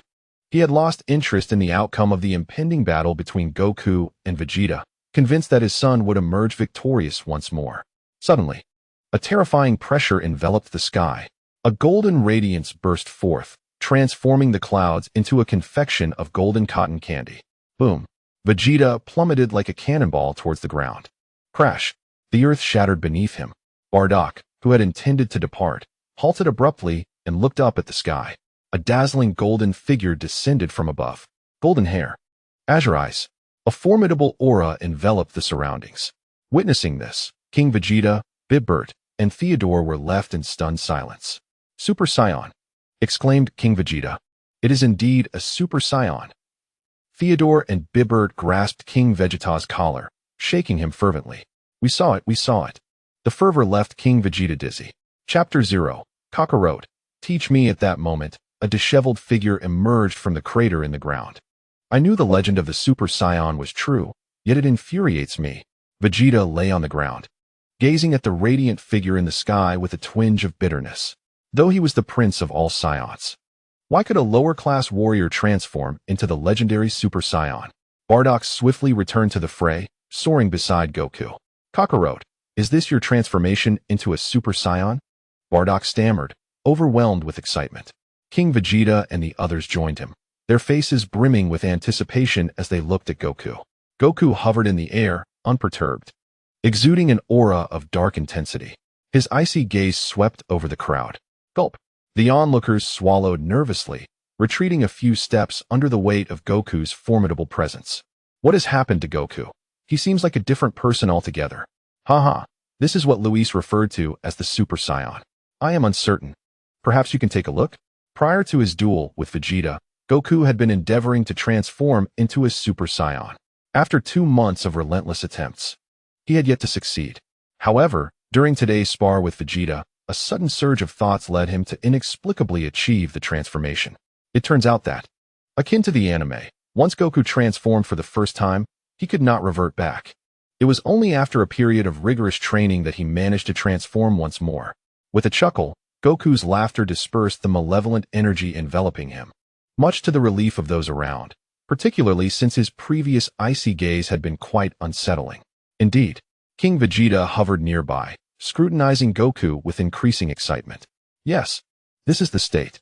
Bardock strode forward, examining his son. Golden hair and azure eyes. Ha ha ha. Kakarot, you truly did not deceive me. Bardock was ecstatic. Who could have imagined that the legend passed down within their clan would manifest through his son? At that moment, Vegeta soared from the ground, urgently inquiring, Kakarot, how immense is your power now? Just moments ago, he had been struck by a single punch, the overwhelming force nearly causing his demise. Fortunately, Goku had alleviated the brunt of it. I feel as though I am tenfold stronger than with the Kaioken times 10, Goku replied, counting on his fingers with an innocent grin. 10 times more powerful than the Kaioken at 10. My goodness. The onlookers widened their eyes in astonishment, completely oblivious to Goku's mathematical prowess. Kakarot, teach me how to transform. Vegeta, discarding his pride, earnestly implored Goku. Suddenly, the air fell into an eerie silence. Bardock and the others had never witnessed Vegeta in such a posture. He was the proud prince of all Saiyans, especially Bardock, who intimately understood his son's character. Now, to seek the ability to transform into a Super Saiyan, he had humbled himself. As the crowd marveled at this unprecedented sight, a voice interjected, "What are you all discussing?" Everyone turned abruptly to see a man clad in the garb of a god of destruction, cradling a woman beside him. "Luis, you have returned," Goku exclaimed with excitement. Approaching Luis, "Look, I can finally transform into a Super Saiyan again." Luis, holding ties, understood Goku's meaning. "Not bad. You've mastered the transformation technique in merely 2 months. I must say, Goku's talent is remarkable. If it weren't for his system, it would likely take anyone else far longer to master the Super Saiyan transformation than it has for Goku." Upon hearing Luis's words, Bardock pondered thoughtfully and weakly inquired, "Luis, can you also transform into a Super Saiyan?" Luis had never revealed his Super Saiyan form before the crowd, prompting Goku and the others to fix their gaze intently upon him. Indeed, with a flourish, Luis's hair instantaneously transformed into a radiant golden hue, and his demeanor became as formidable as that of Goku. Taze, cradled in his arms, was taken aback, her eyes sparkling with delight. "Just like my hair color. So cool." "You too," Vegeta exclaimed, his mouth agape. He understood that Luis possessed immense power. Otherwise, he would not be a candidate for the god of destruction. Yet, the existence of a Super Saiyan was a legendary tale of the Saiyan race. There had never been a Super Saiyan before. How could one suddenly emerge now? Fortunately, since Luis was an elite warrior and a candidate for the god of destruction, Vegeta could somewhat accept his transformation. However, why could Goku, a lower-class warrior, also transform? This was truly infuriating. Everyone was astonished by Luis's display. "Luis, please teach me how to become a Super Saiyan," Vegeta implored.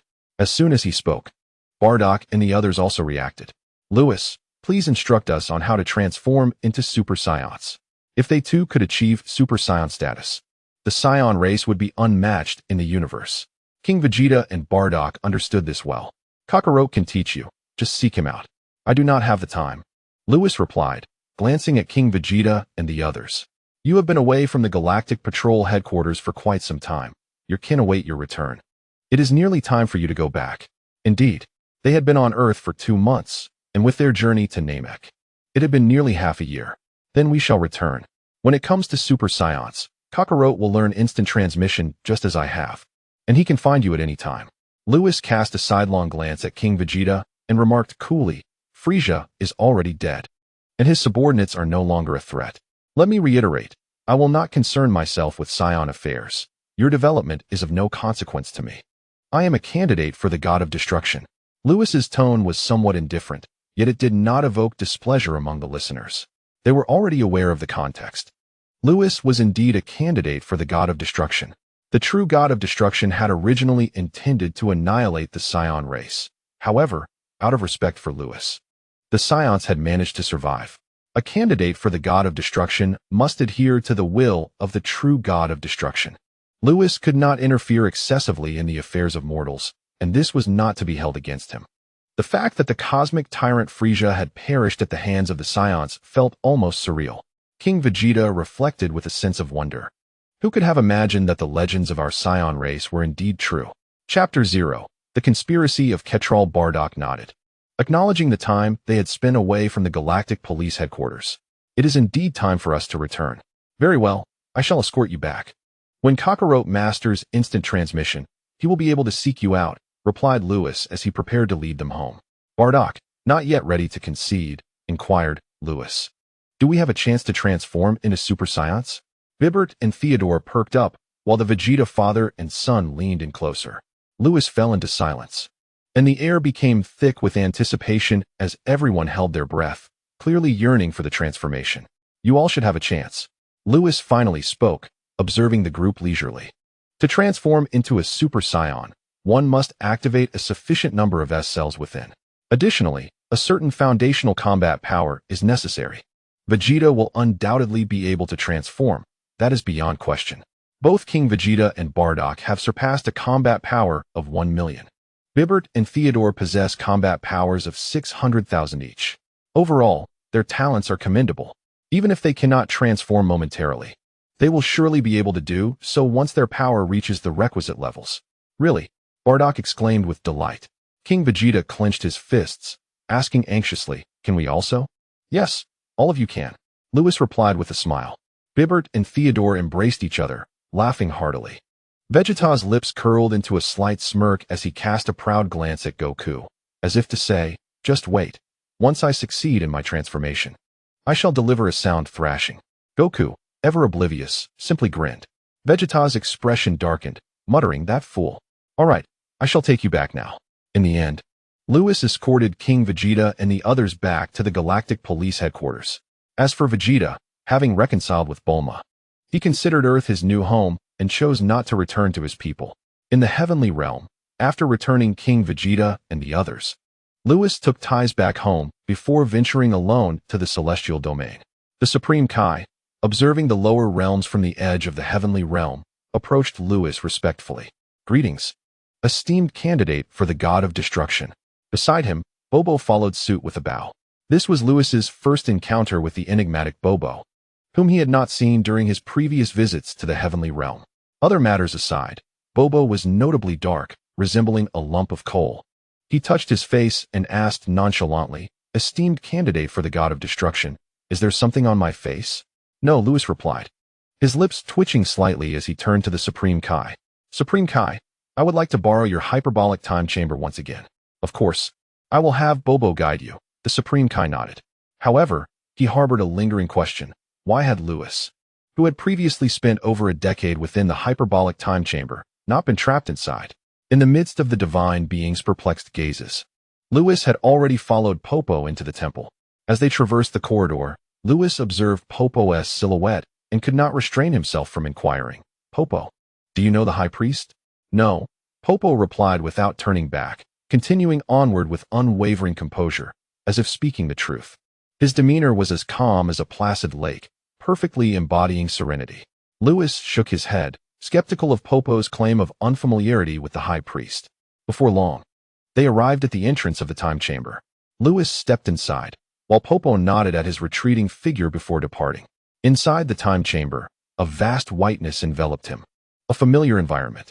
The last time Lewis had come here, he sought to ascend to the divine dimension. After years of arduous training, he had nearly succeeded but ultimately failed to break through.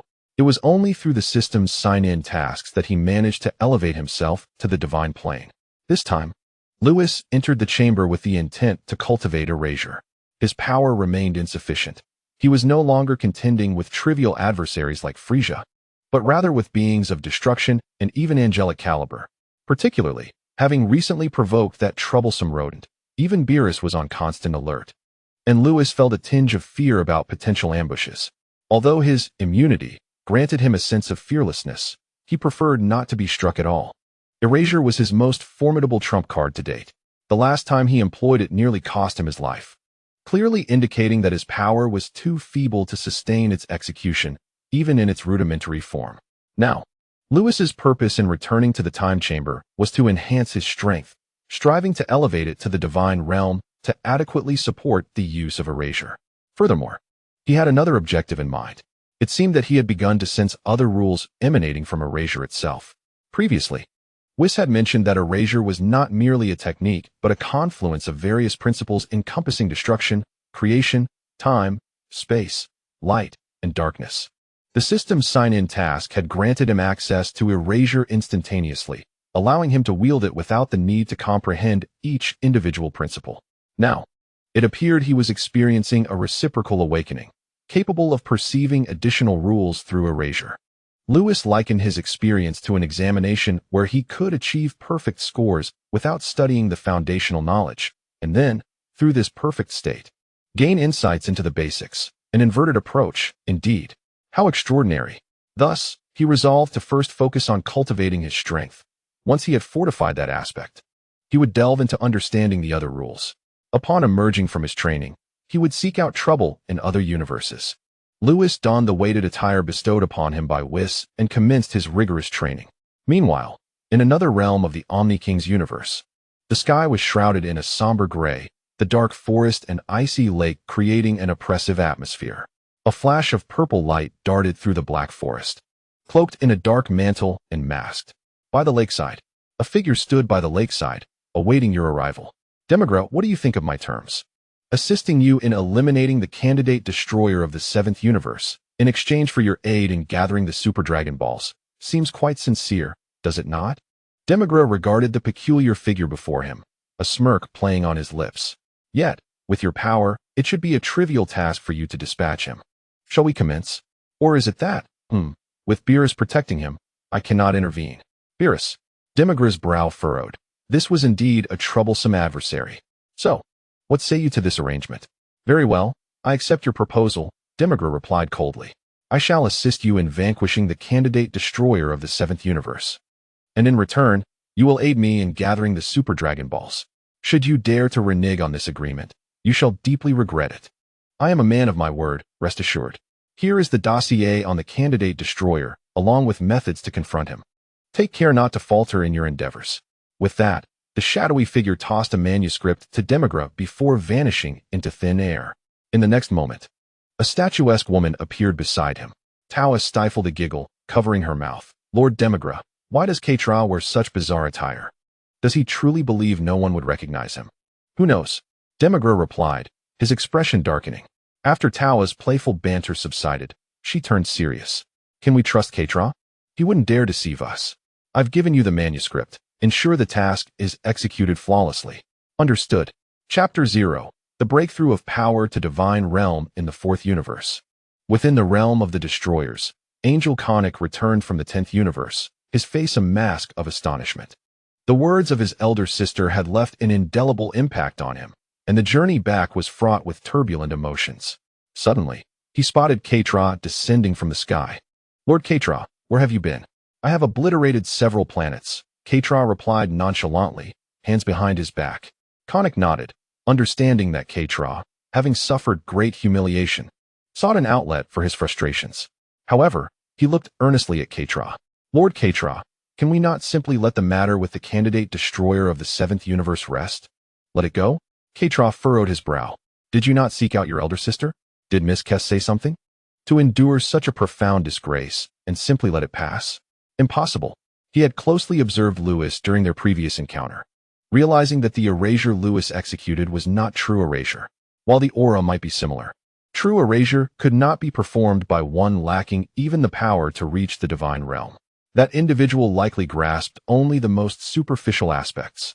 Even that meager understanding nearly cost him half his life. To seek vengeance, one must strike while the adversary has yet to grow stronger. Moreover, he devised a strategy and entrusted Demigra with the means to counter Lewis. Lord Ketla, heed my counsel. He is truly beyond your capabilities, Conic implored. Yet his words remained uncompleted. Understood. Ketla retorted with a dismissive curl of his lip, turning away. Watching Ketla's retreating figure, Conic shook his head. According to his elder sister's account, Lewis was likely connected to the Omni King. Ketla and Demigra's conspiracy remained shrouded in secrecy. Ever since the last sparring event, the gods of destruction from the Omni King's universe had abruptly quieted down. They no longer dared to mock Universe 7, and indeed, had developed a certain trepidation towards it. After all, Lewis had proclaimed, should you trouble my Universe 7, be prepared for me to return the favor. His prodigious talent was evident, and being on the radar of such an individual was undeniably unsettling. The gods of destruction now diligently trained their candidate successors, lest they falter under Lewis's eventual arrival and bring shame upon themselves. As for Universe 7, Beerus continued his daily patrols across the cosmos, wary of Ketla's potential mischief within his domain. After 2 months of vigilance, however, Ketla exhibited no signs of activity. Consequently, Beerus made a special trip to Universe 4. When Ketla and Beerus finally crossed paths, an encounter that was expected to be rife with tumult instead revealed Ketla in an unexpectedly jovial mood, inviting Beerus to partake in a feast. This left Beerus feeling uneasy. When had this wretched rodent become so benevolent? Surely, there was a hidden agenda. Yet, after extensive observation, Beerus found no cause for alarm in Ketla's behavior, ultimately returning to Universe 7. In the room of spirit and time, 5 years had elapsed.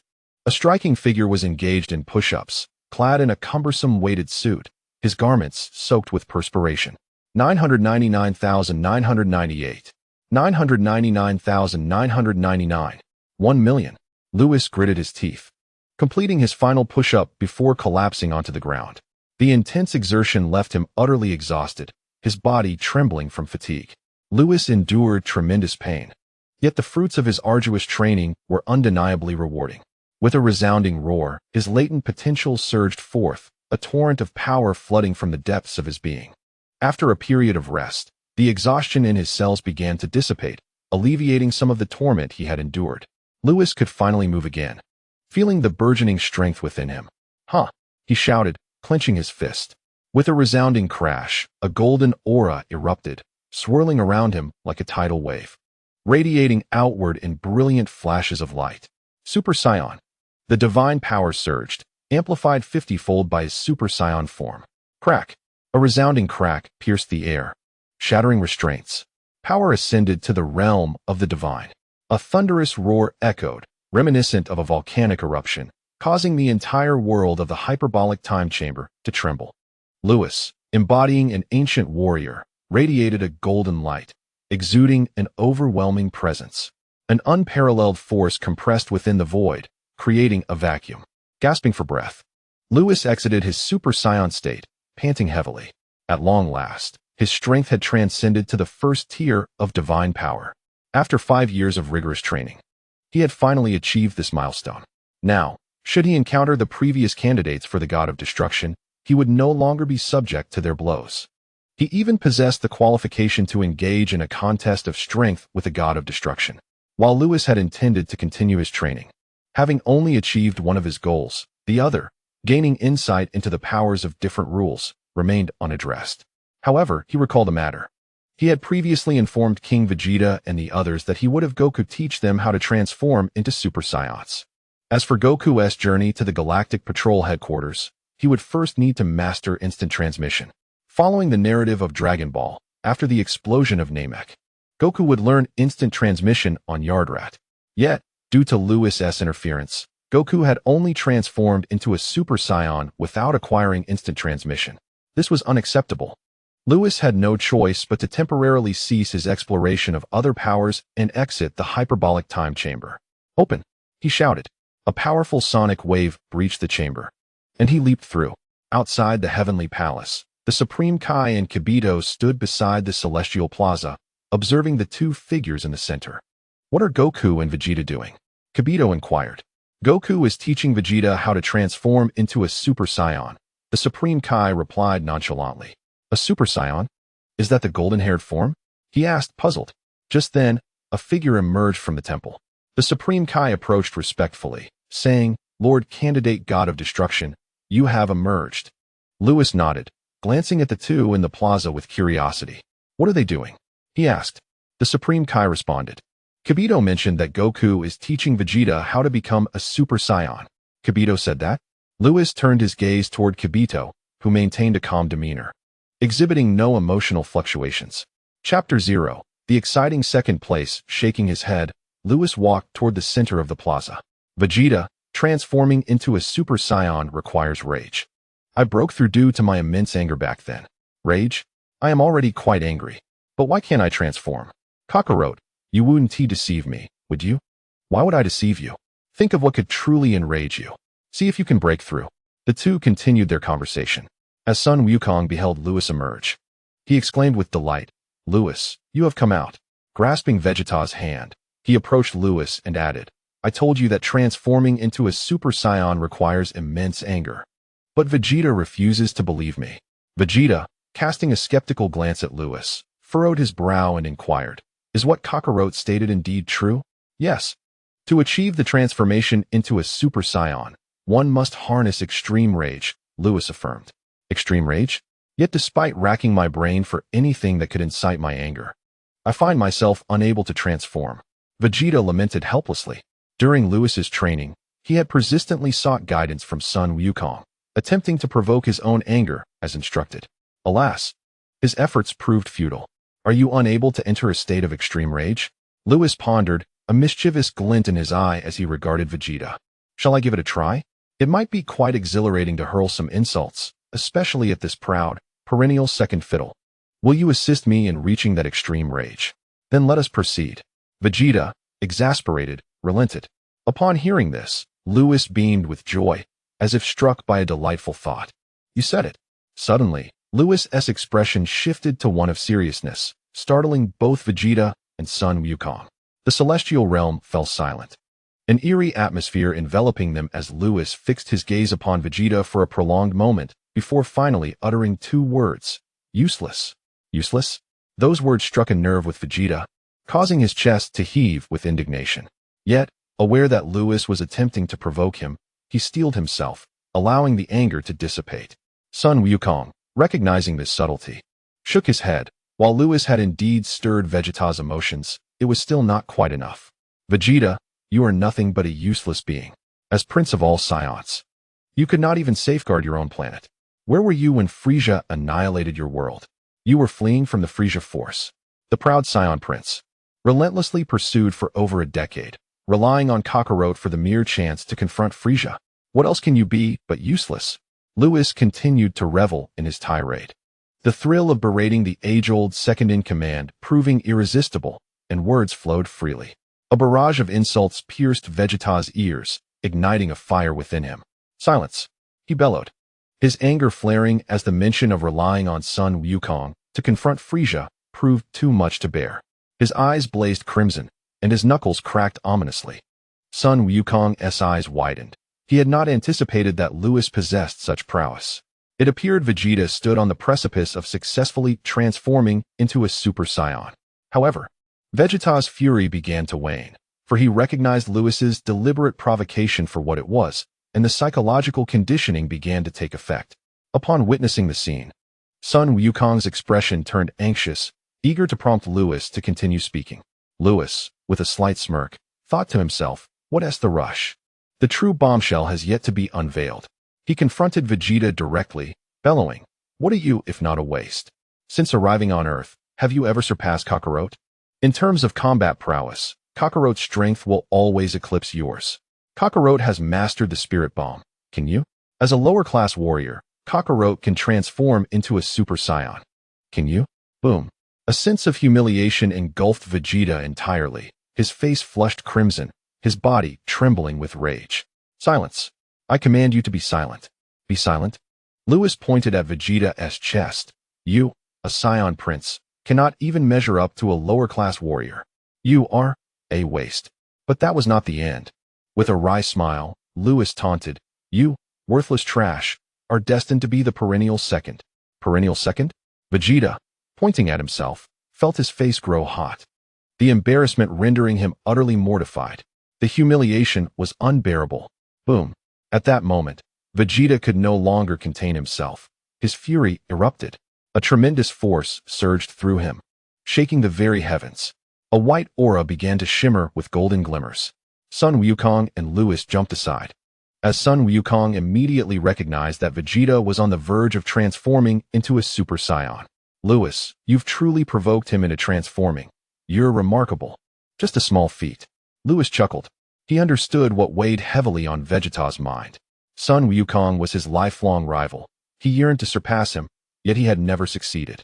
In the anime, he was often referred to as the perennial second. Lewis had laid this issue bare. One could only imagine how Vegeta felt. And if he were in Vegeta's position, his reaction would have been even more exaggerated. Indeed, taunting this perennial second was immensely gratifying. Boom. A ferocious energy radiated, thunder rumbling. The celestial realm trembled. Vegeta's hair began to shimmer. One golden, one black. The frequency intensified. It was happening. With a shout from Sun Wukong, a brilliant golden light erupted from Vegeta, flashing past in an instant. Super Saiyan. Vegeta's power surged 50-fold, skyrocketing from 3.5 million to 17.5 billion combat power. The third Super Saiyan of the Saiyan race had finally emerged. I will slay you. Vegeta glared fiercely at Lewis, and in an instant, he vanished. Lewis chuckled. You think just because you've transformed you can contend with me? The perennial second has become arrogant. Lewis too vanished in a flash.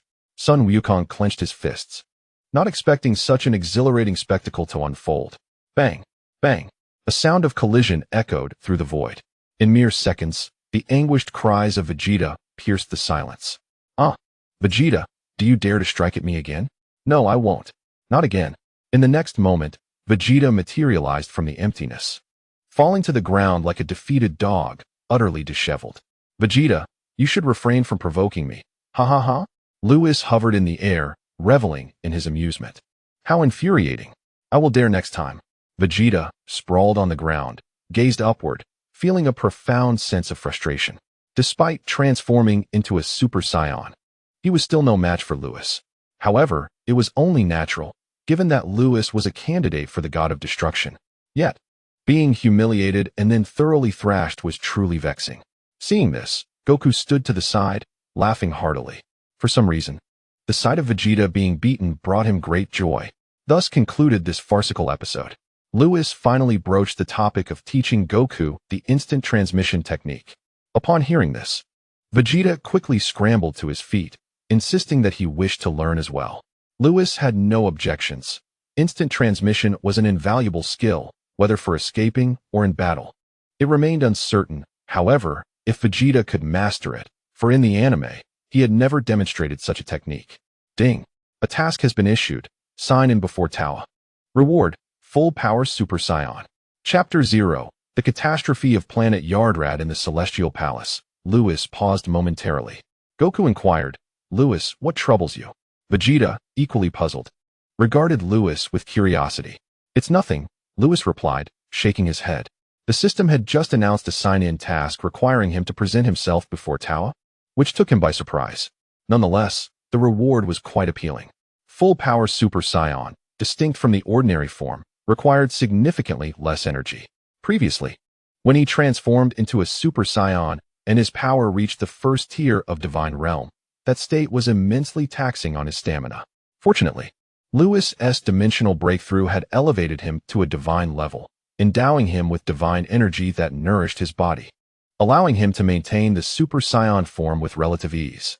However, the energy consumption remained considerable. Engaging in single combat posed no issue. But if he were to face 10 candidate gods of destruction again, while he could retaliate, sustaining prolonged combat would be impossible. Entering full power would alter the dynamics entirely. Lewis recalled the scene from the anime where Goku and his son battled Cell, noting the minimal energy expenditure. With this state, he could certainly enjoy himself across other universes. The reward was splendid, but how to find Tawa? Let us journey to Planet Yardrat. Lewis found himself at a loss for a solution and decided to let events unfold naturally. He vanished into the celestial realm with the two companions. In the dark magic realm of the Dark Forest, Tawa, the candidate destroyer of the 7th universe, made her appearance. Go, she commanded. Yes, the cosmic expanse was breathtaking. And nestled within the same galaxy as Namek was a purple planet, Yardrat. From an external vantage point, Yardrat appeared to be cloaked in enchanting purple clouds, a sight of unparalleled beauty. In the anime, it was during the cataclysmic explosion of Namek that Son Goku fortuitously boarded a ship of the Ginyu Force, escaping to this very place. Today, 3 unexpected guests had arrived on Yardrat. As Son Goku wandered through the town, he surveyed his surroundings. Lewis, is this the Yardrat you spoke of? Vegeta inquired, his brow slightly furrowed. It is said that Yardrat, much like Namek, is an enigmatic planet. Indeed, there exists a unique technique here known as instant transmission, akin to the method I employed to bring you here, Lewis explained as they walked. Once you both learn this technique and transform into Super Saiyans, you will be able to teach our kin at the Galactic Patrol headquarters how to transform. Son Goku and Vegeta nodded in agreement. Having experienced the power of Super Saiyans, they understood that if the entire Saiyan race could transform, they would become the most formidable species in the universe. Particularly for Vegeta, the Prince of Saiyans, the prospect of witnessing such a day for his people was deeply cherished. Let us seek out the leader of this realm. Before long, Lewis guided them to the town's center, where they encountered Supa, the leader of Adrat. Upon entering the dwelling, Supa bowed respectfully. It is an honor to meet the esteemed candidate destroyer. Son Goku and Vegeta were taken aback, surprised that the leader of Adrat recognized Lewis. Lewis cast a glance at Husu, the sage of Adrat, understanding that Supa's awareness of his identity must be the reason for this recognition. Not dwelling on this, Lewis addressed Supa directly. Might you allow these two to learn instant transmission? Son Goku and Vegeta straightened, their gaze fixed intently on Supa. That is certainly feasible. Supa replied with a nod. However, Husu tugged at Supa's sleeve, as if to signal something. Supa looked at Lewis, hesitant to speak. Please, feel free to express any concerns. Since you have aided me, I am more than willing to assist you, Lewis encouraged, noting Supa's anxious demeanor and Husu's subtle gestures. I do not presume to direct the esteemed candidate destroyer, yet this matter pertains to you. Supa spoke with trepidation. Pertains to me? Lewis furrowed his brow. Glancing at Son Goku, if there were a connection, it would indeed relate to this individual, as it was he who had escaped here and mastered instant transmission within the narrative. Esteemed candidate destroyer, I am the sage of Adrat, Husu interjected. Husu finally spoke. Originally, I foresaw a great catastrophe befalling our planet, Adrat, from which a golden-haired warrior would descend from the heavens to save us. Upon hearing this, Lewis felt a surge of astonishment. The sages of Adrat were as formidable as the esteemed elders of Namek. If history remained unchanged, the golden-haired warrior Husu spoke of could only be Sun Wukong. Husu continued, his tone heavy with gravity. However, just over 2 months ago, this prophecy suddenly shifted. The great disaster vanished, along with the golden-haired warrior. Isn't it splendid that your great disaster has dissipated? Vegeta interjected abruptly. Sun Wukong nodded in agreement. Chief Supa spoke up. No, while the initial prophecy of disaster has indeed disappeared, the sage has foreseen an even more terrifying calamity. The atmosphere in the room grew tense. Lewis pondered thoughtfully. So this new calamity is related to me? Indeed, if not managed properly, not only our Adrat will be in peril, but the entire northern galaxy could suffer. Husu regarded Lewis with solemnity. Your Excellency, the substitute god of destruction. I have foreseen that this new catastrophe originates from the dark demon realm. No one dared command the substitute god of destruction. Yet the magnitude of this impending disaster was far too severe.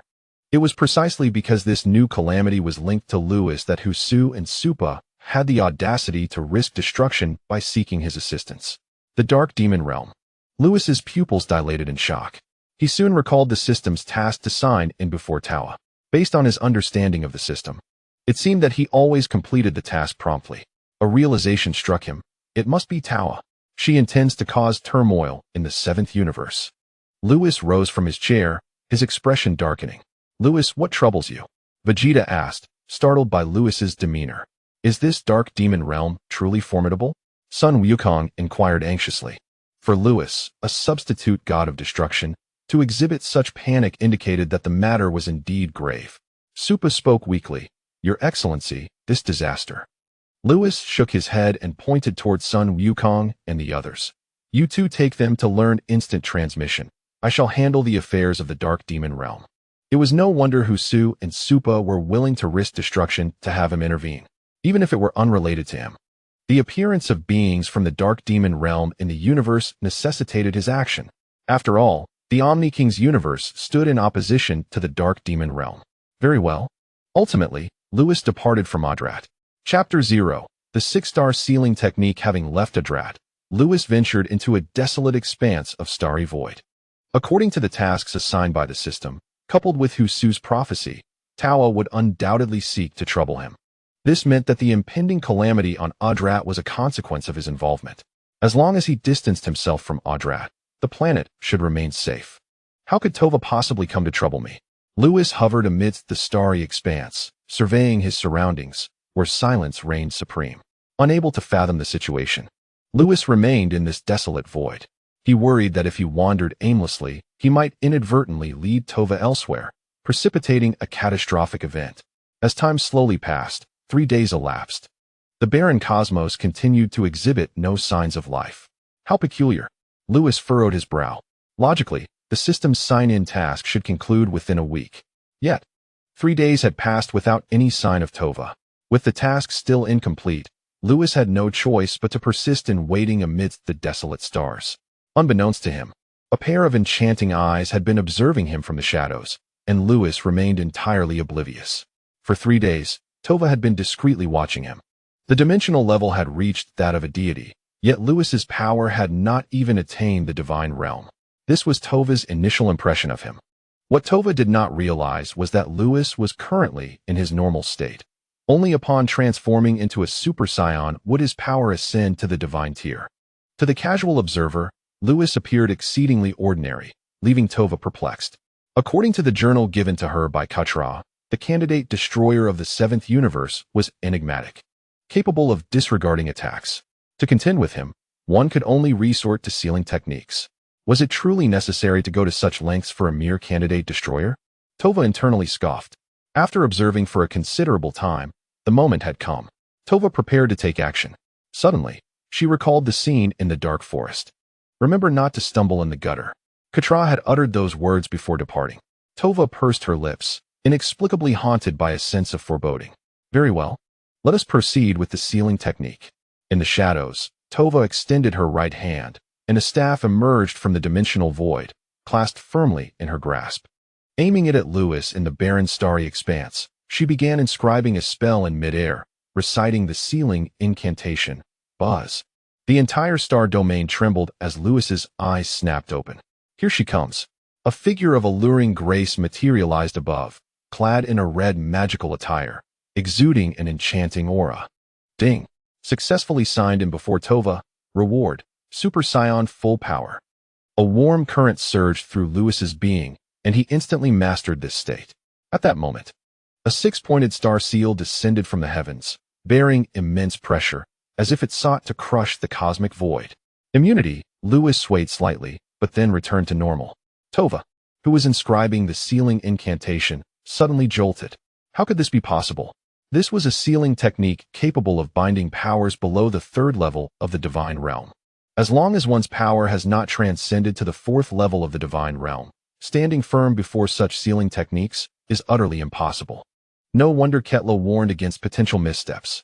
At that moment, Tova, the sister of Depura and a subordinate of Demigula, experienced a sudden realization. Lewis raised his head with a cold smirk, pondering whether he was correct in his assumptions. Tova's ominous premonition intensified, and the incantation she inscribed for the sealing spell quickened. Observing this, Lewis's scalp prickled with unease. Having just acquired immunity, he was acutely aware of the inherent weaknesses. He could disregard all forms of worldly harm. Yet sealing would prove ineffectual against him. Though the seal would not inflict damage, it would confine him, rendering his immunity useless. Damn it, Tova! Who instructed you? Lewis clenched his fists, his hair transforming into a radiant golden hue. Unlike before, this time his Super Saiyan state appeared serene, devoid of any hint of ferocity. This was the full power of the Super Saiyan. While his strength surged 50-fold, the exhaustion and physical strain were significantly alleviated. Coupled with the divine energy nourishing him from within, he effectively negated the burdens typically associated with the full power of the Super Saiyan. Thus, Lewis could maintain this state without any concern for physical strain until his energy was entirely depleted. Prepare to meet your end. Lewis transformed into a streak of golden light. Soaring into the heavens, the power of the 1st level of the divine realm erupted throughout the cosmos, shattering surrounding planets. In the blink of an eye, he materialized before Tova. Attempting to seal me? If you seek death, I shall oblige. Boom. Seizing the moment before Tova completed her sealing incantation, Lewis directed his focus towards her, condensing a sphere of purple energy. Destruction. The cosmos trembled, and even the Namekians on the opposite side of the galaxy sensed the overwhelming pressure. The inhabitants of Yardrat need not be mentioned. They all gazed upwards, captivated by the cosmic expanse. A catastrophe was imminent. On Yardrat, Supa and Husu looked up, their faces etched with concern. The purple energy of destruction sliced through the void, appearing before Tova in an instant. Anxiously, Tova halted her incantation just as the destructive force was about to strike her. So close. The candidate for the destroyer of the seventh universe. Tova sighed in relief, revealing a breathtaking smile to Lewis. What? Lewis gasped in shock.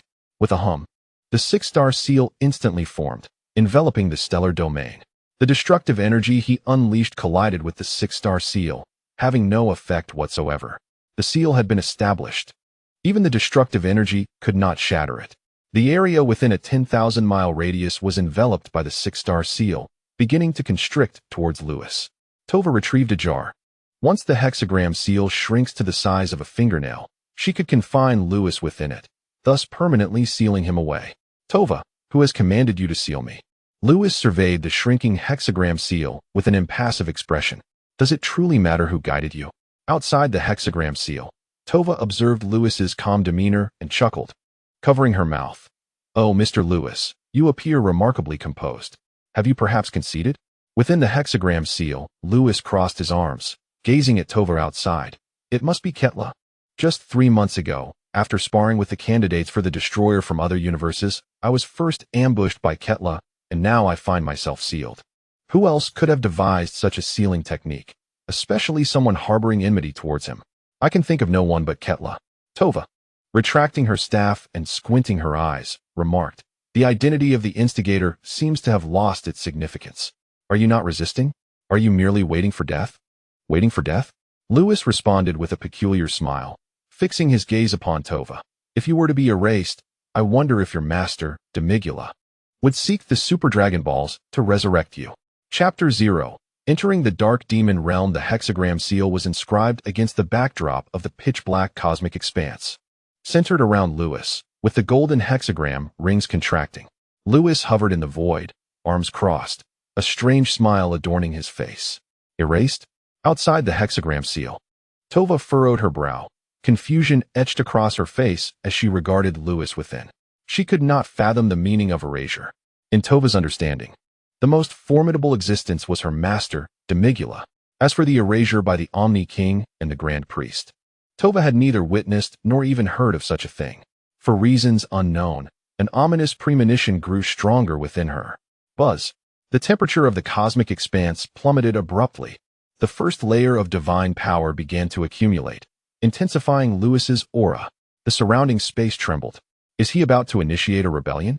Despite her growing unease, Tova remained unconvinced that Lewis could break her hexagram sealing technique.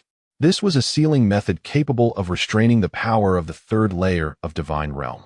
How could he, possessing only the first layer of divine realm power, possibly escape its grasp? Suddenly, from within the hexagram seal, Lewis spoke again. Do you know why Ketla dares not act personally? Why? Tova instinctively inquired.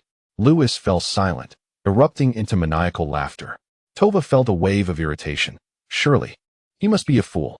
Lewis fixed his gaze firmly upon Tova, grinning wickedly. That is because he fears death. The purpose of his training in the room of spirit and time was to cultivate the power necessary to support the execution of erasure. Now that he has attained the first layer of divine realm power, he can finally sustain the act of erasure without sustaining severe injuries beforehand. In that very moment, the sealing technique ceased to have any effect on him, unless executed by a master of priestly caliber or above. Lewis found himself in an almost invincible position, suddenly unleashing a surge of power. A golden aura erupted from him, soaring skyward. The golden radiance radiated outward, akin to a newly born sun, illuminating the pitch-black starry expanse as if it had entered broad daylight. Could Ketla be afraid of death? Tova's heart momentarily halted as she sensed the aura of death emanating from the power Lewis unleashed. How could this be? Ketla was a destroyer who had touched the 5th tier of divine power. Would he fear a mere candidate destroyer? This boy must have lost his mind. However, the 6-star sealing technique is of no consequence. Shatter it. Annihilate it. Within the 6-star spell seal, Lewis raised his right hand, and the power within him surged forth like a mighty flood, coalescing around his hand. Boom! The boundless cosmos trembled, and the golden six-star spell seal dimmed. With a forceful sweep of his hand, a white halo enveloped the entire six-star spell seal, as if Pangu were separating heaven and earth, obliterating all in its path. Tova's scalp tingled. She no longer believed that the six-star sealing technique could restrain Lewis. By heavens, this boy speaks the truth.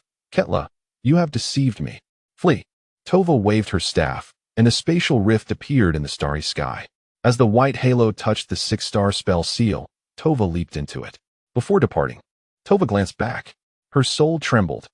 She witnessed the white light touch the six-star spell seal, which disintegrated instantly, and the white light surged forth. Tova dared not look back any longer. She accelerated fiercely, escaping this realm. To think she was forced to flee, how infuriating. Watching Tova depart from this space, Lewis was seething with rage. At that moment, Lewis, why have you unleashed annihilation again? Weiss had arrived. Lewis exclaimed with joy. Weiss, quickly help me regain my strength. After using annihilation, the power within him had long been drained, reverting to his normal state. He was left with barely enough energy to speak. Weiss paused for a moment, then waved his staff, casting a silver glow that enveloped Lewis, instantly restoring him to full vitality. Weiss, let us go. Take me to the dark demon realm. Lewis gritted his teeth.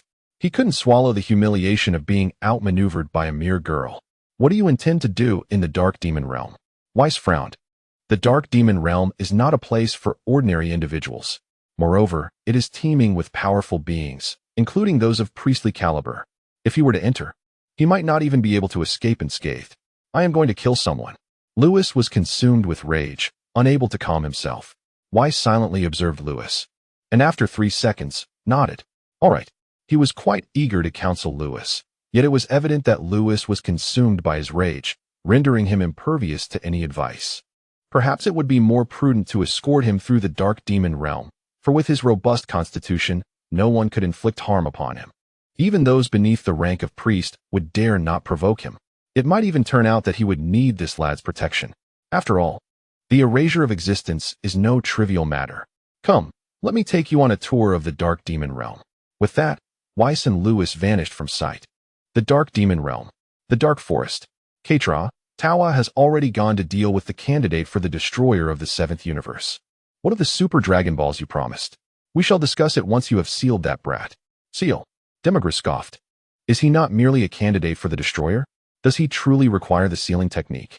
Katra, undeterred by the mockery, understood all too well that had he not witnessed Lewis's ability to disregard harm, he would never have believed anyone could be so invulnerable. Just as Katra was about to speak, suddenly, a rift opened above the dark forest, and Tawa emerged, her movements clumsy and frantic. Katra, you deceived me. Upon returning to the dark demon realm, Tawa confronted Katra, her face flushed with anger, exclaiming, You said that with Beerus present, you could not act. Such lies. Faced with Tawa's accusations, Katra's gaze turned icy. The denizens of the dark demon realm were nothing but filthy rats, daring to treat him with such disrespect. Demigra, noticing the shift in Katra's demeanor, felt a surge of murderous intent. Nevertheless, he turned his attention to Tawa, inquiring, What seems to be the issue? Lord Demigra. Katra pretends he cannot act out of fear. He is simply afraid for his life. Afraid for his life? Demigra paused, poised to delve deeper into the matter. At that moment, a radiant presence manifested above the dark demon realm, a unique aura belonging to the angels of the Omni King's universe. An angel dares to venture into the dark demon realm. A peculiar smile spread across Demigra's face. Katra trembled violently, hastily declaring, Demigra, I must take my leave. If the angels discover I have entered the dark demon realm, it will spell disaster. With that, Katra concealed his aura and fled the dark forest. Tawa watched Katra's retreating figure, her expression fraught with urgency. Lord Demigra, Katra is deceiving us. Pray tell, what has he deceived us about? Demigra inquired. His gaze fixed on the sky, where other powerful beings were already flying toward the direction of the angel from the Omni King's universe. Thus commences Chapter 0, the Great Archmage Puting. A rift appeared above the dark demon realm, from which 2 figures emerged. Is this truly the dark demon realm? Lewis surveyed his surroundings. The environment of the Dark Demon Realm was shrouded in an overwhelming darkness. At first glance, dark clouds loomed over the black earth, and now and then, a strange, ominous wind swept through, suffusing the entire world with a stifling atmosphere. Indeed, Weiss nodded. It had been quite some time since he last visited this place. Someone's coming. Be cautious, he cautioned, shaking his head internally. Realizing that it was he who needed to tread carefully, Lewis sensed an overwhelming pressure approaching their direction. In the next moment, a graceful figure emerged, appearing youthful, clad in a form-fitting attire, with flowing emerald hair and a staff in hand. The surrounding space trembled violently, clearly indicating the formidable power of the newcomer. Then, from a distance, 12 more figures soared into view, each radiating immense strength. "Isn't that Mr. Weiss from the universe of the Omni King?" Poutine inquired. "What brings you to the Dark Demon Realm?" The others who accompanied her stood silently behind, awaiting her lead. "I am merely accompanying someone here," Weiss replied with a calm demeanor, although he was mentally prepared for battle. Outside the universe of the Omni King, he felt free to act at will. "Poutine?" Lewis murmured, recognizing the name from the Dragon Ball spin-off. Poutine was a grand sorceress from ancient celestial times, who later betrayed the heavens alongside Goku and Demigra, aligning herself with the Dark Demon Realm's sovereign, Mechikabura. Accompanying him, Poutine's gaze shifted to Lewis. Black hair and a brown tail, a being of divine caliber, yet lacking the strength to reach the realm of gods. Wait, a destructive aura? Mr. Weiss, could this lad be the candidate for the god of destruction from the 7th universe? His power seems rather lacking, Poutine chuckled, her smile sweet, yet sending shivers down Lewis's spine. How curious for a grand sorceress from ancient times to masquerade as a youthful maiden. Indeed, he is the disciple of Lord Beerus, taken under his wing over a decade ago. His potential is quite commendable. Poutine conversed with Weiss as if they were old friends. At that moment, Weiss discreetly communicated with Lewis, sharing insights about Poutine's background, which aligned with Lewis's existing knowledge. However, he was still unaware of the true extent of her power. Through Weiss's introduction, Lewis learned of the formidable strength possessed by the ancient sorceress. As a grand sorceress of the celestial realm, Poutine had always wielded great power. After her defection to the Dark Demon Realm, she had been bestowed with demonic divine power by Mechikabura, elevating her strength to that of an angel. Yet, what significance did the power of an angel hold? Enough of the pleasantries, Poutine. Where has Tawa gone? Lewis finally spoke up, causing the air to fall silent. Weiss could not suppress a gulp. This young man was audacious indeed. Weiss, are you here to search for Tawa? Your attitude towards recruitment is quite discourteous. Poutine smiled gracefully. In the dark realm of demons, how dare you act so arrogantly? You must either be a fool or utterly fearless. Casting a glance at Lewis, she continued with a smirk. This esteemed candidate for the god of destruction, you don't believe that with Weiss protecting you, you can act without trepidation, do you? Weiss, standing nearby, felt a tinge of embarrassment. Poutine spoke the truth. Navigating the dark realm safely was a daunting task, let alone shielding a candidate for the god of destruction. However, Lewis was no ordinary candidate. Could you cease your incessant laughter? Lewis retorted, frowning at Poutine. You're not half as attractive as my ties, and your constant giggling is quite nauseating. Having already been provoked by Tova, he found Poutine's laughter intolerable. Did she truly believe that possessing angelic powers made her formidable? With a chuckle, Weiss covered his mouth, unable to suppress his amusement. Lewis's sharp tongue was indeed lethal. You seek your own demise. Poutine seethed with rage, her once ladylike demeanor evaporating, revealing her true nature akin to a wicked witch. Eliminate this insolent wretch. Poutine glared at Weiss, forbidding him from intervening. Understood. The 12 figures hovering around them suddenly unleashed their power. A hum resonated as 12 dark auras surged skyward, exerting immense pressure upon Lewis. The power of the 4th level of the divine realm. Lewis's lips twitched. The strength of these individuals was comparable to that of the gods of destruction from the Omni King's universe. Did they truly hold him in such high regard? Weiss. Who are they? They are the 12 demon lords of the dark realm, corresponding perfectly with the gods of destruction of the Omni King's universe, Weiss explained. He remained motionless, seemingly indifferent to aiding Lewis, which puzzled Poutine. Was he abandoning this young man? Boom. The 12 demon lords charged at Lewis with blinding speed, leaving him no time to react. Bang! Bang! Lewis was struck, instantly finding himself at a disadvantage. In the dark forest, Lord Demigula, the candidate for the god of destruction from the seventh universe, is truly formidable. He wields a technique known as annihilation. What? Demigula gasped in shock. Annihilation? That is a principle only those of priestly rank can comprehend. How could that young man possibly grasp it? Lord Demigula, in the face of annihilation. My sealing technique crumbled instantaneously. It was Ketla who deceived us. He instigated us to act out of fear. I see. Demigula narrowed his eyes, realizing that Tova would not speak falsely. Thus, the truth was evident. Ketla had dared to deceive him. In his fury, Demigula couldn't help but wonder, why could a candidate for the god of destruction from the seventh universe, possessing merely the first level of divine realm power, comprehend annihilation? Moreover, the letter from Katra contains information about Lewis, claiming he can disregard any assault. To deal with that young man, one must resort to sealing techniques. What on earth is this? Fear not. I shall ensure that Katra is left with no means of escape. Demigula raised his head, gazing at the distant sky. At that moment, a cacophony of collisions echoed from the horizon. Come, let us investigate the commotion. Demigula vanished from his spot. Tova followed, her heart inexplicably racing, as if foreboding some impending calamity. On the horizon, a thunderous roar erupted.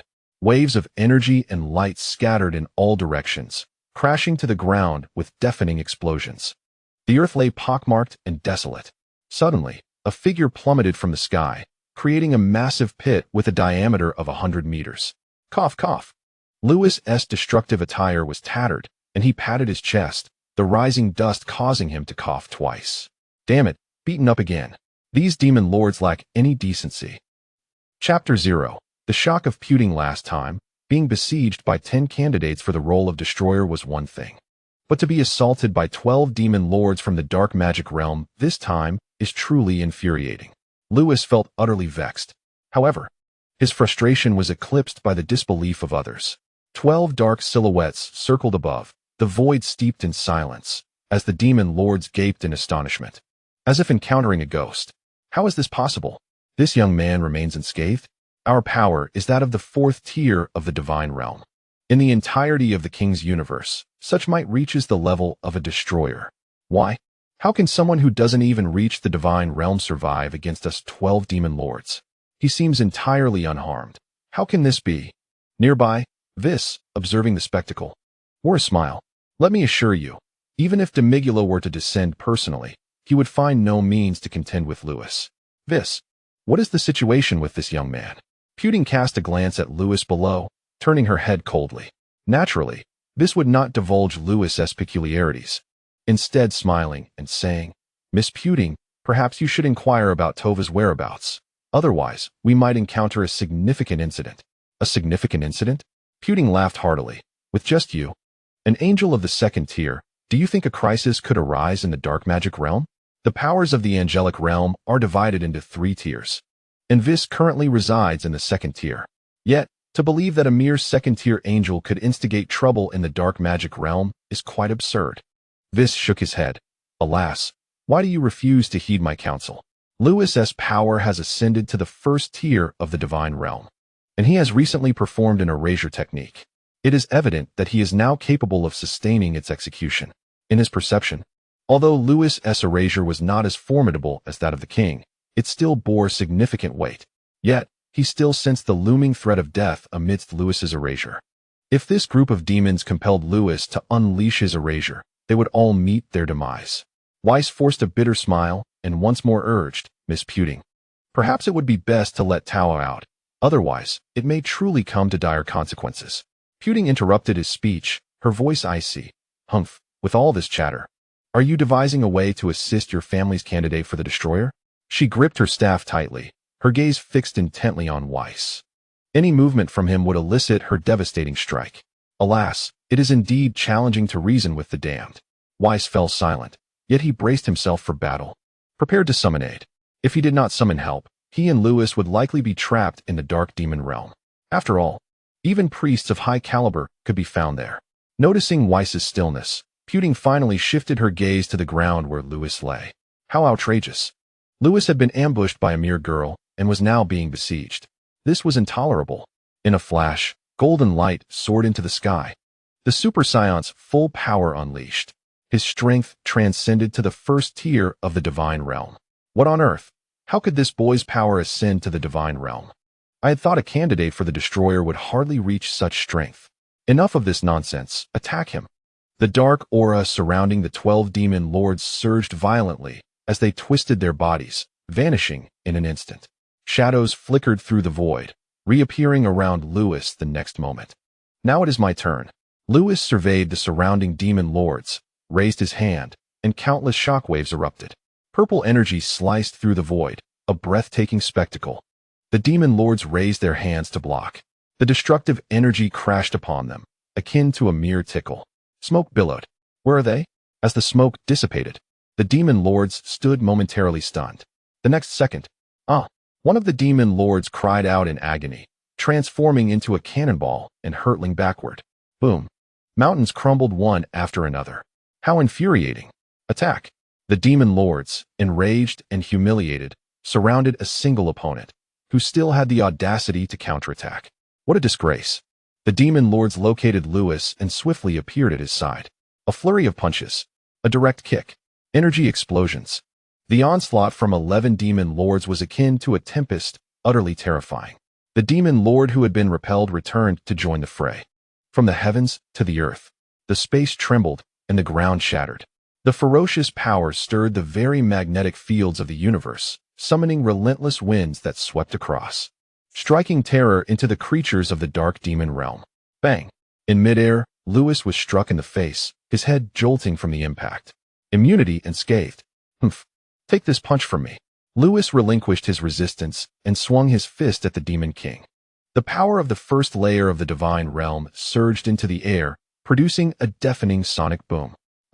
The Demon King, caught off guard, felt a sharp pain in his face and was instantly sent flying. Simultaneously, the remaining 11 Demon Kings seized the opportunity and unleashed a frenzied assault on Lewis from behind. Boom, boom. Lewis was subjected to an unrelenting bombardment, the entire sky seeming on the verge of shattering, creating an extremely terrifying scene. This spectacle caught the eye of Poitin, who smirked slightly, doubting that this young man could endure such onslaught. Poitin withdrew her gaze and turned to Vis. Vis, your candidate for the destroyer is finished, and you should prepare to meet the same fate. Since Vis had ventured alone into the dark demon realm, such a golden opportunity was not to be missed. Was it not? Just as Vis finished speaking, a sudden flash of silver light erupted from the location of the bombardment. Whoosh! Perfect freedom realm. Shapeshifting. Lewis soared out of the explosion zone. His destroyer attire vanished, revealing his robust physique.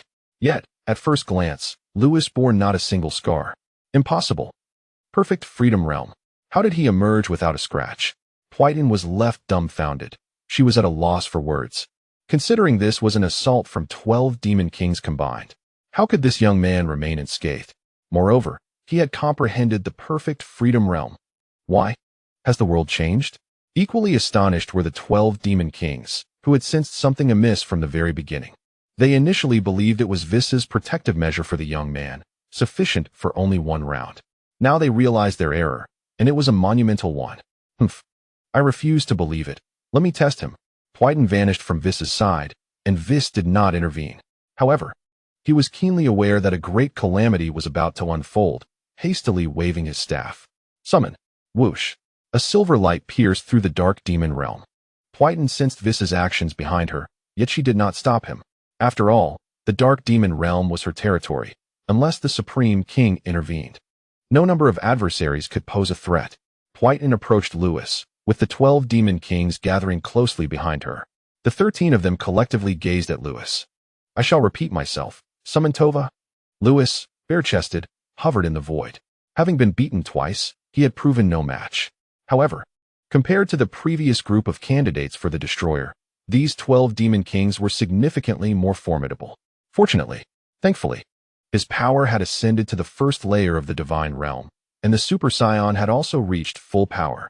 Due to the divine dimension, the divine power within him nourished his body, and coupled with the minimal consumption and burden of full power Super Saiyan, he was able to endure for such a long time and still had the opportunity to retaliate against the fourth-layer power of the Demon King in the realm of divinity.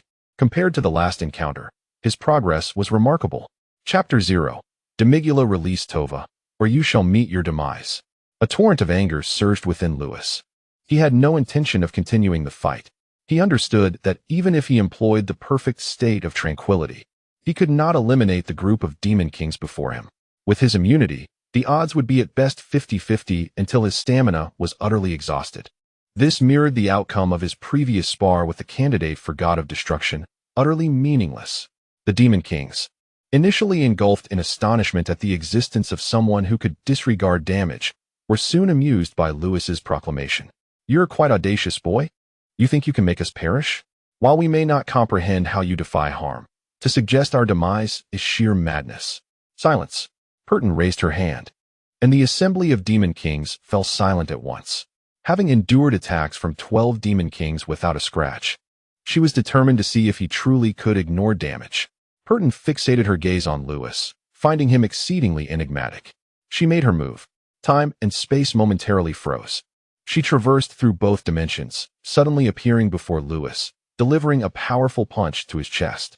Sharing the same second-layer angelic strength as Whis, she unleashed her full might, shattering the celestial dome as the entire dark, demonic realm trembled.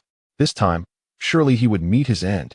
The next moment, hiss, Pertin gasped in disbelief. Her fist remained pressed against Lewis's chest. He was utterly unscathed.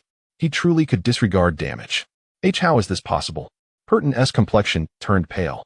At that moment, she bore no resemblance to a master of angelic caliber. Instead, she appeared as a fragile woman, deeply intimidated by Lewis. Refusing to release Tova, are we? You have brought this upon yourselves. The silver radiance enveloping Lewis suddenly vanished as he exited the perfect state of tranquility, then transitioned into full-power Super Saiyan. He raised his right hand, aiming it at Pertin. Erasure. A brilliant white light erupted. Erasure? Pertin's pupils dilated, realizing this was a principle only accessible to those of high priest status. How could this boy possess such power? Moreover, she sensed that this force was genuine. It was indeed erasure. And no, Demigula, who was racing towards them, trembled at the revelation. Was it truly erasure? Was the Grand Priest arriving? Or perhaps the Omni King? Demigula felt a surge of urgency as he took a step forward, instantly appearing before Pertin. A bare-chested man directed a force of erasure at Puting. Demigula exhaled in relief, grateful that it was not the High Priest or the Omni King. With a sweeping motion of his hand, a blade of black demonic energy materialized, cleaving toward Lewis with the force of erasure. A thunderous clash ensued as two supreme attacks collided, resembling the cataclysm of the world, with an endless residual power sweeping across the entire dark magic realm. In an instant, the realm transformed into a hellish landscape. Demigula waved his hand once more, restoring the dark magic realm to its former appearance. At this moment, Puting was drenched in sweat, her azure hair matted together, resembling a crone. Demigula, he can erase. I saw it. Demigula fixed his gaze on Lewis, realizing that the residual energy from the recent explosion had not harmed him. Was he immune to damage? Recalling the notes from Ketla, Demigula deduced that this individual was likely the candidate destroyer of the seventh universe. Just then, Tawa arrived late to the scene. Upon seeing Lewis, her face turned pale, and she stammered, Lord Demigula, it's Lewis. He has pursued us.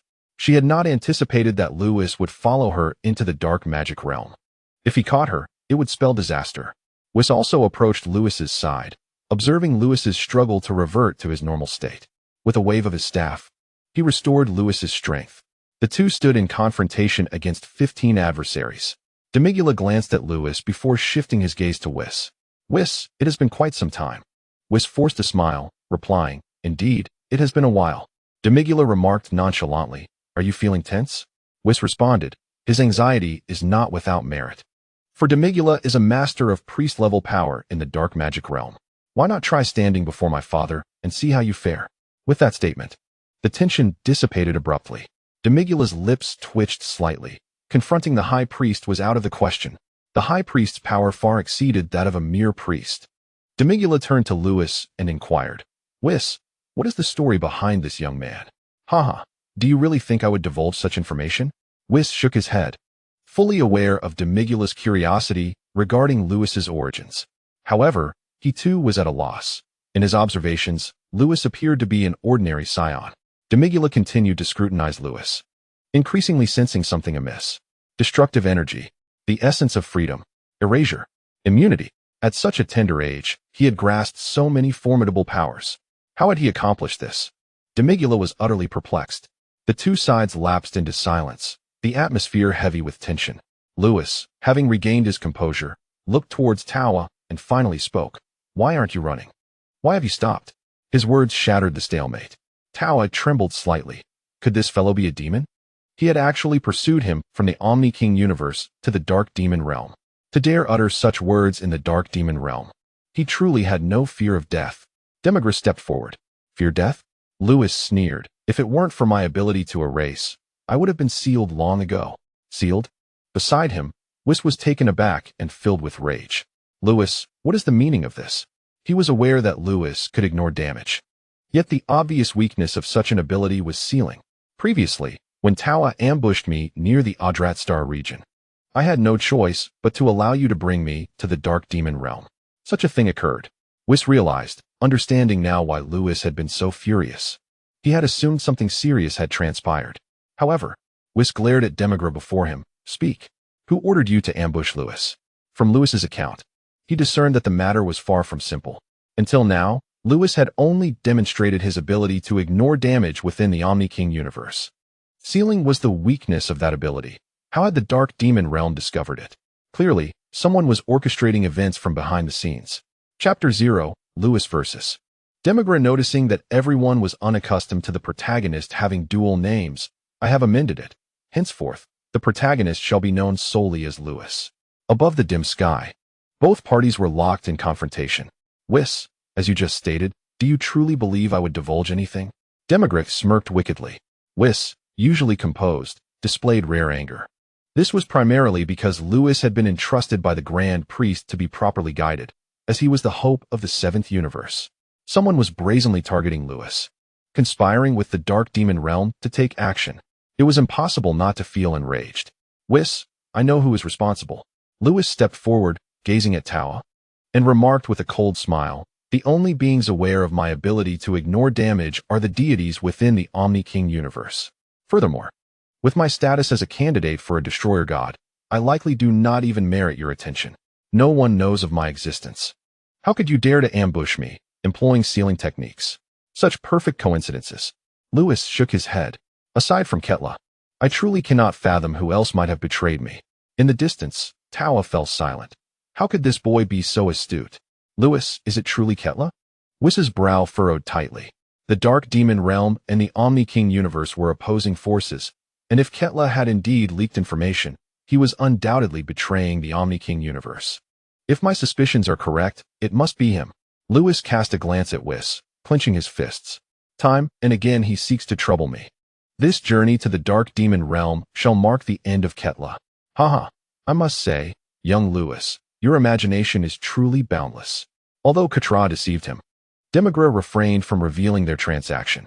After all, Katra still owes him 7 Super Dragon Balls, the perfect realm of ease, the destruction of rules, and the divine dimensions of those in their 20s can disregard damage and unleash obliteration. Demigra squinted, his eyes narrowing. Every form of power is astonishing. How could such a prodigy escape our attention? The Omni King's universe and our Dark Demon realm are sworn adversaries. Eliminating talents like you is quite reasonable, don't you think? Demigra turned to face Pudding and the other Demon Kings. Pudding nodded. She had narrowly escaped death at the hands of Lewis's obliteration. It had startled her deeply. Such a genius must not be overlooked. As Lewis watched Demigra's retreating figure, he was taken aback. There was a semblance of reason in his words. Could it truly not be Katra? Suddenly, the temperature around them plummeted, and Demigra's chilling voice resonated. Now, although I am unaware of how you grasp these powers, that is of little consequence. Demigra pivoted, his gaze fixated on Lewis before the void. What is this? Do you wish to kill me? Even that old hag, Pudding, could not bring me down. Do you really think you stand a chance? Lewis scoffed. You seek death. Pudding was infuriated. How dare he refer to her as an old witch? It was frustrating, yet she was powerless to eliminate him. Seeking death? If you truly wish to kill me, then come forth, she declared. Humph, sharp-tongued as ever. If I cannot kill you, surely I can seal you. This young man was no longer tied to Katra. The moment Demigra laid eyes on Lewis, he understood that he could not be spared. Otherwise, the balance between the Omni King's universe and the Dark Demon realm would undoubtedly be disrupted. The air was thick with murderous intent. As if the sky itself were on the verge of freezing, the atmosphere grew increasingly tense, and the Demon Kings found it difficult to breathe. This was the pressure emanating from a being of priestly caliber. Whis, be cautious. In the sky, Lewis stood protectively in front of Whis, facing Demigra alone. The formidable pressure unleashed by Demigra was entirely absorbed by him. Whis felt a warmth in his heart. He never expected that one day he would rely on Lewis.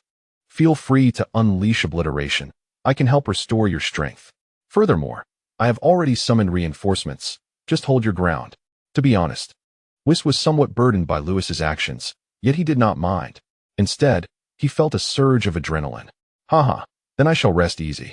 Lewis erupted with golden flames, once again entering the full-power Super Saiyan state. The first layer of divine power surged wildly. Lewis and Demigra stood in confrontation. In the void, golden flames clashed against dark energy. The scene in the sky was nothing short of extraordinary. A being of power only at the first tier of the divine realm. The diminutive Kalami dares to confront the formidable demon god Demigula, whose prowess reaches the level of a high priest. Meanwhile, the other demon lords retreat to a safe distance. Even the angelic being Puting, who possesses celestial strength, dares not approach this battlefield. It is not that they lack the will to assist Demigula. Rather, they have previously attempted to do so, only to discover that, apart from sealing techniques, their other powers have no effect on Lewis. Moreover, Lewis possesses the ability to nullify, rendering ordinary sealing methods ineffective against him. Aside from Demigula, the High Priest, who remains unaffected by Lewis's erasure, the rest find themselves utterly powerless. Naturally, Vis is also at a loss, yet he does not retreat, for he must restore Lewis's strength. In this moment, Vis resembles gasoline, while Lewis is akin to an engine. When the engine falters, Vis provides the necessary energy. Though aware that Lewis can disregard damage, he feels compelled to make another attempt. At that moment, Demigula in the sky stirred. A dark aura erupted from him, enveloping the entire firmament, resembling the depths of an inferno, a sight most terrifying. Ignoring the constraints of space and time, Demigula appeared above Lewis, sweeping his hand. An unfathomable force unleashed a tempest of spatial energy, obliterating everything in its path. Vast expanses of space shattered, transforming into shards of white, translucent blades that hurtled toward Lewis. High priests rarely employ pure energy waves as a means of attack, but Demigula invoked the laws of space and time. Lewis was caught off guard, struck in an instant. Yet, immunity, a radiant white light emanated from Lewis, intercepting the onslaught. Clang, clang, clang. The shards of space collided against him like nails striking steel, producing a cacophony of sound. Ha ha ha, do not think you alone can challenge me. Even if Mechacapra were to arrive, she would be powerless against me. Lewis gazed upward at the looming figure, allowing the shards to crash against him. His laughter echoing with delight. His smile was radiant, yet if ties were present, she would certainly perceive that Lewis was merely putting on a brave face. The disparity in their powers was simply too vast. Lewis had contemplated retaliation, without resorting to erasure. Even unleashing his most potent force would not suffice to vanquish even those 12 demon lords, truly a matter of little significance. Thus, Lewis resigned himself to enduring the blows. After all, it was not his first time, and enduring one more would hardly matter. How vexing it was indeed. With a haughty demeanor, Demigula narrowed his eyes. Who, after all, is Mechacapra? An entity of the same caliber as the All-King. Then let us seal you. Demigula prepared himself mentally, yet he remained astonished by Lewis's disregard. He must not be allowed to remain free. Dark sealing technique. Demigula's hands moved swiftly, forming a dark aura that crystallized the surrounding space. You wish to seal me? Then come and try? Lewis looked up at the figure above, a wicked smile gracing his lips. Simultaneously, he raised his hand, conjuring a flicker of white radiance. Erasure. Rather than directing it at Demigula, Lewis aimed it at the ground of the Dark Demon Realm. Chapter 0. The perpetual motion machine witnessing this scene, Weiss burst into laughter, sounding almost pig-like. Lewis was exceedingly cunning. Aware that his erasure would have no effect on Demigula, he redirected his intentions toward the dark demon realm itself. Although Lewis's erasure power was not yet on par with that of the omnipotent king, it was still capable of threatening angelic beings. Should Lewis's erasure strike the dark demon realm, a significant portion of its territory would vanish. In that moment, Demigula would undoubtedly intervene to prevent such devastation. But that would mean relinquishing his attempt to seal Lewis. What a despicable trick. Realizing Lewis's intent, Demigula would not allow a large portion of his domain to disappear. Thus, he had no choice but to abandon the sealing of Lewis and instead counter Lewis's erasure. The white light erupted from Lewis's hand. Demigula summoned his demonic power. The two attacks were terrifyingly formidable. Boom. They collided, unleashing a cataclysmic sound. Demigula's power was perfectly measured, nullifying Lewis's erasure while leaving the dark demon realm unscathed. This is utterly terrifying. This boy wields merely the power of the first layer of the divine realm. How can he be so outrageous? If that erasure were to strike me, I would surely be left gravely wounded. Be more confident. You simply cannot survive. The demon lords swallowed hard. Their expressions filled with shock as they beheld the distant clash. Puting gritted her teeth in frustration. As a formidable being of the angel realm, she had been insulted by a mere lowly Karami not once, but repeatedly. Today was utterly humiliating. Haha, Lewis gasped for breath. The only strength remaining to him was the ability to speak. Ha ha ha, with your stamina, it seems you can only unleash one erasure. Let us see how you meet your end. Across from him, Demigula discerned Lewis's condition. Humph. Ignoring the taunt, Lewis shouted to Weiss behind him. Weiss, hurry. Here it comes. Weiss waved her staff, casting a silver glow that enveloped Lewis, instantly restoring him to full strength. Demigula once more. Lewis laughed heartily, launching another attack, still aimed at the ground. Erasure. Weiss. Demigula's fury surged as he hurriedly defended against the strike, then glanced at the fully revived Lewis. Turning his gaze to Weiss behind Lewis, he thought, so you exploit this perpetual motion machine bug, do you?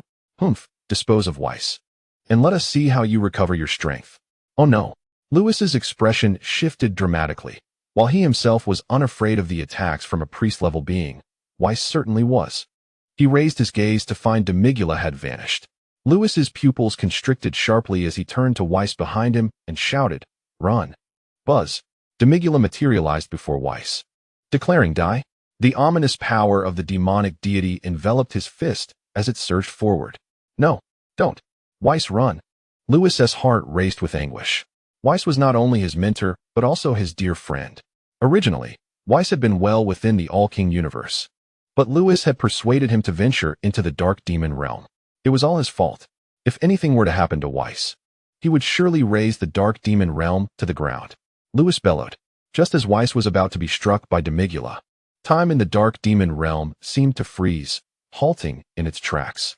In the void, Demigula's fist was a mere millimeter from Weiss's head. Crack! A tremendous force erupted from Demigula, shattering the frozen time and restoring it to normalcy. His fist continued its relentless advance, and the heavens exploded. Yet, Weiss's figure had already vanished. Master Demigula, what a skillful maneuver! A youthful, melodious voice rang out from above.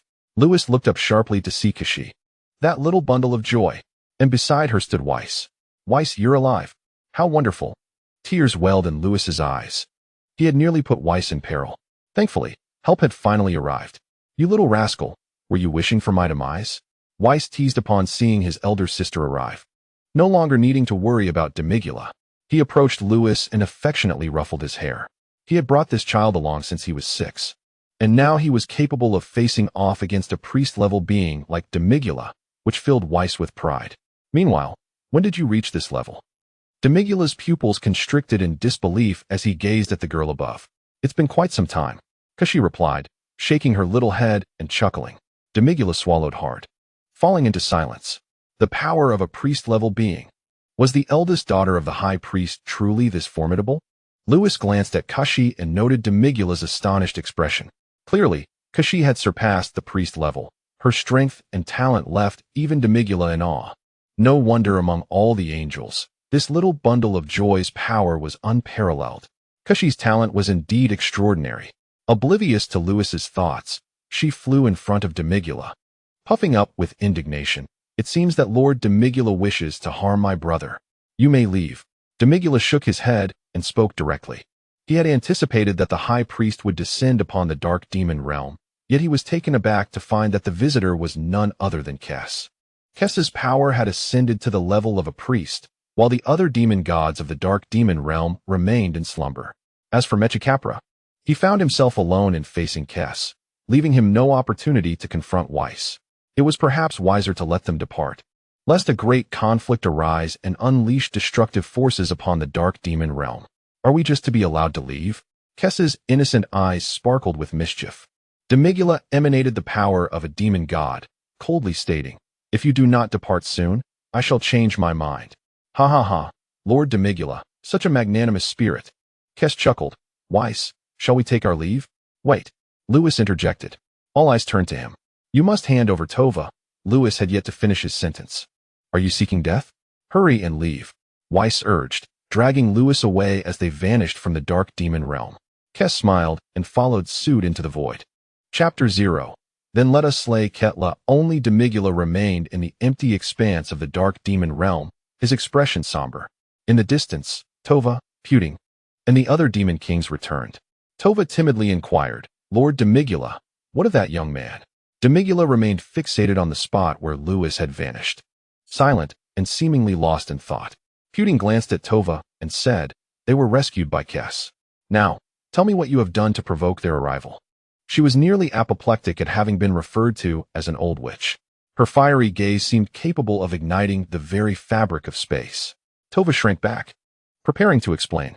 Demigula gestured dismissively. "Enough, Puting stays. You all may leave." "Yes," Tova exclaimed, feeling as if a weight had been lifted, and hurried away. The other demon kings, curious about Lewis, dared not defy Demigula's command and vanished without a trace, sealing that boy was a pact made between Ketla and myself. In the void, only Puting and Demigula remained. Demigula recounted his dealings with Ketla. "That wretched rat deceived us?" Puting seethed, her chest heaving with rage. After a moment, she regained some composure.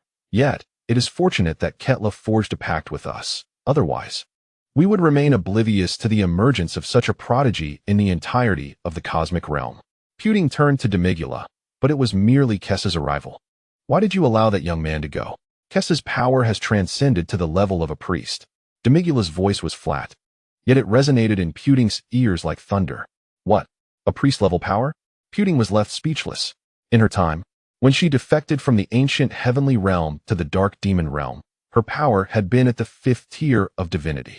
At that time, Kes's strength had barely reached the same level. Later, Putin was profoundly influenced by the power of the demon god, enabling her to ascend to the 2nd tier of the angel realm. What she did not anticipate was that others had also broken through, reaching the level of the high priest. The rest of us demon gods remained in slumber, while Lord Mechikapura was still sealed away. Suppressing her astonishment, Putin remarked, "Currently, you are the sole pillar of the dark demon realm. No wonder you chose to release that young man, Lewis." She recalled Demigula's earlier concerns, understanding that the battlefield lay within the dark demon realm. Should two high priest-level experts engage in combat, the ensuing chaos could be cataclysmic, potentially leading to an explosion of the dark demon realm itself. "I did not intend for you to remain here for that reason." Demigula gazed at Putin with grave seriousness. "Have you noticed how Lewis's physique bears a striking resemblance to someone else?" Putin furrowed her brow, perplexed by Demigula's insinuation. Suddenly, a flash of insight illuminated her mind. "Silence!" Demigula bellowed, scanning their surroundings with trepidation, wary of eavesdroppers. Putin clamped her hands over her mouth, silenced by the gravity of the revelation, her eyes wide with astonishment. It was evident that the identity of Lewis had profoundly impacted her. After a moment, disregarding the pain, she swallowed hard. "Demigula, for Lewis to possess such power at this age, it is indeed possible that he is that one." After sealing the surrounding space, Demigula nodded, following that great one's disappearance. "He must have undergone reincarnation. I suspect Lewis is he." Infuriating. The inhabitants of the All-Kingdom universe must have discovered Lewis's identity, which is why they have made him a candidate for the Destroyer. The earlier insults Lewis had hurled at her seemed to fade from Putin's memory, her anger evaporating, replaced by reverence. Thank goodness Lewis was not present. Otherwise, he would undoubtedly have dealt her a severe blow, that repugnant old witch. Putin's grip on her staff tightened, her fingers creaking under the pressure, her stunning visage shrouded in frost. They must be eager to draw Lewis into the All-Kingdom Universe's ranks while he remains unawakened. Demigula, we must bring Lord Lewis back to the Dark Demon Realm. Putin nearly shouted the last words. Demigula shook his head. There is no rush. What I just mentioned was merely conjecture. I shall first consult with Lord Megicapura regarding the seal. Initially, Demigula had been taken aback when confronting Lewis. But now he understood Putin's reaction. The strength of the Dark Demon Realm was nearly on par with that of the All-Kingdom Universe, or perhaps even superior. Yet, Kes's power had surged to the level of High Priest. As for the powers of other angels that have yet to be revealed, there are not just Kes who have transcended to the level of Divine Priest. Consequently, the situation in the Dark Demon Realm has become exceedingly precarious. If Lewis truly is that individual and can be brought back to the Dark Demon Realm, the current predicament will be entirely reversed. This is precisely why Putin is so agitated. Demigura, you must act swiftly. The seventh universe, the realm of destruction. 2 beams of radiant 7-colored light descended from the heavens, and 3 figures appeared by the lakeside. Whis tugged at Lewis's ear, exclaiming in annoyance, "Everyone else has spared us, yet you dare to make demands. You truly have no fear of death." Ouch, ouch, ouch, Lewis protested, standing on his tiptoes and feigning a painful outcry. Whis rolled his eyes in exasperation, retorting, "You little rascal, what pain are you experiencing?" Nevertheless, he released his grip. Hee, I knew you couldn't bear to hit me."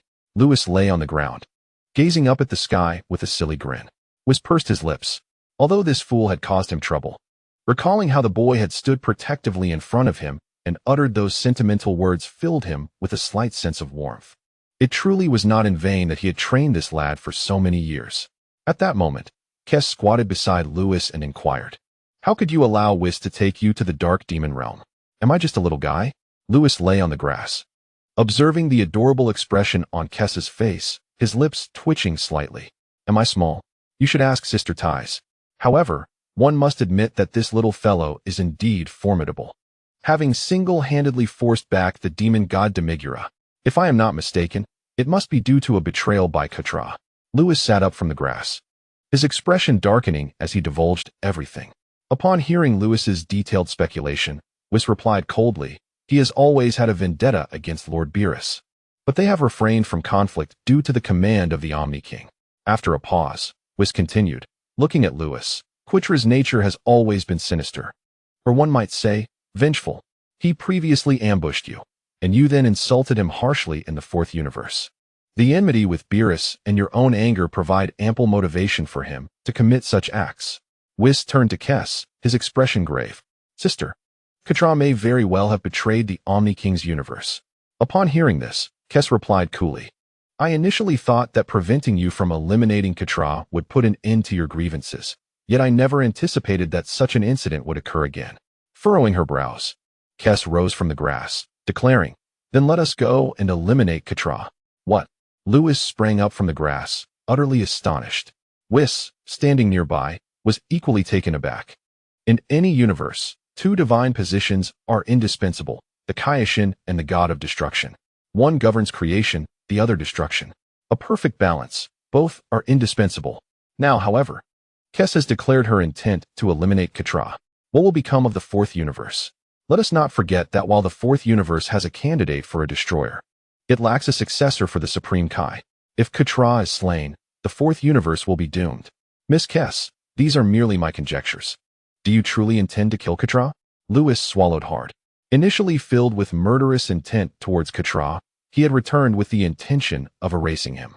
He was even prepared to defy Kes. After all, she had previously thwarted his attempt to eliminate Katra.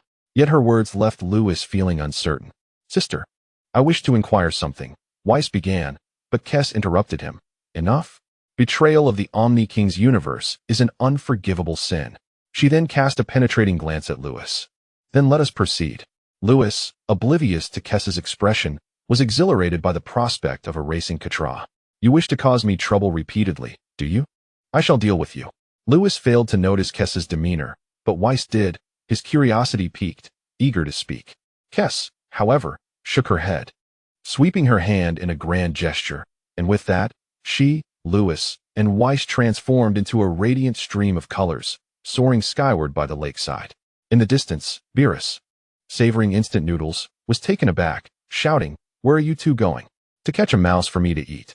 The echoes of Lewis's laughter resonated through the realm of destruction, his form having vanished. Beerus was momentarily stunned. "Catch a mouse for me to eat? What does that mean?"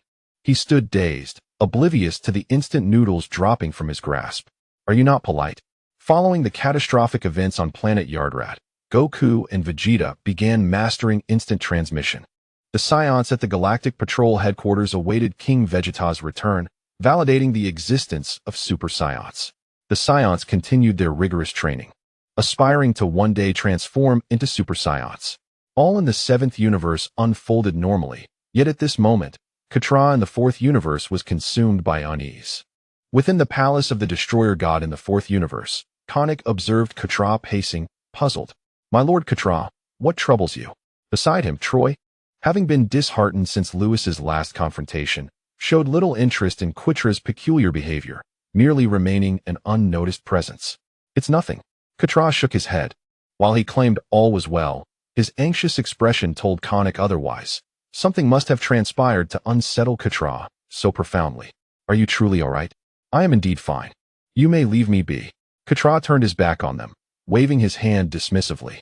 "Very well. Do remember to inform me if anything arises." With that, Konik and Troy exited the Destroyer Goddess Palace. Once they departed, Quitra's expression darkened ominously. Upon his return from the dark demonic realm, his heart raced uncontrollably. Besieged by anxiety and unrest, a myriad of negative emotions overwhelming him. Why was this occurring?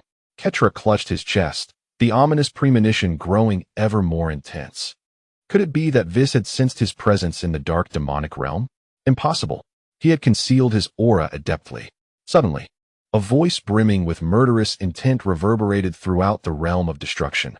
"Come forth, you wretched rodent, and face your demise." Ketra's pupils constricted. He had indeed been discovered. Outside the Palace of Destruction, Konik and Troy had just exited the palace when they were startled by this unexpected proclamation. They looked up to witness a thick stream of radiant, multicolored light descending from the heavens. As the brilliance faded, Lewis and his companions materialized before Konik and Troy. "Sister, Vis, what brings you here?" Konik inquired, turning his gaze to Lewis, his brows furrowing. "What did you mean by that remark regarding Ketra? Are you here to kill him?" Chris, wielding a short staff, glared with wide eyes and said, "Konik, do not concern yourself with Ketra's affairs. Sister, do not worry. I shall explain everything shortly. Ketra's fate is sealed." Vis stepped forward. Hearing this, Konik's body trembled. What on earth had transpired that his sister would acquiesce to Lewis' intentions against Ketra? At that moment, Ketra emerged from the Palace of Destruction. "Greetings, Miss Chris. Ah, is this not Mr. Vis and Mr. Lewis? Since our last encounter, have we not settled our grievances? What brings you back here?" Ketra's expression remained unchanged, and his tone was as tranquil as ever. "Ketra, what have you done?" Konik attempted to step forward for clarification, only to be restrained by Vis. He then noticed Chris shaking her head, deepening his unease. Ketra, observing this, narrowed his gaze. Soon after, he smiled at Lewis and the others, inquiring, "What troubles you?" None spoke or moved. Lewis took a step forward, confronting Ketra directly, and coldly declared, "During our spar, you ordered Troy to attack me with lethal intent. Later, you ambushed me on that accursed planet. Wretched rodent. You ought to be grateful that Miss Chris intervened last time to prevent my erasure of you." Lewis thrust his face toward Ketra's, his murderous intent palpable. Ketra's expression darkened. "It was my fault. I should not have projected my hatred for Rullis onto you. However, our feud was resolved in our last encounter.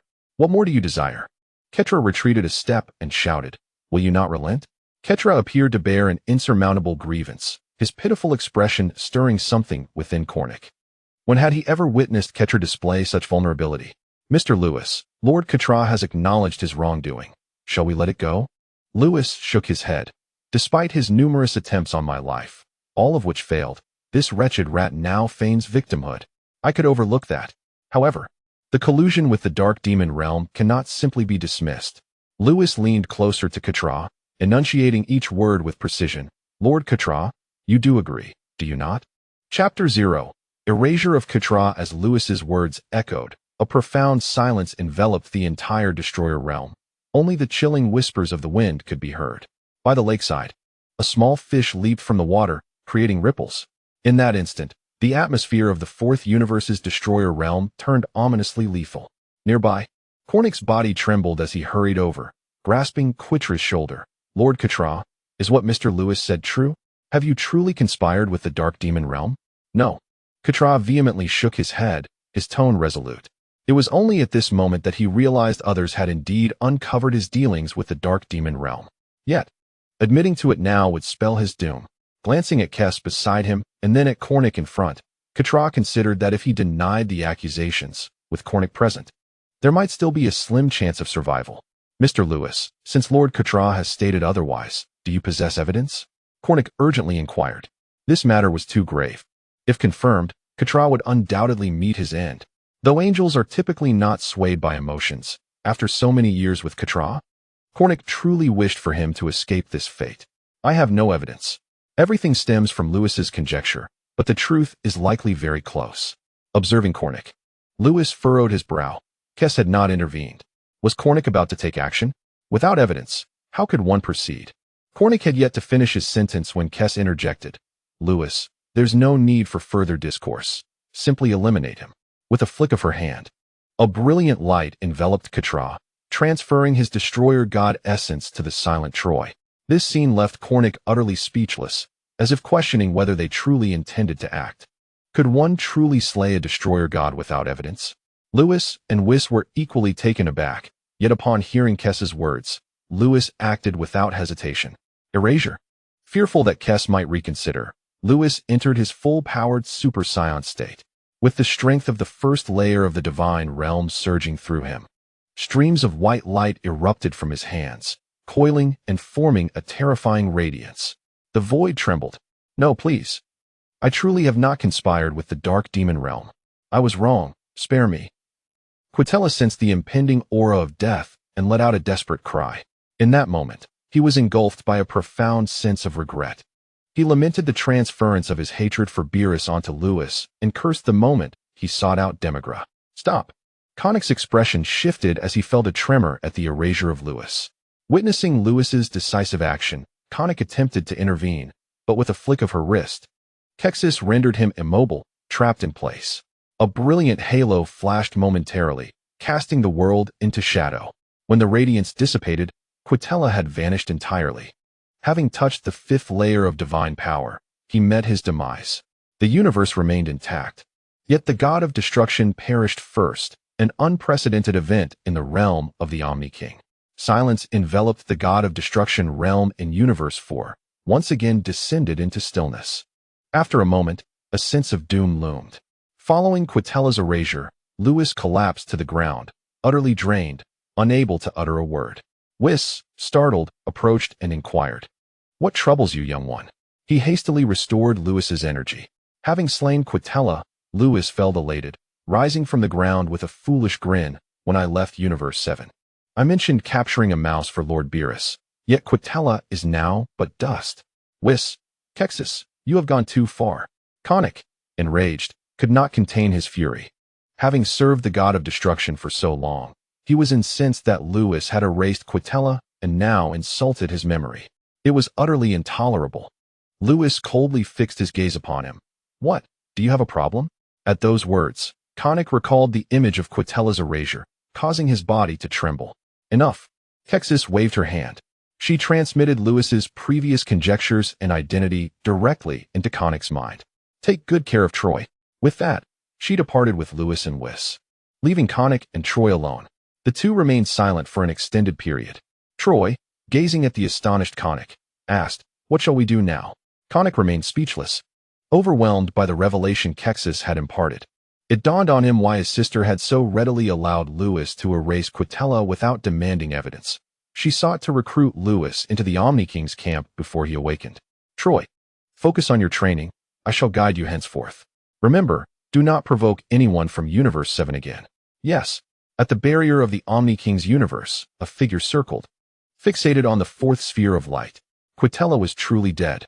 What a pity, to perish before acquiring the Super Dragon Balls. Yet, having been slain by Lord Lewis, there was nothing I could do. The figure that emerged was none other than Demigra, returned from the sealed realm of Mechikabura. Demigra had received validation from Mechikabura, confirming that Lewis possessed powers identical to that of the aforementioned being. Indeed, Lewis was essentially a reincarnation of that entity.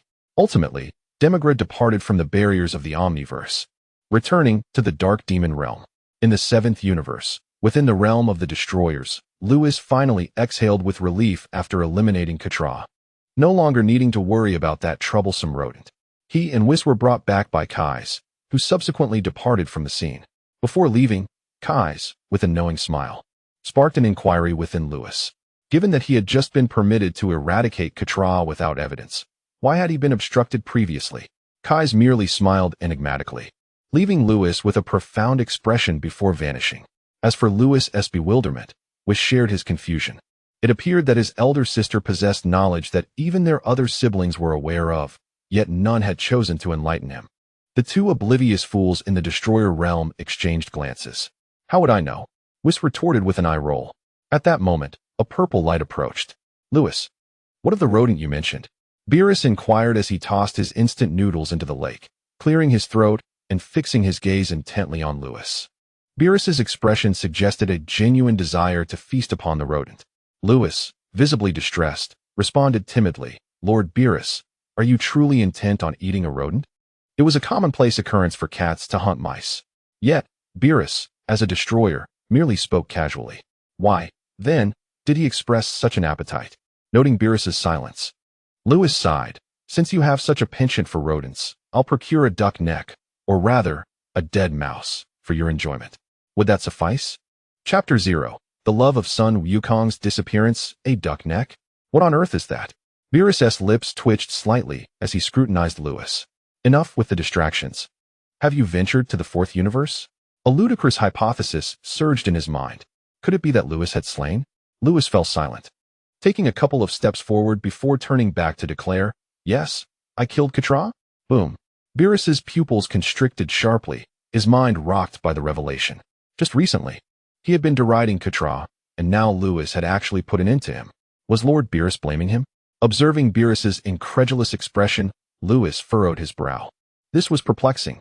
Wasn't he, that rodent, an adversary of his? Lewis's actions should have pleased the feline. Suddenly, ha ha ha, blame you? Why would I blame you? Ha ha ha. I've long wished to eliminate that wretched rodent, and to think you did it for me, Lewis. Well done. Beside the lake, Beerus frolicked wildly, as if afflicted by madness. Whis and Lewis exchanged glances. Is Lord Beerus truly insane? Whis pondered. Surely not, Lewis replied. But how else could he perform such grotesque movements? Indeed, it appears Lord Beerus has lost his mind, Whis concurred. The sight of the god of destruction was utterly appalling. A purple feline engaged in a nauseating dance. Eventually, unable to endure the spectacle any longer, Lewis and Whis departed from the realm of destruction and journeyed to Earth. In the palace of the Omni King, Kes entered, calling out, Father, I have returned. Yet, the Omni King was absent. The Grand Priest stood at the base of the palace, observing Kes's arrival. Ah, as long as you are back, that is sufficient, he remarked. Father, why did you instruct me to stop Lewis? Kes queried, her confusion mirrored by Lewis himself. Clearing his throat, the Grand Priest's face reddened slightly. I merely wished for Katra to provide Lewis with some practical experience. But I did not anticipate that Katra would be so unappreciative and conspire with the Dark Demon realm. Could he not simply serve as an experience package? With a shake of his head, the Grand Priest added, It is truly unfortunate. Kes was taken aback. The truth unfolded before her. Then, should I have Lewis eliminate Katra? This is the command of the Omni King. Back on Earth, Whis and Lewis, having had their fill of Beerus's antics, returned to their sanctuary. Brother-in-law, in the courtyard, Bulma, linking arms with Tais, spotted Lewis's return and hurriedly approached them. Where have Vegeta and Goku gone? She inquired. Indeed, where have they disappeared to? Tais, having become quite familiar with the Z-fighters during her time on Earth, chimed in. They've gone to learn a marvelous technique. Lewis embraced Tais tightly upon reaching her side. Bulma rolled her eyes, recognizing yet another display of affection. However, with news of Vegeta's whereabouts, she felt a wave of relief and left the courtyard. As for Whis, he had promptly made his way to Ty's family restaurant. What troubles you? Ty's noticed a hint of discontent in Lewis's demeanor and gently smoothed the furrowed brow he wore. It's nothing. Just a dead rat has vexed me, leaving me a bit weary, Lewis replied, resting his head on Ty's fragrant shoulder, finding solace in her presence. Ty's patted the back of the towering figure, shaking her head with a smile. But you are a candidate for the god of destruction. If someone provokes you, why not simply eliminate them?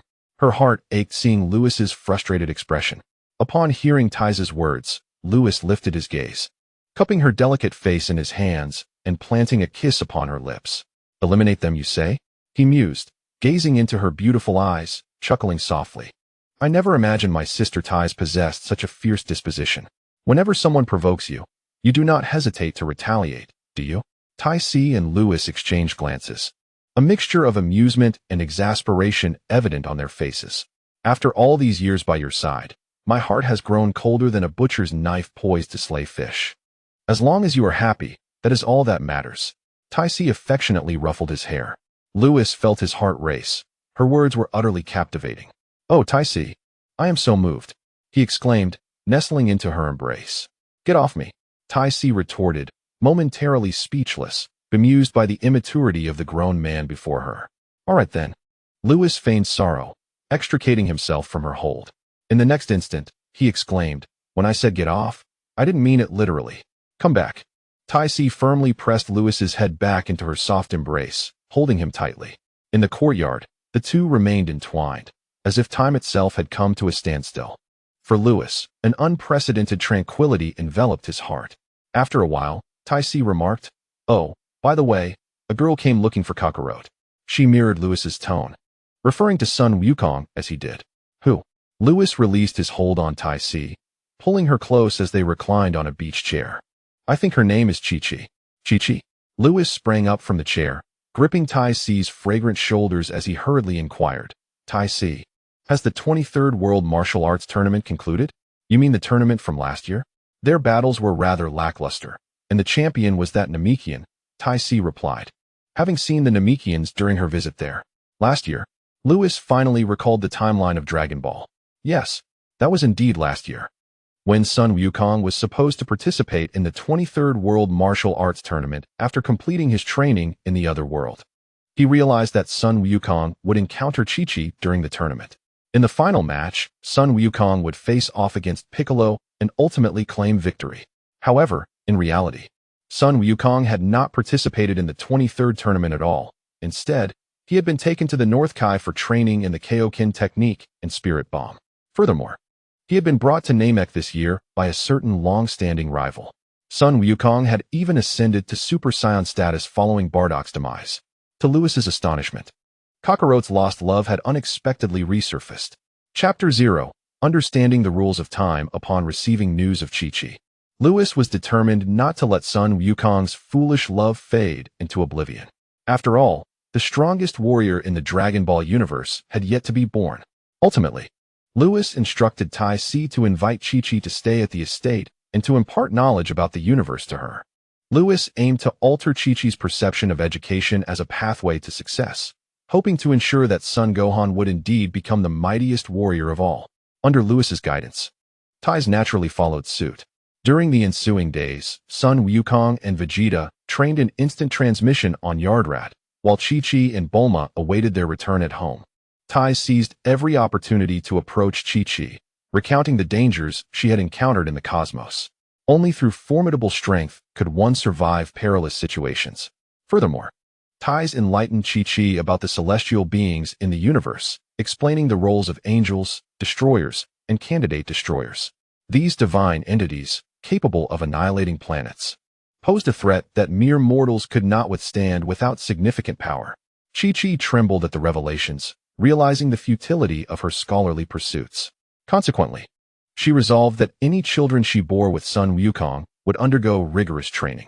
While she did not expect her offspring to be able to protect her and Sun Wukong entirely, she at least desired them to possess the strength for self-preservation. Upon learning of Chi-Chi's determination, Lewis embraced Ties passionately for half an hour, leaving her lips swollen from his fervent affection. The hope for the most powerful individual had emerged. With Chi-Chi's outlook transformed, Lewis finally departed from Ties' estate and made his way to the heavenly realm. Heavenly God, as per tradition, may I borrow your room of spirit and time? In the presence of the heavenly God's respectful gaze, Lewis entered the temple, traversed the long corridor, and stepped into the room of spirit and time. Ah, back here again, Lewis mused. His last training session in this sanctum had spanned 5 years, during which he successfully ascended to the first layer of the divine realm. It was also during that time that he mastered the technique of erasure. Fortunately, he had cultivated sufficient power to support its execution. Otherwise, his subsequent journey into the Dark Demon Realm would have been disastrous. The Dark Demon Realm had left an indelible mark on Lewis's memory, filled with vivid recollections of 12 demon kings attacking in unison, the old witch's intervention, and Demigra's murderous intent toward Whis. Particularly the latter incident, which had nearly cost Whis's life, was something Lewis could not tolerate. Now, returning to this sacred place, Lewis yearned to grow even stronger, driven by the ambition to one day vanquish Demigra. This time, in addition to honing his power, he aimed to complete the objectives he had left unfinished during his previous sojourn here, to perceive other rules through the lens of erasure, such as those governing time, space, light, and darkness. Thus, he decided to commence with the rule of time. The intricacies of time were enigmatic, making it the ideal avenue for Lewis to achieve significant advancement in a short span. Time could accelerate, halt, or even reverse, though these represented merely the foundational applications of temporal manipulation. Lewis recalled the fantastical novels of his past life, which spoke of traversing the river of time to eradicate malevolence at its origin. If he mastered the principles of time, perhaps he could accomplish such feats. Lewis finally commenced his cultivation. Initially, he concentrated the power of erasure within the palm of his hand, and as soon as this force manifested, the entire mental time house trembled. Swiftly, strands of invisible and intangible rules leaked from the erasure power in his palm. Lewis closed his eyes and began to comprehend. Time flowed relentlessly, and within the mental time house, a month passed. What is time? The power of erasure in Lewis's palm dissipated, and the surrounding invisible rules vanished as well. Due to the effort required to condense the erasure, Lewis struggled to remain on the ground. After a month of insight, he found himself unable to even recognize the rules of time. How then could he attain understanding? Lewis gazed at the sky, unable to refrain from lamenting whether his talent was woefully insufficient. Upon reflection, it indeed seemed so. Each time he made a breakthrough in his cultivation, it was due to the system's influence. Immunity, the embryonic form of the free realm, Super Saiyan, erasure. All of these were gifts granted to him by the system. System, is my talent truly lacking? Lewis extended his hand towards the boundless sky, as if the system resided within it. After a while, he sighed. Truly, my talent is too poor. Even the system has forsaken me. No. What? Lewis was taken aback. He had finally heard that electronic voice once more. Host, if your talent were weak, there would be no one with greater talent than you. Immunity inherently belongs to your constitution. Erasure is also your power. The capability to transcend your limits stems from your own persistent cultivation. I merely assist you in breaking through when you reach a bottleneck. It does not mean I directly grant you this power. What? Lewis, having regained some strength, rose from the ground, dumbfounded. What do you mean by saying immunity is inherently my constitution? What do you mean that erasure is inherently my power? What is the meaning of your words, system? The system fell silent, offering no further explanation. The fact that I possess this power, could it be that I truly have some connection to the Omni King? No. I have stated that individual is not you. You have no relation to the Omni King. You are not someone else. You are simply you. At last, the system spoke again. Lewis, incensed, gestured vehemently at the sky. What do you mean by that? After a long while, the system remained silent. Lewis, now swinging his arm with even greater force, suddenly had a flash of inspiration. He observed the motion of his arm. One left, one right. The actions he had performed could not be reversed. Just as time, once past, could never return. Understood. Lewis could no longer concern himself with the system's riddles. He directly settled into a cross-legged position and began to meditate. As Lewis delved into profound meditation, transparent rules began to materialize. To comprehend the laws of time in merely a month, how can that be deemed weak? Murmured the system. Another year slipped by. Lewis had been cultivating within the hyperbolic time chamber for over a year and a month, which equated to just a little more than a single day in the outside world. Buzz. The transparent rules swirling around Lewis gradually coalesced, transitioning from quantitative to qualitative change. A silvery radiance soared skyward. The entire chamber trembled, and the region surrounding Lewis succumbed to temporal chaos. In the next moment, cease this at once. The silvery light enveloping Lewis erupted violently. With a crash, the tumultuous flow of time was subdued by the temporal essence emanating from him, instantly restoring tranquility. Lewis swallowed hard. I have truly gleaned the rules of time from erasure. He exclaimed joyfully. Ha! Might I also grasp the rules of space? His laughter resonated with delight. Chapter 0. Gula speaking of the rules of space. To Lewis's knowledge, within the entirety of the Omniverse, few truly master the rules of space. If there are any, he is aware of the Supreme Kai. The Supreme Kai can traverse freely within this universe, even reaching the grand palace of the Omniverse, albeit unable to venture into other universes. Moreover, Lewis knows of another deity well-versed in spatial, nay, rather, in space-time, rules, the legendary Kai of Time. To say the Kai of Time is proficient in space-time might be an understatement. She directly wields control over it. However, since Lewis crossed into the Dragon Ball world, he has yet to encounter this deity, nor has he even heard her name. After this cultivation, he intends to inquire with Whis about the existence of such a deity in the Dragon Ball realm. Lewis resumed his training, having only spent a little over a year within the hyperbolic time chamber. Given the mention of the rules of space, it was natural for him to aspire to comprehend them. Once attained, perhaps he could merge them with the rules of time, thereby forming the rules of spacetime. He would become yet another individual to grasp the rules of spacetime, following in the footsteps of the Kai of Time. In the northern galaxy, at the galactic headquarters, 1 year had elapsed since Frisia's demise. During this year, the Saiyans diligently adhered to King Vegeta's commands. Aside from executing the tasks assigned by the Galactic Patrol, they spent the remainder of their time training in the gravity chambers constructed with the patrol's assistance, all in pursuit of one day achieving the transformation into Super Saiyans. Notably, King Vegeta, along with Berta, Theodore, and the duo of Raditz and Nappa, relentlessly engaged in grueling training sessions as upper-tier warriors. After the resurrection of King Vegeta by Whis, his power surged to an astounding battle power of 1 million. A year has elapsed, and it has now soared to 2 million. Both Beppert and Theodore have similarly increased their strength from the original 600,000 to 1 million. In contrast, Raditz and Nappa, who did not return from the brink of death, have engaged in rigorous training, but their advancements remain modest.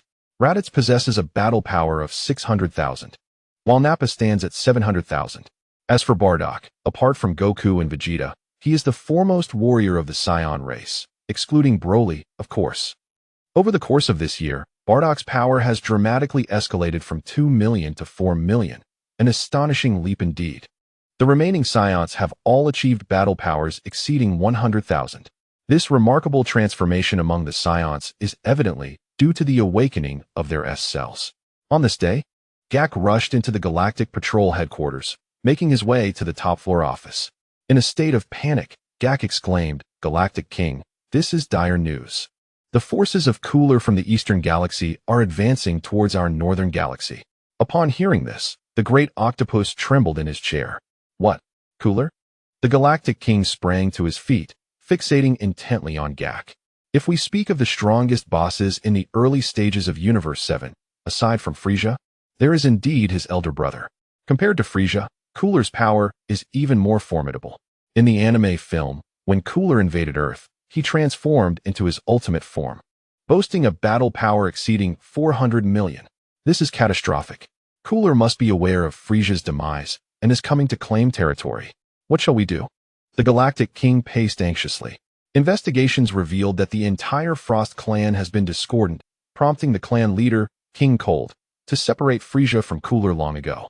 Frisia governs the Northern Galaxy, while Cooler oversees the Eastern Galaxy. King Cold presides over the Southern Galaxy, with each ruler controlling one galaxy. Now that the Northern Galaxy is devoid of Frisia, Cooler is undoubtedly eyeing this territory. Galactic King, Do we not have the Saiyan race at our disposal?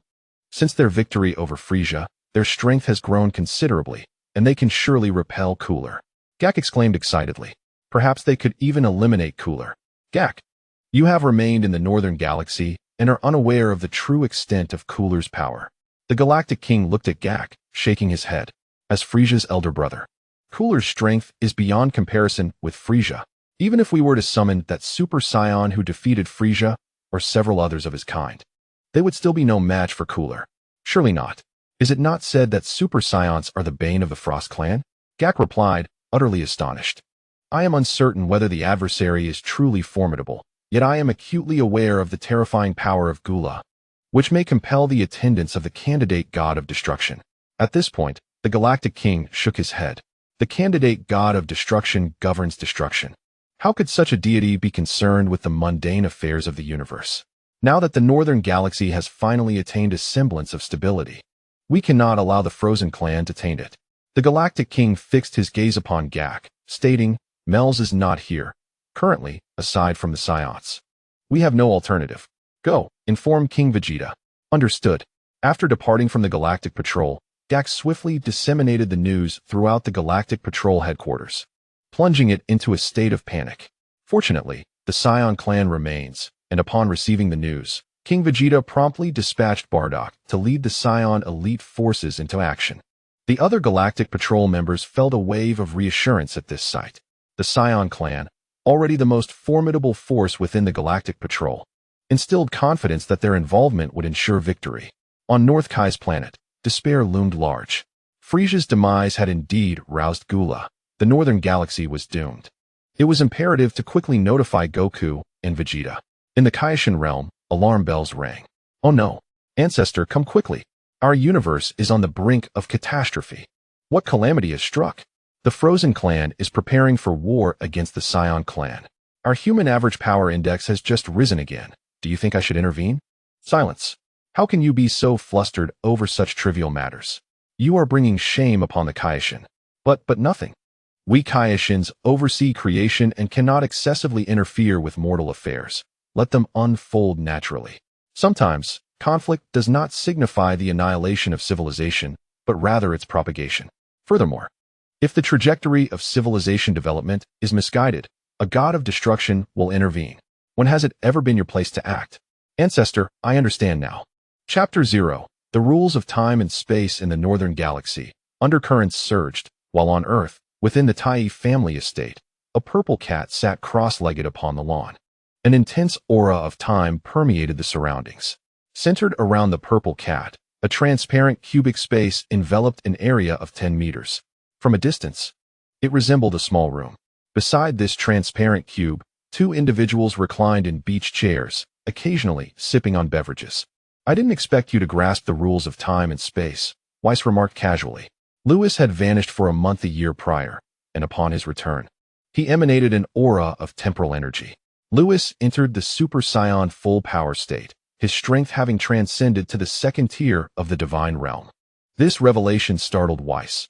How could Lewis's power have surged so dramatically in such a short time?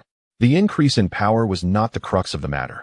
The real question was when Lewis had come to comprehend the rules of time and space. At that time, Weiss was astonished for 2.5 days, utterly perplexed. However, considering that Lewis could erase memories and disregard any harm, perhaps there was no need for such astonishment. It is akin to frequently encountering ghosts. When one sees a ghost again, how could they still be shocked? Lewis's peculiarities were not a recent development, and ultimately, Weiss chose to face everything with equanimity. How about the time chamber I created? Lewis chuckled. After spending over a month in the mental time chamber, he emerged and immediately set about constructing a similar chamber within the estate. Just as Beerus was hastily making his way from the Destroyer realm to Earth, Lewis invited him to try it out. Why did Beerus make the journey from the Destroyer realm? This harkens back to an incident a year prior. Following Quitra's demise, Beerus celebrated with a revolting dance for 3 days and nights, filled with unrestrained joy. Lewis and Weiss found it unbearable to witness and chose to leave Beerus in the Destroyer realm, ignoring him altogether. Upon their arrival on Earth, Beerus finally realized the situation and called out to Weiss, only to be met with indifference. In a fit of anger, he flew from the destroyer realm to Earth. The time outside equated to half a year within the chamber. Truly remarkable. Observing the transparent cubic structure, Weiss nodded approvingly. You have grasped the principles of time and space and created such a time chamber. It appears your understanding is quite commendable. Lewis inquired. How do I compare to the Kai of Time? Weiss was taken aback. I never mentioned the Kai of Time to you. How did you know? After shaking his head, Weiss mused that this young man seemed to possess knowledge of many matters, including the fact that the old Kai was sealed within the Z-sword. It was hardly surprising. I can at most reverse time by 2 minutes, yet you can accelerate it by 6 months. Speeding up time is a concept distinct from reversing it. The former is decidedly more complex. Clearly, your mastery of time surpasses my own, and your control over space is naturally superior as well. Weiss stated calmly, however, the temporal principles you currently command cannot yet be compared to those of the Kai of Time. Indeed, there truly exists a Kai of Time. Lewis mused inwardly before speaking up. He intended to inquire about the extent of the difference between himself and the Kai of Time when suddenly, a silver gleam flashed from the transparent cubic chamber. Inside, the purple feline emanated an aura of natural essence, the realm of freedom. Weiss smiled. Lord Beerus has finally comprehended the realm of freedom. Long ago, Beerus had brushed against this state, but had not managed to break through until now. Within the time chamber created by Lewis, the 5th level of divine power erupted within Beerus. The square house suddenly shattered. A silvery radiance enveloped Beerus, resembling the state of tranquility that Lewis had achieved. Lewis, come here and give me a beating. Is it really necessary to be so furious just because I asked was to leave you alone? Enough chatter. With that, Beerus vanished from sight. Lewis chuckled, engulfed in a shimmering silver glow, and propelled himself from the beach chair. The two engaged in a rapid exchange of blows in the sky, the silvery light flickering like countless fireworks bursting into bloom. Moments later, you scrawny wretch, how dare you strike my face? Just wait and see how I will obliterate you. You little rascal, why are you resorting to time manipulation? Please, don't pull any tricks. After hundreds of exchanges, they descended from the heavens. Lewis's god of destruction attire had transformed into tattered rags, hanging off him like a beggar's garb. In stark contrast, Beerus appeared even more disheveled. Although he had sustained no injuries, his clothing was equally in tatters, especially with a significant tear in his trousers. Seeing this, Weiss clutched his stomach, rolling about on the beach chair, unable to contain his laughter. Enough with the laughter, restore my attire. Beerus shouted, covering his torn pants, furious. Weiss continued to laugh, nearly convulsing with mirth, while Beerus's expression grew increasingly dark. Allow me, Lewis said with a smile, raising his hand to conjure a fragment of time manipulation. With a swift motion, their garments returned to their original forms. Lewis had indeed reversed time for individual objects. You rascal. Beerus swallowed hard.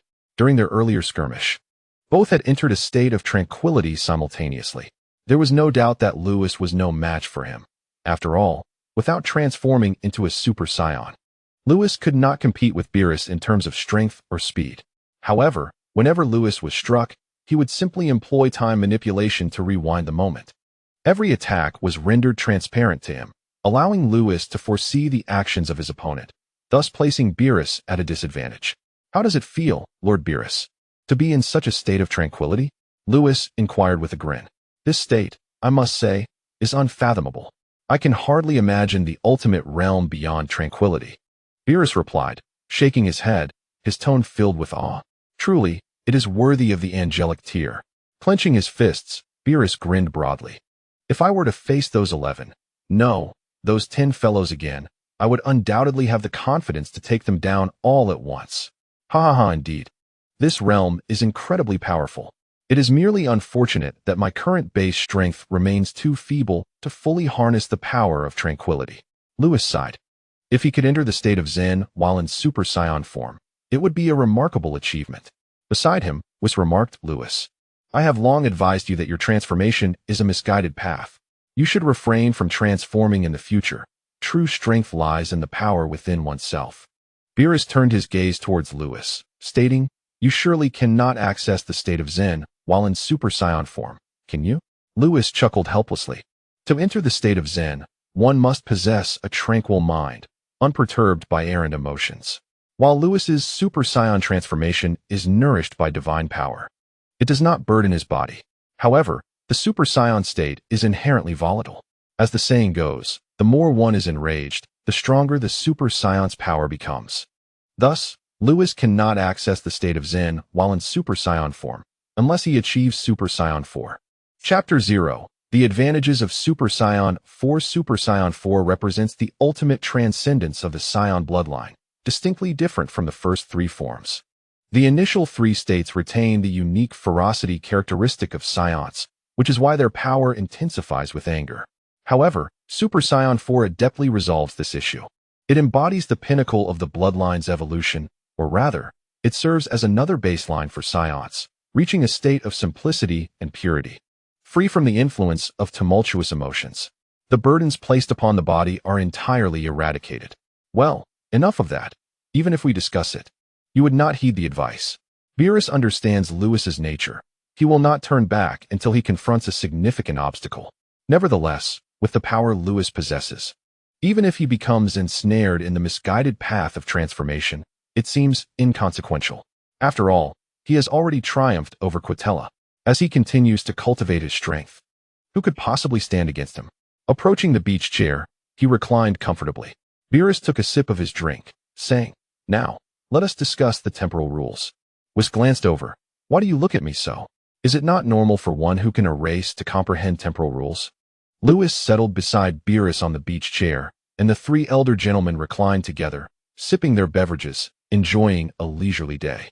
Such reasoning is compelling, seemingly irrefutable, especially for Whis, who understands the implications of erasure.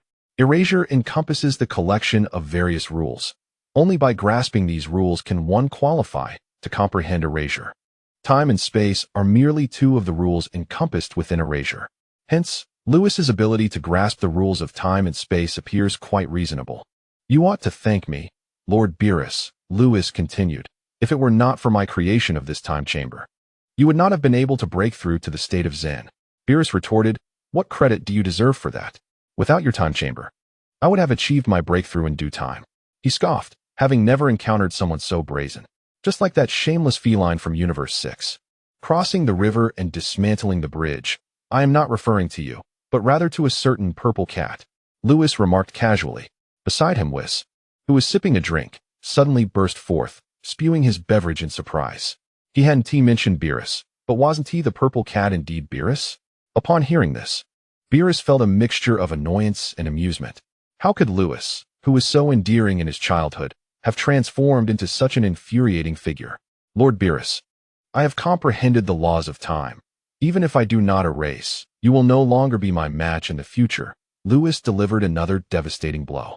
Boom. Fury erupted. Beerus leaped from his beach chair, cursing vehemently, "You little brat, I challenge you to a duel." Whis turned to him, laughing heartily. "Lord Beerus, perhaps you should refrain from a duel, considering that Quitella has already fallen to Lewis. It's rather understandable that you would be unable to best him." Beerus's lips twitched slightly. Whis's words seemed to carry a semblance of logic. Yet why did they sound so lamentable? The sight of Beerus hopping about in frustration brought Lewis great joy.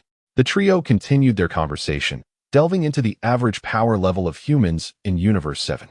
With the Saiyans growing increasingly formidable, Universe 7 ascended from being second to last to now being fourth from the bottom.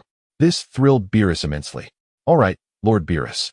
It is time for us to venture into other universes for some fun." Lewis recalled their previous sparring session, which had been his first experience of being ganged up on. Following that, he had been overwhelmed in the Dark Demon realm for the second time. Just thinking about it was infuriating. Now, with his power drastically increased, he felt compelled to return the favor. Indeed, the average power level of humans in Universe 7 has surged, and having attained the state of tranquility, it is time to show off. Beerus's eyes sparkled with excitement as he licked his lips, especially to visit Universe 6. The thought of that shameless fat pig's astonished expression made him quiver with anticipation.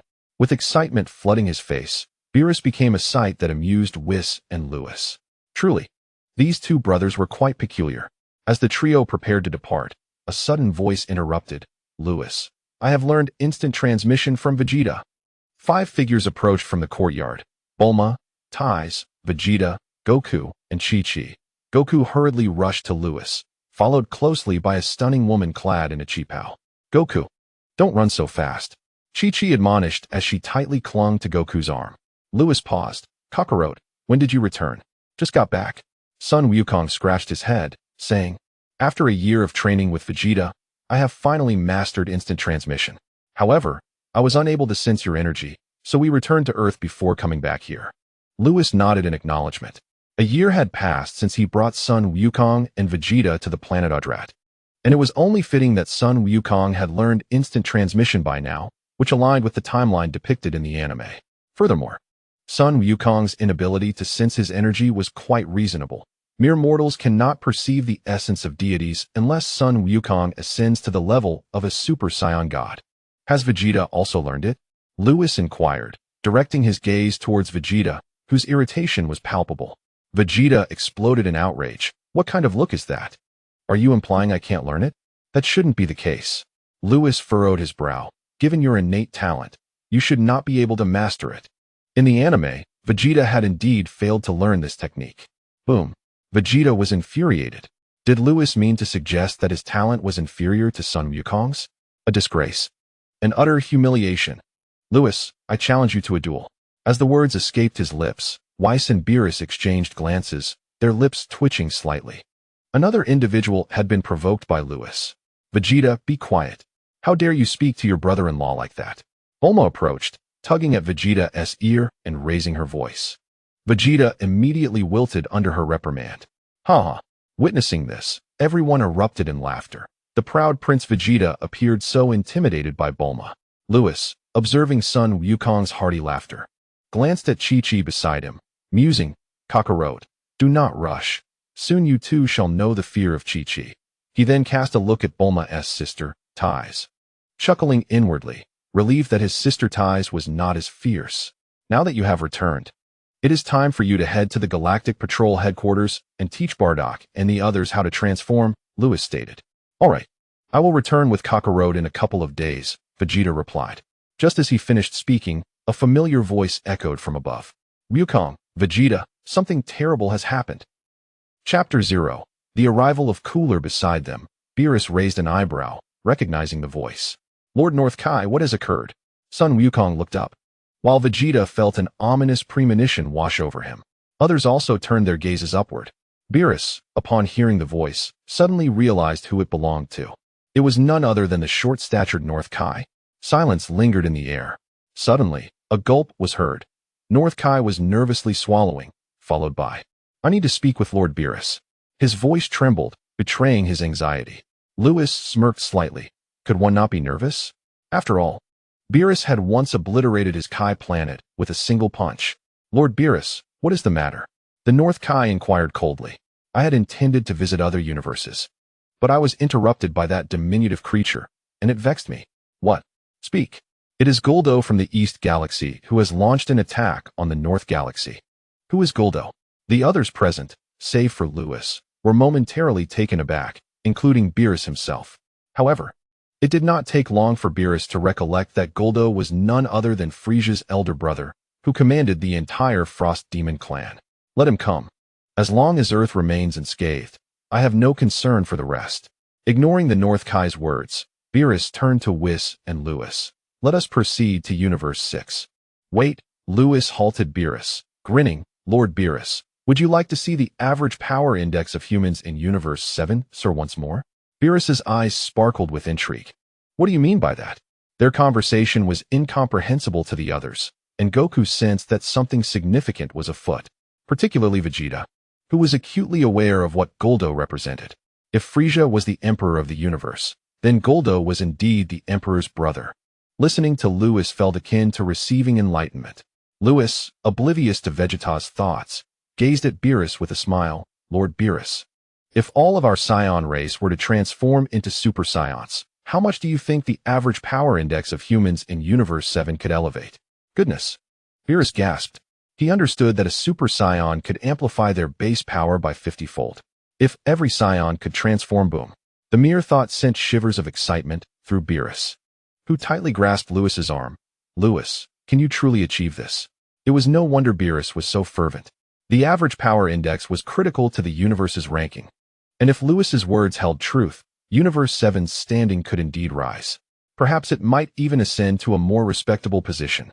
To accomplish such a feat in merely a decade or so was astonishing enough to leave one incredulous. Furthermore, they were preparing to venture into other universes to showcase their prowess. This extraordinary achievement would serve perfectly. Last time, Kakarot had transformed into a Super Saiyan due to Frieza's influence, and Vegeta had also managed to break through under my encouragement. Lewis gestured toward Goku and Vegeta, then continued.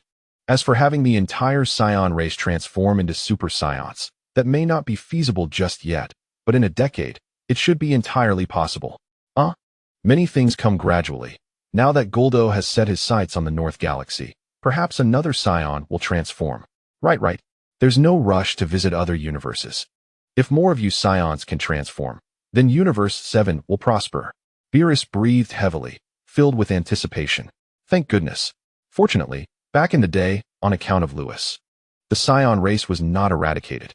It turns out that the inherent talents of the Saions are indeed extraordinary. Now, let us see what Cooler intends to do.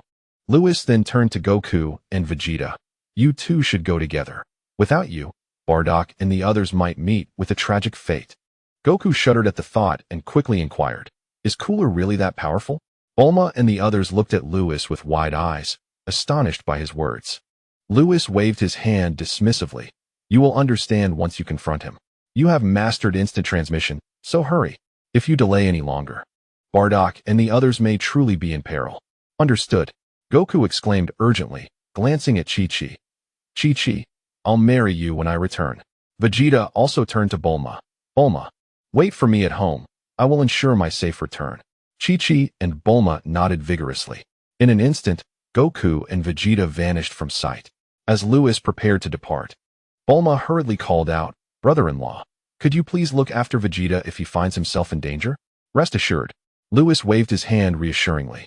In truth, even if Vegeta and Goku were to encounter danger, Lewis had no intention of intervening. With their mastery of instant transmission, unless Goku and Vegeta sought their own demise or faced an extraordinarily powerful opponent, no one could defeat them. Lewis departed alongside Beerus and Whis, leaving only Tais and the two women behind. Tais comforted them. Chi-Chi, Bulma, do not worry. Lewis is here. Indeed, the two had long been aware of Lewis's true identity, alleviating their concerns. At that moment, Bulma asked, by the way, Chi-Chi, how did you persuade Goku to agree to marry you? She looked at Chi-Chi, who was adorned in a cheongsam, smiling. Tais was equally curious. Chi-Chi, covering her face shyly, replied, I just told him there would be a feast if we got married. And he agreed. Meanwhile, in the Kaioshin realm, Xian squatted on the grass, observing the crystal ball resting on the ground before the old Kaishin. Master, this is wonderful. Lewis and Lord Beerus have headed to the edge of the northern galaxy. With them there, they will surely stop this battle. Suddenly, he exclaimed, ouch. Master, what are you doing? He held his head, crouching in pain. You know nothing. The old Kaishin retorted angrily. Do you think that Skinny Rib and Lewis will intervene to halt this great conflict? Skinny Rib? It was fortunate that Beerus was not present, or the old Kaishin would have faced consequences. Isn't that the case? Xian replied timidly, retracting his neck. Seeing Xian's expression, the old Kaishin, exasperated, declared, Did I not tell you before? War is not merely a means of civilization's extinction. Rather, it is often the catalyst for its proliferation. Only the strong shall prevail. This is the law of the jungle. The old Kai calmly remarked. Observe, although the Saiyan race possesses remarkable innate talent, if they cannot defeat the Frieza clan, neither Slim Rib nor Lewis will intervene. This is the essence of the god of destruction. Lewis interjected, Old Kai, do not include me in your boasts. If the Saiyan race were to face extinction in the past, it would have been acceptable. But now that true annihilation is upon us, just watch how I choose not to act. He continued, You have much to learn, my junior. The old Kai, with his back turned to Ashen, concluded with a smile. Perhaps after this great war, our seventh universe will soar to new heights. Chapter 0. Prelude to the Great War at the juncture of the northern and eastern galaxies. An enormous warship soared at the forefront, trailed by countless smaller vessels, resembling a swarm of locusts. In the oppressive darkness of the cosmic void, it created an atmosphere of foreboding. Inside this colossal warship, a being sat in a baby carriage, characterized by a round head, blood-red eyes, and black lips. A formidable aura of dominance emanated from him, none other than Frisia's brother, Kula. Tap, tap, tap. Kula rhythmically drummed his fingers on the baby carriage, producing a dissonant sound that resonated throughout the command chamber. At this moment, King Kula had entered the northern galaxy. The commander of the Kula mech army, Saviza, respectfully inquired. Saviza, do you believe that Super Saiyans are truly formidable? Kula turned to the blonde Saviza. To have slain King Frisia, they must possess some degree of power. However, no matter how strong they are, they can never surpass King Kula, Saviza flattered. Indeed, King Kula is invincible, echoed the other two members of the Kula mech army. Just a bit of power, you say? Kula gazed out through the transparent glass, pondering internally. He shook his head and coldly commanded, accelerate our advance. I wish to see just how strong those Saiyan monkeys truly are. As soon as he finished speaking, 10 small spacecraft appeared 1 kilometer ahead of the enormous warship. The mighty Kula cosmic army abruptly halted, and a voice from the command center reported, Report to King Kula, an unidentified spacecraft has been detected ahead. Oh, who dares to obstruct me, Kula? Within the command chamber, Kula displayed a sinister smile. Crush them to pieces. Understood. The control room received Kula's orders and issued the attack commands. Across the cosmic expanse, the vast army of spaceships began to gather energy for their cannons. Fire. Thousands of spacecraft unleashed energy blasts. Boom, boom. In an instant, thousands of energy projectiles struck the 10 small vessels ahead, illuminating the dark cosmic sky as if it were midday. Proceed onward, commanded Kula from the command chamber. The entire Kula cosmic army prepared to advance. Suddenly, as the smoke from the bombardment dissipated, a dozen figures emerged, their tails swaying gracefully as they spiraled through the cosmic expanse. A voice from the control room announced, Report to King Gulid, it is the Saiyans. What? Gulid's eyes widened in disbelief as he maneuvered his infant carriage to the transparent window, fixating intently on the silhouettes a kilometer away. Saiyans. When did they acquire the ability to survive in space? Saviza, startled, inquired. The other two members of the mech squad, Nizi and Dre, also widened their eyes in astonishment, questioning the previously held belief that Saiyans could not endure in the cosmos. Enough chatter. Equip yourselves with oxygen devices and eliminate them, Gulid commanded, his brow furrowed, though internally he shared their confusion. Yet, before he could seek out the Saiyans, they had unwittingly come to meet their demise. Thus, Saviza and his comrades donned their oxygen gear and soared from the battleship towards the approaching figures. A kilometer away, 15 silhouettes hovered. Bardock, Raditz, Naba, Bibidi, and Theodore, along with 10 other Saiyans, gathered here, embodying the elite combat prowess of their race. In the words of King Vegeta, if Bardock and his small contingent could not defeat Gulid, then sending more Saiyans would merely lead to their slaughter. Hence, only these 15 Saiyans stood before the threat. Meanwhile, King Vegeta was tirelessly attempting to contact Son Goku on Earth. Without the intervention of a Super Saiyan from their lineage, Bardock and his allies faced certain doom. Yet, despite the odds, they remained undeterred. To think our Saiyan race can survive in space. Raditz communicated through his energy. It was Lewis who wished for this with the Eternal Dragon. A year prior, Bardock had been brought to the galactic headquarters by Lewis, who spoke of this miraculous event.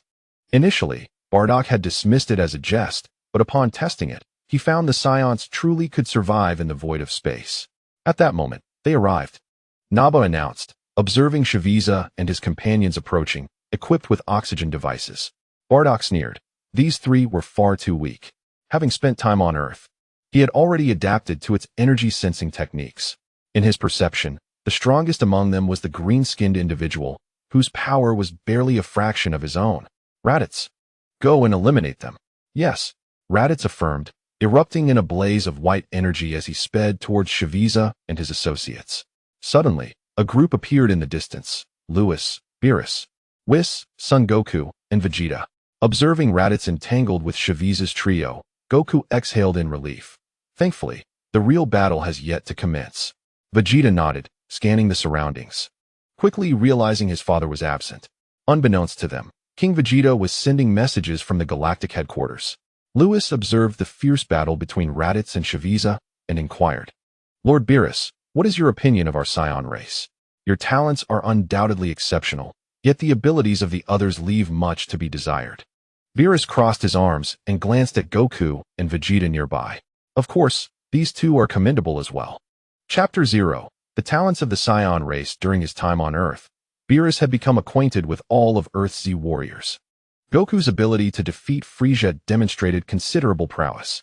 As for Vegeta, although his strength was slightly inferior to Goku's, his fighting spirit was formidable. However, Beerus could discern that Vegeta's martial foundation was not as robust as Goku's, and in terms of mindset, he fell short as well. Is merely being decent enough? Lewis chuckled. In the Dragon Ball universe, if these two protagonists are merely deemed decent, then this world must be devoid of truly gifted individuals, wouldn't you agree? Beerus scrutinized Goku and Vegeta once more. Whis also observed the duo, soon falling into contemplation. Their piercing gazes settled upon the two, causing Goku and Vegeta to flinch. What's wrong? Have we offended them? Are we in danger of destruction? Lewis shook his head with a smile. Lord Beerus sometimes overlooks the deeper layers of things. Oh, Beerus furrowed his brow. Lewis spoke calmly. Isn't there a Jiren in Universe 11? In my view, he pales in comparison to these two. His tone was understated. Yet it startled both Beerus and Whis. Are you certain you jest not? Beerus had long heard of Jiren's renown. Known as a mortal whose strength could rival that of a god of destruction. He had intended to visit Universe 11 with Lewis to witness Jiren's prowess. You will discern the truth in due time. Furthermore, while you might perceive the Saiyan race as lacking in talent, the reality is that their abilities rank among the finest across the Omni King's universe. Initially, Lewis believed the Saiyans to be an inherently malevolent race. If that were the case, the S cells within them would be suppressed by their savage natures, rendering them eternally dormant. This misconception was the reason Lewis had previously disregarded the Saiyans, deeming them unworthy of protection due to their brutish tendencies. However, he later realized his error. The Saiyans were not intrinsically evil. Rather, their environment had shaped them. Once the S factors within a Saiyan awaken, every Saiyan has the potential to ascend to Super Saiyan. One can envision the following scenarios. 6 Saiyans can unite to form a Super Saiyan god. Moreover, with the fusion technique, 2 Saiyans can merge to create a fused warrior. What does this imply? The thought alone sends shivers down one's spine. At that moment, Lord Beerus turned his gaze back to Goku and Vegeta. His voice laden with gravity. Lewis is right. We may have underestimated the Saiyans. Beerus's pupils constricted sharply as he turned his head, fixing a steadfast gaze upon Whis. He then glanced at Goku and Vegeta beside him. Goku and Vegeta, listening to the conversation among the three, appeared somewhat bewildered, particularly Vegeta, who believed in the exceptional potential of the Saiyan race, pondered whether Lewis's claims held such terrifying truth. Suddenly, a thunderous roar erupted from afar. A Saiyan with hair cascading down to his waist was locked in battle with 3 extraterrestrials. Waves of light surged forth, illuminating the inky blackness of the cosmos. As if dawn were approaching. In no time, the trio from the Gula Mecha Corps was explosively vanquished by Raditz. When did my brother become so powerful? Goku swallowed hard. Not bad. Vegeta sensed that the strength of the trio, Shavisa and his comrades, was formidable. The former Raditz would have certainly faltered against them. It seemed this lad had not been idle over the past year. As soon as Vegeta's words fell, a silhouette emerged from a colossal warship in the cosmic expanse. This figure was seated within a baby carriage. Back then, Frieza could have annihilated your Saiyan race, but alas, he chose not to listen. Sound, which cannot propagate in a vacuum, echoed through the dark cosmos the moment Gula appeared, his chilling voice reverberating. This is bad. He is incredibly strong. Goku shouted urgently, Vegeta, we must hurry. In a flash, Goku and Vegeta transformed into beams of light, soaring toward the distance. Only Lewis, Whis, and Beerus remained at their original position. Observing the retreating figures of Goku and Vegeta, Beerus spoke. Whis, what did you mean by your earlier statement? If I'm not mistaken, the ferocious energy within the Saiyans is gradually waning. Perhaps this is the reason behind their newfound strength. Furthermore, I've noticed that the less ferocious energy they possess, the stronger they become. Of course, this ferocious energy does not truly vanish. It merely erupts into formidable power when they transform into Super Saiyans. Lord Beerus. The Saiyan potential may indeed surpass that of the Frost Demons. Whis turned, his eyes filled with profound meaning as he looked at Lewis, asking, "Am I correct?" Over the years, he had remained close to Beerus and Lewis without truly observing the Saiyan race until this moment. When he witnessed Bardock and the dozen or so Saiyans in the distance, leading to this revelation. Haha. Lewis chuckled lightly, offering no further explanation. The superiority of Saiyan potential over that of the Frost Demons depends on which Saiyan or which Frost Demon one is referring to. When comparing the innate talent of Sun Wukong to that of the Frost Demons, it is evident that Sun Wukong possesses a superior gift. However, when contrasting the likes of Raditz and his lesser comrades with the Frost Demons, they fall short. Lewis cast a hurried glance at Beerus, who had appointed the Frost Demons as his agents, thereby acknowledging their abilities. Now, with Whis asserting that the Saiyans surpassed the Frost Demons in talent, one must question the veracity of such a claim.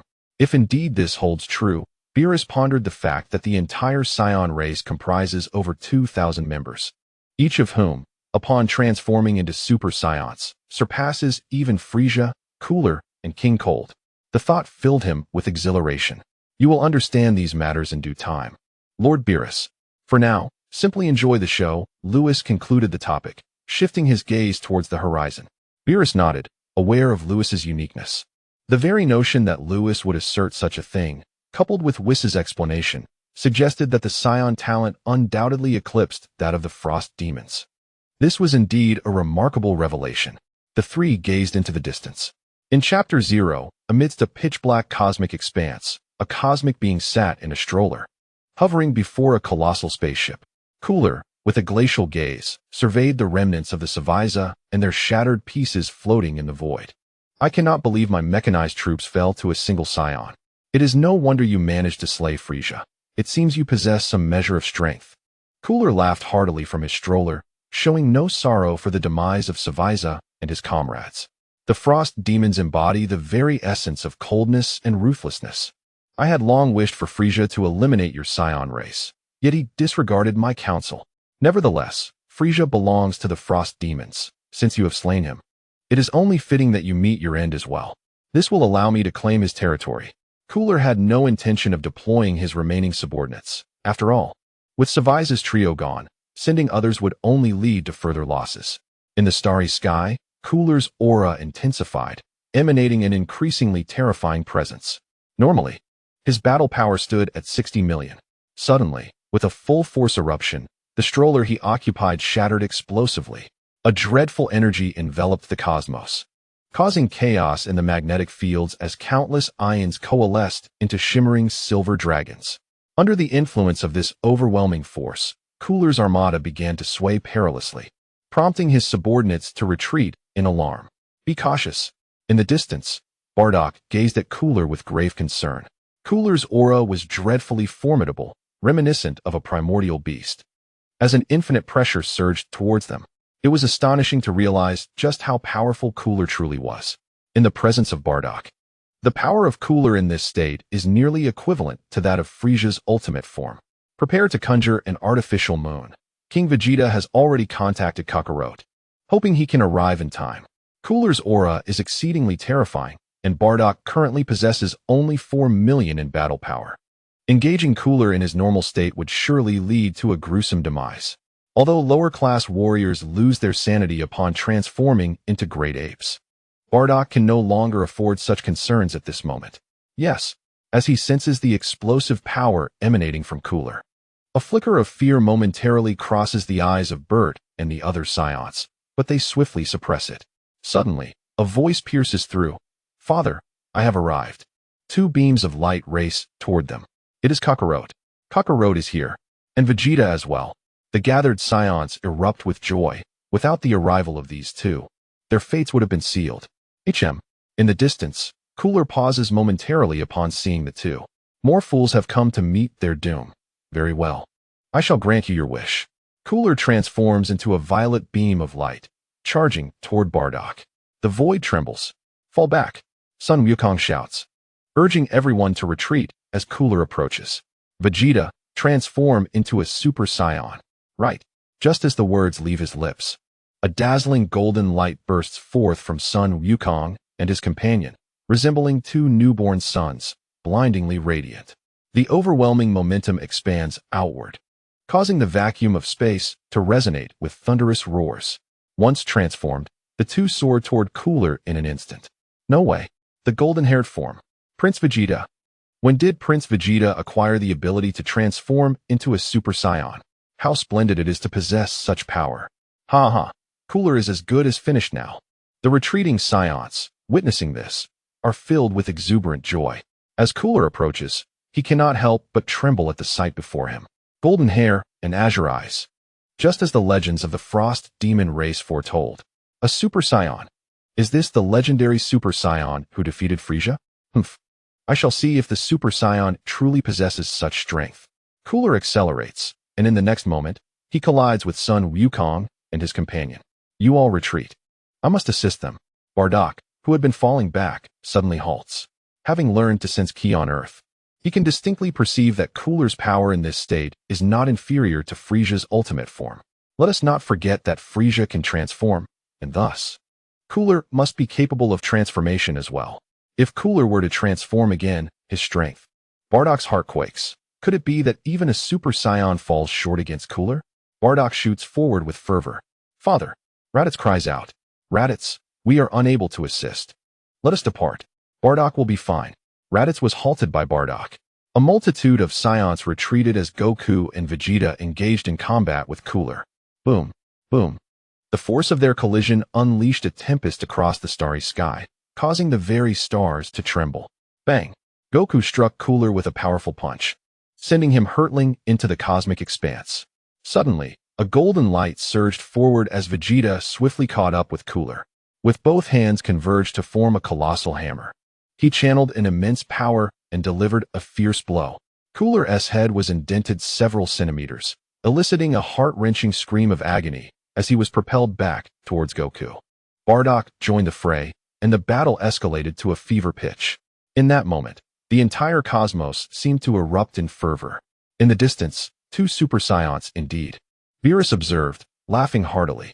The greater the number of Super Saiyans, the higher his standing in the universe. Lewis turned to him. Lord Beerus. How formidable is Cooler's true power? You should inquire with Whis about that. In terms of combat power within the 7th universe, Cooler's ultimate state possesses a staggering 470 million combat power, Whis replied casually. 470 million, you say? Lewis shook his head. Sensing that Goku and Vegeta's strength was not particularly high, likely not exceeding 400 million. If that is the case, then Goku and Vegeta cannot defeat Cooler. What are their current combat powers? Goku stands at 300 million, while Vegeta possesses 5 billion, was informed. Thus, Goku's base combat power is 6 million, and Vegeta's is 5 million. Their increase is not substantial, only about 1 million in total. This is due to their focus on mastering instant transmission. Lewis understood this well, and did not consider a year spent on learning instant transmission to be a waste. After all, it is a life-saving technique. Even dedicating 10 years to it would be worthwhile. According to Whis, it seems Goku and Vegeta cannot overcome Cooler. Beerus observed the ongoing battle. Chapter 0. Lewis's cunning. Numerous factors influence the outcome of a battle. It is not merely a matter of higher combat power ensuring victory. As the god of destruction, Beerus, having fought countless battles throughout his life, was well aware of this. However, given the current circumstances and the power exhibited by Goku and Vegeta, it would indeed be challenging for them to defeat Cooler. After all, the entire Frieza clan serves him, and Beerus is aware of the magnitude of Cooler's ultimate state. Lewis chuckled softly, contemplating the challenge of two Super Saiyans attempting to defeat Gula. It seemed rather formidable. However, what if a third Super Saiyan were to join the fray? The notion momentarily stunned Beerus and Whis. Hadn't Bardock already been pummeled? Given his current state, a surge of rage could indeed trigger his transformation into a Super Saiyan. Lewis continued to observe the battle ahead, calmly suggesting to Whis, in a moment, could you manipulate Kakarot and Vegeta to allow Gula to inflict severe injuries upon them? If Bardock's son suffers, his fury will undoubtedly ignite a transformation. A mischievous grin spread across Lewis's face. Upon hearing this, Beerus shuddered. What a devious fellow. Even Whis felt a chill run down his spine, realizing the dire consequences of incurring his wrath. The last individual who crossed him had been utterly erased. In the vastness of space, a thunderous roar erupted as waves of potent energy blasts surged through the cosmos, colliding with celestial bodies and igniting a cascade of explosions. The resulting force enveloped entire star systems, flooding the universe with chaotic energy and rendering the cosmic magnetic field tumultuous.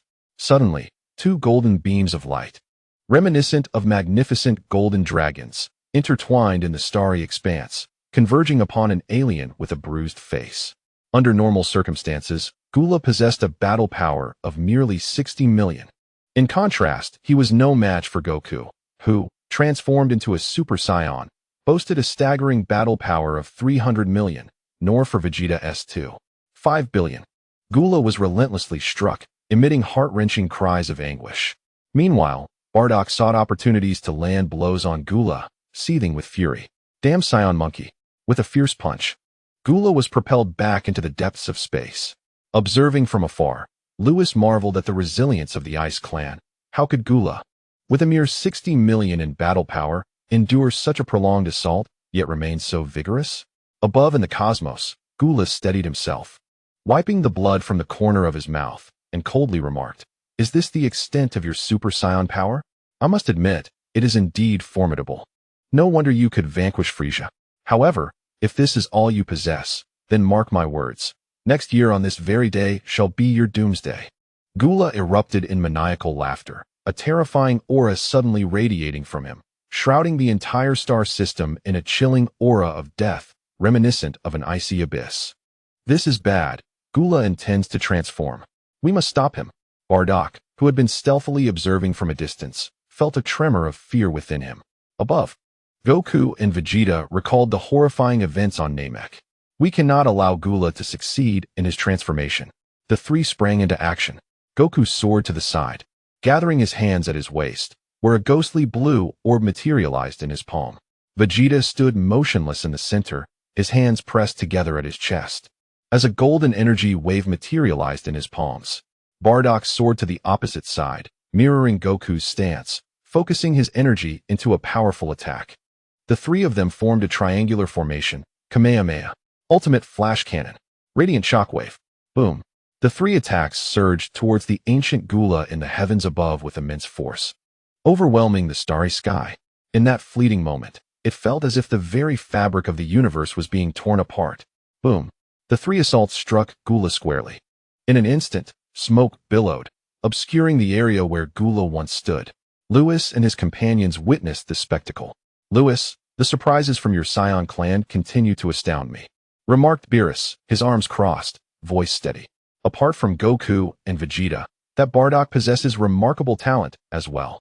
Whis nodded in agreement, adding, "Indeed impressive. It's no wonder you believe he could ascend to Super Saiyan." Lewis smiled subtly, choosing silence.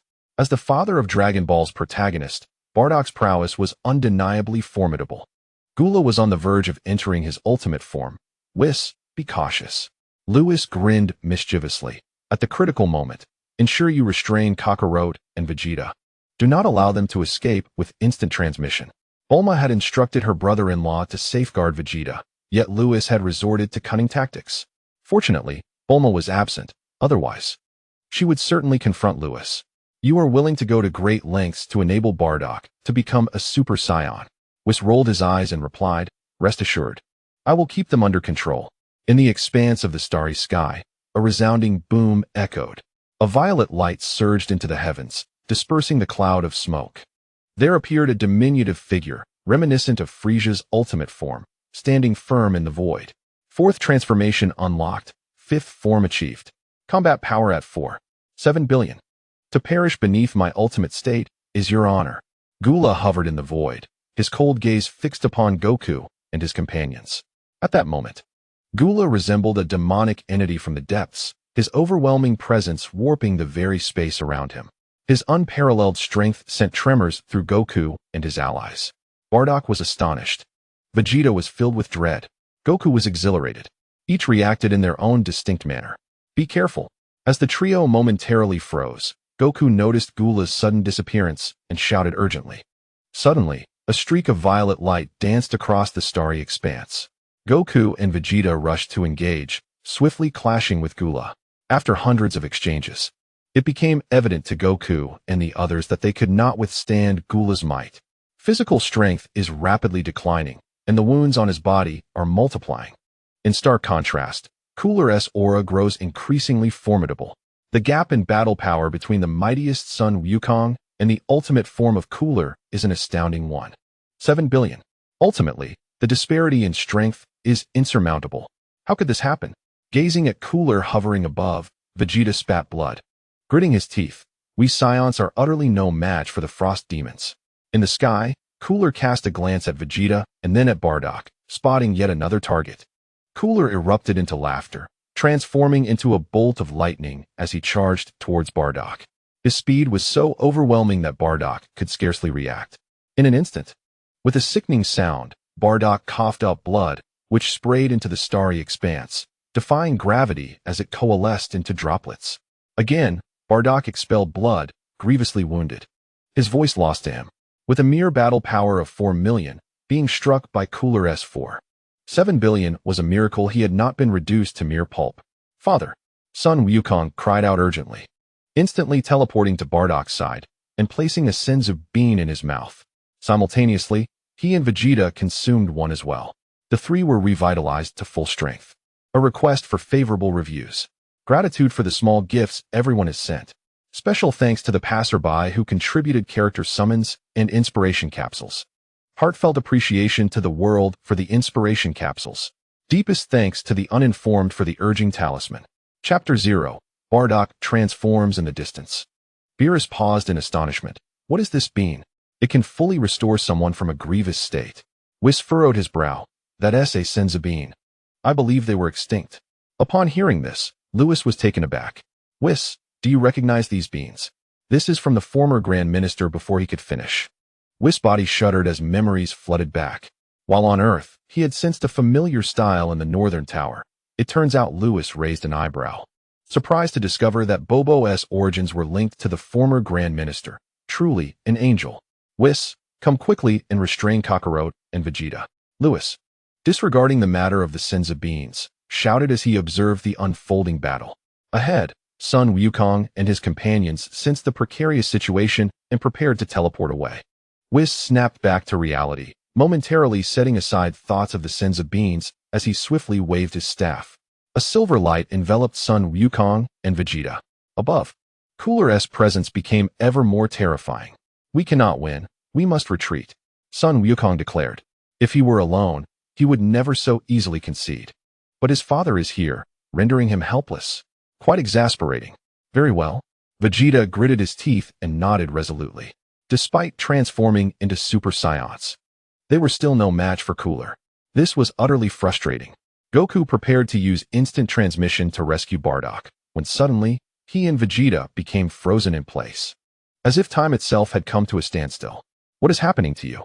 On the other side, Bardock, witnessing the peculiar behavior of Goku and Vegeta, shouted urgently. Trying to escape? Cooler had already taken note of Goku's extraordinary technique during this battle, having witnessed the terrifying prowess of the Saiyans. He would not let them slip away. Seizing the moment while Goku and Vegeta were distracted, Cooler raised his hands high, conjuring a massive energy sphere 3 meters in diameter. The orange glow radiated like a newborn sun, exuding searing heat that threatened to boil the very cosmos. Die! Cooler forcefully propelled it downward. Kakarot, evade! Quickly!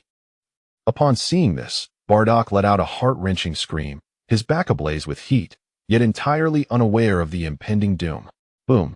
A mysterious current surged through the cosmic expanse, the surrounding air pressure skyrocketing, a terrifying aura sweeping through, as if heralding the apocalypse. It was immensely terrifying. In the distance, Beerus relaxed his embrace, feeling a twinge of anxiety at the unfolding scene. Bardock should be able to transform, right? The more Super Saiyans there are, the higher his cosmic ranking will rise. Who knows? Lewis furrowed his brows, anxiety creeping in. You all seem rather tense, Whis remarked with a smile. However, Lewis and the others remained silent, fixated on the scene ahead. Whis rolled his eyes and said, well, barring any unforeseen events, Bardock is about to successfully transform. How do you know? Lewis and the others quickly turned to him. Lewis, I noticed that whenever you transformed into a Super Saiyan, a powerful force would surge from your back. Bardock is experiencing the same phenomenon. A tremendous energy is coalescing at his spine, mirroring your reaction. He should indeed succeed in transforming. Although he lacked Lewis's extraordinary physique and could not wield a razor, as the master of destruction, his perception was unparalleled, and he easily discerned the potent energy emanating from Bardock's back. Lord Beerus, let us now witness the moment when 3 Super Saiyans unleash their fury. Lewis clenched his fists and laughed heartily.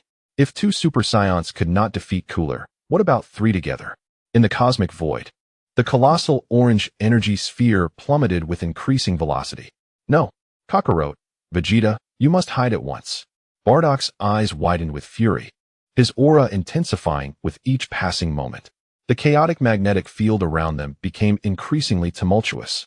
Hurry and take cover. Observing that Goku and his companion remained motionless, Bardock's emotions spiraled into a frenzy. His hair began to shimmer, one golden and the other black. A resonant hum filled the air, as various energy mediums flooded the cosmic expanse. A deafening roar erupted from Bardock, akin to a volcanic eruption, drawing the attention of Cooler above. Upon witnessing Bardock's flickering hair, a shiver coursed through Cooler's being. Another Super Saiyan. You shall perish too. Cooler bellowed, raising his hand to conjure a colossal energy sphere, hurling it towards Bardock. In the distance, Lewis shouted, Whis, release Kakarot and the others. Whis complied, and as Goku and his ally regained their mobility, they glanced at the colossal energy sphere threateningly hovering before them, ready to unleash a torrent of curses. Nevertheless, they utilized instant transmission and swiftly vacated the area. In the next moment, the 2 massive energy spheres thrown by Cooler detonated with a tremendous explosion. Boom. Wait, there's another chapter to come. I seek your favorable reviews. Thank you for the small gifts. Special thanks to those who passed by and sent character summons and inspiration capsules. Heartfelt gratitude to the world for the instant understanding capsules. And immense appreciation to the oblivious for the urging talisman.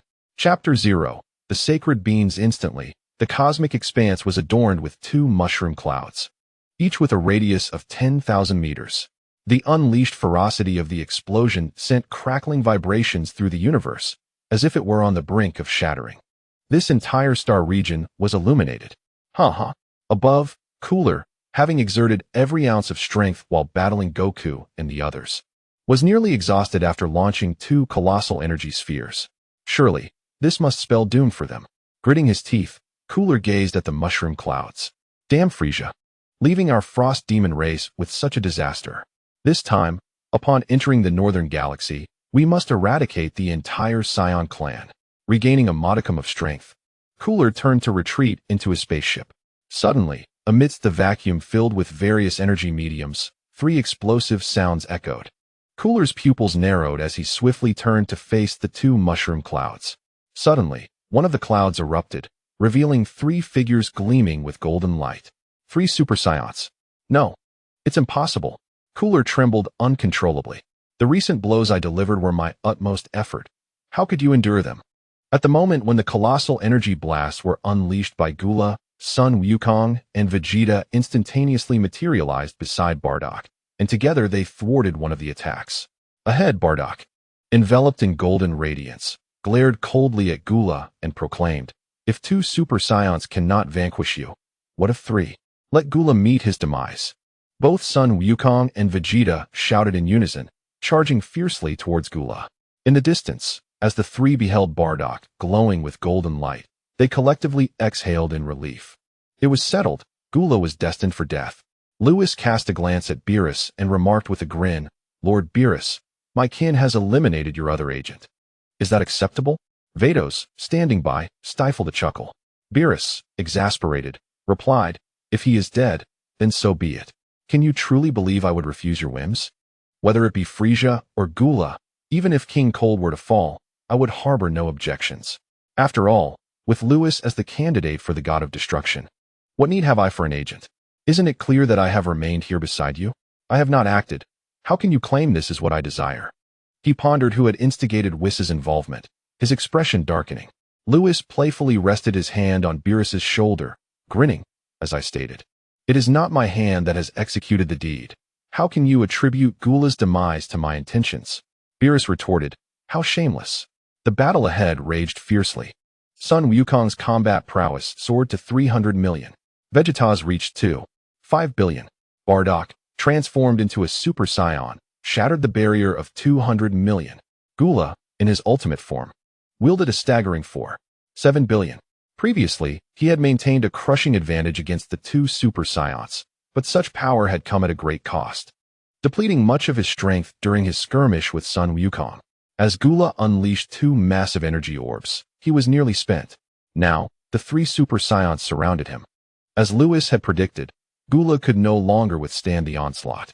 Soon enough, Vegeta seized the moment to incapacitate Gula's limbs.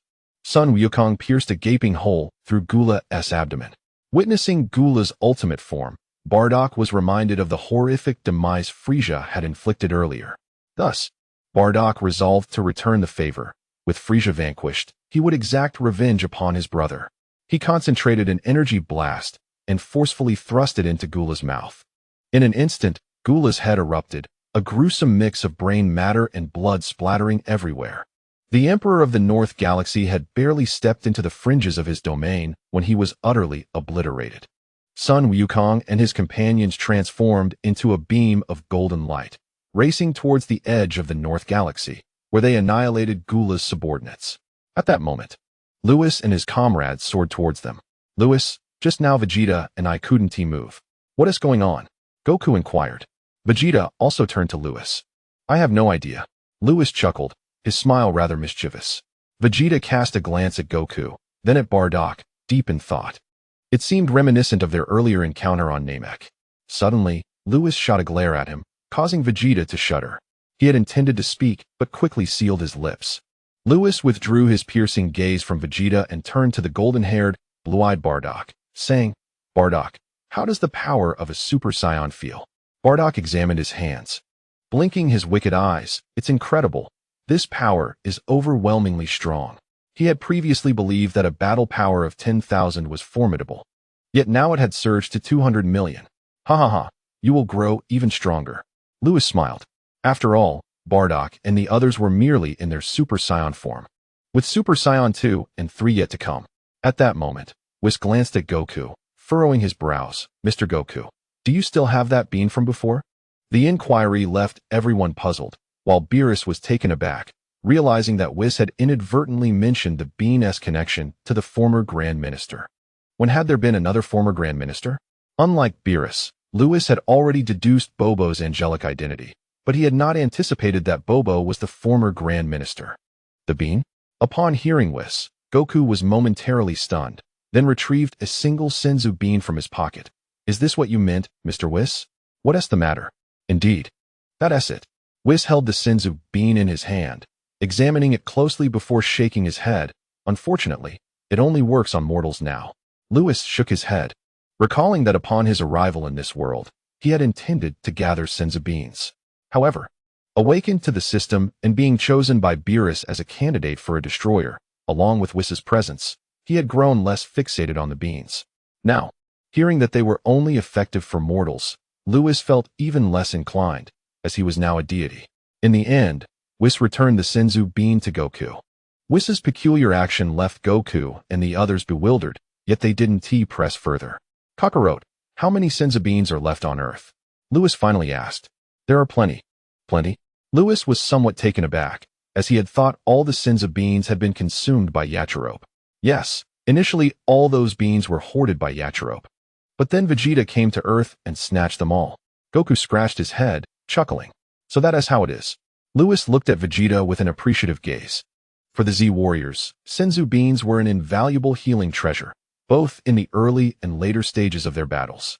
In the realm of anime, the later iterations of the Z fighters exhibit a desperate eagerness to divide a single Senzu bean into 10 portions for consumption. Little did they expect that Vegeta would alter this scenario. Noticing Lewis's admiring gaze, Vegeta slightly raised his chin, adopting an air of haughty pride.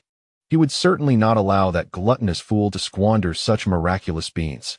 Chapter 0. Senzu Beans and the Physique of Saiyans. Within the Cosmic Expanse. Fragments of spaceships and the remnants of exploded planets are scattered throughout. 3 beams of golden energy shine conspicuously against the backdrop of the dark universe.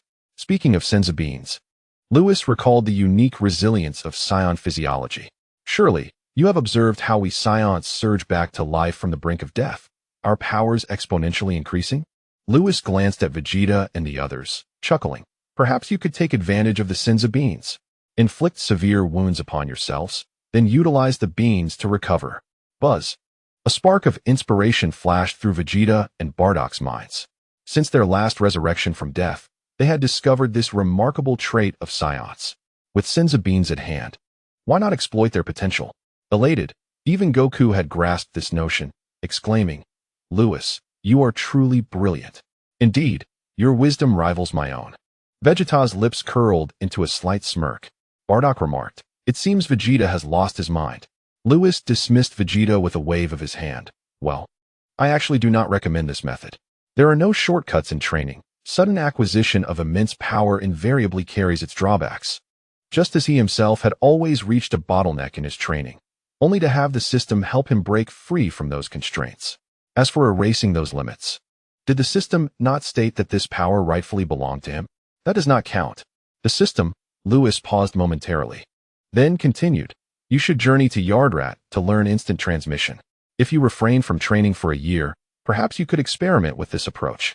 If Goku and the others train normally, their combat power could have potentially surpassed 6 or 7 million by now. Of course, it would be wise to use this method sparingly. Finally, Lewis declared, during the forthcoming period, I shall depart from the 7th universe. It will be up to you to safeguard Earth and the Saiyans. At this moment, Beerus interjected casually, it matters not if your Saiyan race faces extinction, but do ensure that my Earth remains unharmed. In Beerus's eyes, the entirety of the galaxy pales in comparison to Earth, for the culinary delights found there are simply unparalleled. Whis nodded in agreement, sharing the sentiment. Observing the reactions of Beerus and Whis, Lewis rolled his eyes. Am I not still present here? Is it truly wise to speak in such a manner? Lewis, where are you headed? Goku and the others initially intended to inquire why they should not frequently employ this training method. Mind your own affairs. Instead, focus on your training diligently. For with your current strength, you may find it challenging to safeguard Earth. Lewis refrained from mentioning the situation with Cell, yet his tone left Goku and his companions momentarily stunned. Unable to protect Earth? Could there be impending danger? Just as they were about to inquire. Ah, Bardock. You must be aware that transforming into a Super Saiyan necessitates an overwhelming rage. When the time comes, return to the galactic headquarters to teach our kin. With that, Lewis and his companions vanished from sight. In the pitch-black cosmos, only Goku and his friends remained, exchanging puzzled glances, each reflecting confusion in their eyes. At that moment, a dozen figures soared toward them from afar. It was Raditz and the others. Upon seeing Bardock in his golden-haired form, the crowd exclaimed, Bardock, your hair. Have you transformed into a Super Saiyan as well? Father, you too have become a Super Saiyan? On North Kai's planet, confronted by 3 Super Saiyans simultaneously, Gula found himself utterly powerless to resist. How formidable! The Saiyan race has reached such astonishing heights. Witnessing Gula's defeat, North Kai couldn't contain his excitement and began to dance joyfully on the spot. In the realm of the Kaioshin crouched on the ground, gazing at the scene in the crystal ball, exclaiming with fervor, Ancestor, we have another Super Saiyan. Calm down. Although the old Kai spoke with such admonishment, his trembling body betrayed his excitement. Observing Bardock's golden-haired transformation within the crystal ball, the old Kai too felt a surge of exhilaration. 1 or 2 Super Saiyans might not fully encapsulate the potential of the Saiyan race, but 4 would undeniably make a difference. Especially since one of them is a candidate for the destroyer of Universe 7. What could possibly limit the potential of a race designated as a candidate for destruction? With the Saiyans and a candidate destroyer tasked with the annihilation of planets, Universe 7 is bound to prosper. The average level of humanity in Universe 7 might even ascend to the pinnacle among all realms. The more he contemplated, the more invigorated he became. The old Kai's face flushed with excitement, leaving Asin in a state of astonishment. Wasn't he supposed to remain composed? In the battle at the edge of the northern galaxy, It wasn't he, just the old Kai who was thrilled. Beerus was equally exhilarated. As the highest deity of Universe 7, he had been rather indolent, hardly managing the affairs of his universe. Yet, he yearned for its improvement, especially after witnessing this battle. He recognized the innate talent of the Saiyan race. One could only imagine the spectacle of over 2,000 Super Saiyans swirling together. The sight would be nothing short of dazzling. At that moment, Lewis, having departed from the edge of the northern galaxy, returned to Earth. As for Beerus and Whis, they did not follow. The two remained in the realm of destruction, awaiting Lewis's return with Ties. Earth, West City. Ties' room basked in the golden glow of the afternoon sun, which streamed through the window, creating a languid atmosphere. A stunning woman reclined on the bed, her cascading golden waves spilling over the pillow, her enchanting eyes gently shut.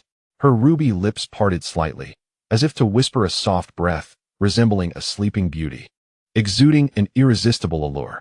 With a sudden rustle, Lewis appeared in the room, his gaze softening at the sight of the voluptuous figure on the bed. He approached and lay down beside the slumbering Ties, captivated by her serene beauty. Her small mouth moved rhythmically, adding to her charm and melting Lewis's heart. Unable to resist the urge, he extended a finger and delicately touched her lips. How warm, how soft. The warmth that belonged to Ties resonated through his fingertips and into his heart. Ties was simply too adorable, cradling his head in one hand. Lewis fixated on the sleeping Ties. Finally succumbing to his desire, he leaned down and gently kissed her crimson lips. Sweet, tender, as if sensing something. Ties slowly opened her eyes, and, upon seeing her beloved, her brows arched into a crescent moon. She closed her eyes again, leaning into the moment. After a brief 10 minutes, Ties touched her lips and broke into a sweet smile, asking, "Why are you back? Did you defeat Gula?" "Yes. Kakarot and the others have already vanquished Gula," Lewis replied with a nod, his words hanging in the air. "What's wrong?" Ties inquired. "Do you have something else to say?" "I just wanted to ask if you'd like to visit other universes." "You're going too?" "Yes. Both Beerus and Whis will be accompanying us." "Then I must go as well," Ties declared, adding with a cheerful tone, "Wherever you go, I shall follow." The boldness of Ties' words stirred an overwhelming impulse within Lewis, compelling him forward. Moments later, the couple exited the room, vanishing from the earthly realm, leaving behind an enigmatic aura. Chapter 0. The origin of the former Grand Priest within the space tunnel leading to the sixth universe. A square vessel sped through, housing 4 individuals. "Ties, what are you all doing in other universes?" she asked, linking her arm with Lewis. "Do you recall the trouble we faced a few years ago with that group of candidate destroyers? Now it is our turn to seek them out." Lewis chuckled. Having been beaten twice, it was imperative to reclaim their honor. "Let us go fight." "That sounds exhilarating." Ties' eyes sparkled with excitement. Ever since joining Lewis, she had been influenced by his fierce spirit.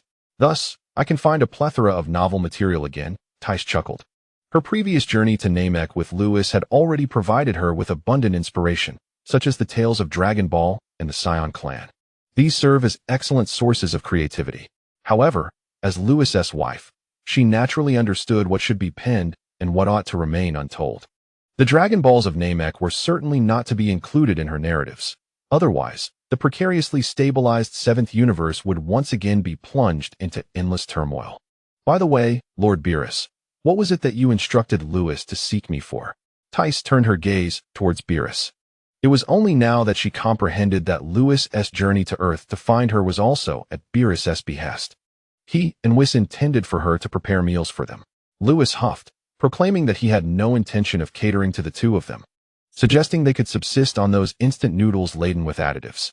"Oh no, it's perfectly fine for Lord Beerus to have instant noodles, but I desire to savor the dishes prepared by Ties," Whis lamented with a mournful expression. Beerus could only shake his head in exasperation, while Lewis and Ties erupted in laughter. The atmosphere within the warp cube was joyous as everyone engaged in lighthearted banter. After a while, as they continued their journey towards the 6th universe, Lewis recalled something and turned to Whis. "By the way, Whis, you mentioned the former Grand Priest suddenly." The mood within the warp cube shifted to a slightly delicate state. Beerus glanced at Whis, his eyes reflecting a hint of confusion. Ties looked up at Lewis and then at Beerus, sensing their odd reactions. She curiously inquired, "What is the matter with you two?" Ties' question went unanswered. and a solemn silence enveloped the warp cube. The atmosphere grew tense. Tice, sensing the discomfort, tightly clung to Lewis's arm and ceased speaking. After a moment, Whis spoke with a grave tone. What I am about to disclose should remain confidential. You are aware that the Omniverse and the Dark Demon Realm are adversaries, correct? Lewis and Beerus nodded in acknowledgement, while Tice's eyes widened in innocent bewilderment. I am unaware, she exclaimed. Yet she understood that this was not the time for inquiries and refrained from asking further. Whis continued, in truth, there were originally only 3 realms in this world: the Omniverse, the Dragon Realm, and the Time Nest. This implies that the Dark Demon Realm did not exist initially. However, long ago, a formidable being from the Omniverse succumbed to darkness. After leaving the Omniverse, he established a new world outside. At this point, Lewis interjected. Are you referring to the Dark Demon Realm as Kaishin, Mechikabura? Why was Whis revealing this information? Did Mechikabura have any connection to the former Grand Priest? Are you truly acquainted with Mechikabura? Weiss shook his head, aware of Lewis's uniqueness, thus refraining from further inquiry. He continued, I am not referring to him. Mechikabura is merely his agent. Then who is this individual you speak of, Weiss? What connection does he have with the former Grand Priest? Beerus turned to Weiss. Intrigued by this revelation, a secret he had never heard from Weiss before. I am uncertain of the identity of that formidable being. All I know is that he seems to have some affiliation with Lord Zeno, Weiss replied, narrowing his eyes, his tone grave. As for the relationship between the former Grand Priest and that powerful individual, Weiss articulated each word with precision. The one whom the former Grand Priest served is, in fact, him. Boom. Weiss's statement resonated like a thunderclap, shattering the silence. The revelation was utterly astonishing. Both Lewis and Beerus were left in shock. And Weiss himself was not exempt from the surprise. This secret he had learned from his elder sister long ago, and he never imagined that the former Grand Priest resided on Earth. Lewis swallowed hard, a conjecture forming in his mind. The person served by the former Grand Priest must possess a monumental identity. Beerus arrived at a similar conclusion, rendered speechless. The individual who could command the service of an angel must either be a god of destruction or Lord Zeno. The gravity of the situation left the group in a state of disbelief, prompting Tice, who stood nearby, to furrow her brow, entirely oblivious to the implications of Weiss's words. At that moment, the interdimensional travel cube entered the 6th universe. Now, remember, do not divulge this information. We have arrived at the 6th universe, Weiss stated, regaining his composure. Beerus and the others finally emerged from their stupor, and Weiss stowed away the interdimensional cube, guiding them to the realm of the god of destruction in the 6th universe. Within the realm, a purple creature resembling a pig was tirelessly running on a treadmill. Babitus, is that enough time? I'm about to collapse. Lord Compa, there are still 10 minutes left. If you stop now, the effectiveness of your weight loss will be severely compromised. The elegant Babitus strutted around the treadmill. Suddenly, she raised her head, a smile breaking across her face. Who has arrived? Who has come? Compa panted heavily against the treadmill. Lord Compa, no slacking off, Babitus admonished. Glancing back, the temperature in the air dropped dramatically. Compa recoiled slightly, resuming his run on the treadmill, too intimidated to rest. His attendant angel was particularly shrewd. At that moment, a radiant spectrum of colors descended from the sky, landing before him. Skinny ribs? Compa blinked in surprise, disregarding Babitus's reaction as he leapt off the treadmill. His voice cold, what brings you here? He cast a glance over the crowd, and, upon spotting Lewis, felt a sudden twitch in his eyelid. How did this kid also arrive? The news of Quitella's erasure had reached Xiangpa well in advance, and it was none other than this boy who was responsible. An ominous premonition washed over Xiangpa. Suddenly, he mused, who is Lewis? He bears a striking resemblance to Lord Beerus, albeit slightly plumper. Ty's laughter rang out. Beerus, Lewis, Chapter 0, the adorable Xiangpa. Just a bit plumper? Xiangpa had always been at odds with Beerus, ever since Beerus had called him a fat pig. Others began to echo the sentiment, labeling him a dead fat pig and a big glutton. Even Bardos sometimes remarked on his weight. Naturally, Xiangpa could not endure this ridicule and challenged Bardos to a duel, a battle to determine both life and superiority. Thus, the scene of him running on a treadmill was born.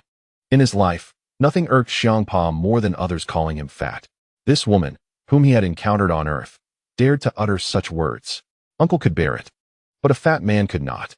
A chilling aura of menace enveloped the air. Tai shivered and clutched Lewis's arm tightly. Xiangpa glared at Tai and coldly declared, "Dare to show such disrespect to the god of destruction? Do you wish to court death?" Lewis stepped in front of Tai, shielding her, and calmly replied, "Lord Xiangpa, what is the matter? Is it not permissible to comment on one's weight?" Upon hearing Lewis defend her, Xiangpa's murderous intent evaporated. However, Lewis's words about his weight were intolerable. Xiangpa bellowed, "What am I size? I am proud of my form. It's far better than that of the scrawny Beerus." At this, Beerus's expression darkened, and while he could tolerate many insults, the mention of being a scrawny stick was beyond his limits. A vast wave of destructive energy surged forth, causing violent tremors in the realm of the god of destruction of Universe 6. Beerus fixed his gaze on Xiangpa, and as they locked eyes, a spark ignited in the air. Boom! The two destructive energies clashed, painting a terrifying tableau. Whis and Bardos exchanged glances, covering their faces. Whenever these two brothers met, trouble was sure to follow. Meanwhile, the troublemaking couple, Lewis and Tai, had retreated to the sidelines to observe the spectacle. Tai held a sunflower seed in her hand and cracked one open, asking, "Lewis, who is this big fat pig? He looks so much like Lord Beerus." Lewis snatched a handful of seeds from her, replying, "I once mentioned that Universe 6 and Universe 7 are actually twin universes. Coincidentally, the god of destruction of Universe 6 is also a brother to Lord Beerus. Brother by blood? Indeed. Twin universes. Brothers. One a big fatso, the other a scrawny stick." Tai Si's eyes sparkled with excitement as she exclaimed, "This material is excellent. I must incorporate it into my novel." Suddenly, a voice thundered, "How dare you!" Beerus and Kampa swiftly turned their heads, shouting towards Tai Si. The force of their voices startled her, causing the sunflower seeds in her hand to scatter onto Lewis's head, leaving him utterly distraught. "Enough of this nonsense. Who exactly are you? What brings you here?" Kampa's voice was laden with icy disdain as he glared at Beerus and his companions. How dare she call him a big fatso? If this woman had no ties to Beerus, he would surely obliterate her. Beerus, arms crossed and a smirk upon his face, taunted, "She is Lewis's wife. Go ahead, if you dare, and destroy her." An eerie silence enveloped the air. Kampa opened his mouth, then closed it again, struggling to voice his thoughts, which lingered on the tip of his tongue before being swallowed back down. "Very well, I shall extend Lewis some courtesy." Kampa recoiled slightly. After all, Lewis had the power to erase those who crossed him. The last individual who had offended Lewis had vanished without a trace, and Kampa had no desire to be the next to face such a fate. "What brings you here, then? Have you forgotten the incident from a few years ago when you all ganged up on Lewis?" Kampa swallowed hard, taking a few steps back. The mere mention of that past event ignited his fury. At that time, 10 candidates for the god of destruction had banded together to assault Lewis, believing victory was assured, only to find themselves humiliated and ridiculed by Beerus afterward. What a disgrace. "So now you bring Lewis to trouble me? Beerus, can't you act like a person for once? I am your brother. What if he erases me, just as he did with Katra?" Kampa finally shouted in desperation. "Act like a person?" Beerus nonchalantly dug at his nose, his demeanor lazily indifferent. "Apologies, but I am a cat, not a person. And when you referred to me as Skinny Bones, did you ever consider that I might be your brother?" At that moment, Beerus cast a glance at Lewis. Meanwhile, Lewis was preoccupied with Tai Si, who was helping him remove the seeds from his head. Turning to her, he asked in confusion, "What's wrong?" Kampa and Beerus exchanged glances. Soon, Lewis regained his composure, unleashing a surge of destructive energy that obliterated the seeds atop his head. With a serious expression, he approached Kampa. The sound of Lewis's footsteps echoed in the tranquil realm of the gods of destruction, each step sending a jolt of fear through Kampa's heart. Panic and anxiety surged within him. Would he be erased? Kampa's face turned pale, his tension escalating. "As you seek to reclaim your dignity, shall I have my universe's candidate for the god of destruction deliver a sound thrashing to you?" The sight of Kampa's fear elicited hearty laughter from Beerus. Beside them, Whis concealed his face, feeling quite embarrassed. Being Beerus's brother, how could Lewis truly lay a hand on you? Oh, how I long to give him a good beating. As Kampa noticed Lewis drawing ever closer, he also caught a glimpse of Whis's murderous gaze. Oh no, he had truly become the adorable, plump child neglected by both grandmother and uncle. Kampa clenched his fists and shouted at Lewis, "Do not come any closer." This chubby fellow was rather endearing. Lewis stifled a laugh, making a concerted effort to keep his lips from curling upward, and replied, "I have no interest in your candidate for the god of destruction at the moment, Kampa. Let us engage in battle, and upon its conclusion, I shall not trouble you further." "Engage in battle with me?" Kampa was taken aback, then meekly added, "You aren't planning to erase me, are you?" Lewis shook his head and reassured him, "Given your relationship with Lord Beerus, you should know, you no harm. I am here primarily to spar with a fighter of the god of destruction caliber." Chapter 0. A duel with Kampa. Reclaiming one's dignity was one objective, while sparring with other gods of destruction was another goal for Lewis. Whis had once stated that to become powerful, one must do more than merely train. While continuous training would indeed enhance one's strength, without engaging in combat with other formidable opponents, one would lack essential battle experience and techniques. Normally, given Lewis's erasure ability, he could afford to overlook this. However, what if he encountered an opponent of equal rank or one even stronger than himself? Others might disregard his erasure. It is during such instances that battle experience and technique become paramount. Beerus shared this perspective, having fought countless battles throughout his life, amassing combat experience and skills that ordinary gods of destruction could not rival. This is precisely why Beerus is regarded as the strongest god of destruction. During this journey to reclaim his dignity, Beerus insisted that Lewis refrain from using erasure, allowing him to engage in a genuine battle with other gods of destruction. The endeavor would commence with the 6th universe, continuing until they had battled through all 11 universes to accumulate battle experience and techniques. "How wonderful it would be if you were the candidate for god of destruction from my 6th universe." Upon hearing Lewis's request, Kampa shook his head. Beerus, displeased, approached and tugged at Kampa's collar, exclaiming angrily, "What's this? Are you eyeing my 7th universe's candidate for god of destruction? Let go of me." Kampa wriggled free from Beerus's grasp. Lewis turned to Kampa and smiled, saying, "So it is settled then, Kampa.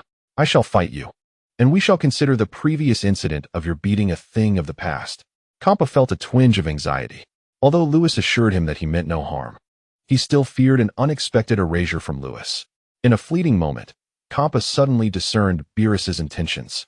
"Bardos, go fetch Kale." Kale, in the 6th universe, possesses the highest potential after hit, and was taken in as a candidate for the god of destruction by Kampa over a decade ago. It was evident that Beerus wished for Lewis to engage in a sparring match with him, thereby enhancing his combat experience and skills. In light of this, Kampa resolved to allow his own candidate for the god of destruction to witness the clash of the 4th-level experts within the realm of the divine. Understood. Bardos vanished for a brief moment, only to reappear shortly, accompanied by a cosmic being with a purple feline visage. Like Kampa, Kale belonged to the feline species as well. Furthermore, both shared a similar corpulence, with Kale perfectly inheriting all of Kampa's attributes. Lewis. Upon seeing Lewis, Kale's body shuddered, the memory of a brutal confrontation from a few years prior still haunting him. "Kale, long time no see." Lewis nodded at Kale. He recalled that the last time he had been assaulted, Kale was among the assailants. Kale's strength was on par with other candidates for the god of destruction from different universes, possessing power at the 2nd level of the divine realm, on the same dimensional tier as the king of hell. However, Lewis's current focus was not on Kale, but rather on Kampa, who had attained the 4th level of divine power. Under the guidance of Bardos and Whis, a void battlefield emerged thousands of meters above the ground. Lewis and Kampa moved simultaneously, entering the void battlefield. Whis arrived at the edge of the void battlefield with ties, followed closely by Bardos, Beerus, and Kale. Within the void battlefield, Kampa spoke. "I must say, Beerus is indeed fortunate. If only you were the candidate for the god of destruction from my 6th universe." This statement was repeated twice by Kampa, underscoring his envy towards Lewis. "Haha, Kale's talent is formidable as well. There's no need for such remarks, Lord Kampa." Lewis, moving his limbs in the void battlefield, turned to Kampa and smiled. "Lord Kampa, if there are no further pleasantries, shall we commence?" "Wait, what's the matter?" Lewis halted his movements, a flicker of confusion crossing his eyes. "We agreed that you wouldn't use erasure." Lewis was at a loss for words. "If I were to use erasure against you, wouldn't Beerus turn against me?" "Rest assured." "Very well, let us begin." As Kampa's words faded, An aura of destruction enveloped both combatants. The two forces of destruction clashed. The space around them twisted violently. At the edge of the void battlefield, Bardos raised an eyebrow. Observing, Lord Beerus, your universe's candidate for the god of destruction has grown even more formidable. In a previous bout, Lewis had not managed to break through to the divine realm despite exerting his full strength. Bardos was aware that Lewis could transform, and now his normal strength was nearly on par with his previous transformed power. Haha, it's not too bad, Beerus replied with a cheerful grin. Though he was equally astonished, Lewis had only ventured to the celestial realm of Earth twice, yet upon his return, his power surged to the second layer of the divine realm. Such a feat was truly astounding. Taisi gazed at the two figures in the void battlefield and inquired, does Lewis stand a chance of victory? Naturally, she hoped for her beloved boy's triumph. However, Lewis's opponent was the well-established god of destruction, and it remained uncertain if he could prevail against Zampa. Vis replied nonchalantly, without employing erasure or any other means, it is exceedingly difficult for Lewis to defeat Lord Zampa. Should Lewis resort to erasure, then overcoming Zampa would be no issue. As for other methods, such as manipulating time and space, while he may not secure victory, he could undoubtedly gain the upper hand. It's reminiscent of the time when Beerus first entered the state of freedom and sparred with Lewis. Beerus was swiftly outmatched. Taisi gasped. If Lewis were to lose, he wouldn't be devastated, would he? Within the void battlefield, an ominous aura enveloped the surroundings. As immense power caused the space to crackle, Zampa and Lewis stood in a tense standoff, their energies intensifying. Suddenly, Lewis made his move. Observing this, Zampa shook his head, noting that the youth lacked composure. In an instant, Zampa transformed into a streak of light, dashing backward, his fists clenched, delivering a powerful punch. The space shattered. A dark silhouette abruptly emerged from the void, only to be sent tumbling backward. In just a single exchange, Lewis found himself in a precarious position. Yet, this was to be expected. In terms of power, Zampa possessed the strength of the fourth layer of the divine realm. Aware that Lewis could disregard any damage, Zampa unleashed his full might. Meanwhile, Lewis had yet to transform into a Super Saiyan. His base power merely grazed the first layer of the divine realm, failing to reach even the second layer. The velocity of such power was vastly inferior to Zampa's, allowing Zampa to easily anticipate Lewis's movements. In the realm of battle experience, striking first often leads to disadvantage. As soon as Lewis initiated his attack, Zampa discerned his intentions, enabling a swift counter. After all, despite Zampa's girth, he was a god of destruction, having engaged in countless battles, his combat experience far surpassing that of Lewis. Chapter 0. Strength through adversity, so formidable. Lewis crashed heavily onto the void battlefield, springing back up like a fish, twisting his neck and limbs. Joints crackled as he surveyed the hefty figure above. In just one exchange, he recognized the disparity between them. Truly, he was a god of destruction. With a mighty roar, a golden radiance enveloped Lewis, his hair transforming into a brilliant gold, while a purple aura of destruction encased him from the outside. Gold and purple intertwined. The endless radiance is blinding. Super Saiyan at full power. Dimension, divine dimension. Power, second layer of the god realm. This strength was cultivated simultaneously with the mastery of temporal rules in the hyperbolic time chamber. His base power has touched the god realm, transforming into Super Saiyan at full power, directly surpassing the second layer of the god realm. To conceal his prowess from those of destroyer level would be folly. Lewis erupted with all his might, transforming into a streak of light that darted through the void towards Kampa. The echoes of Lewis's voice reverberated across the battlefield. Lord Kampa, be cautious. Are you exerting your full strength? Come forth. In the skies above, Kampa licked his lips, excitement bubbling at the prospect of battling such an indomitable foe. Here it comes. A destructive energy blast surged forth, causing the surrounding space to spiral into chaos. With a resounding boom, Kampa raised his hand and unleashed a punch, shattering the purple energy sphere like fireworks, scattering luminous fragments across the heavens. The spectacle was enchanting. Yet suddenly, with a crash, Lewis appeared behind Kampa, executing a sweeping kick that unleashed a torrent of fierce winds through the void. Kampa quickly attempted to block. Boom!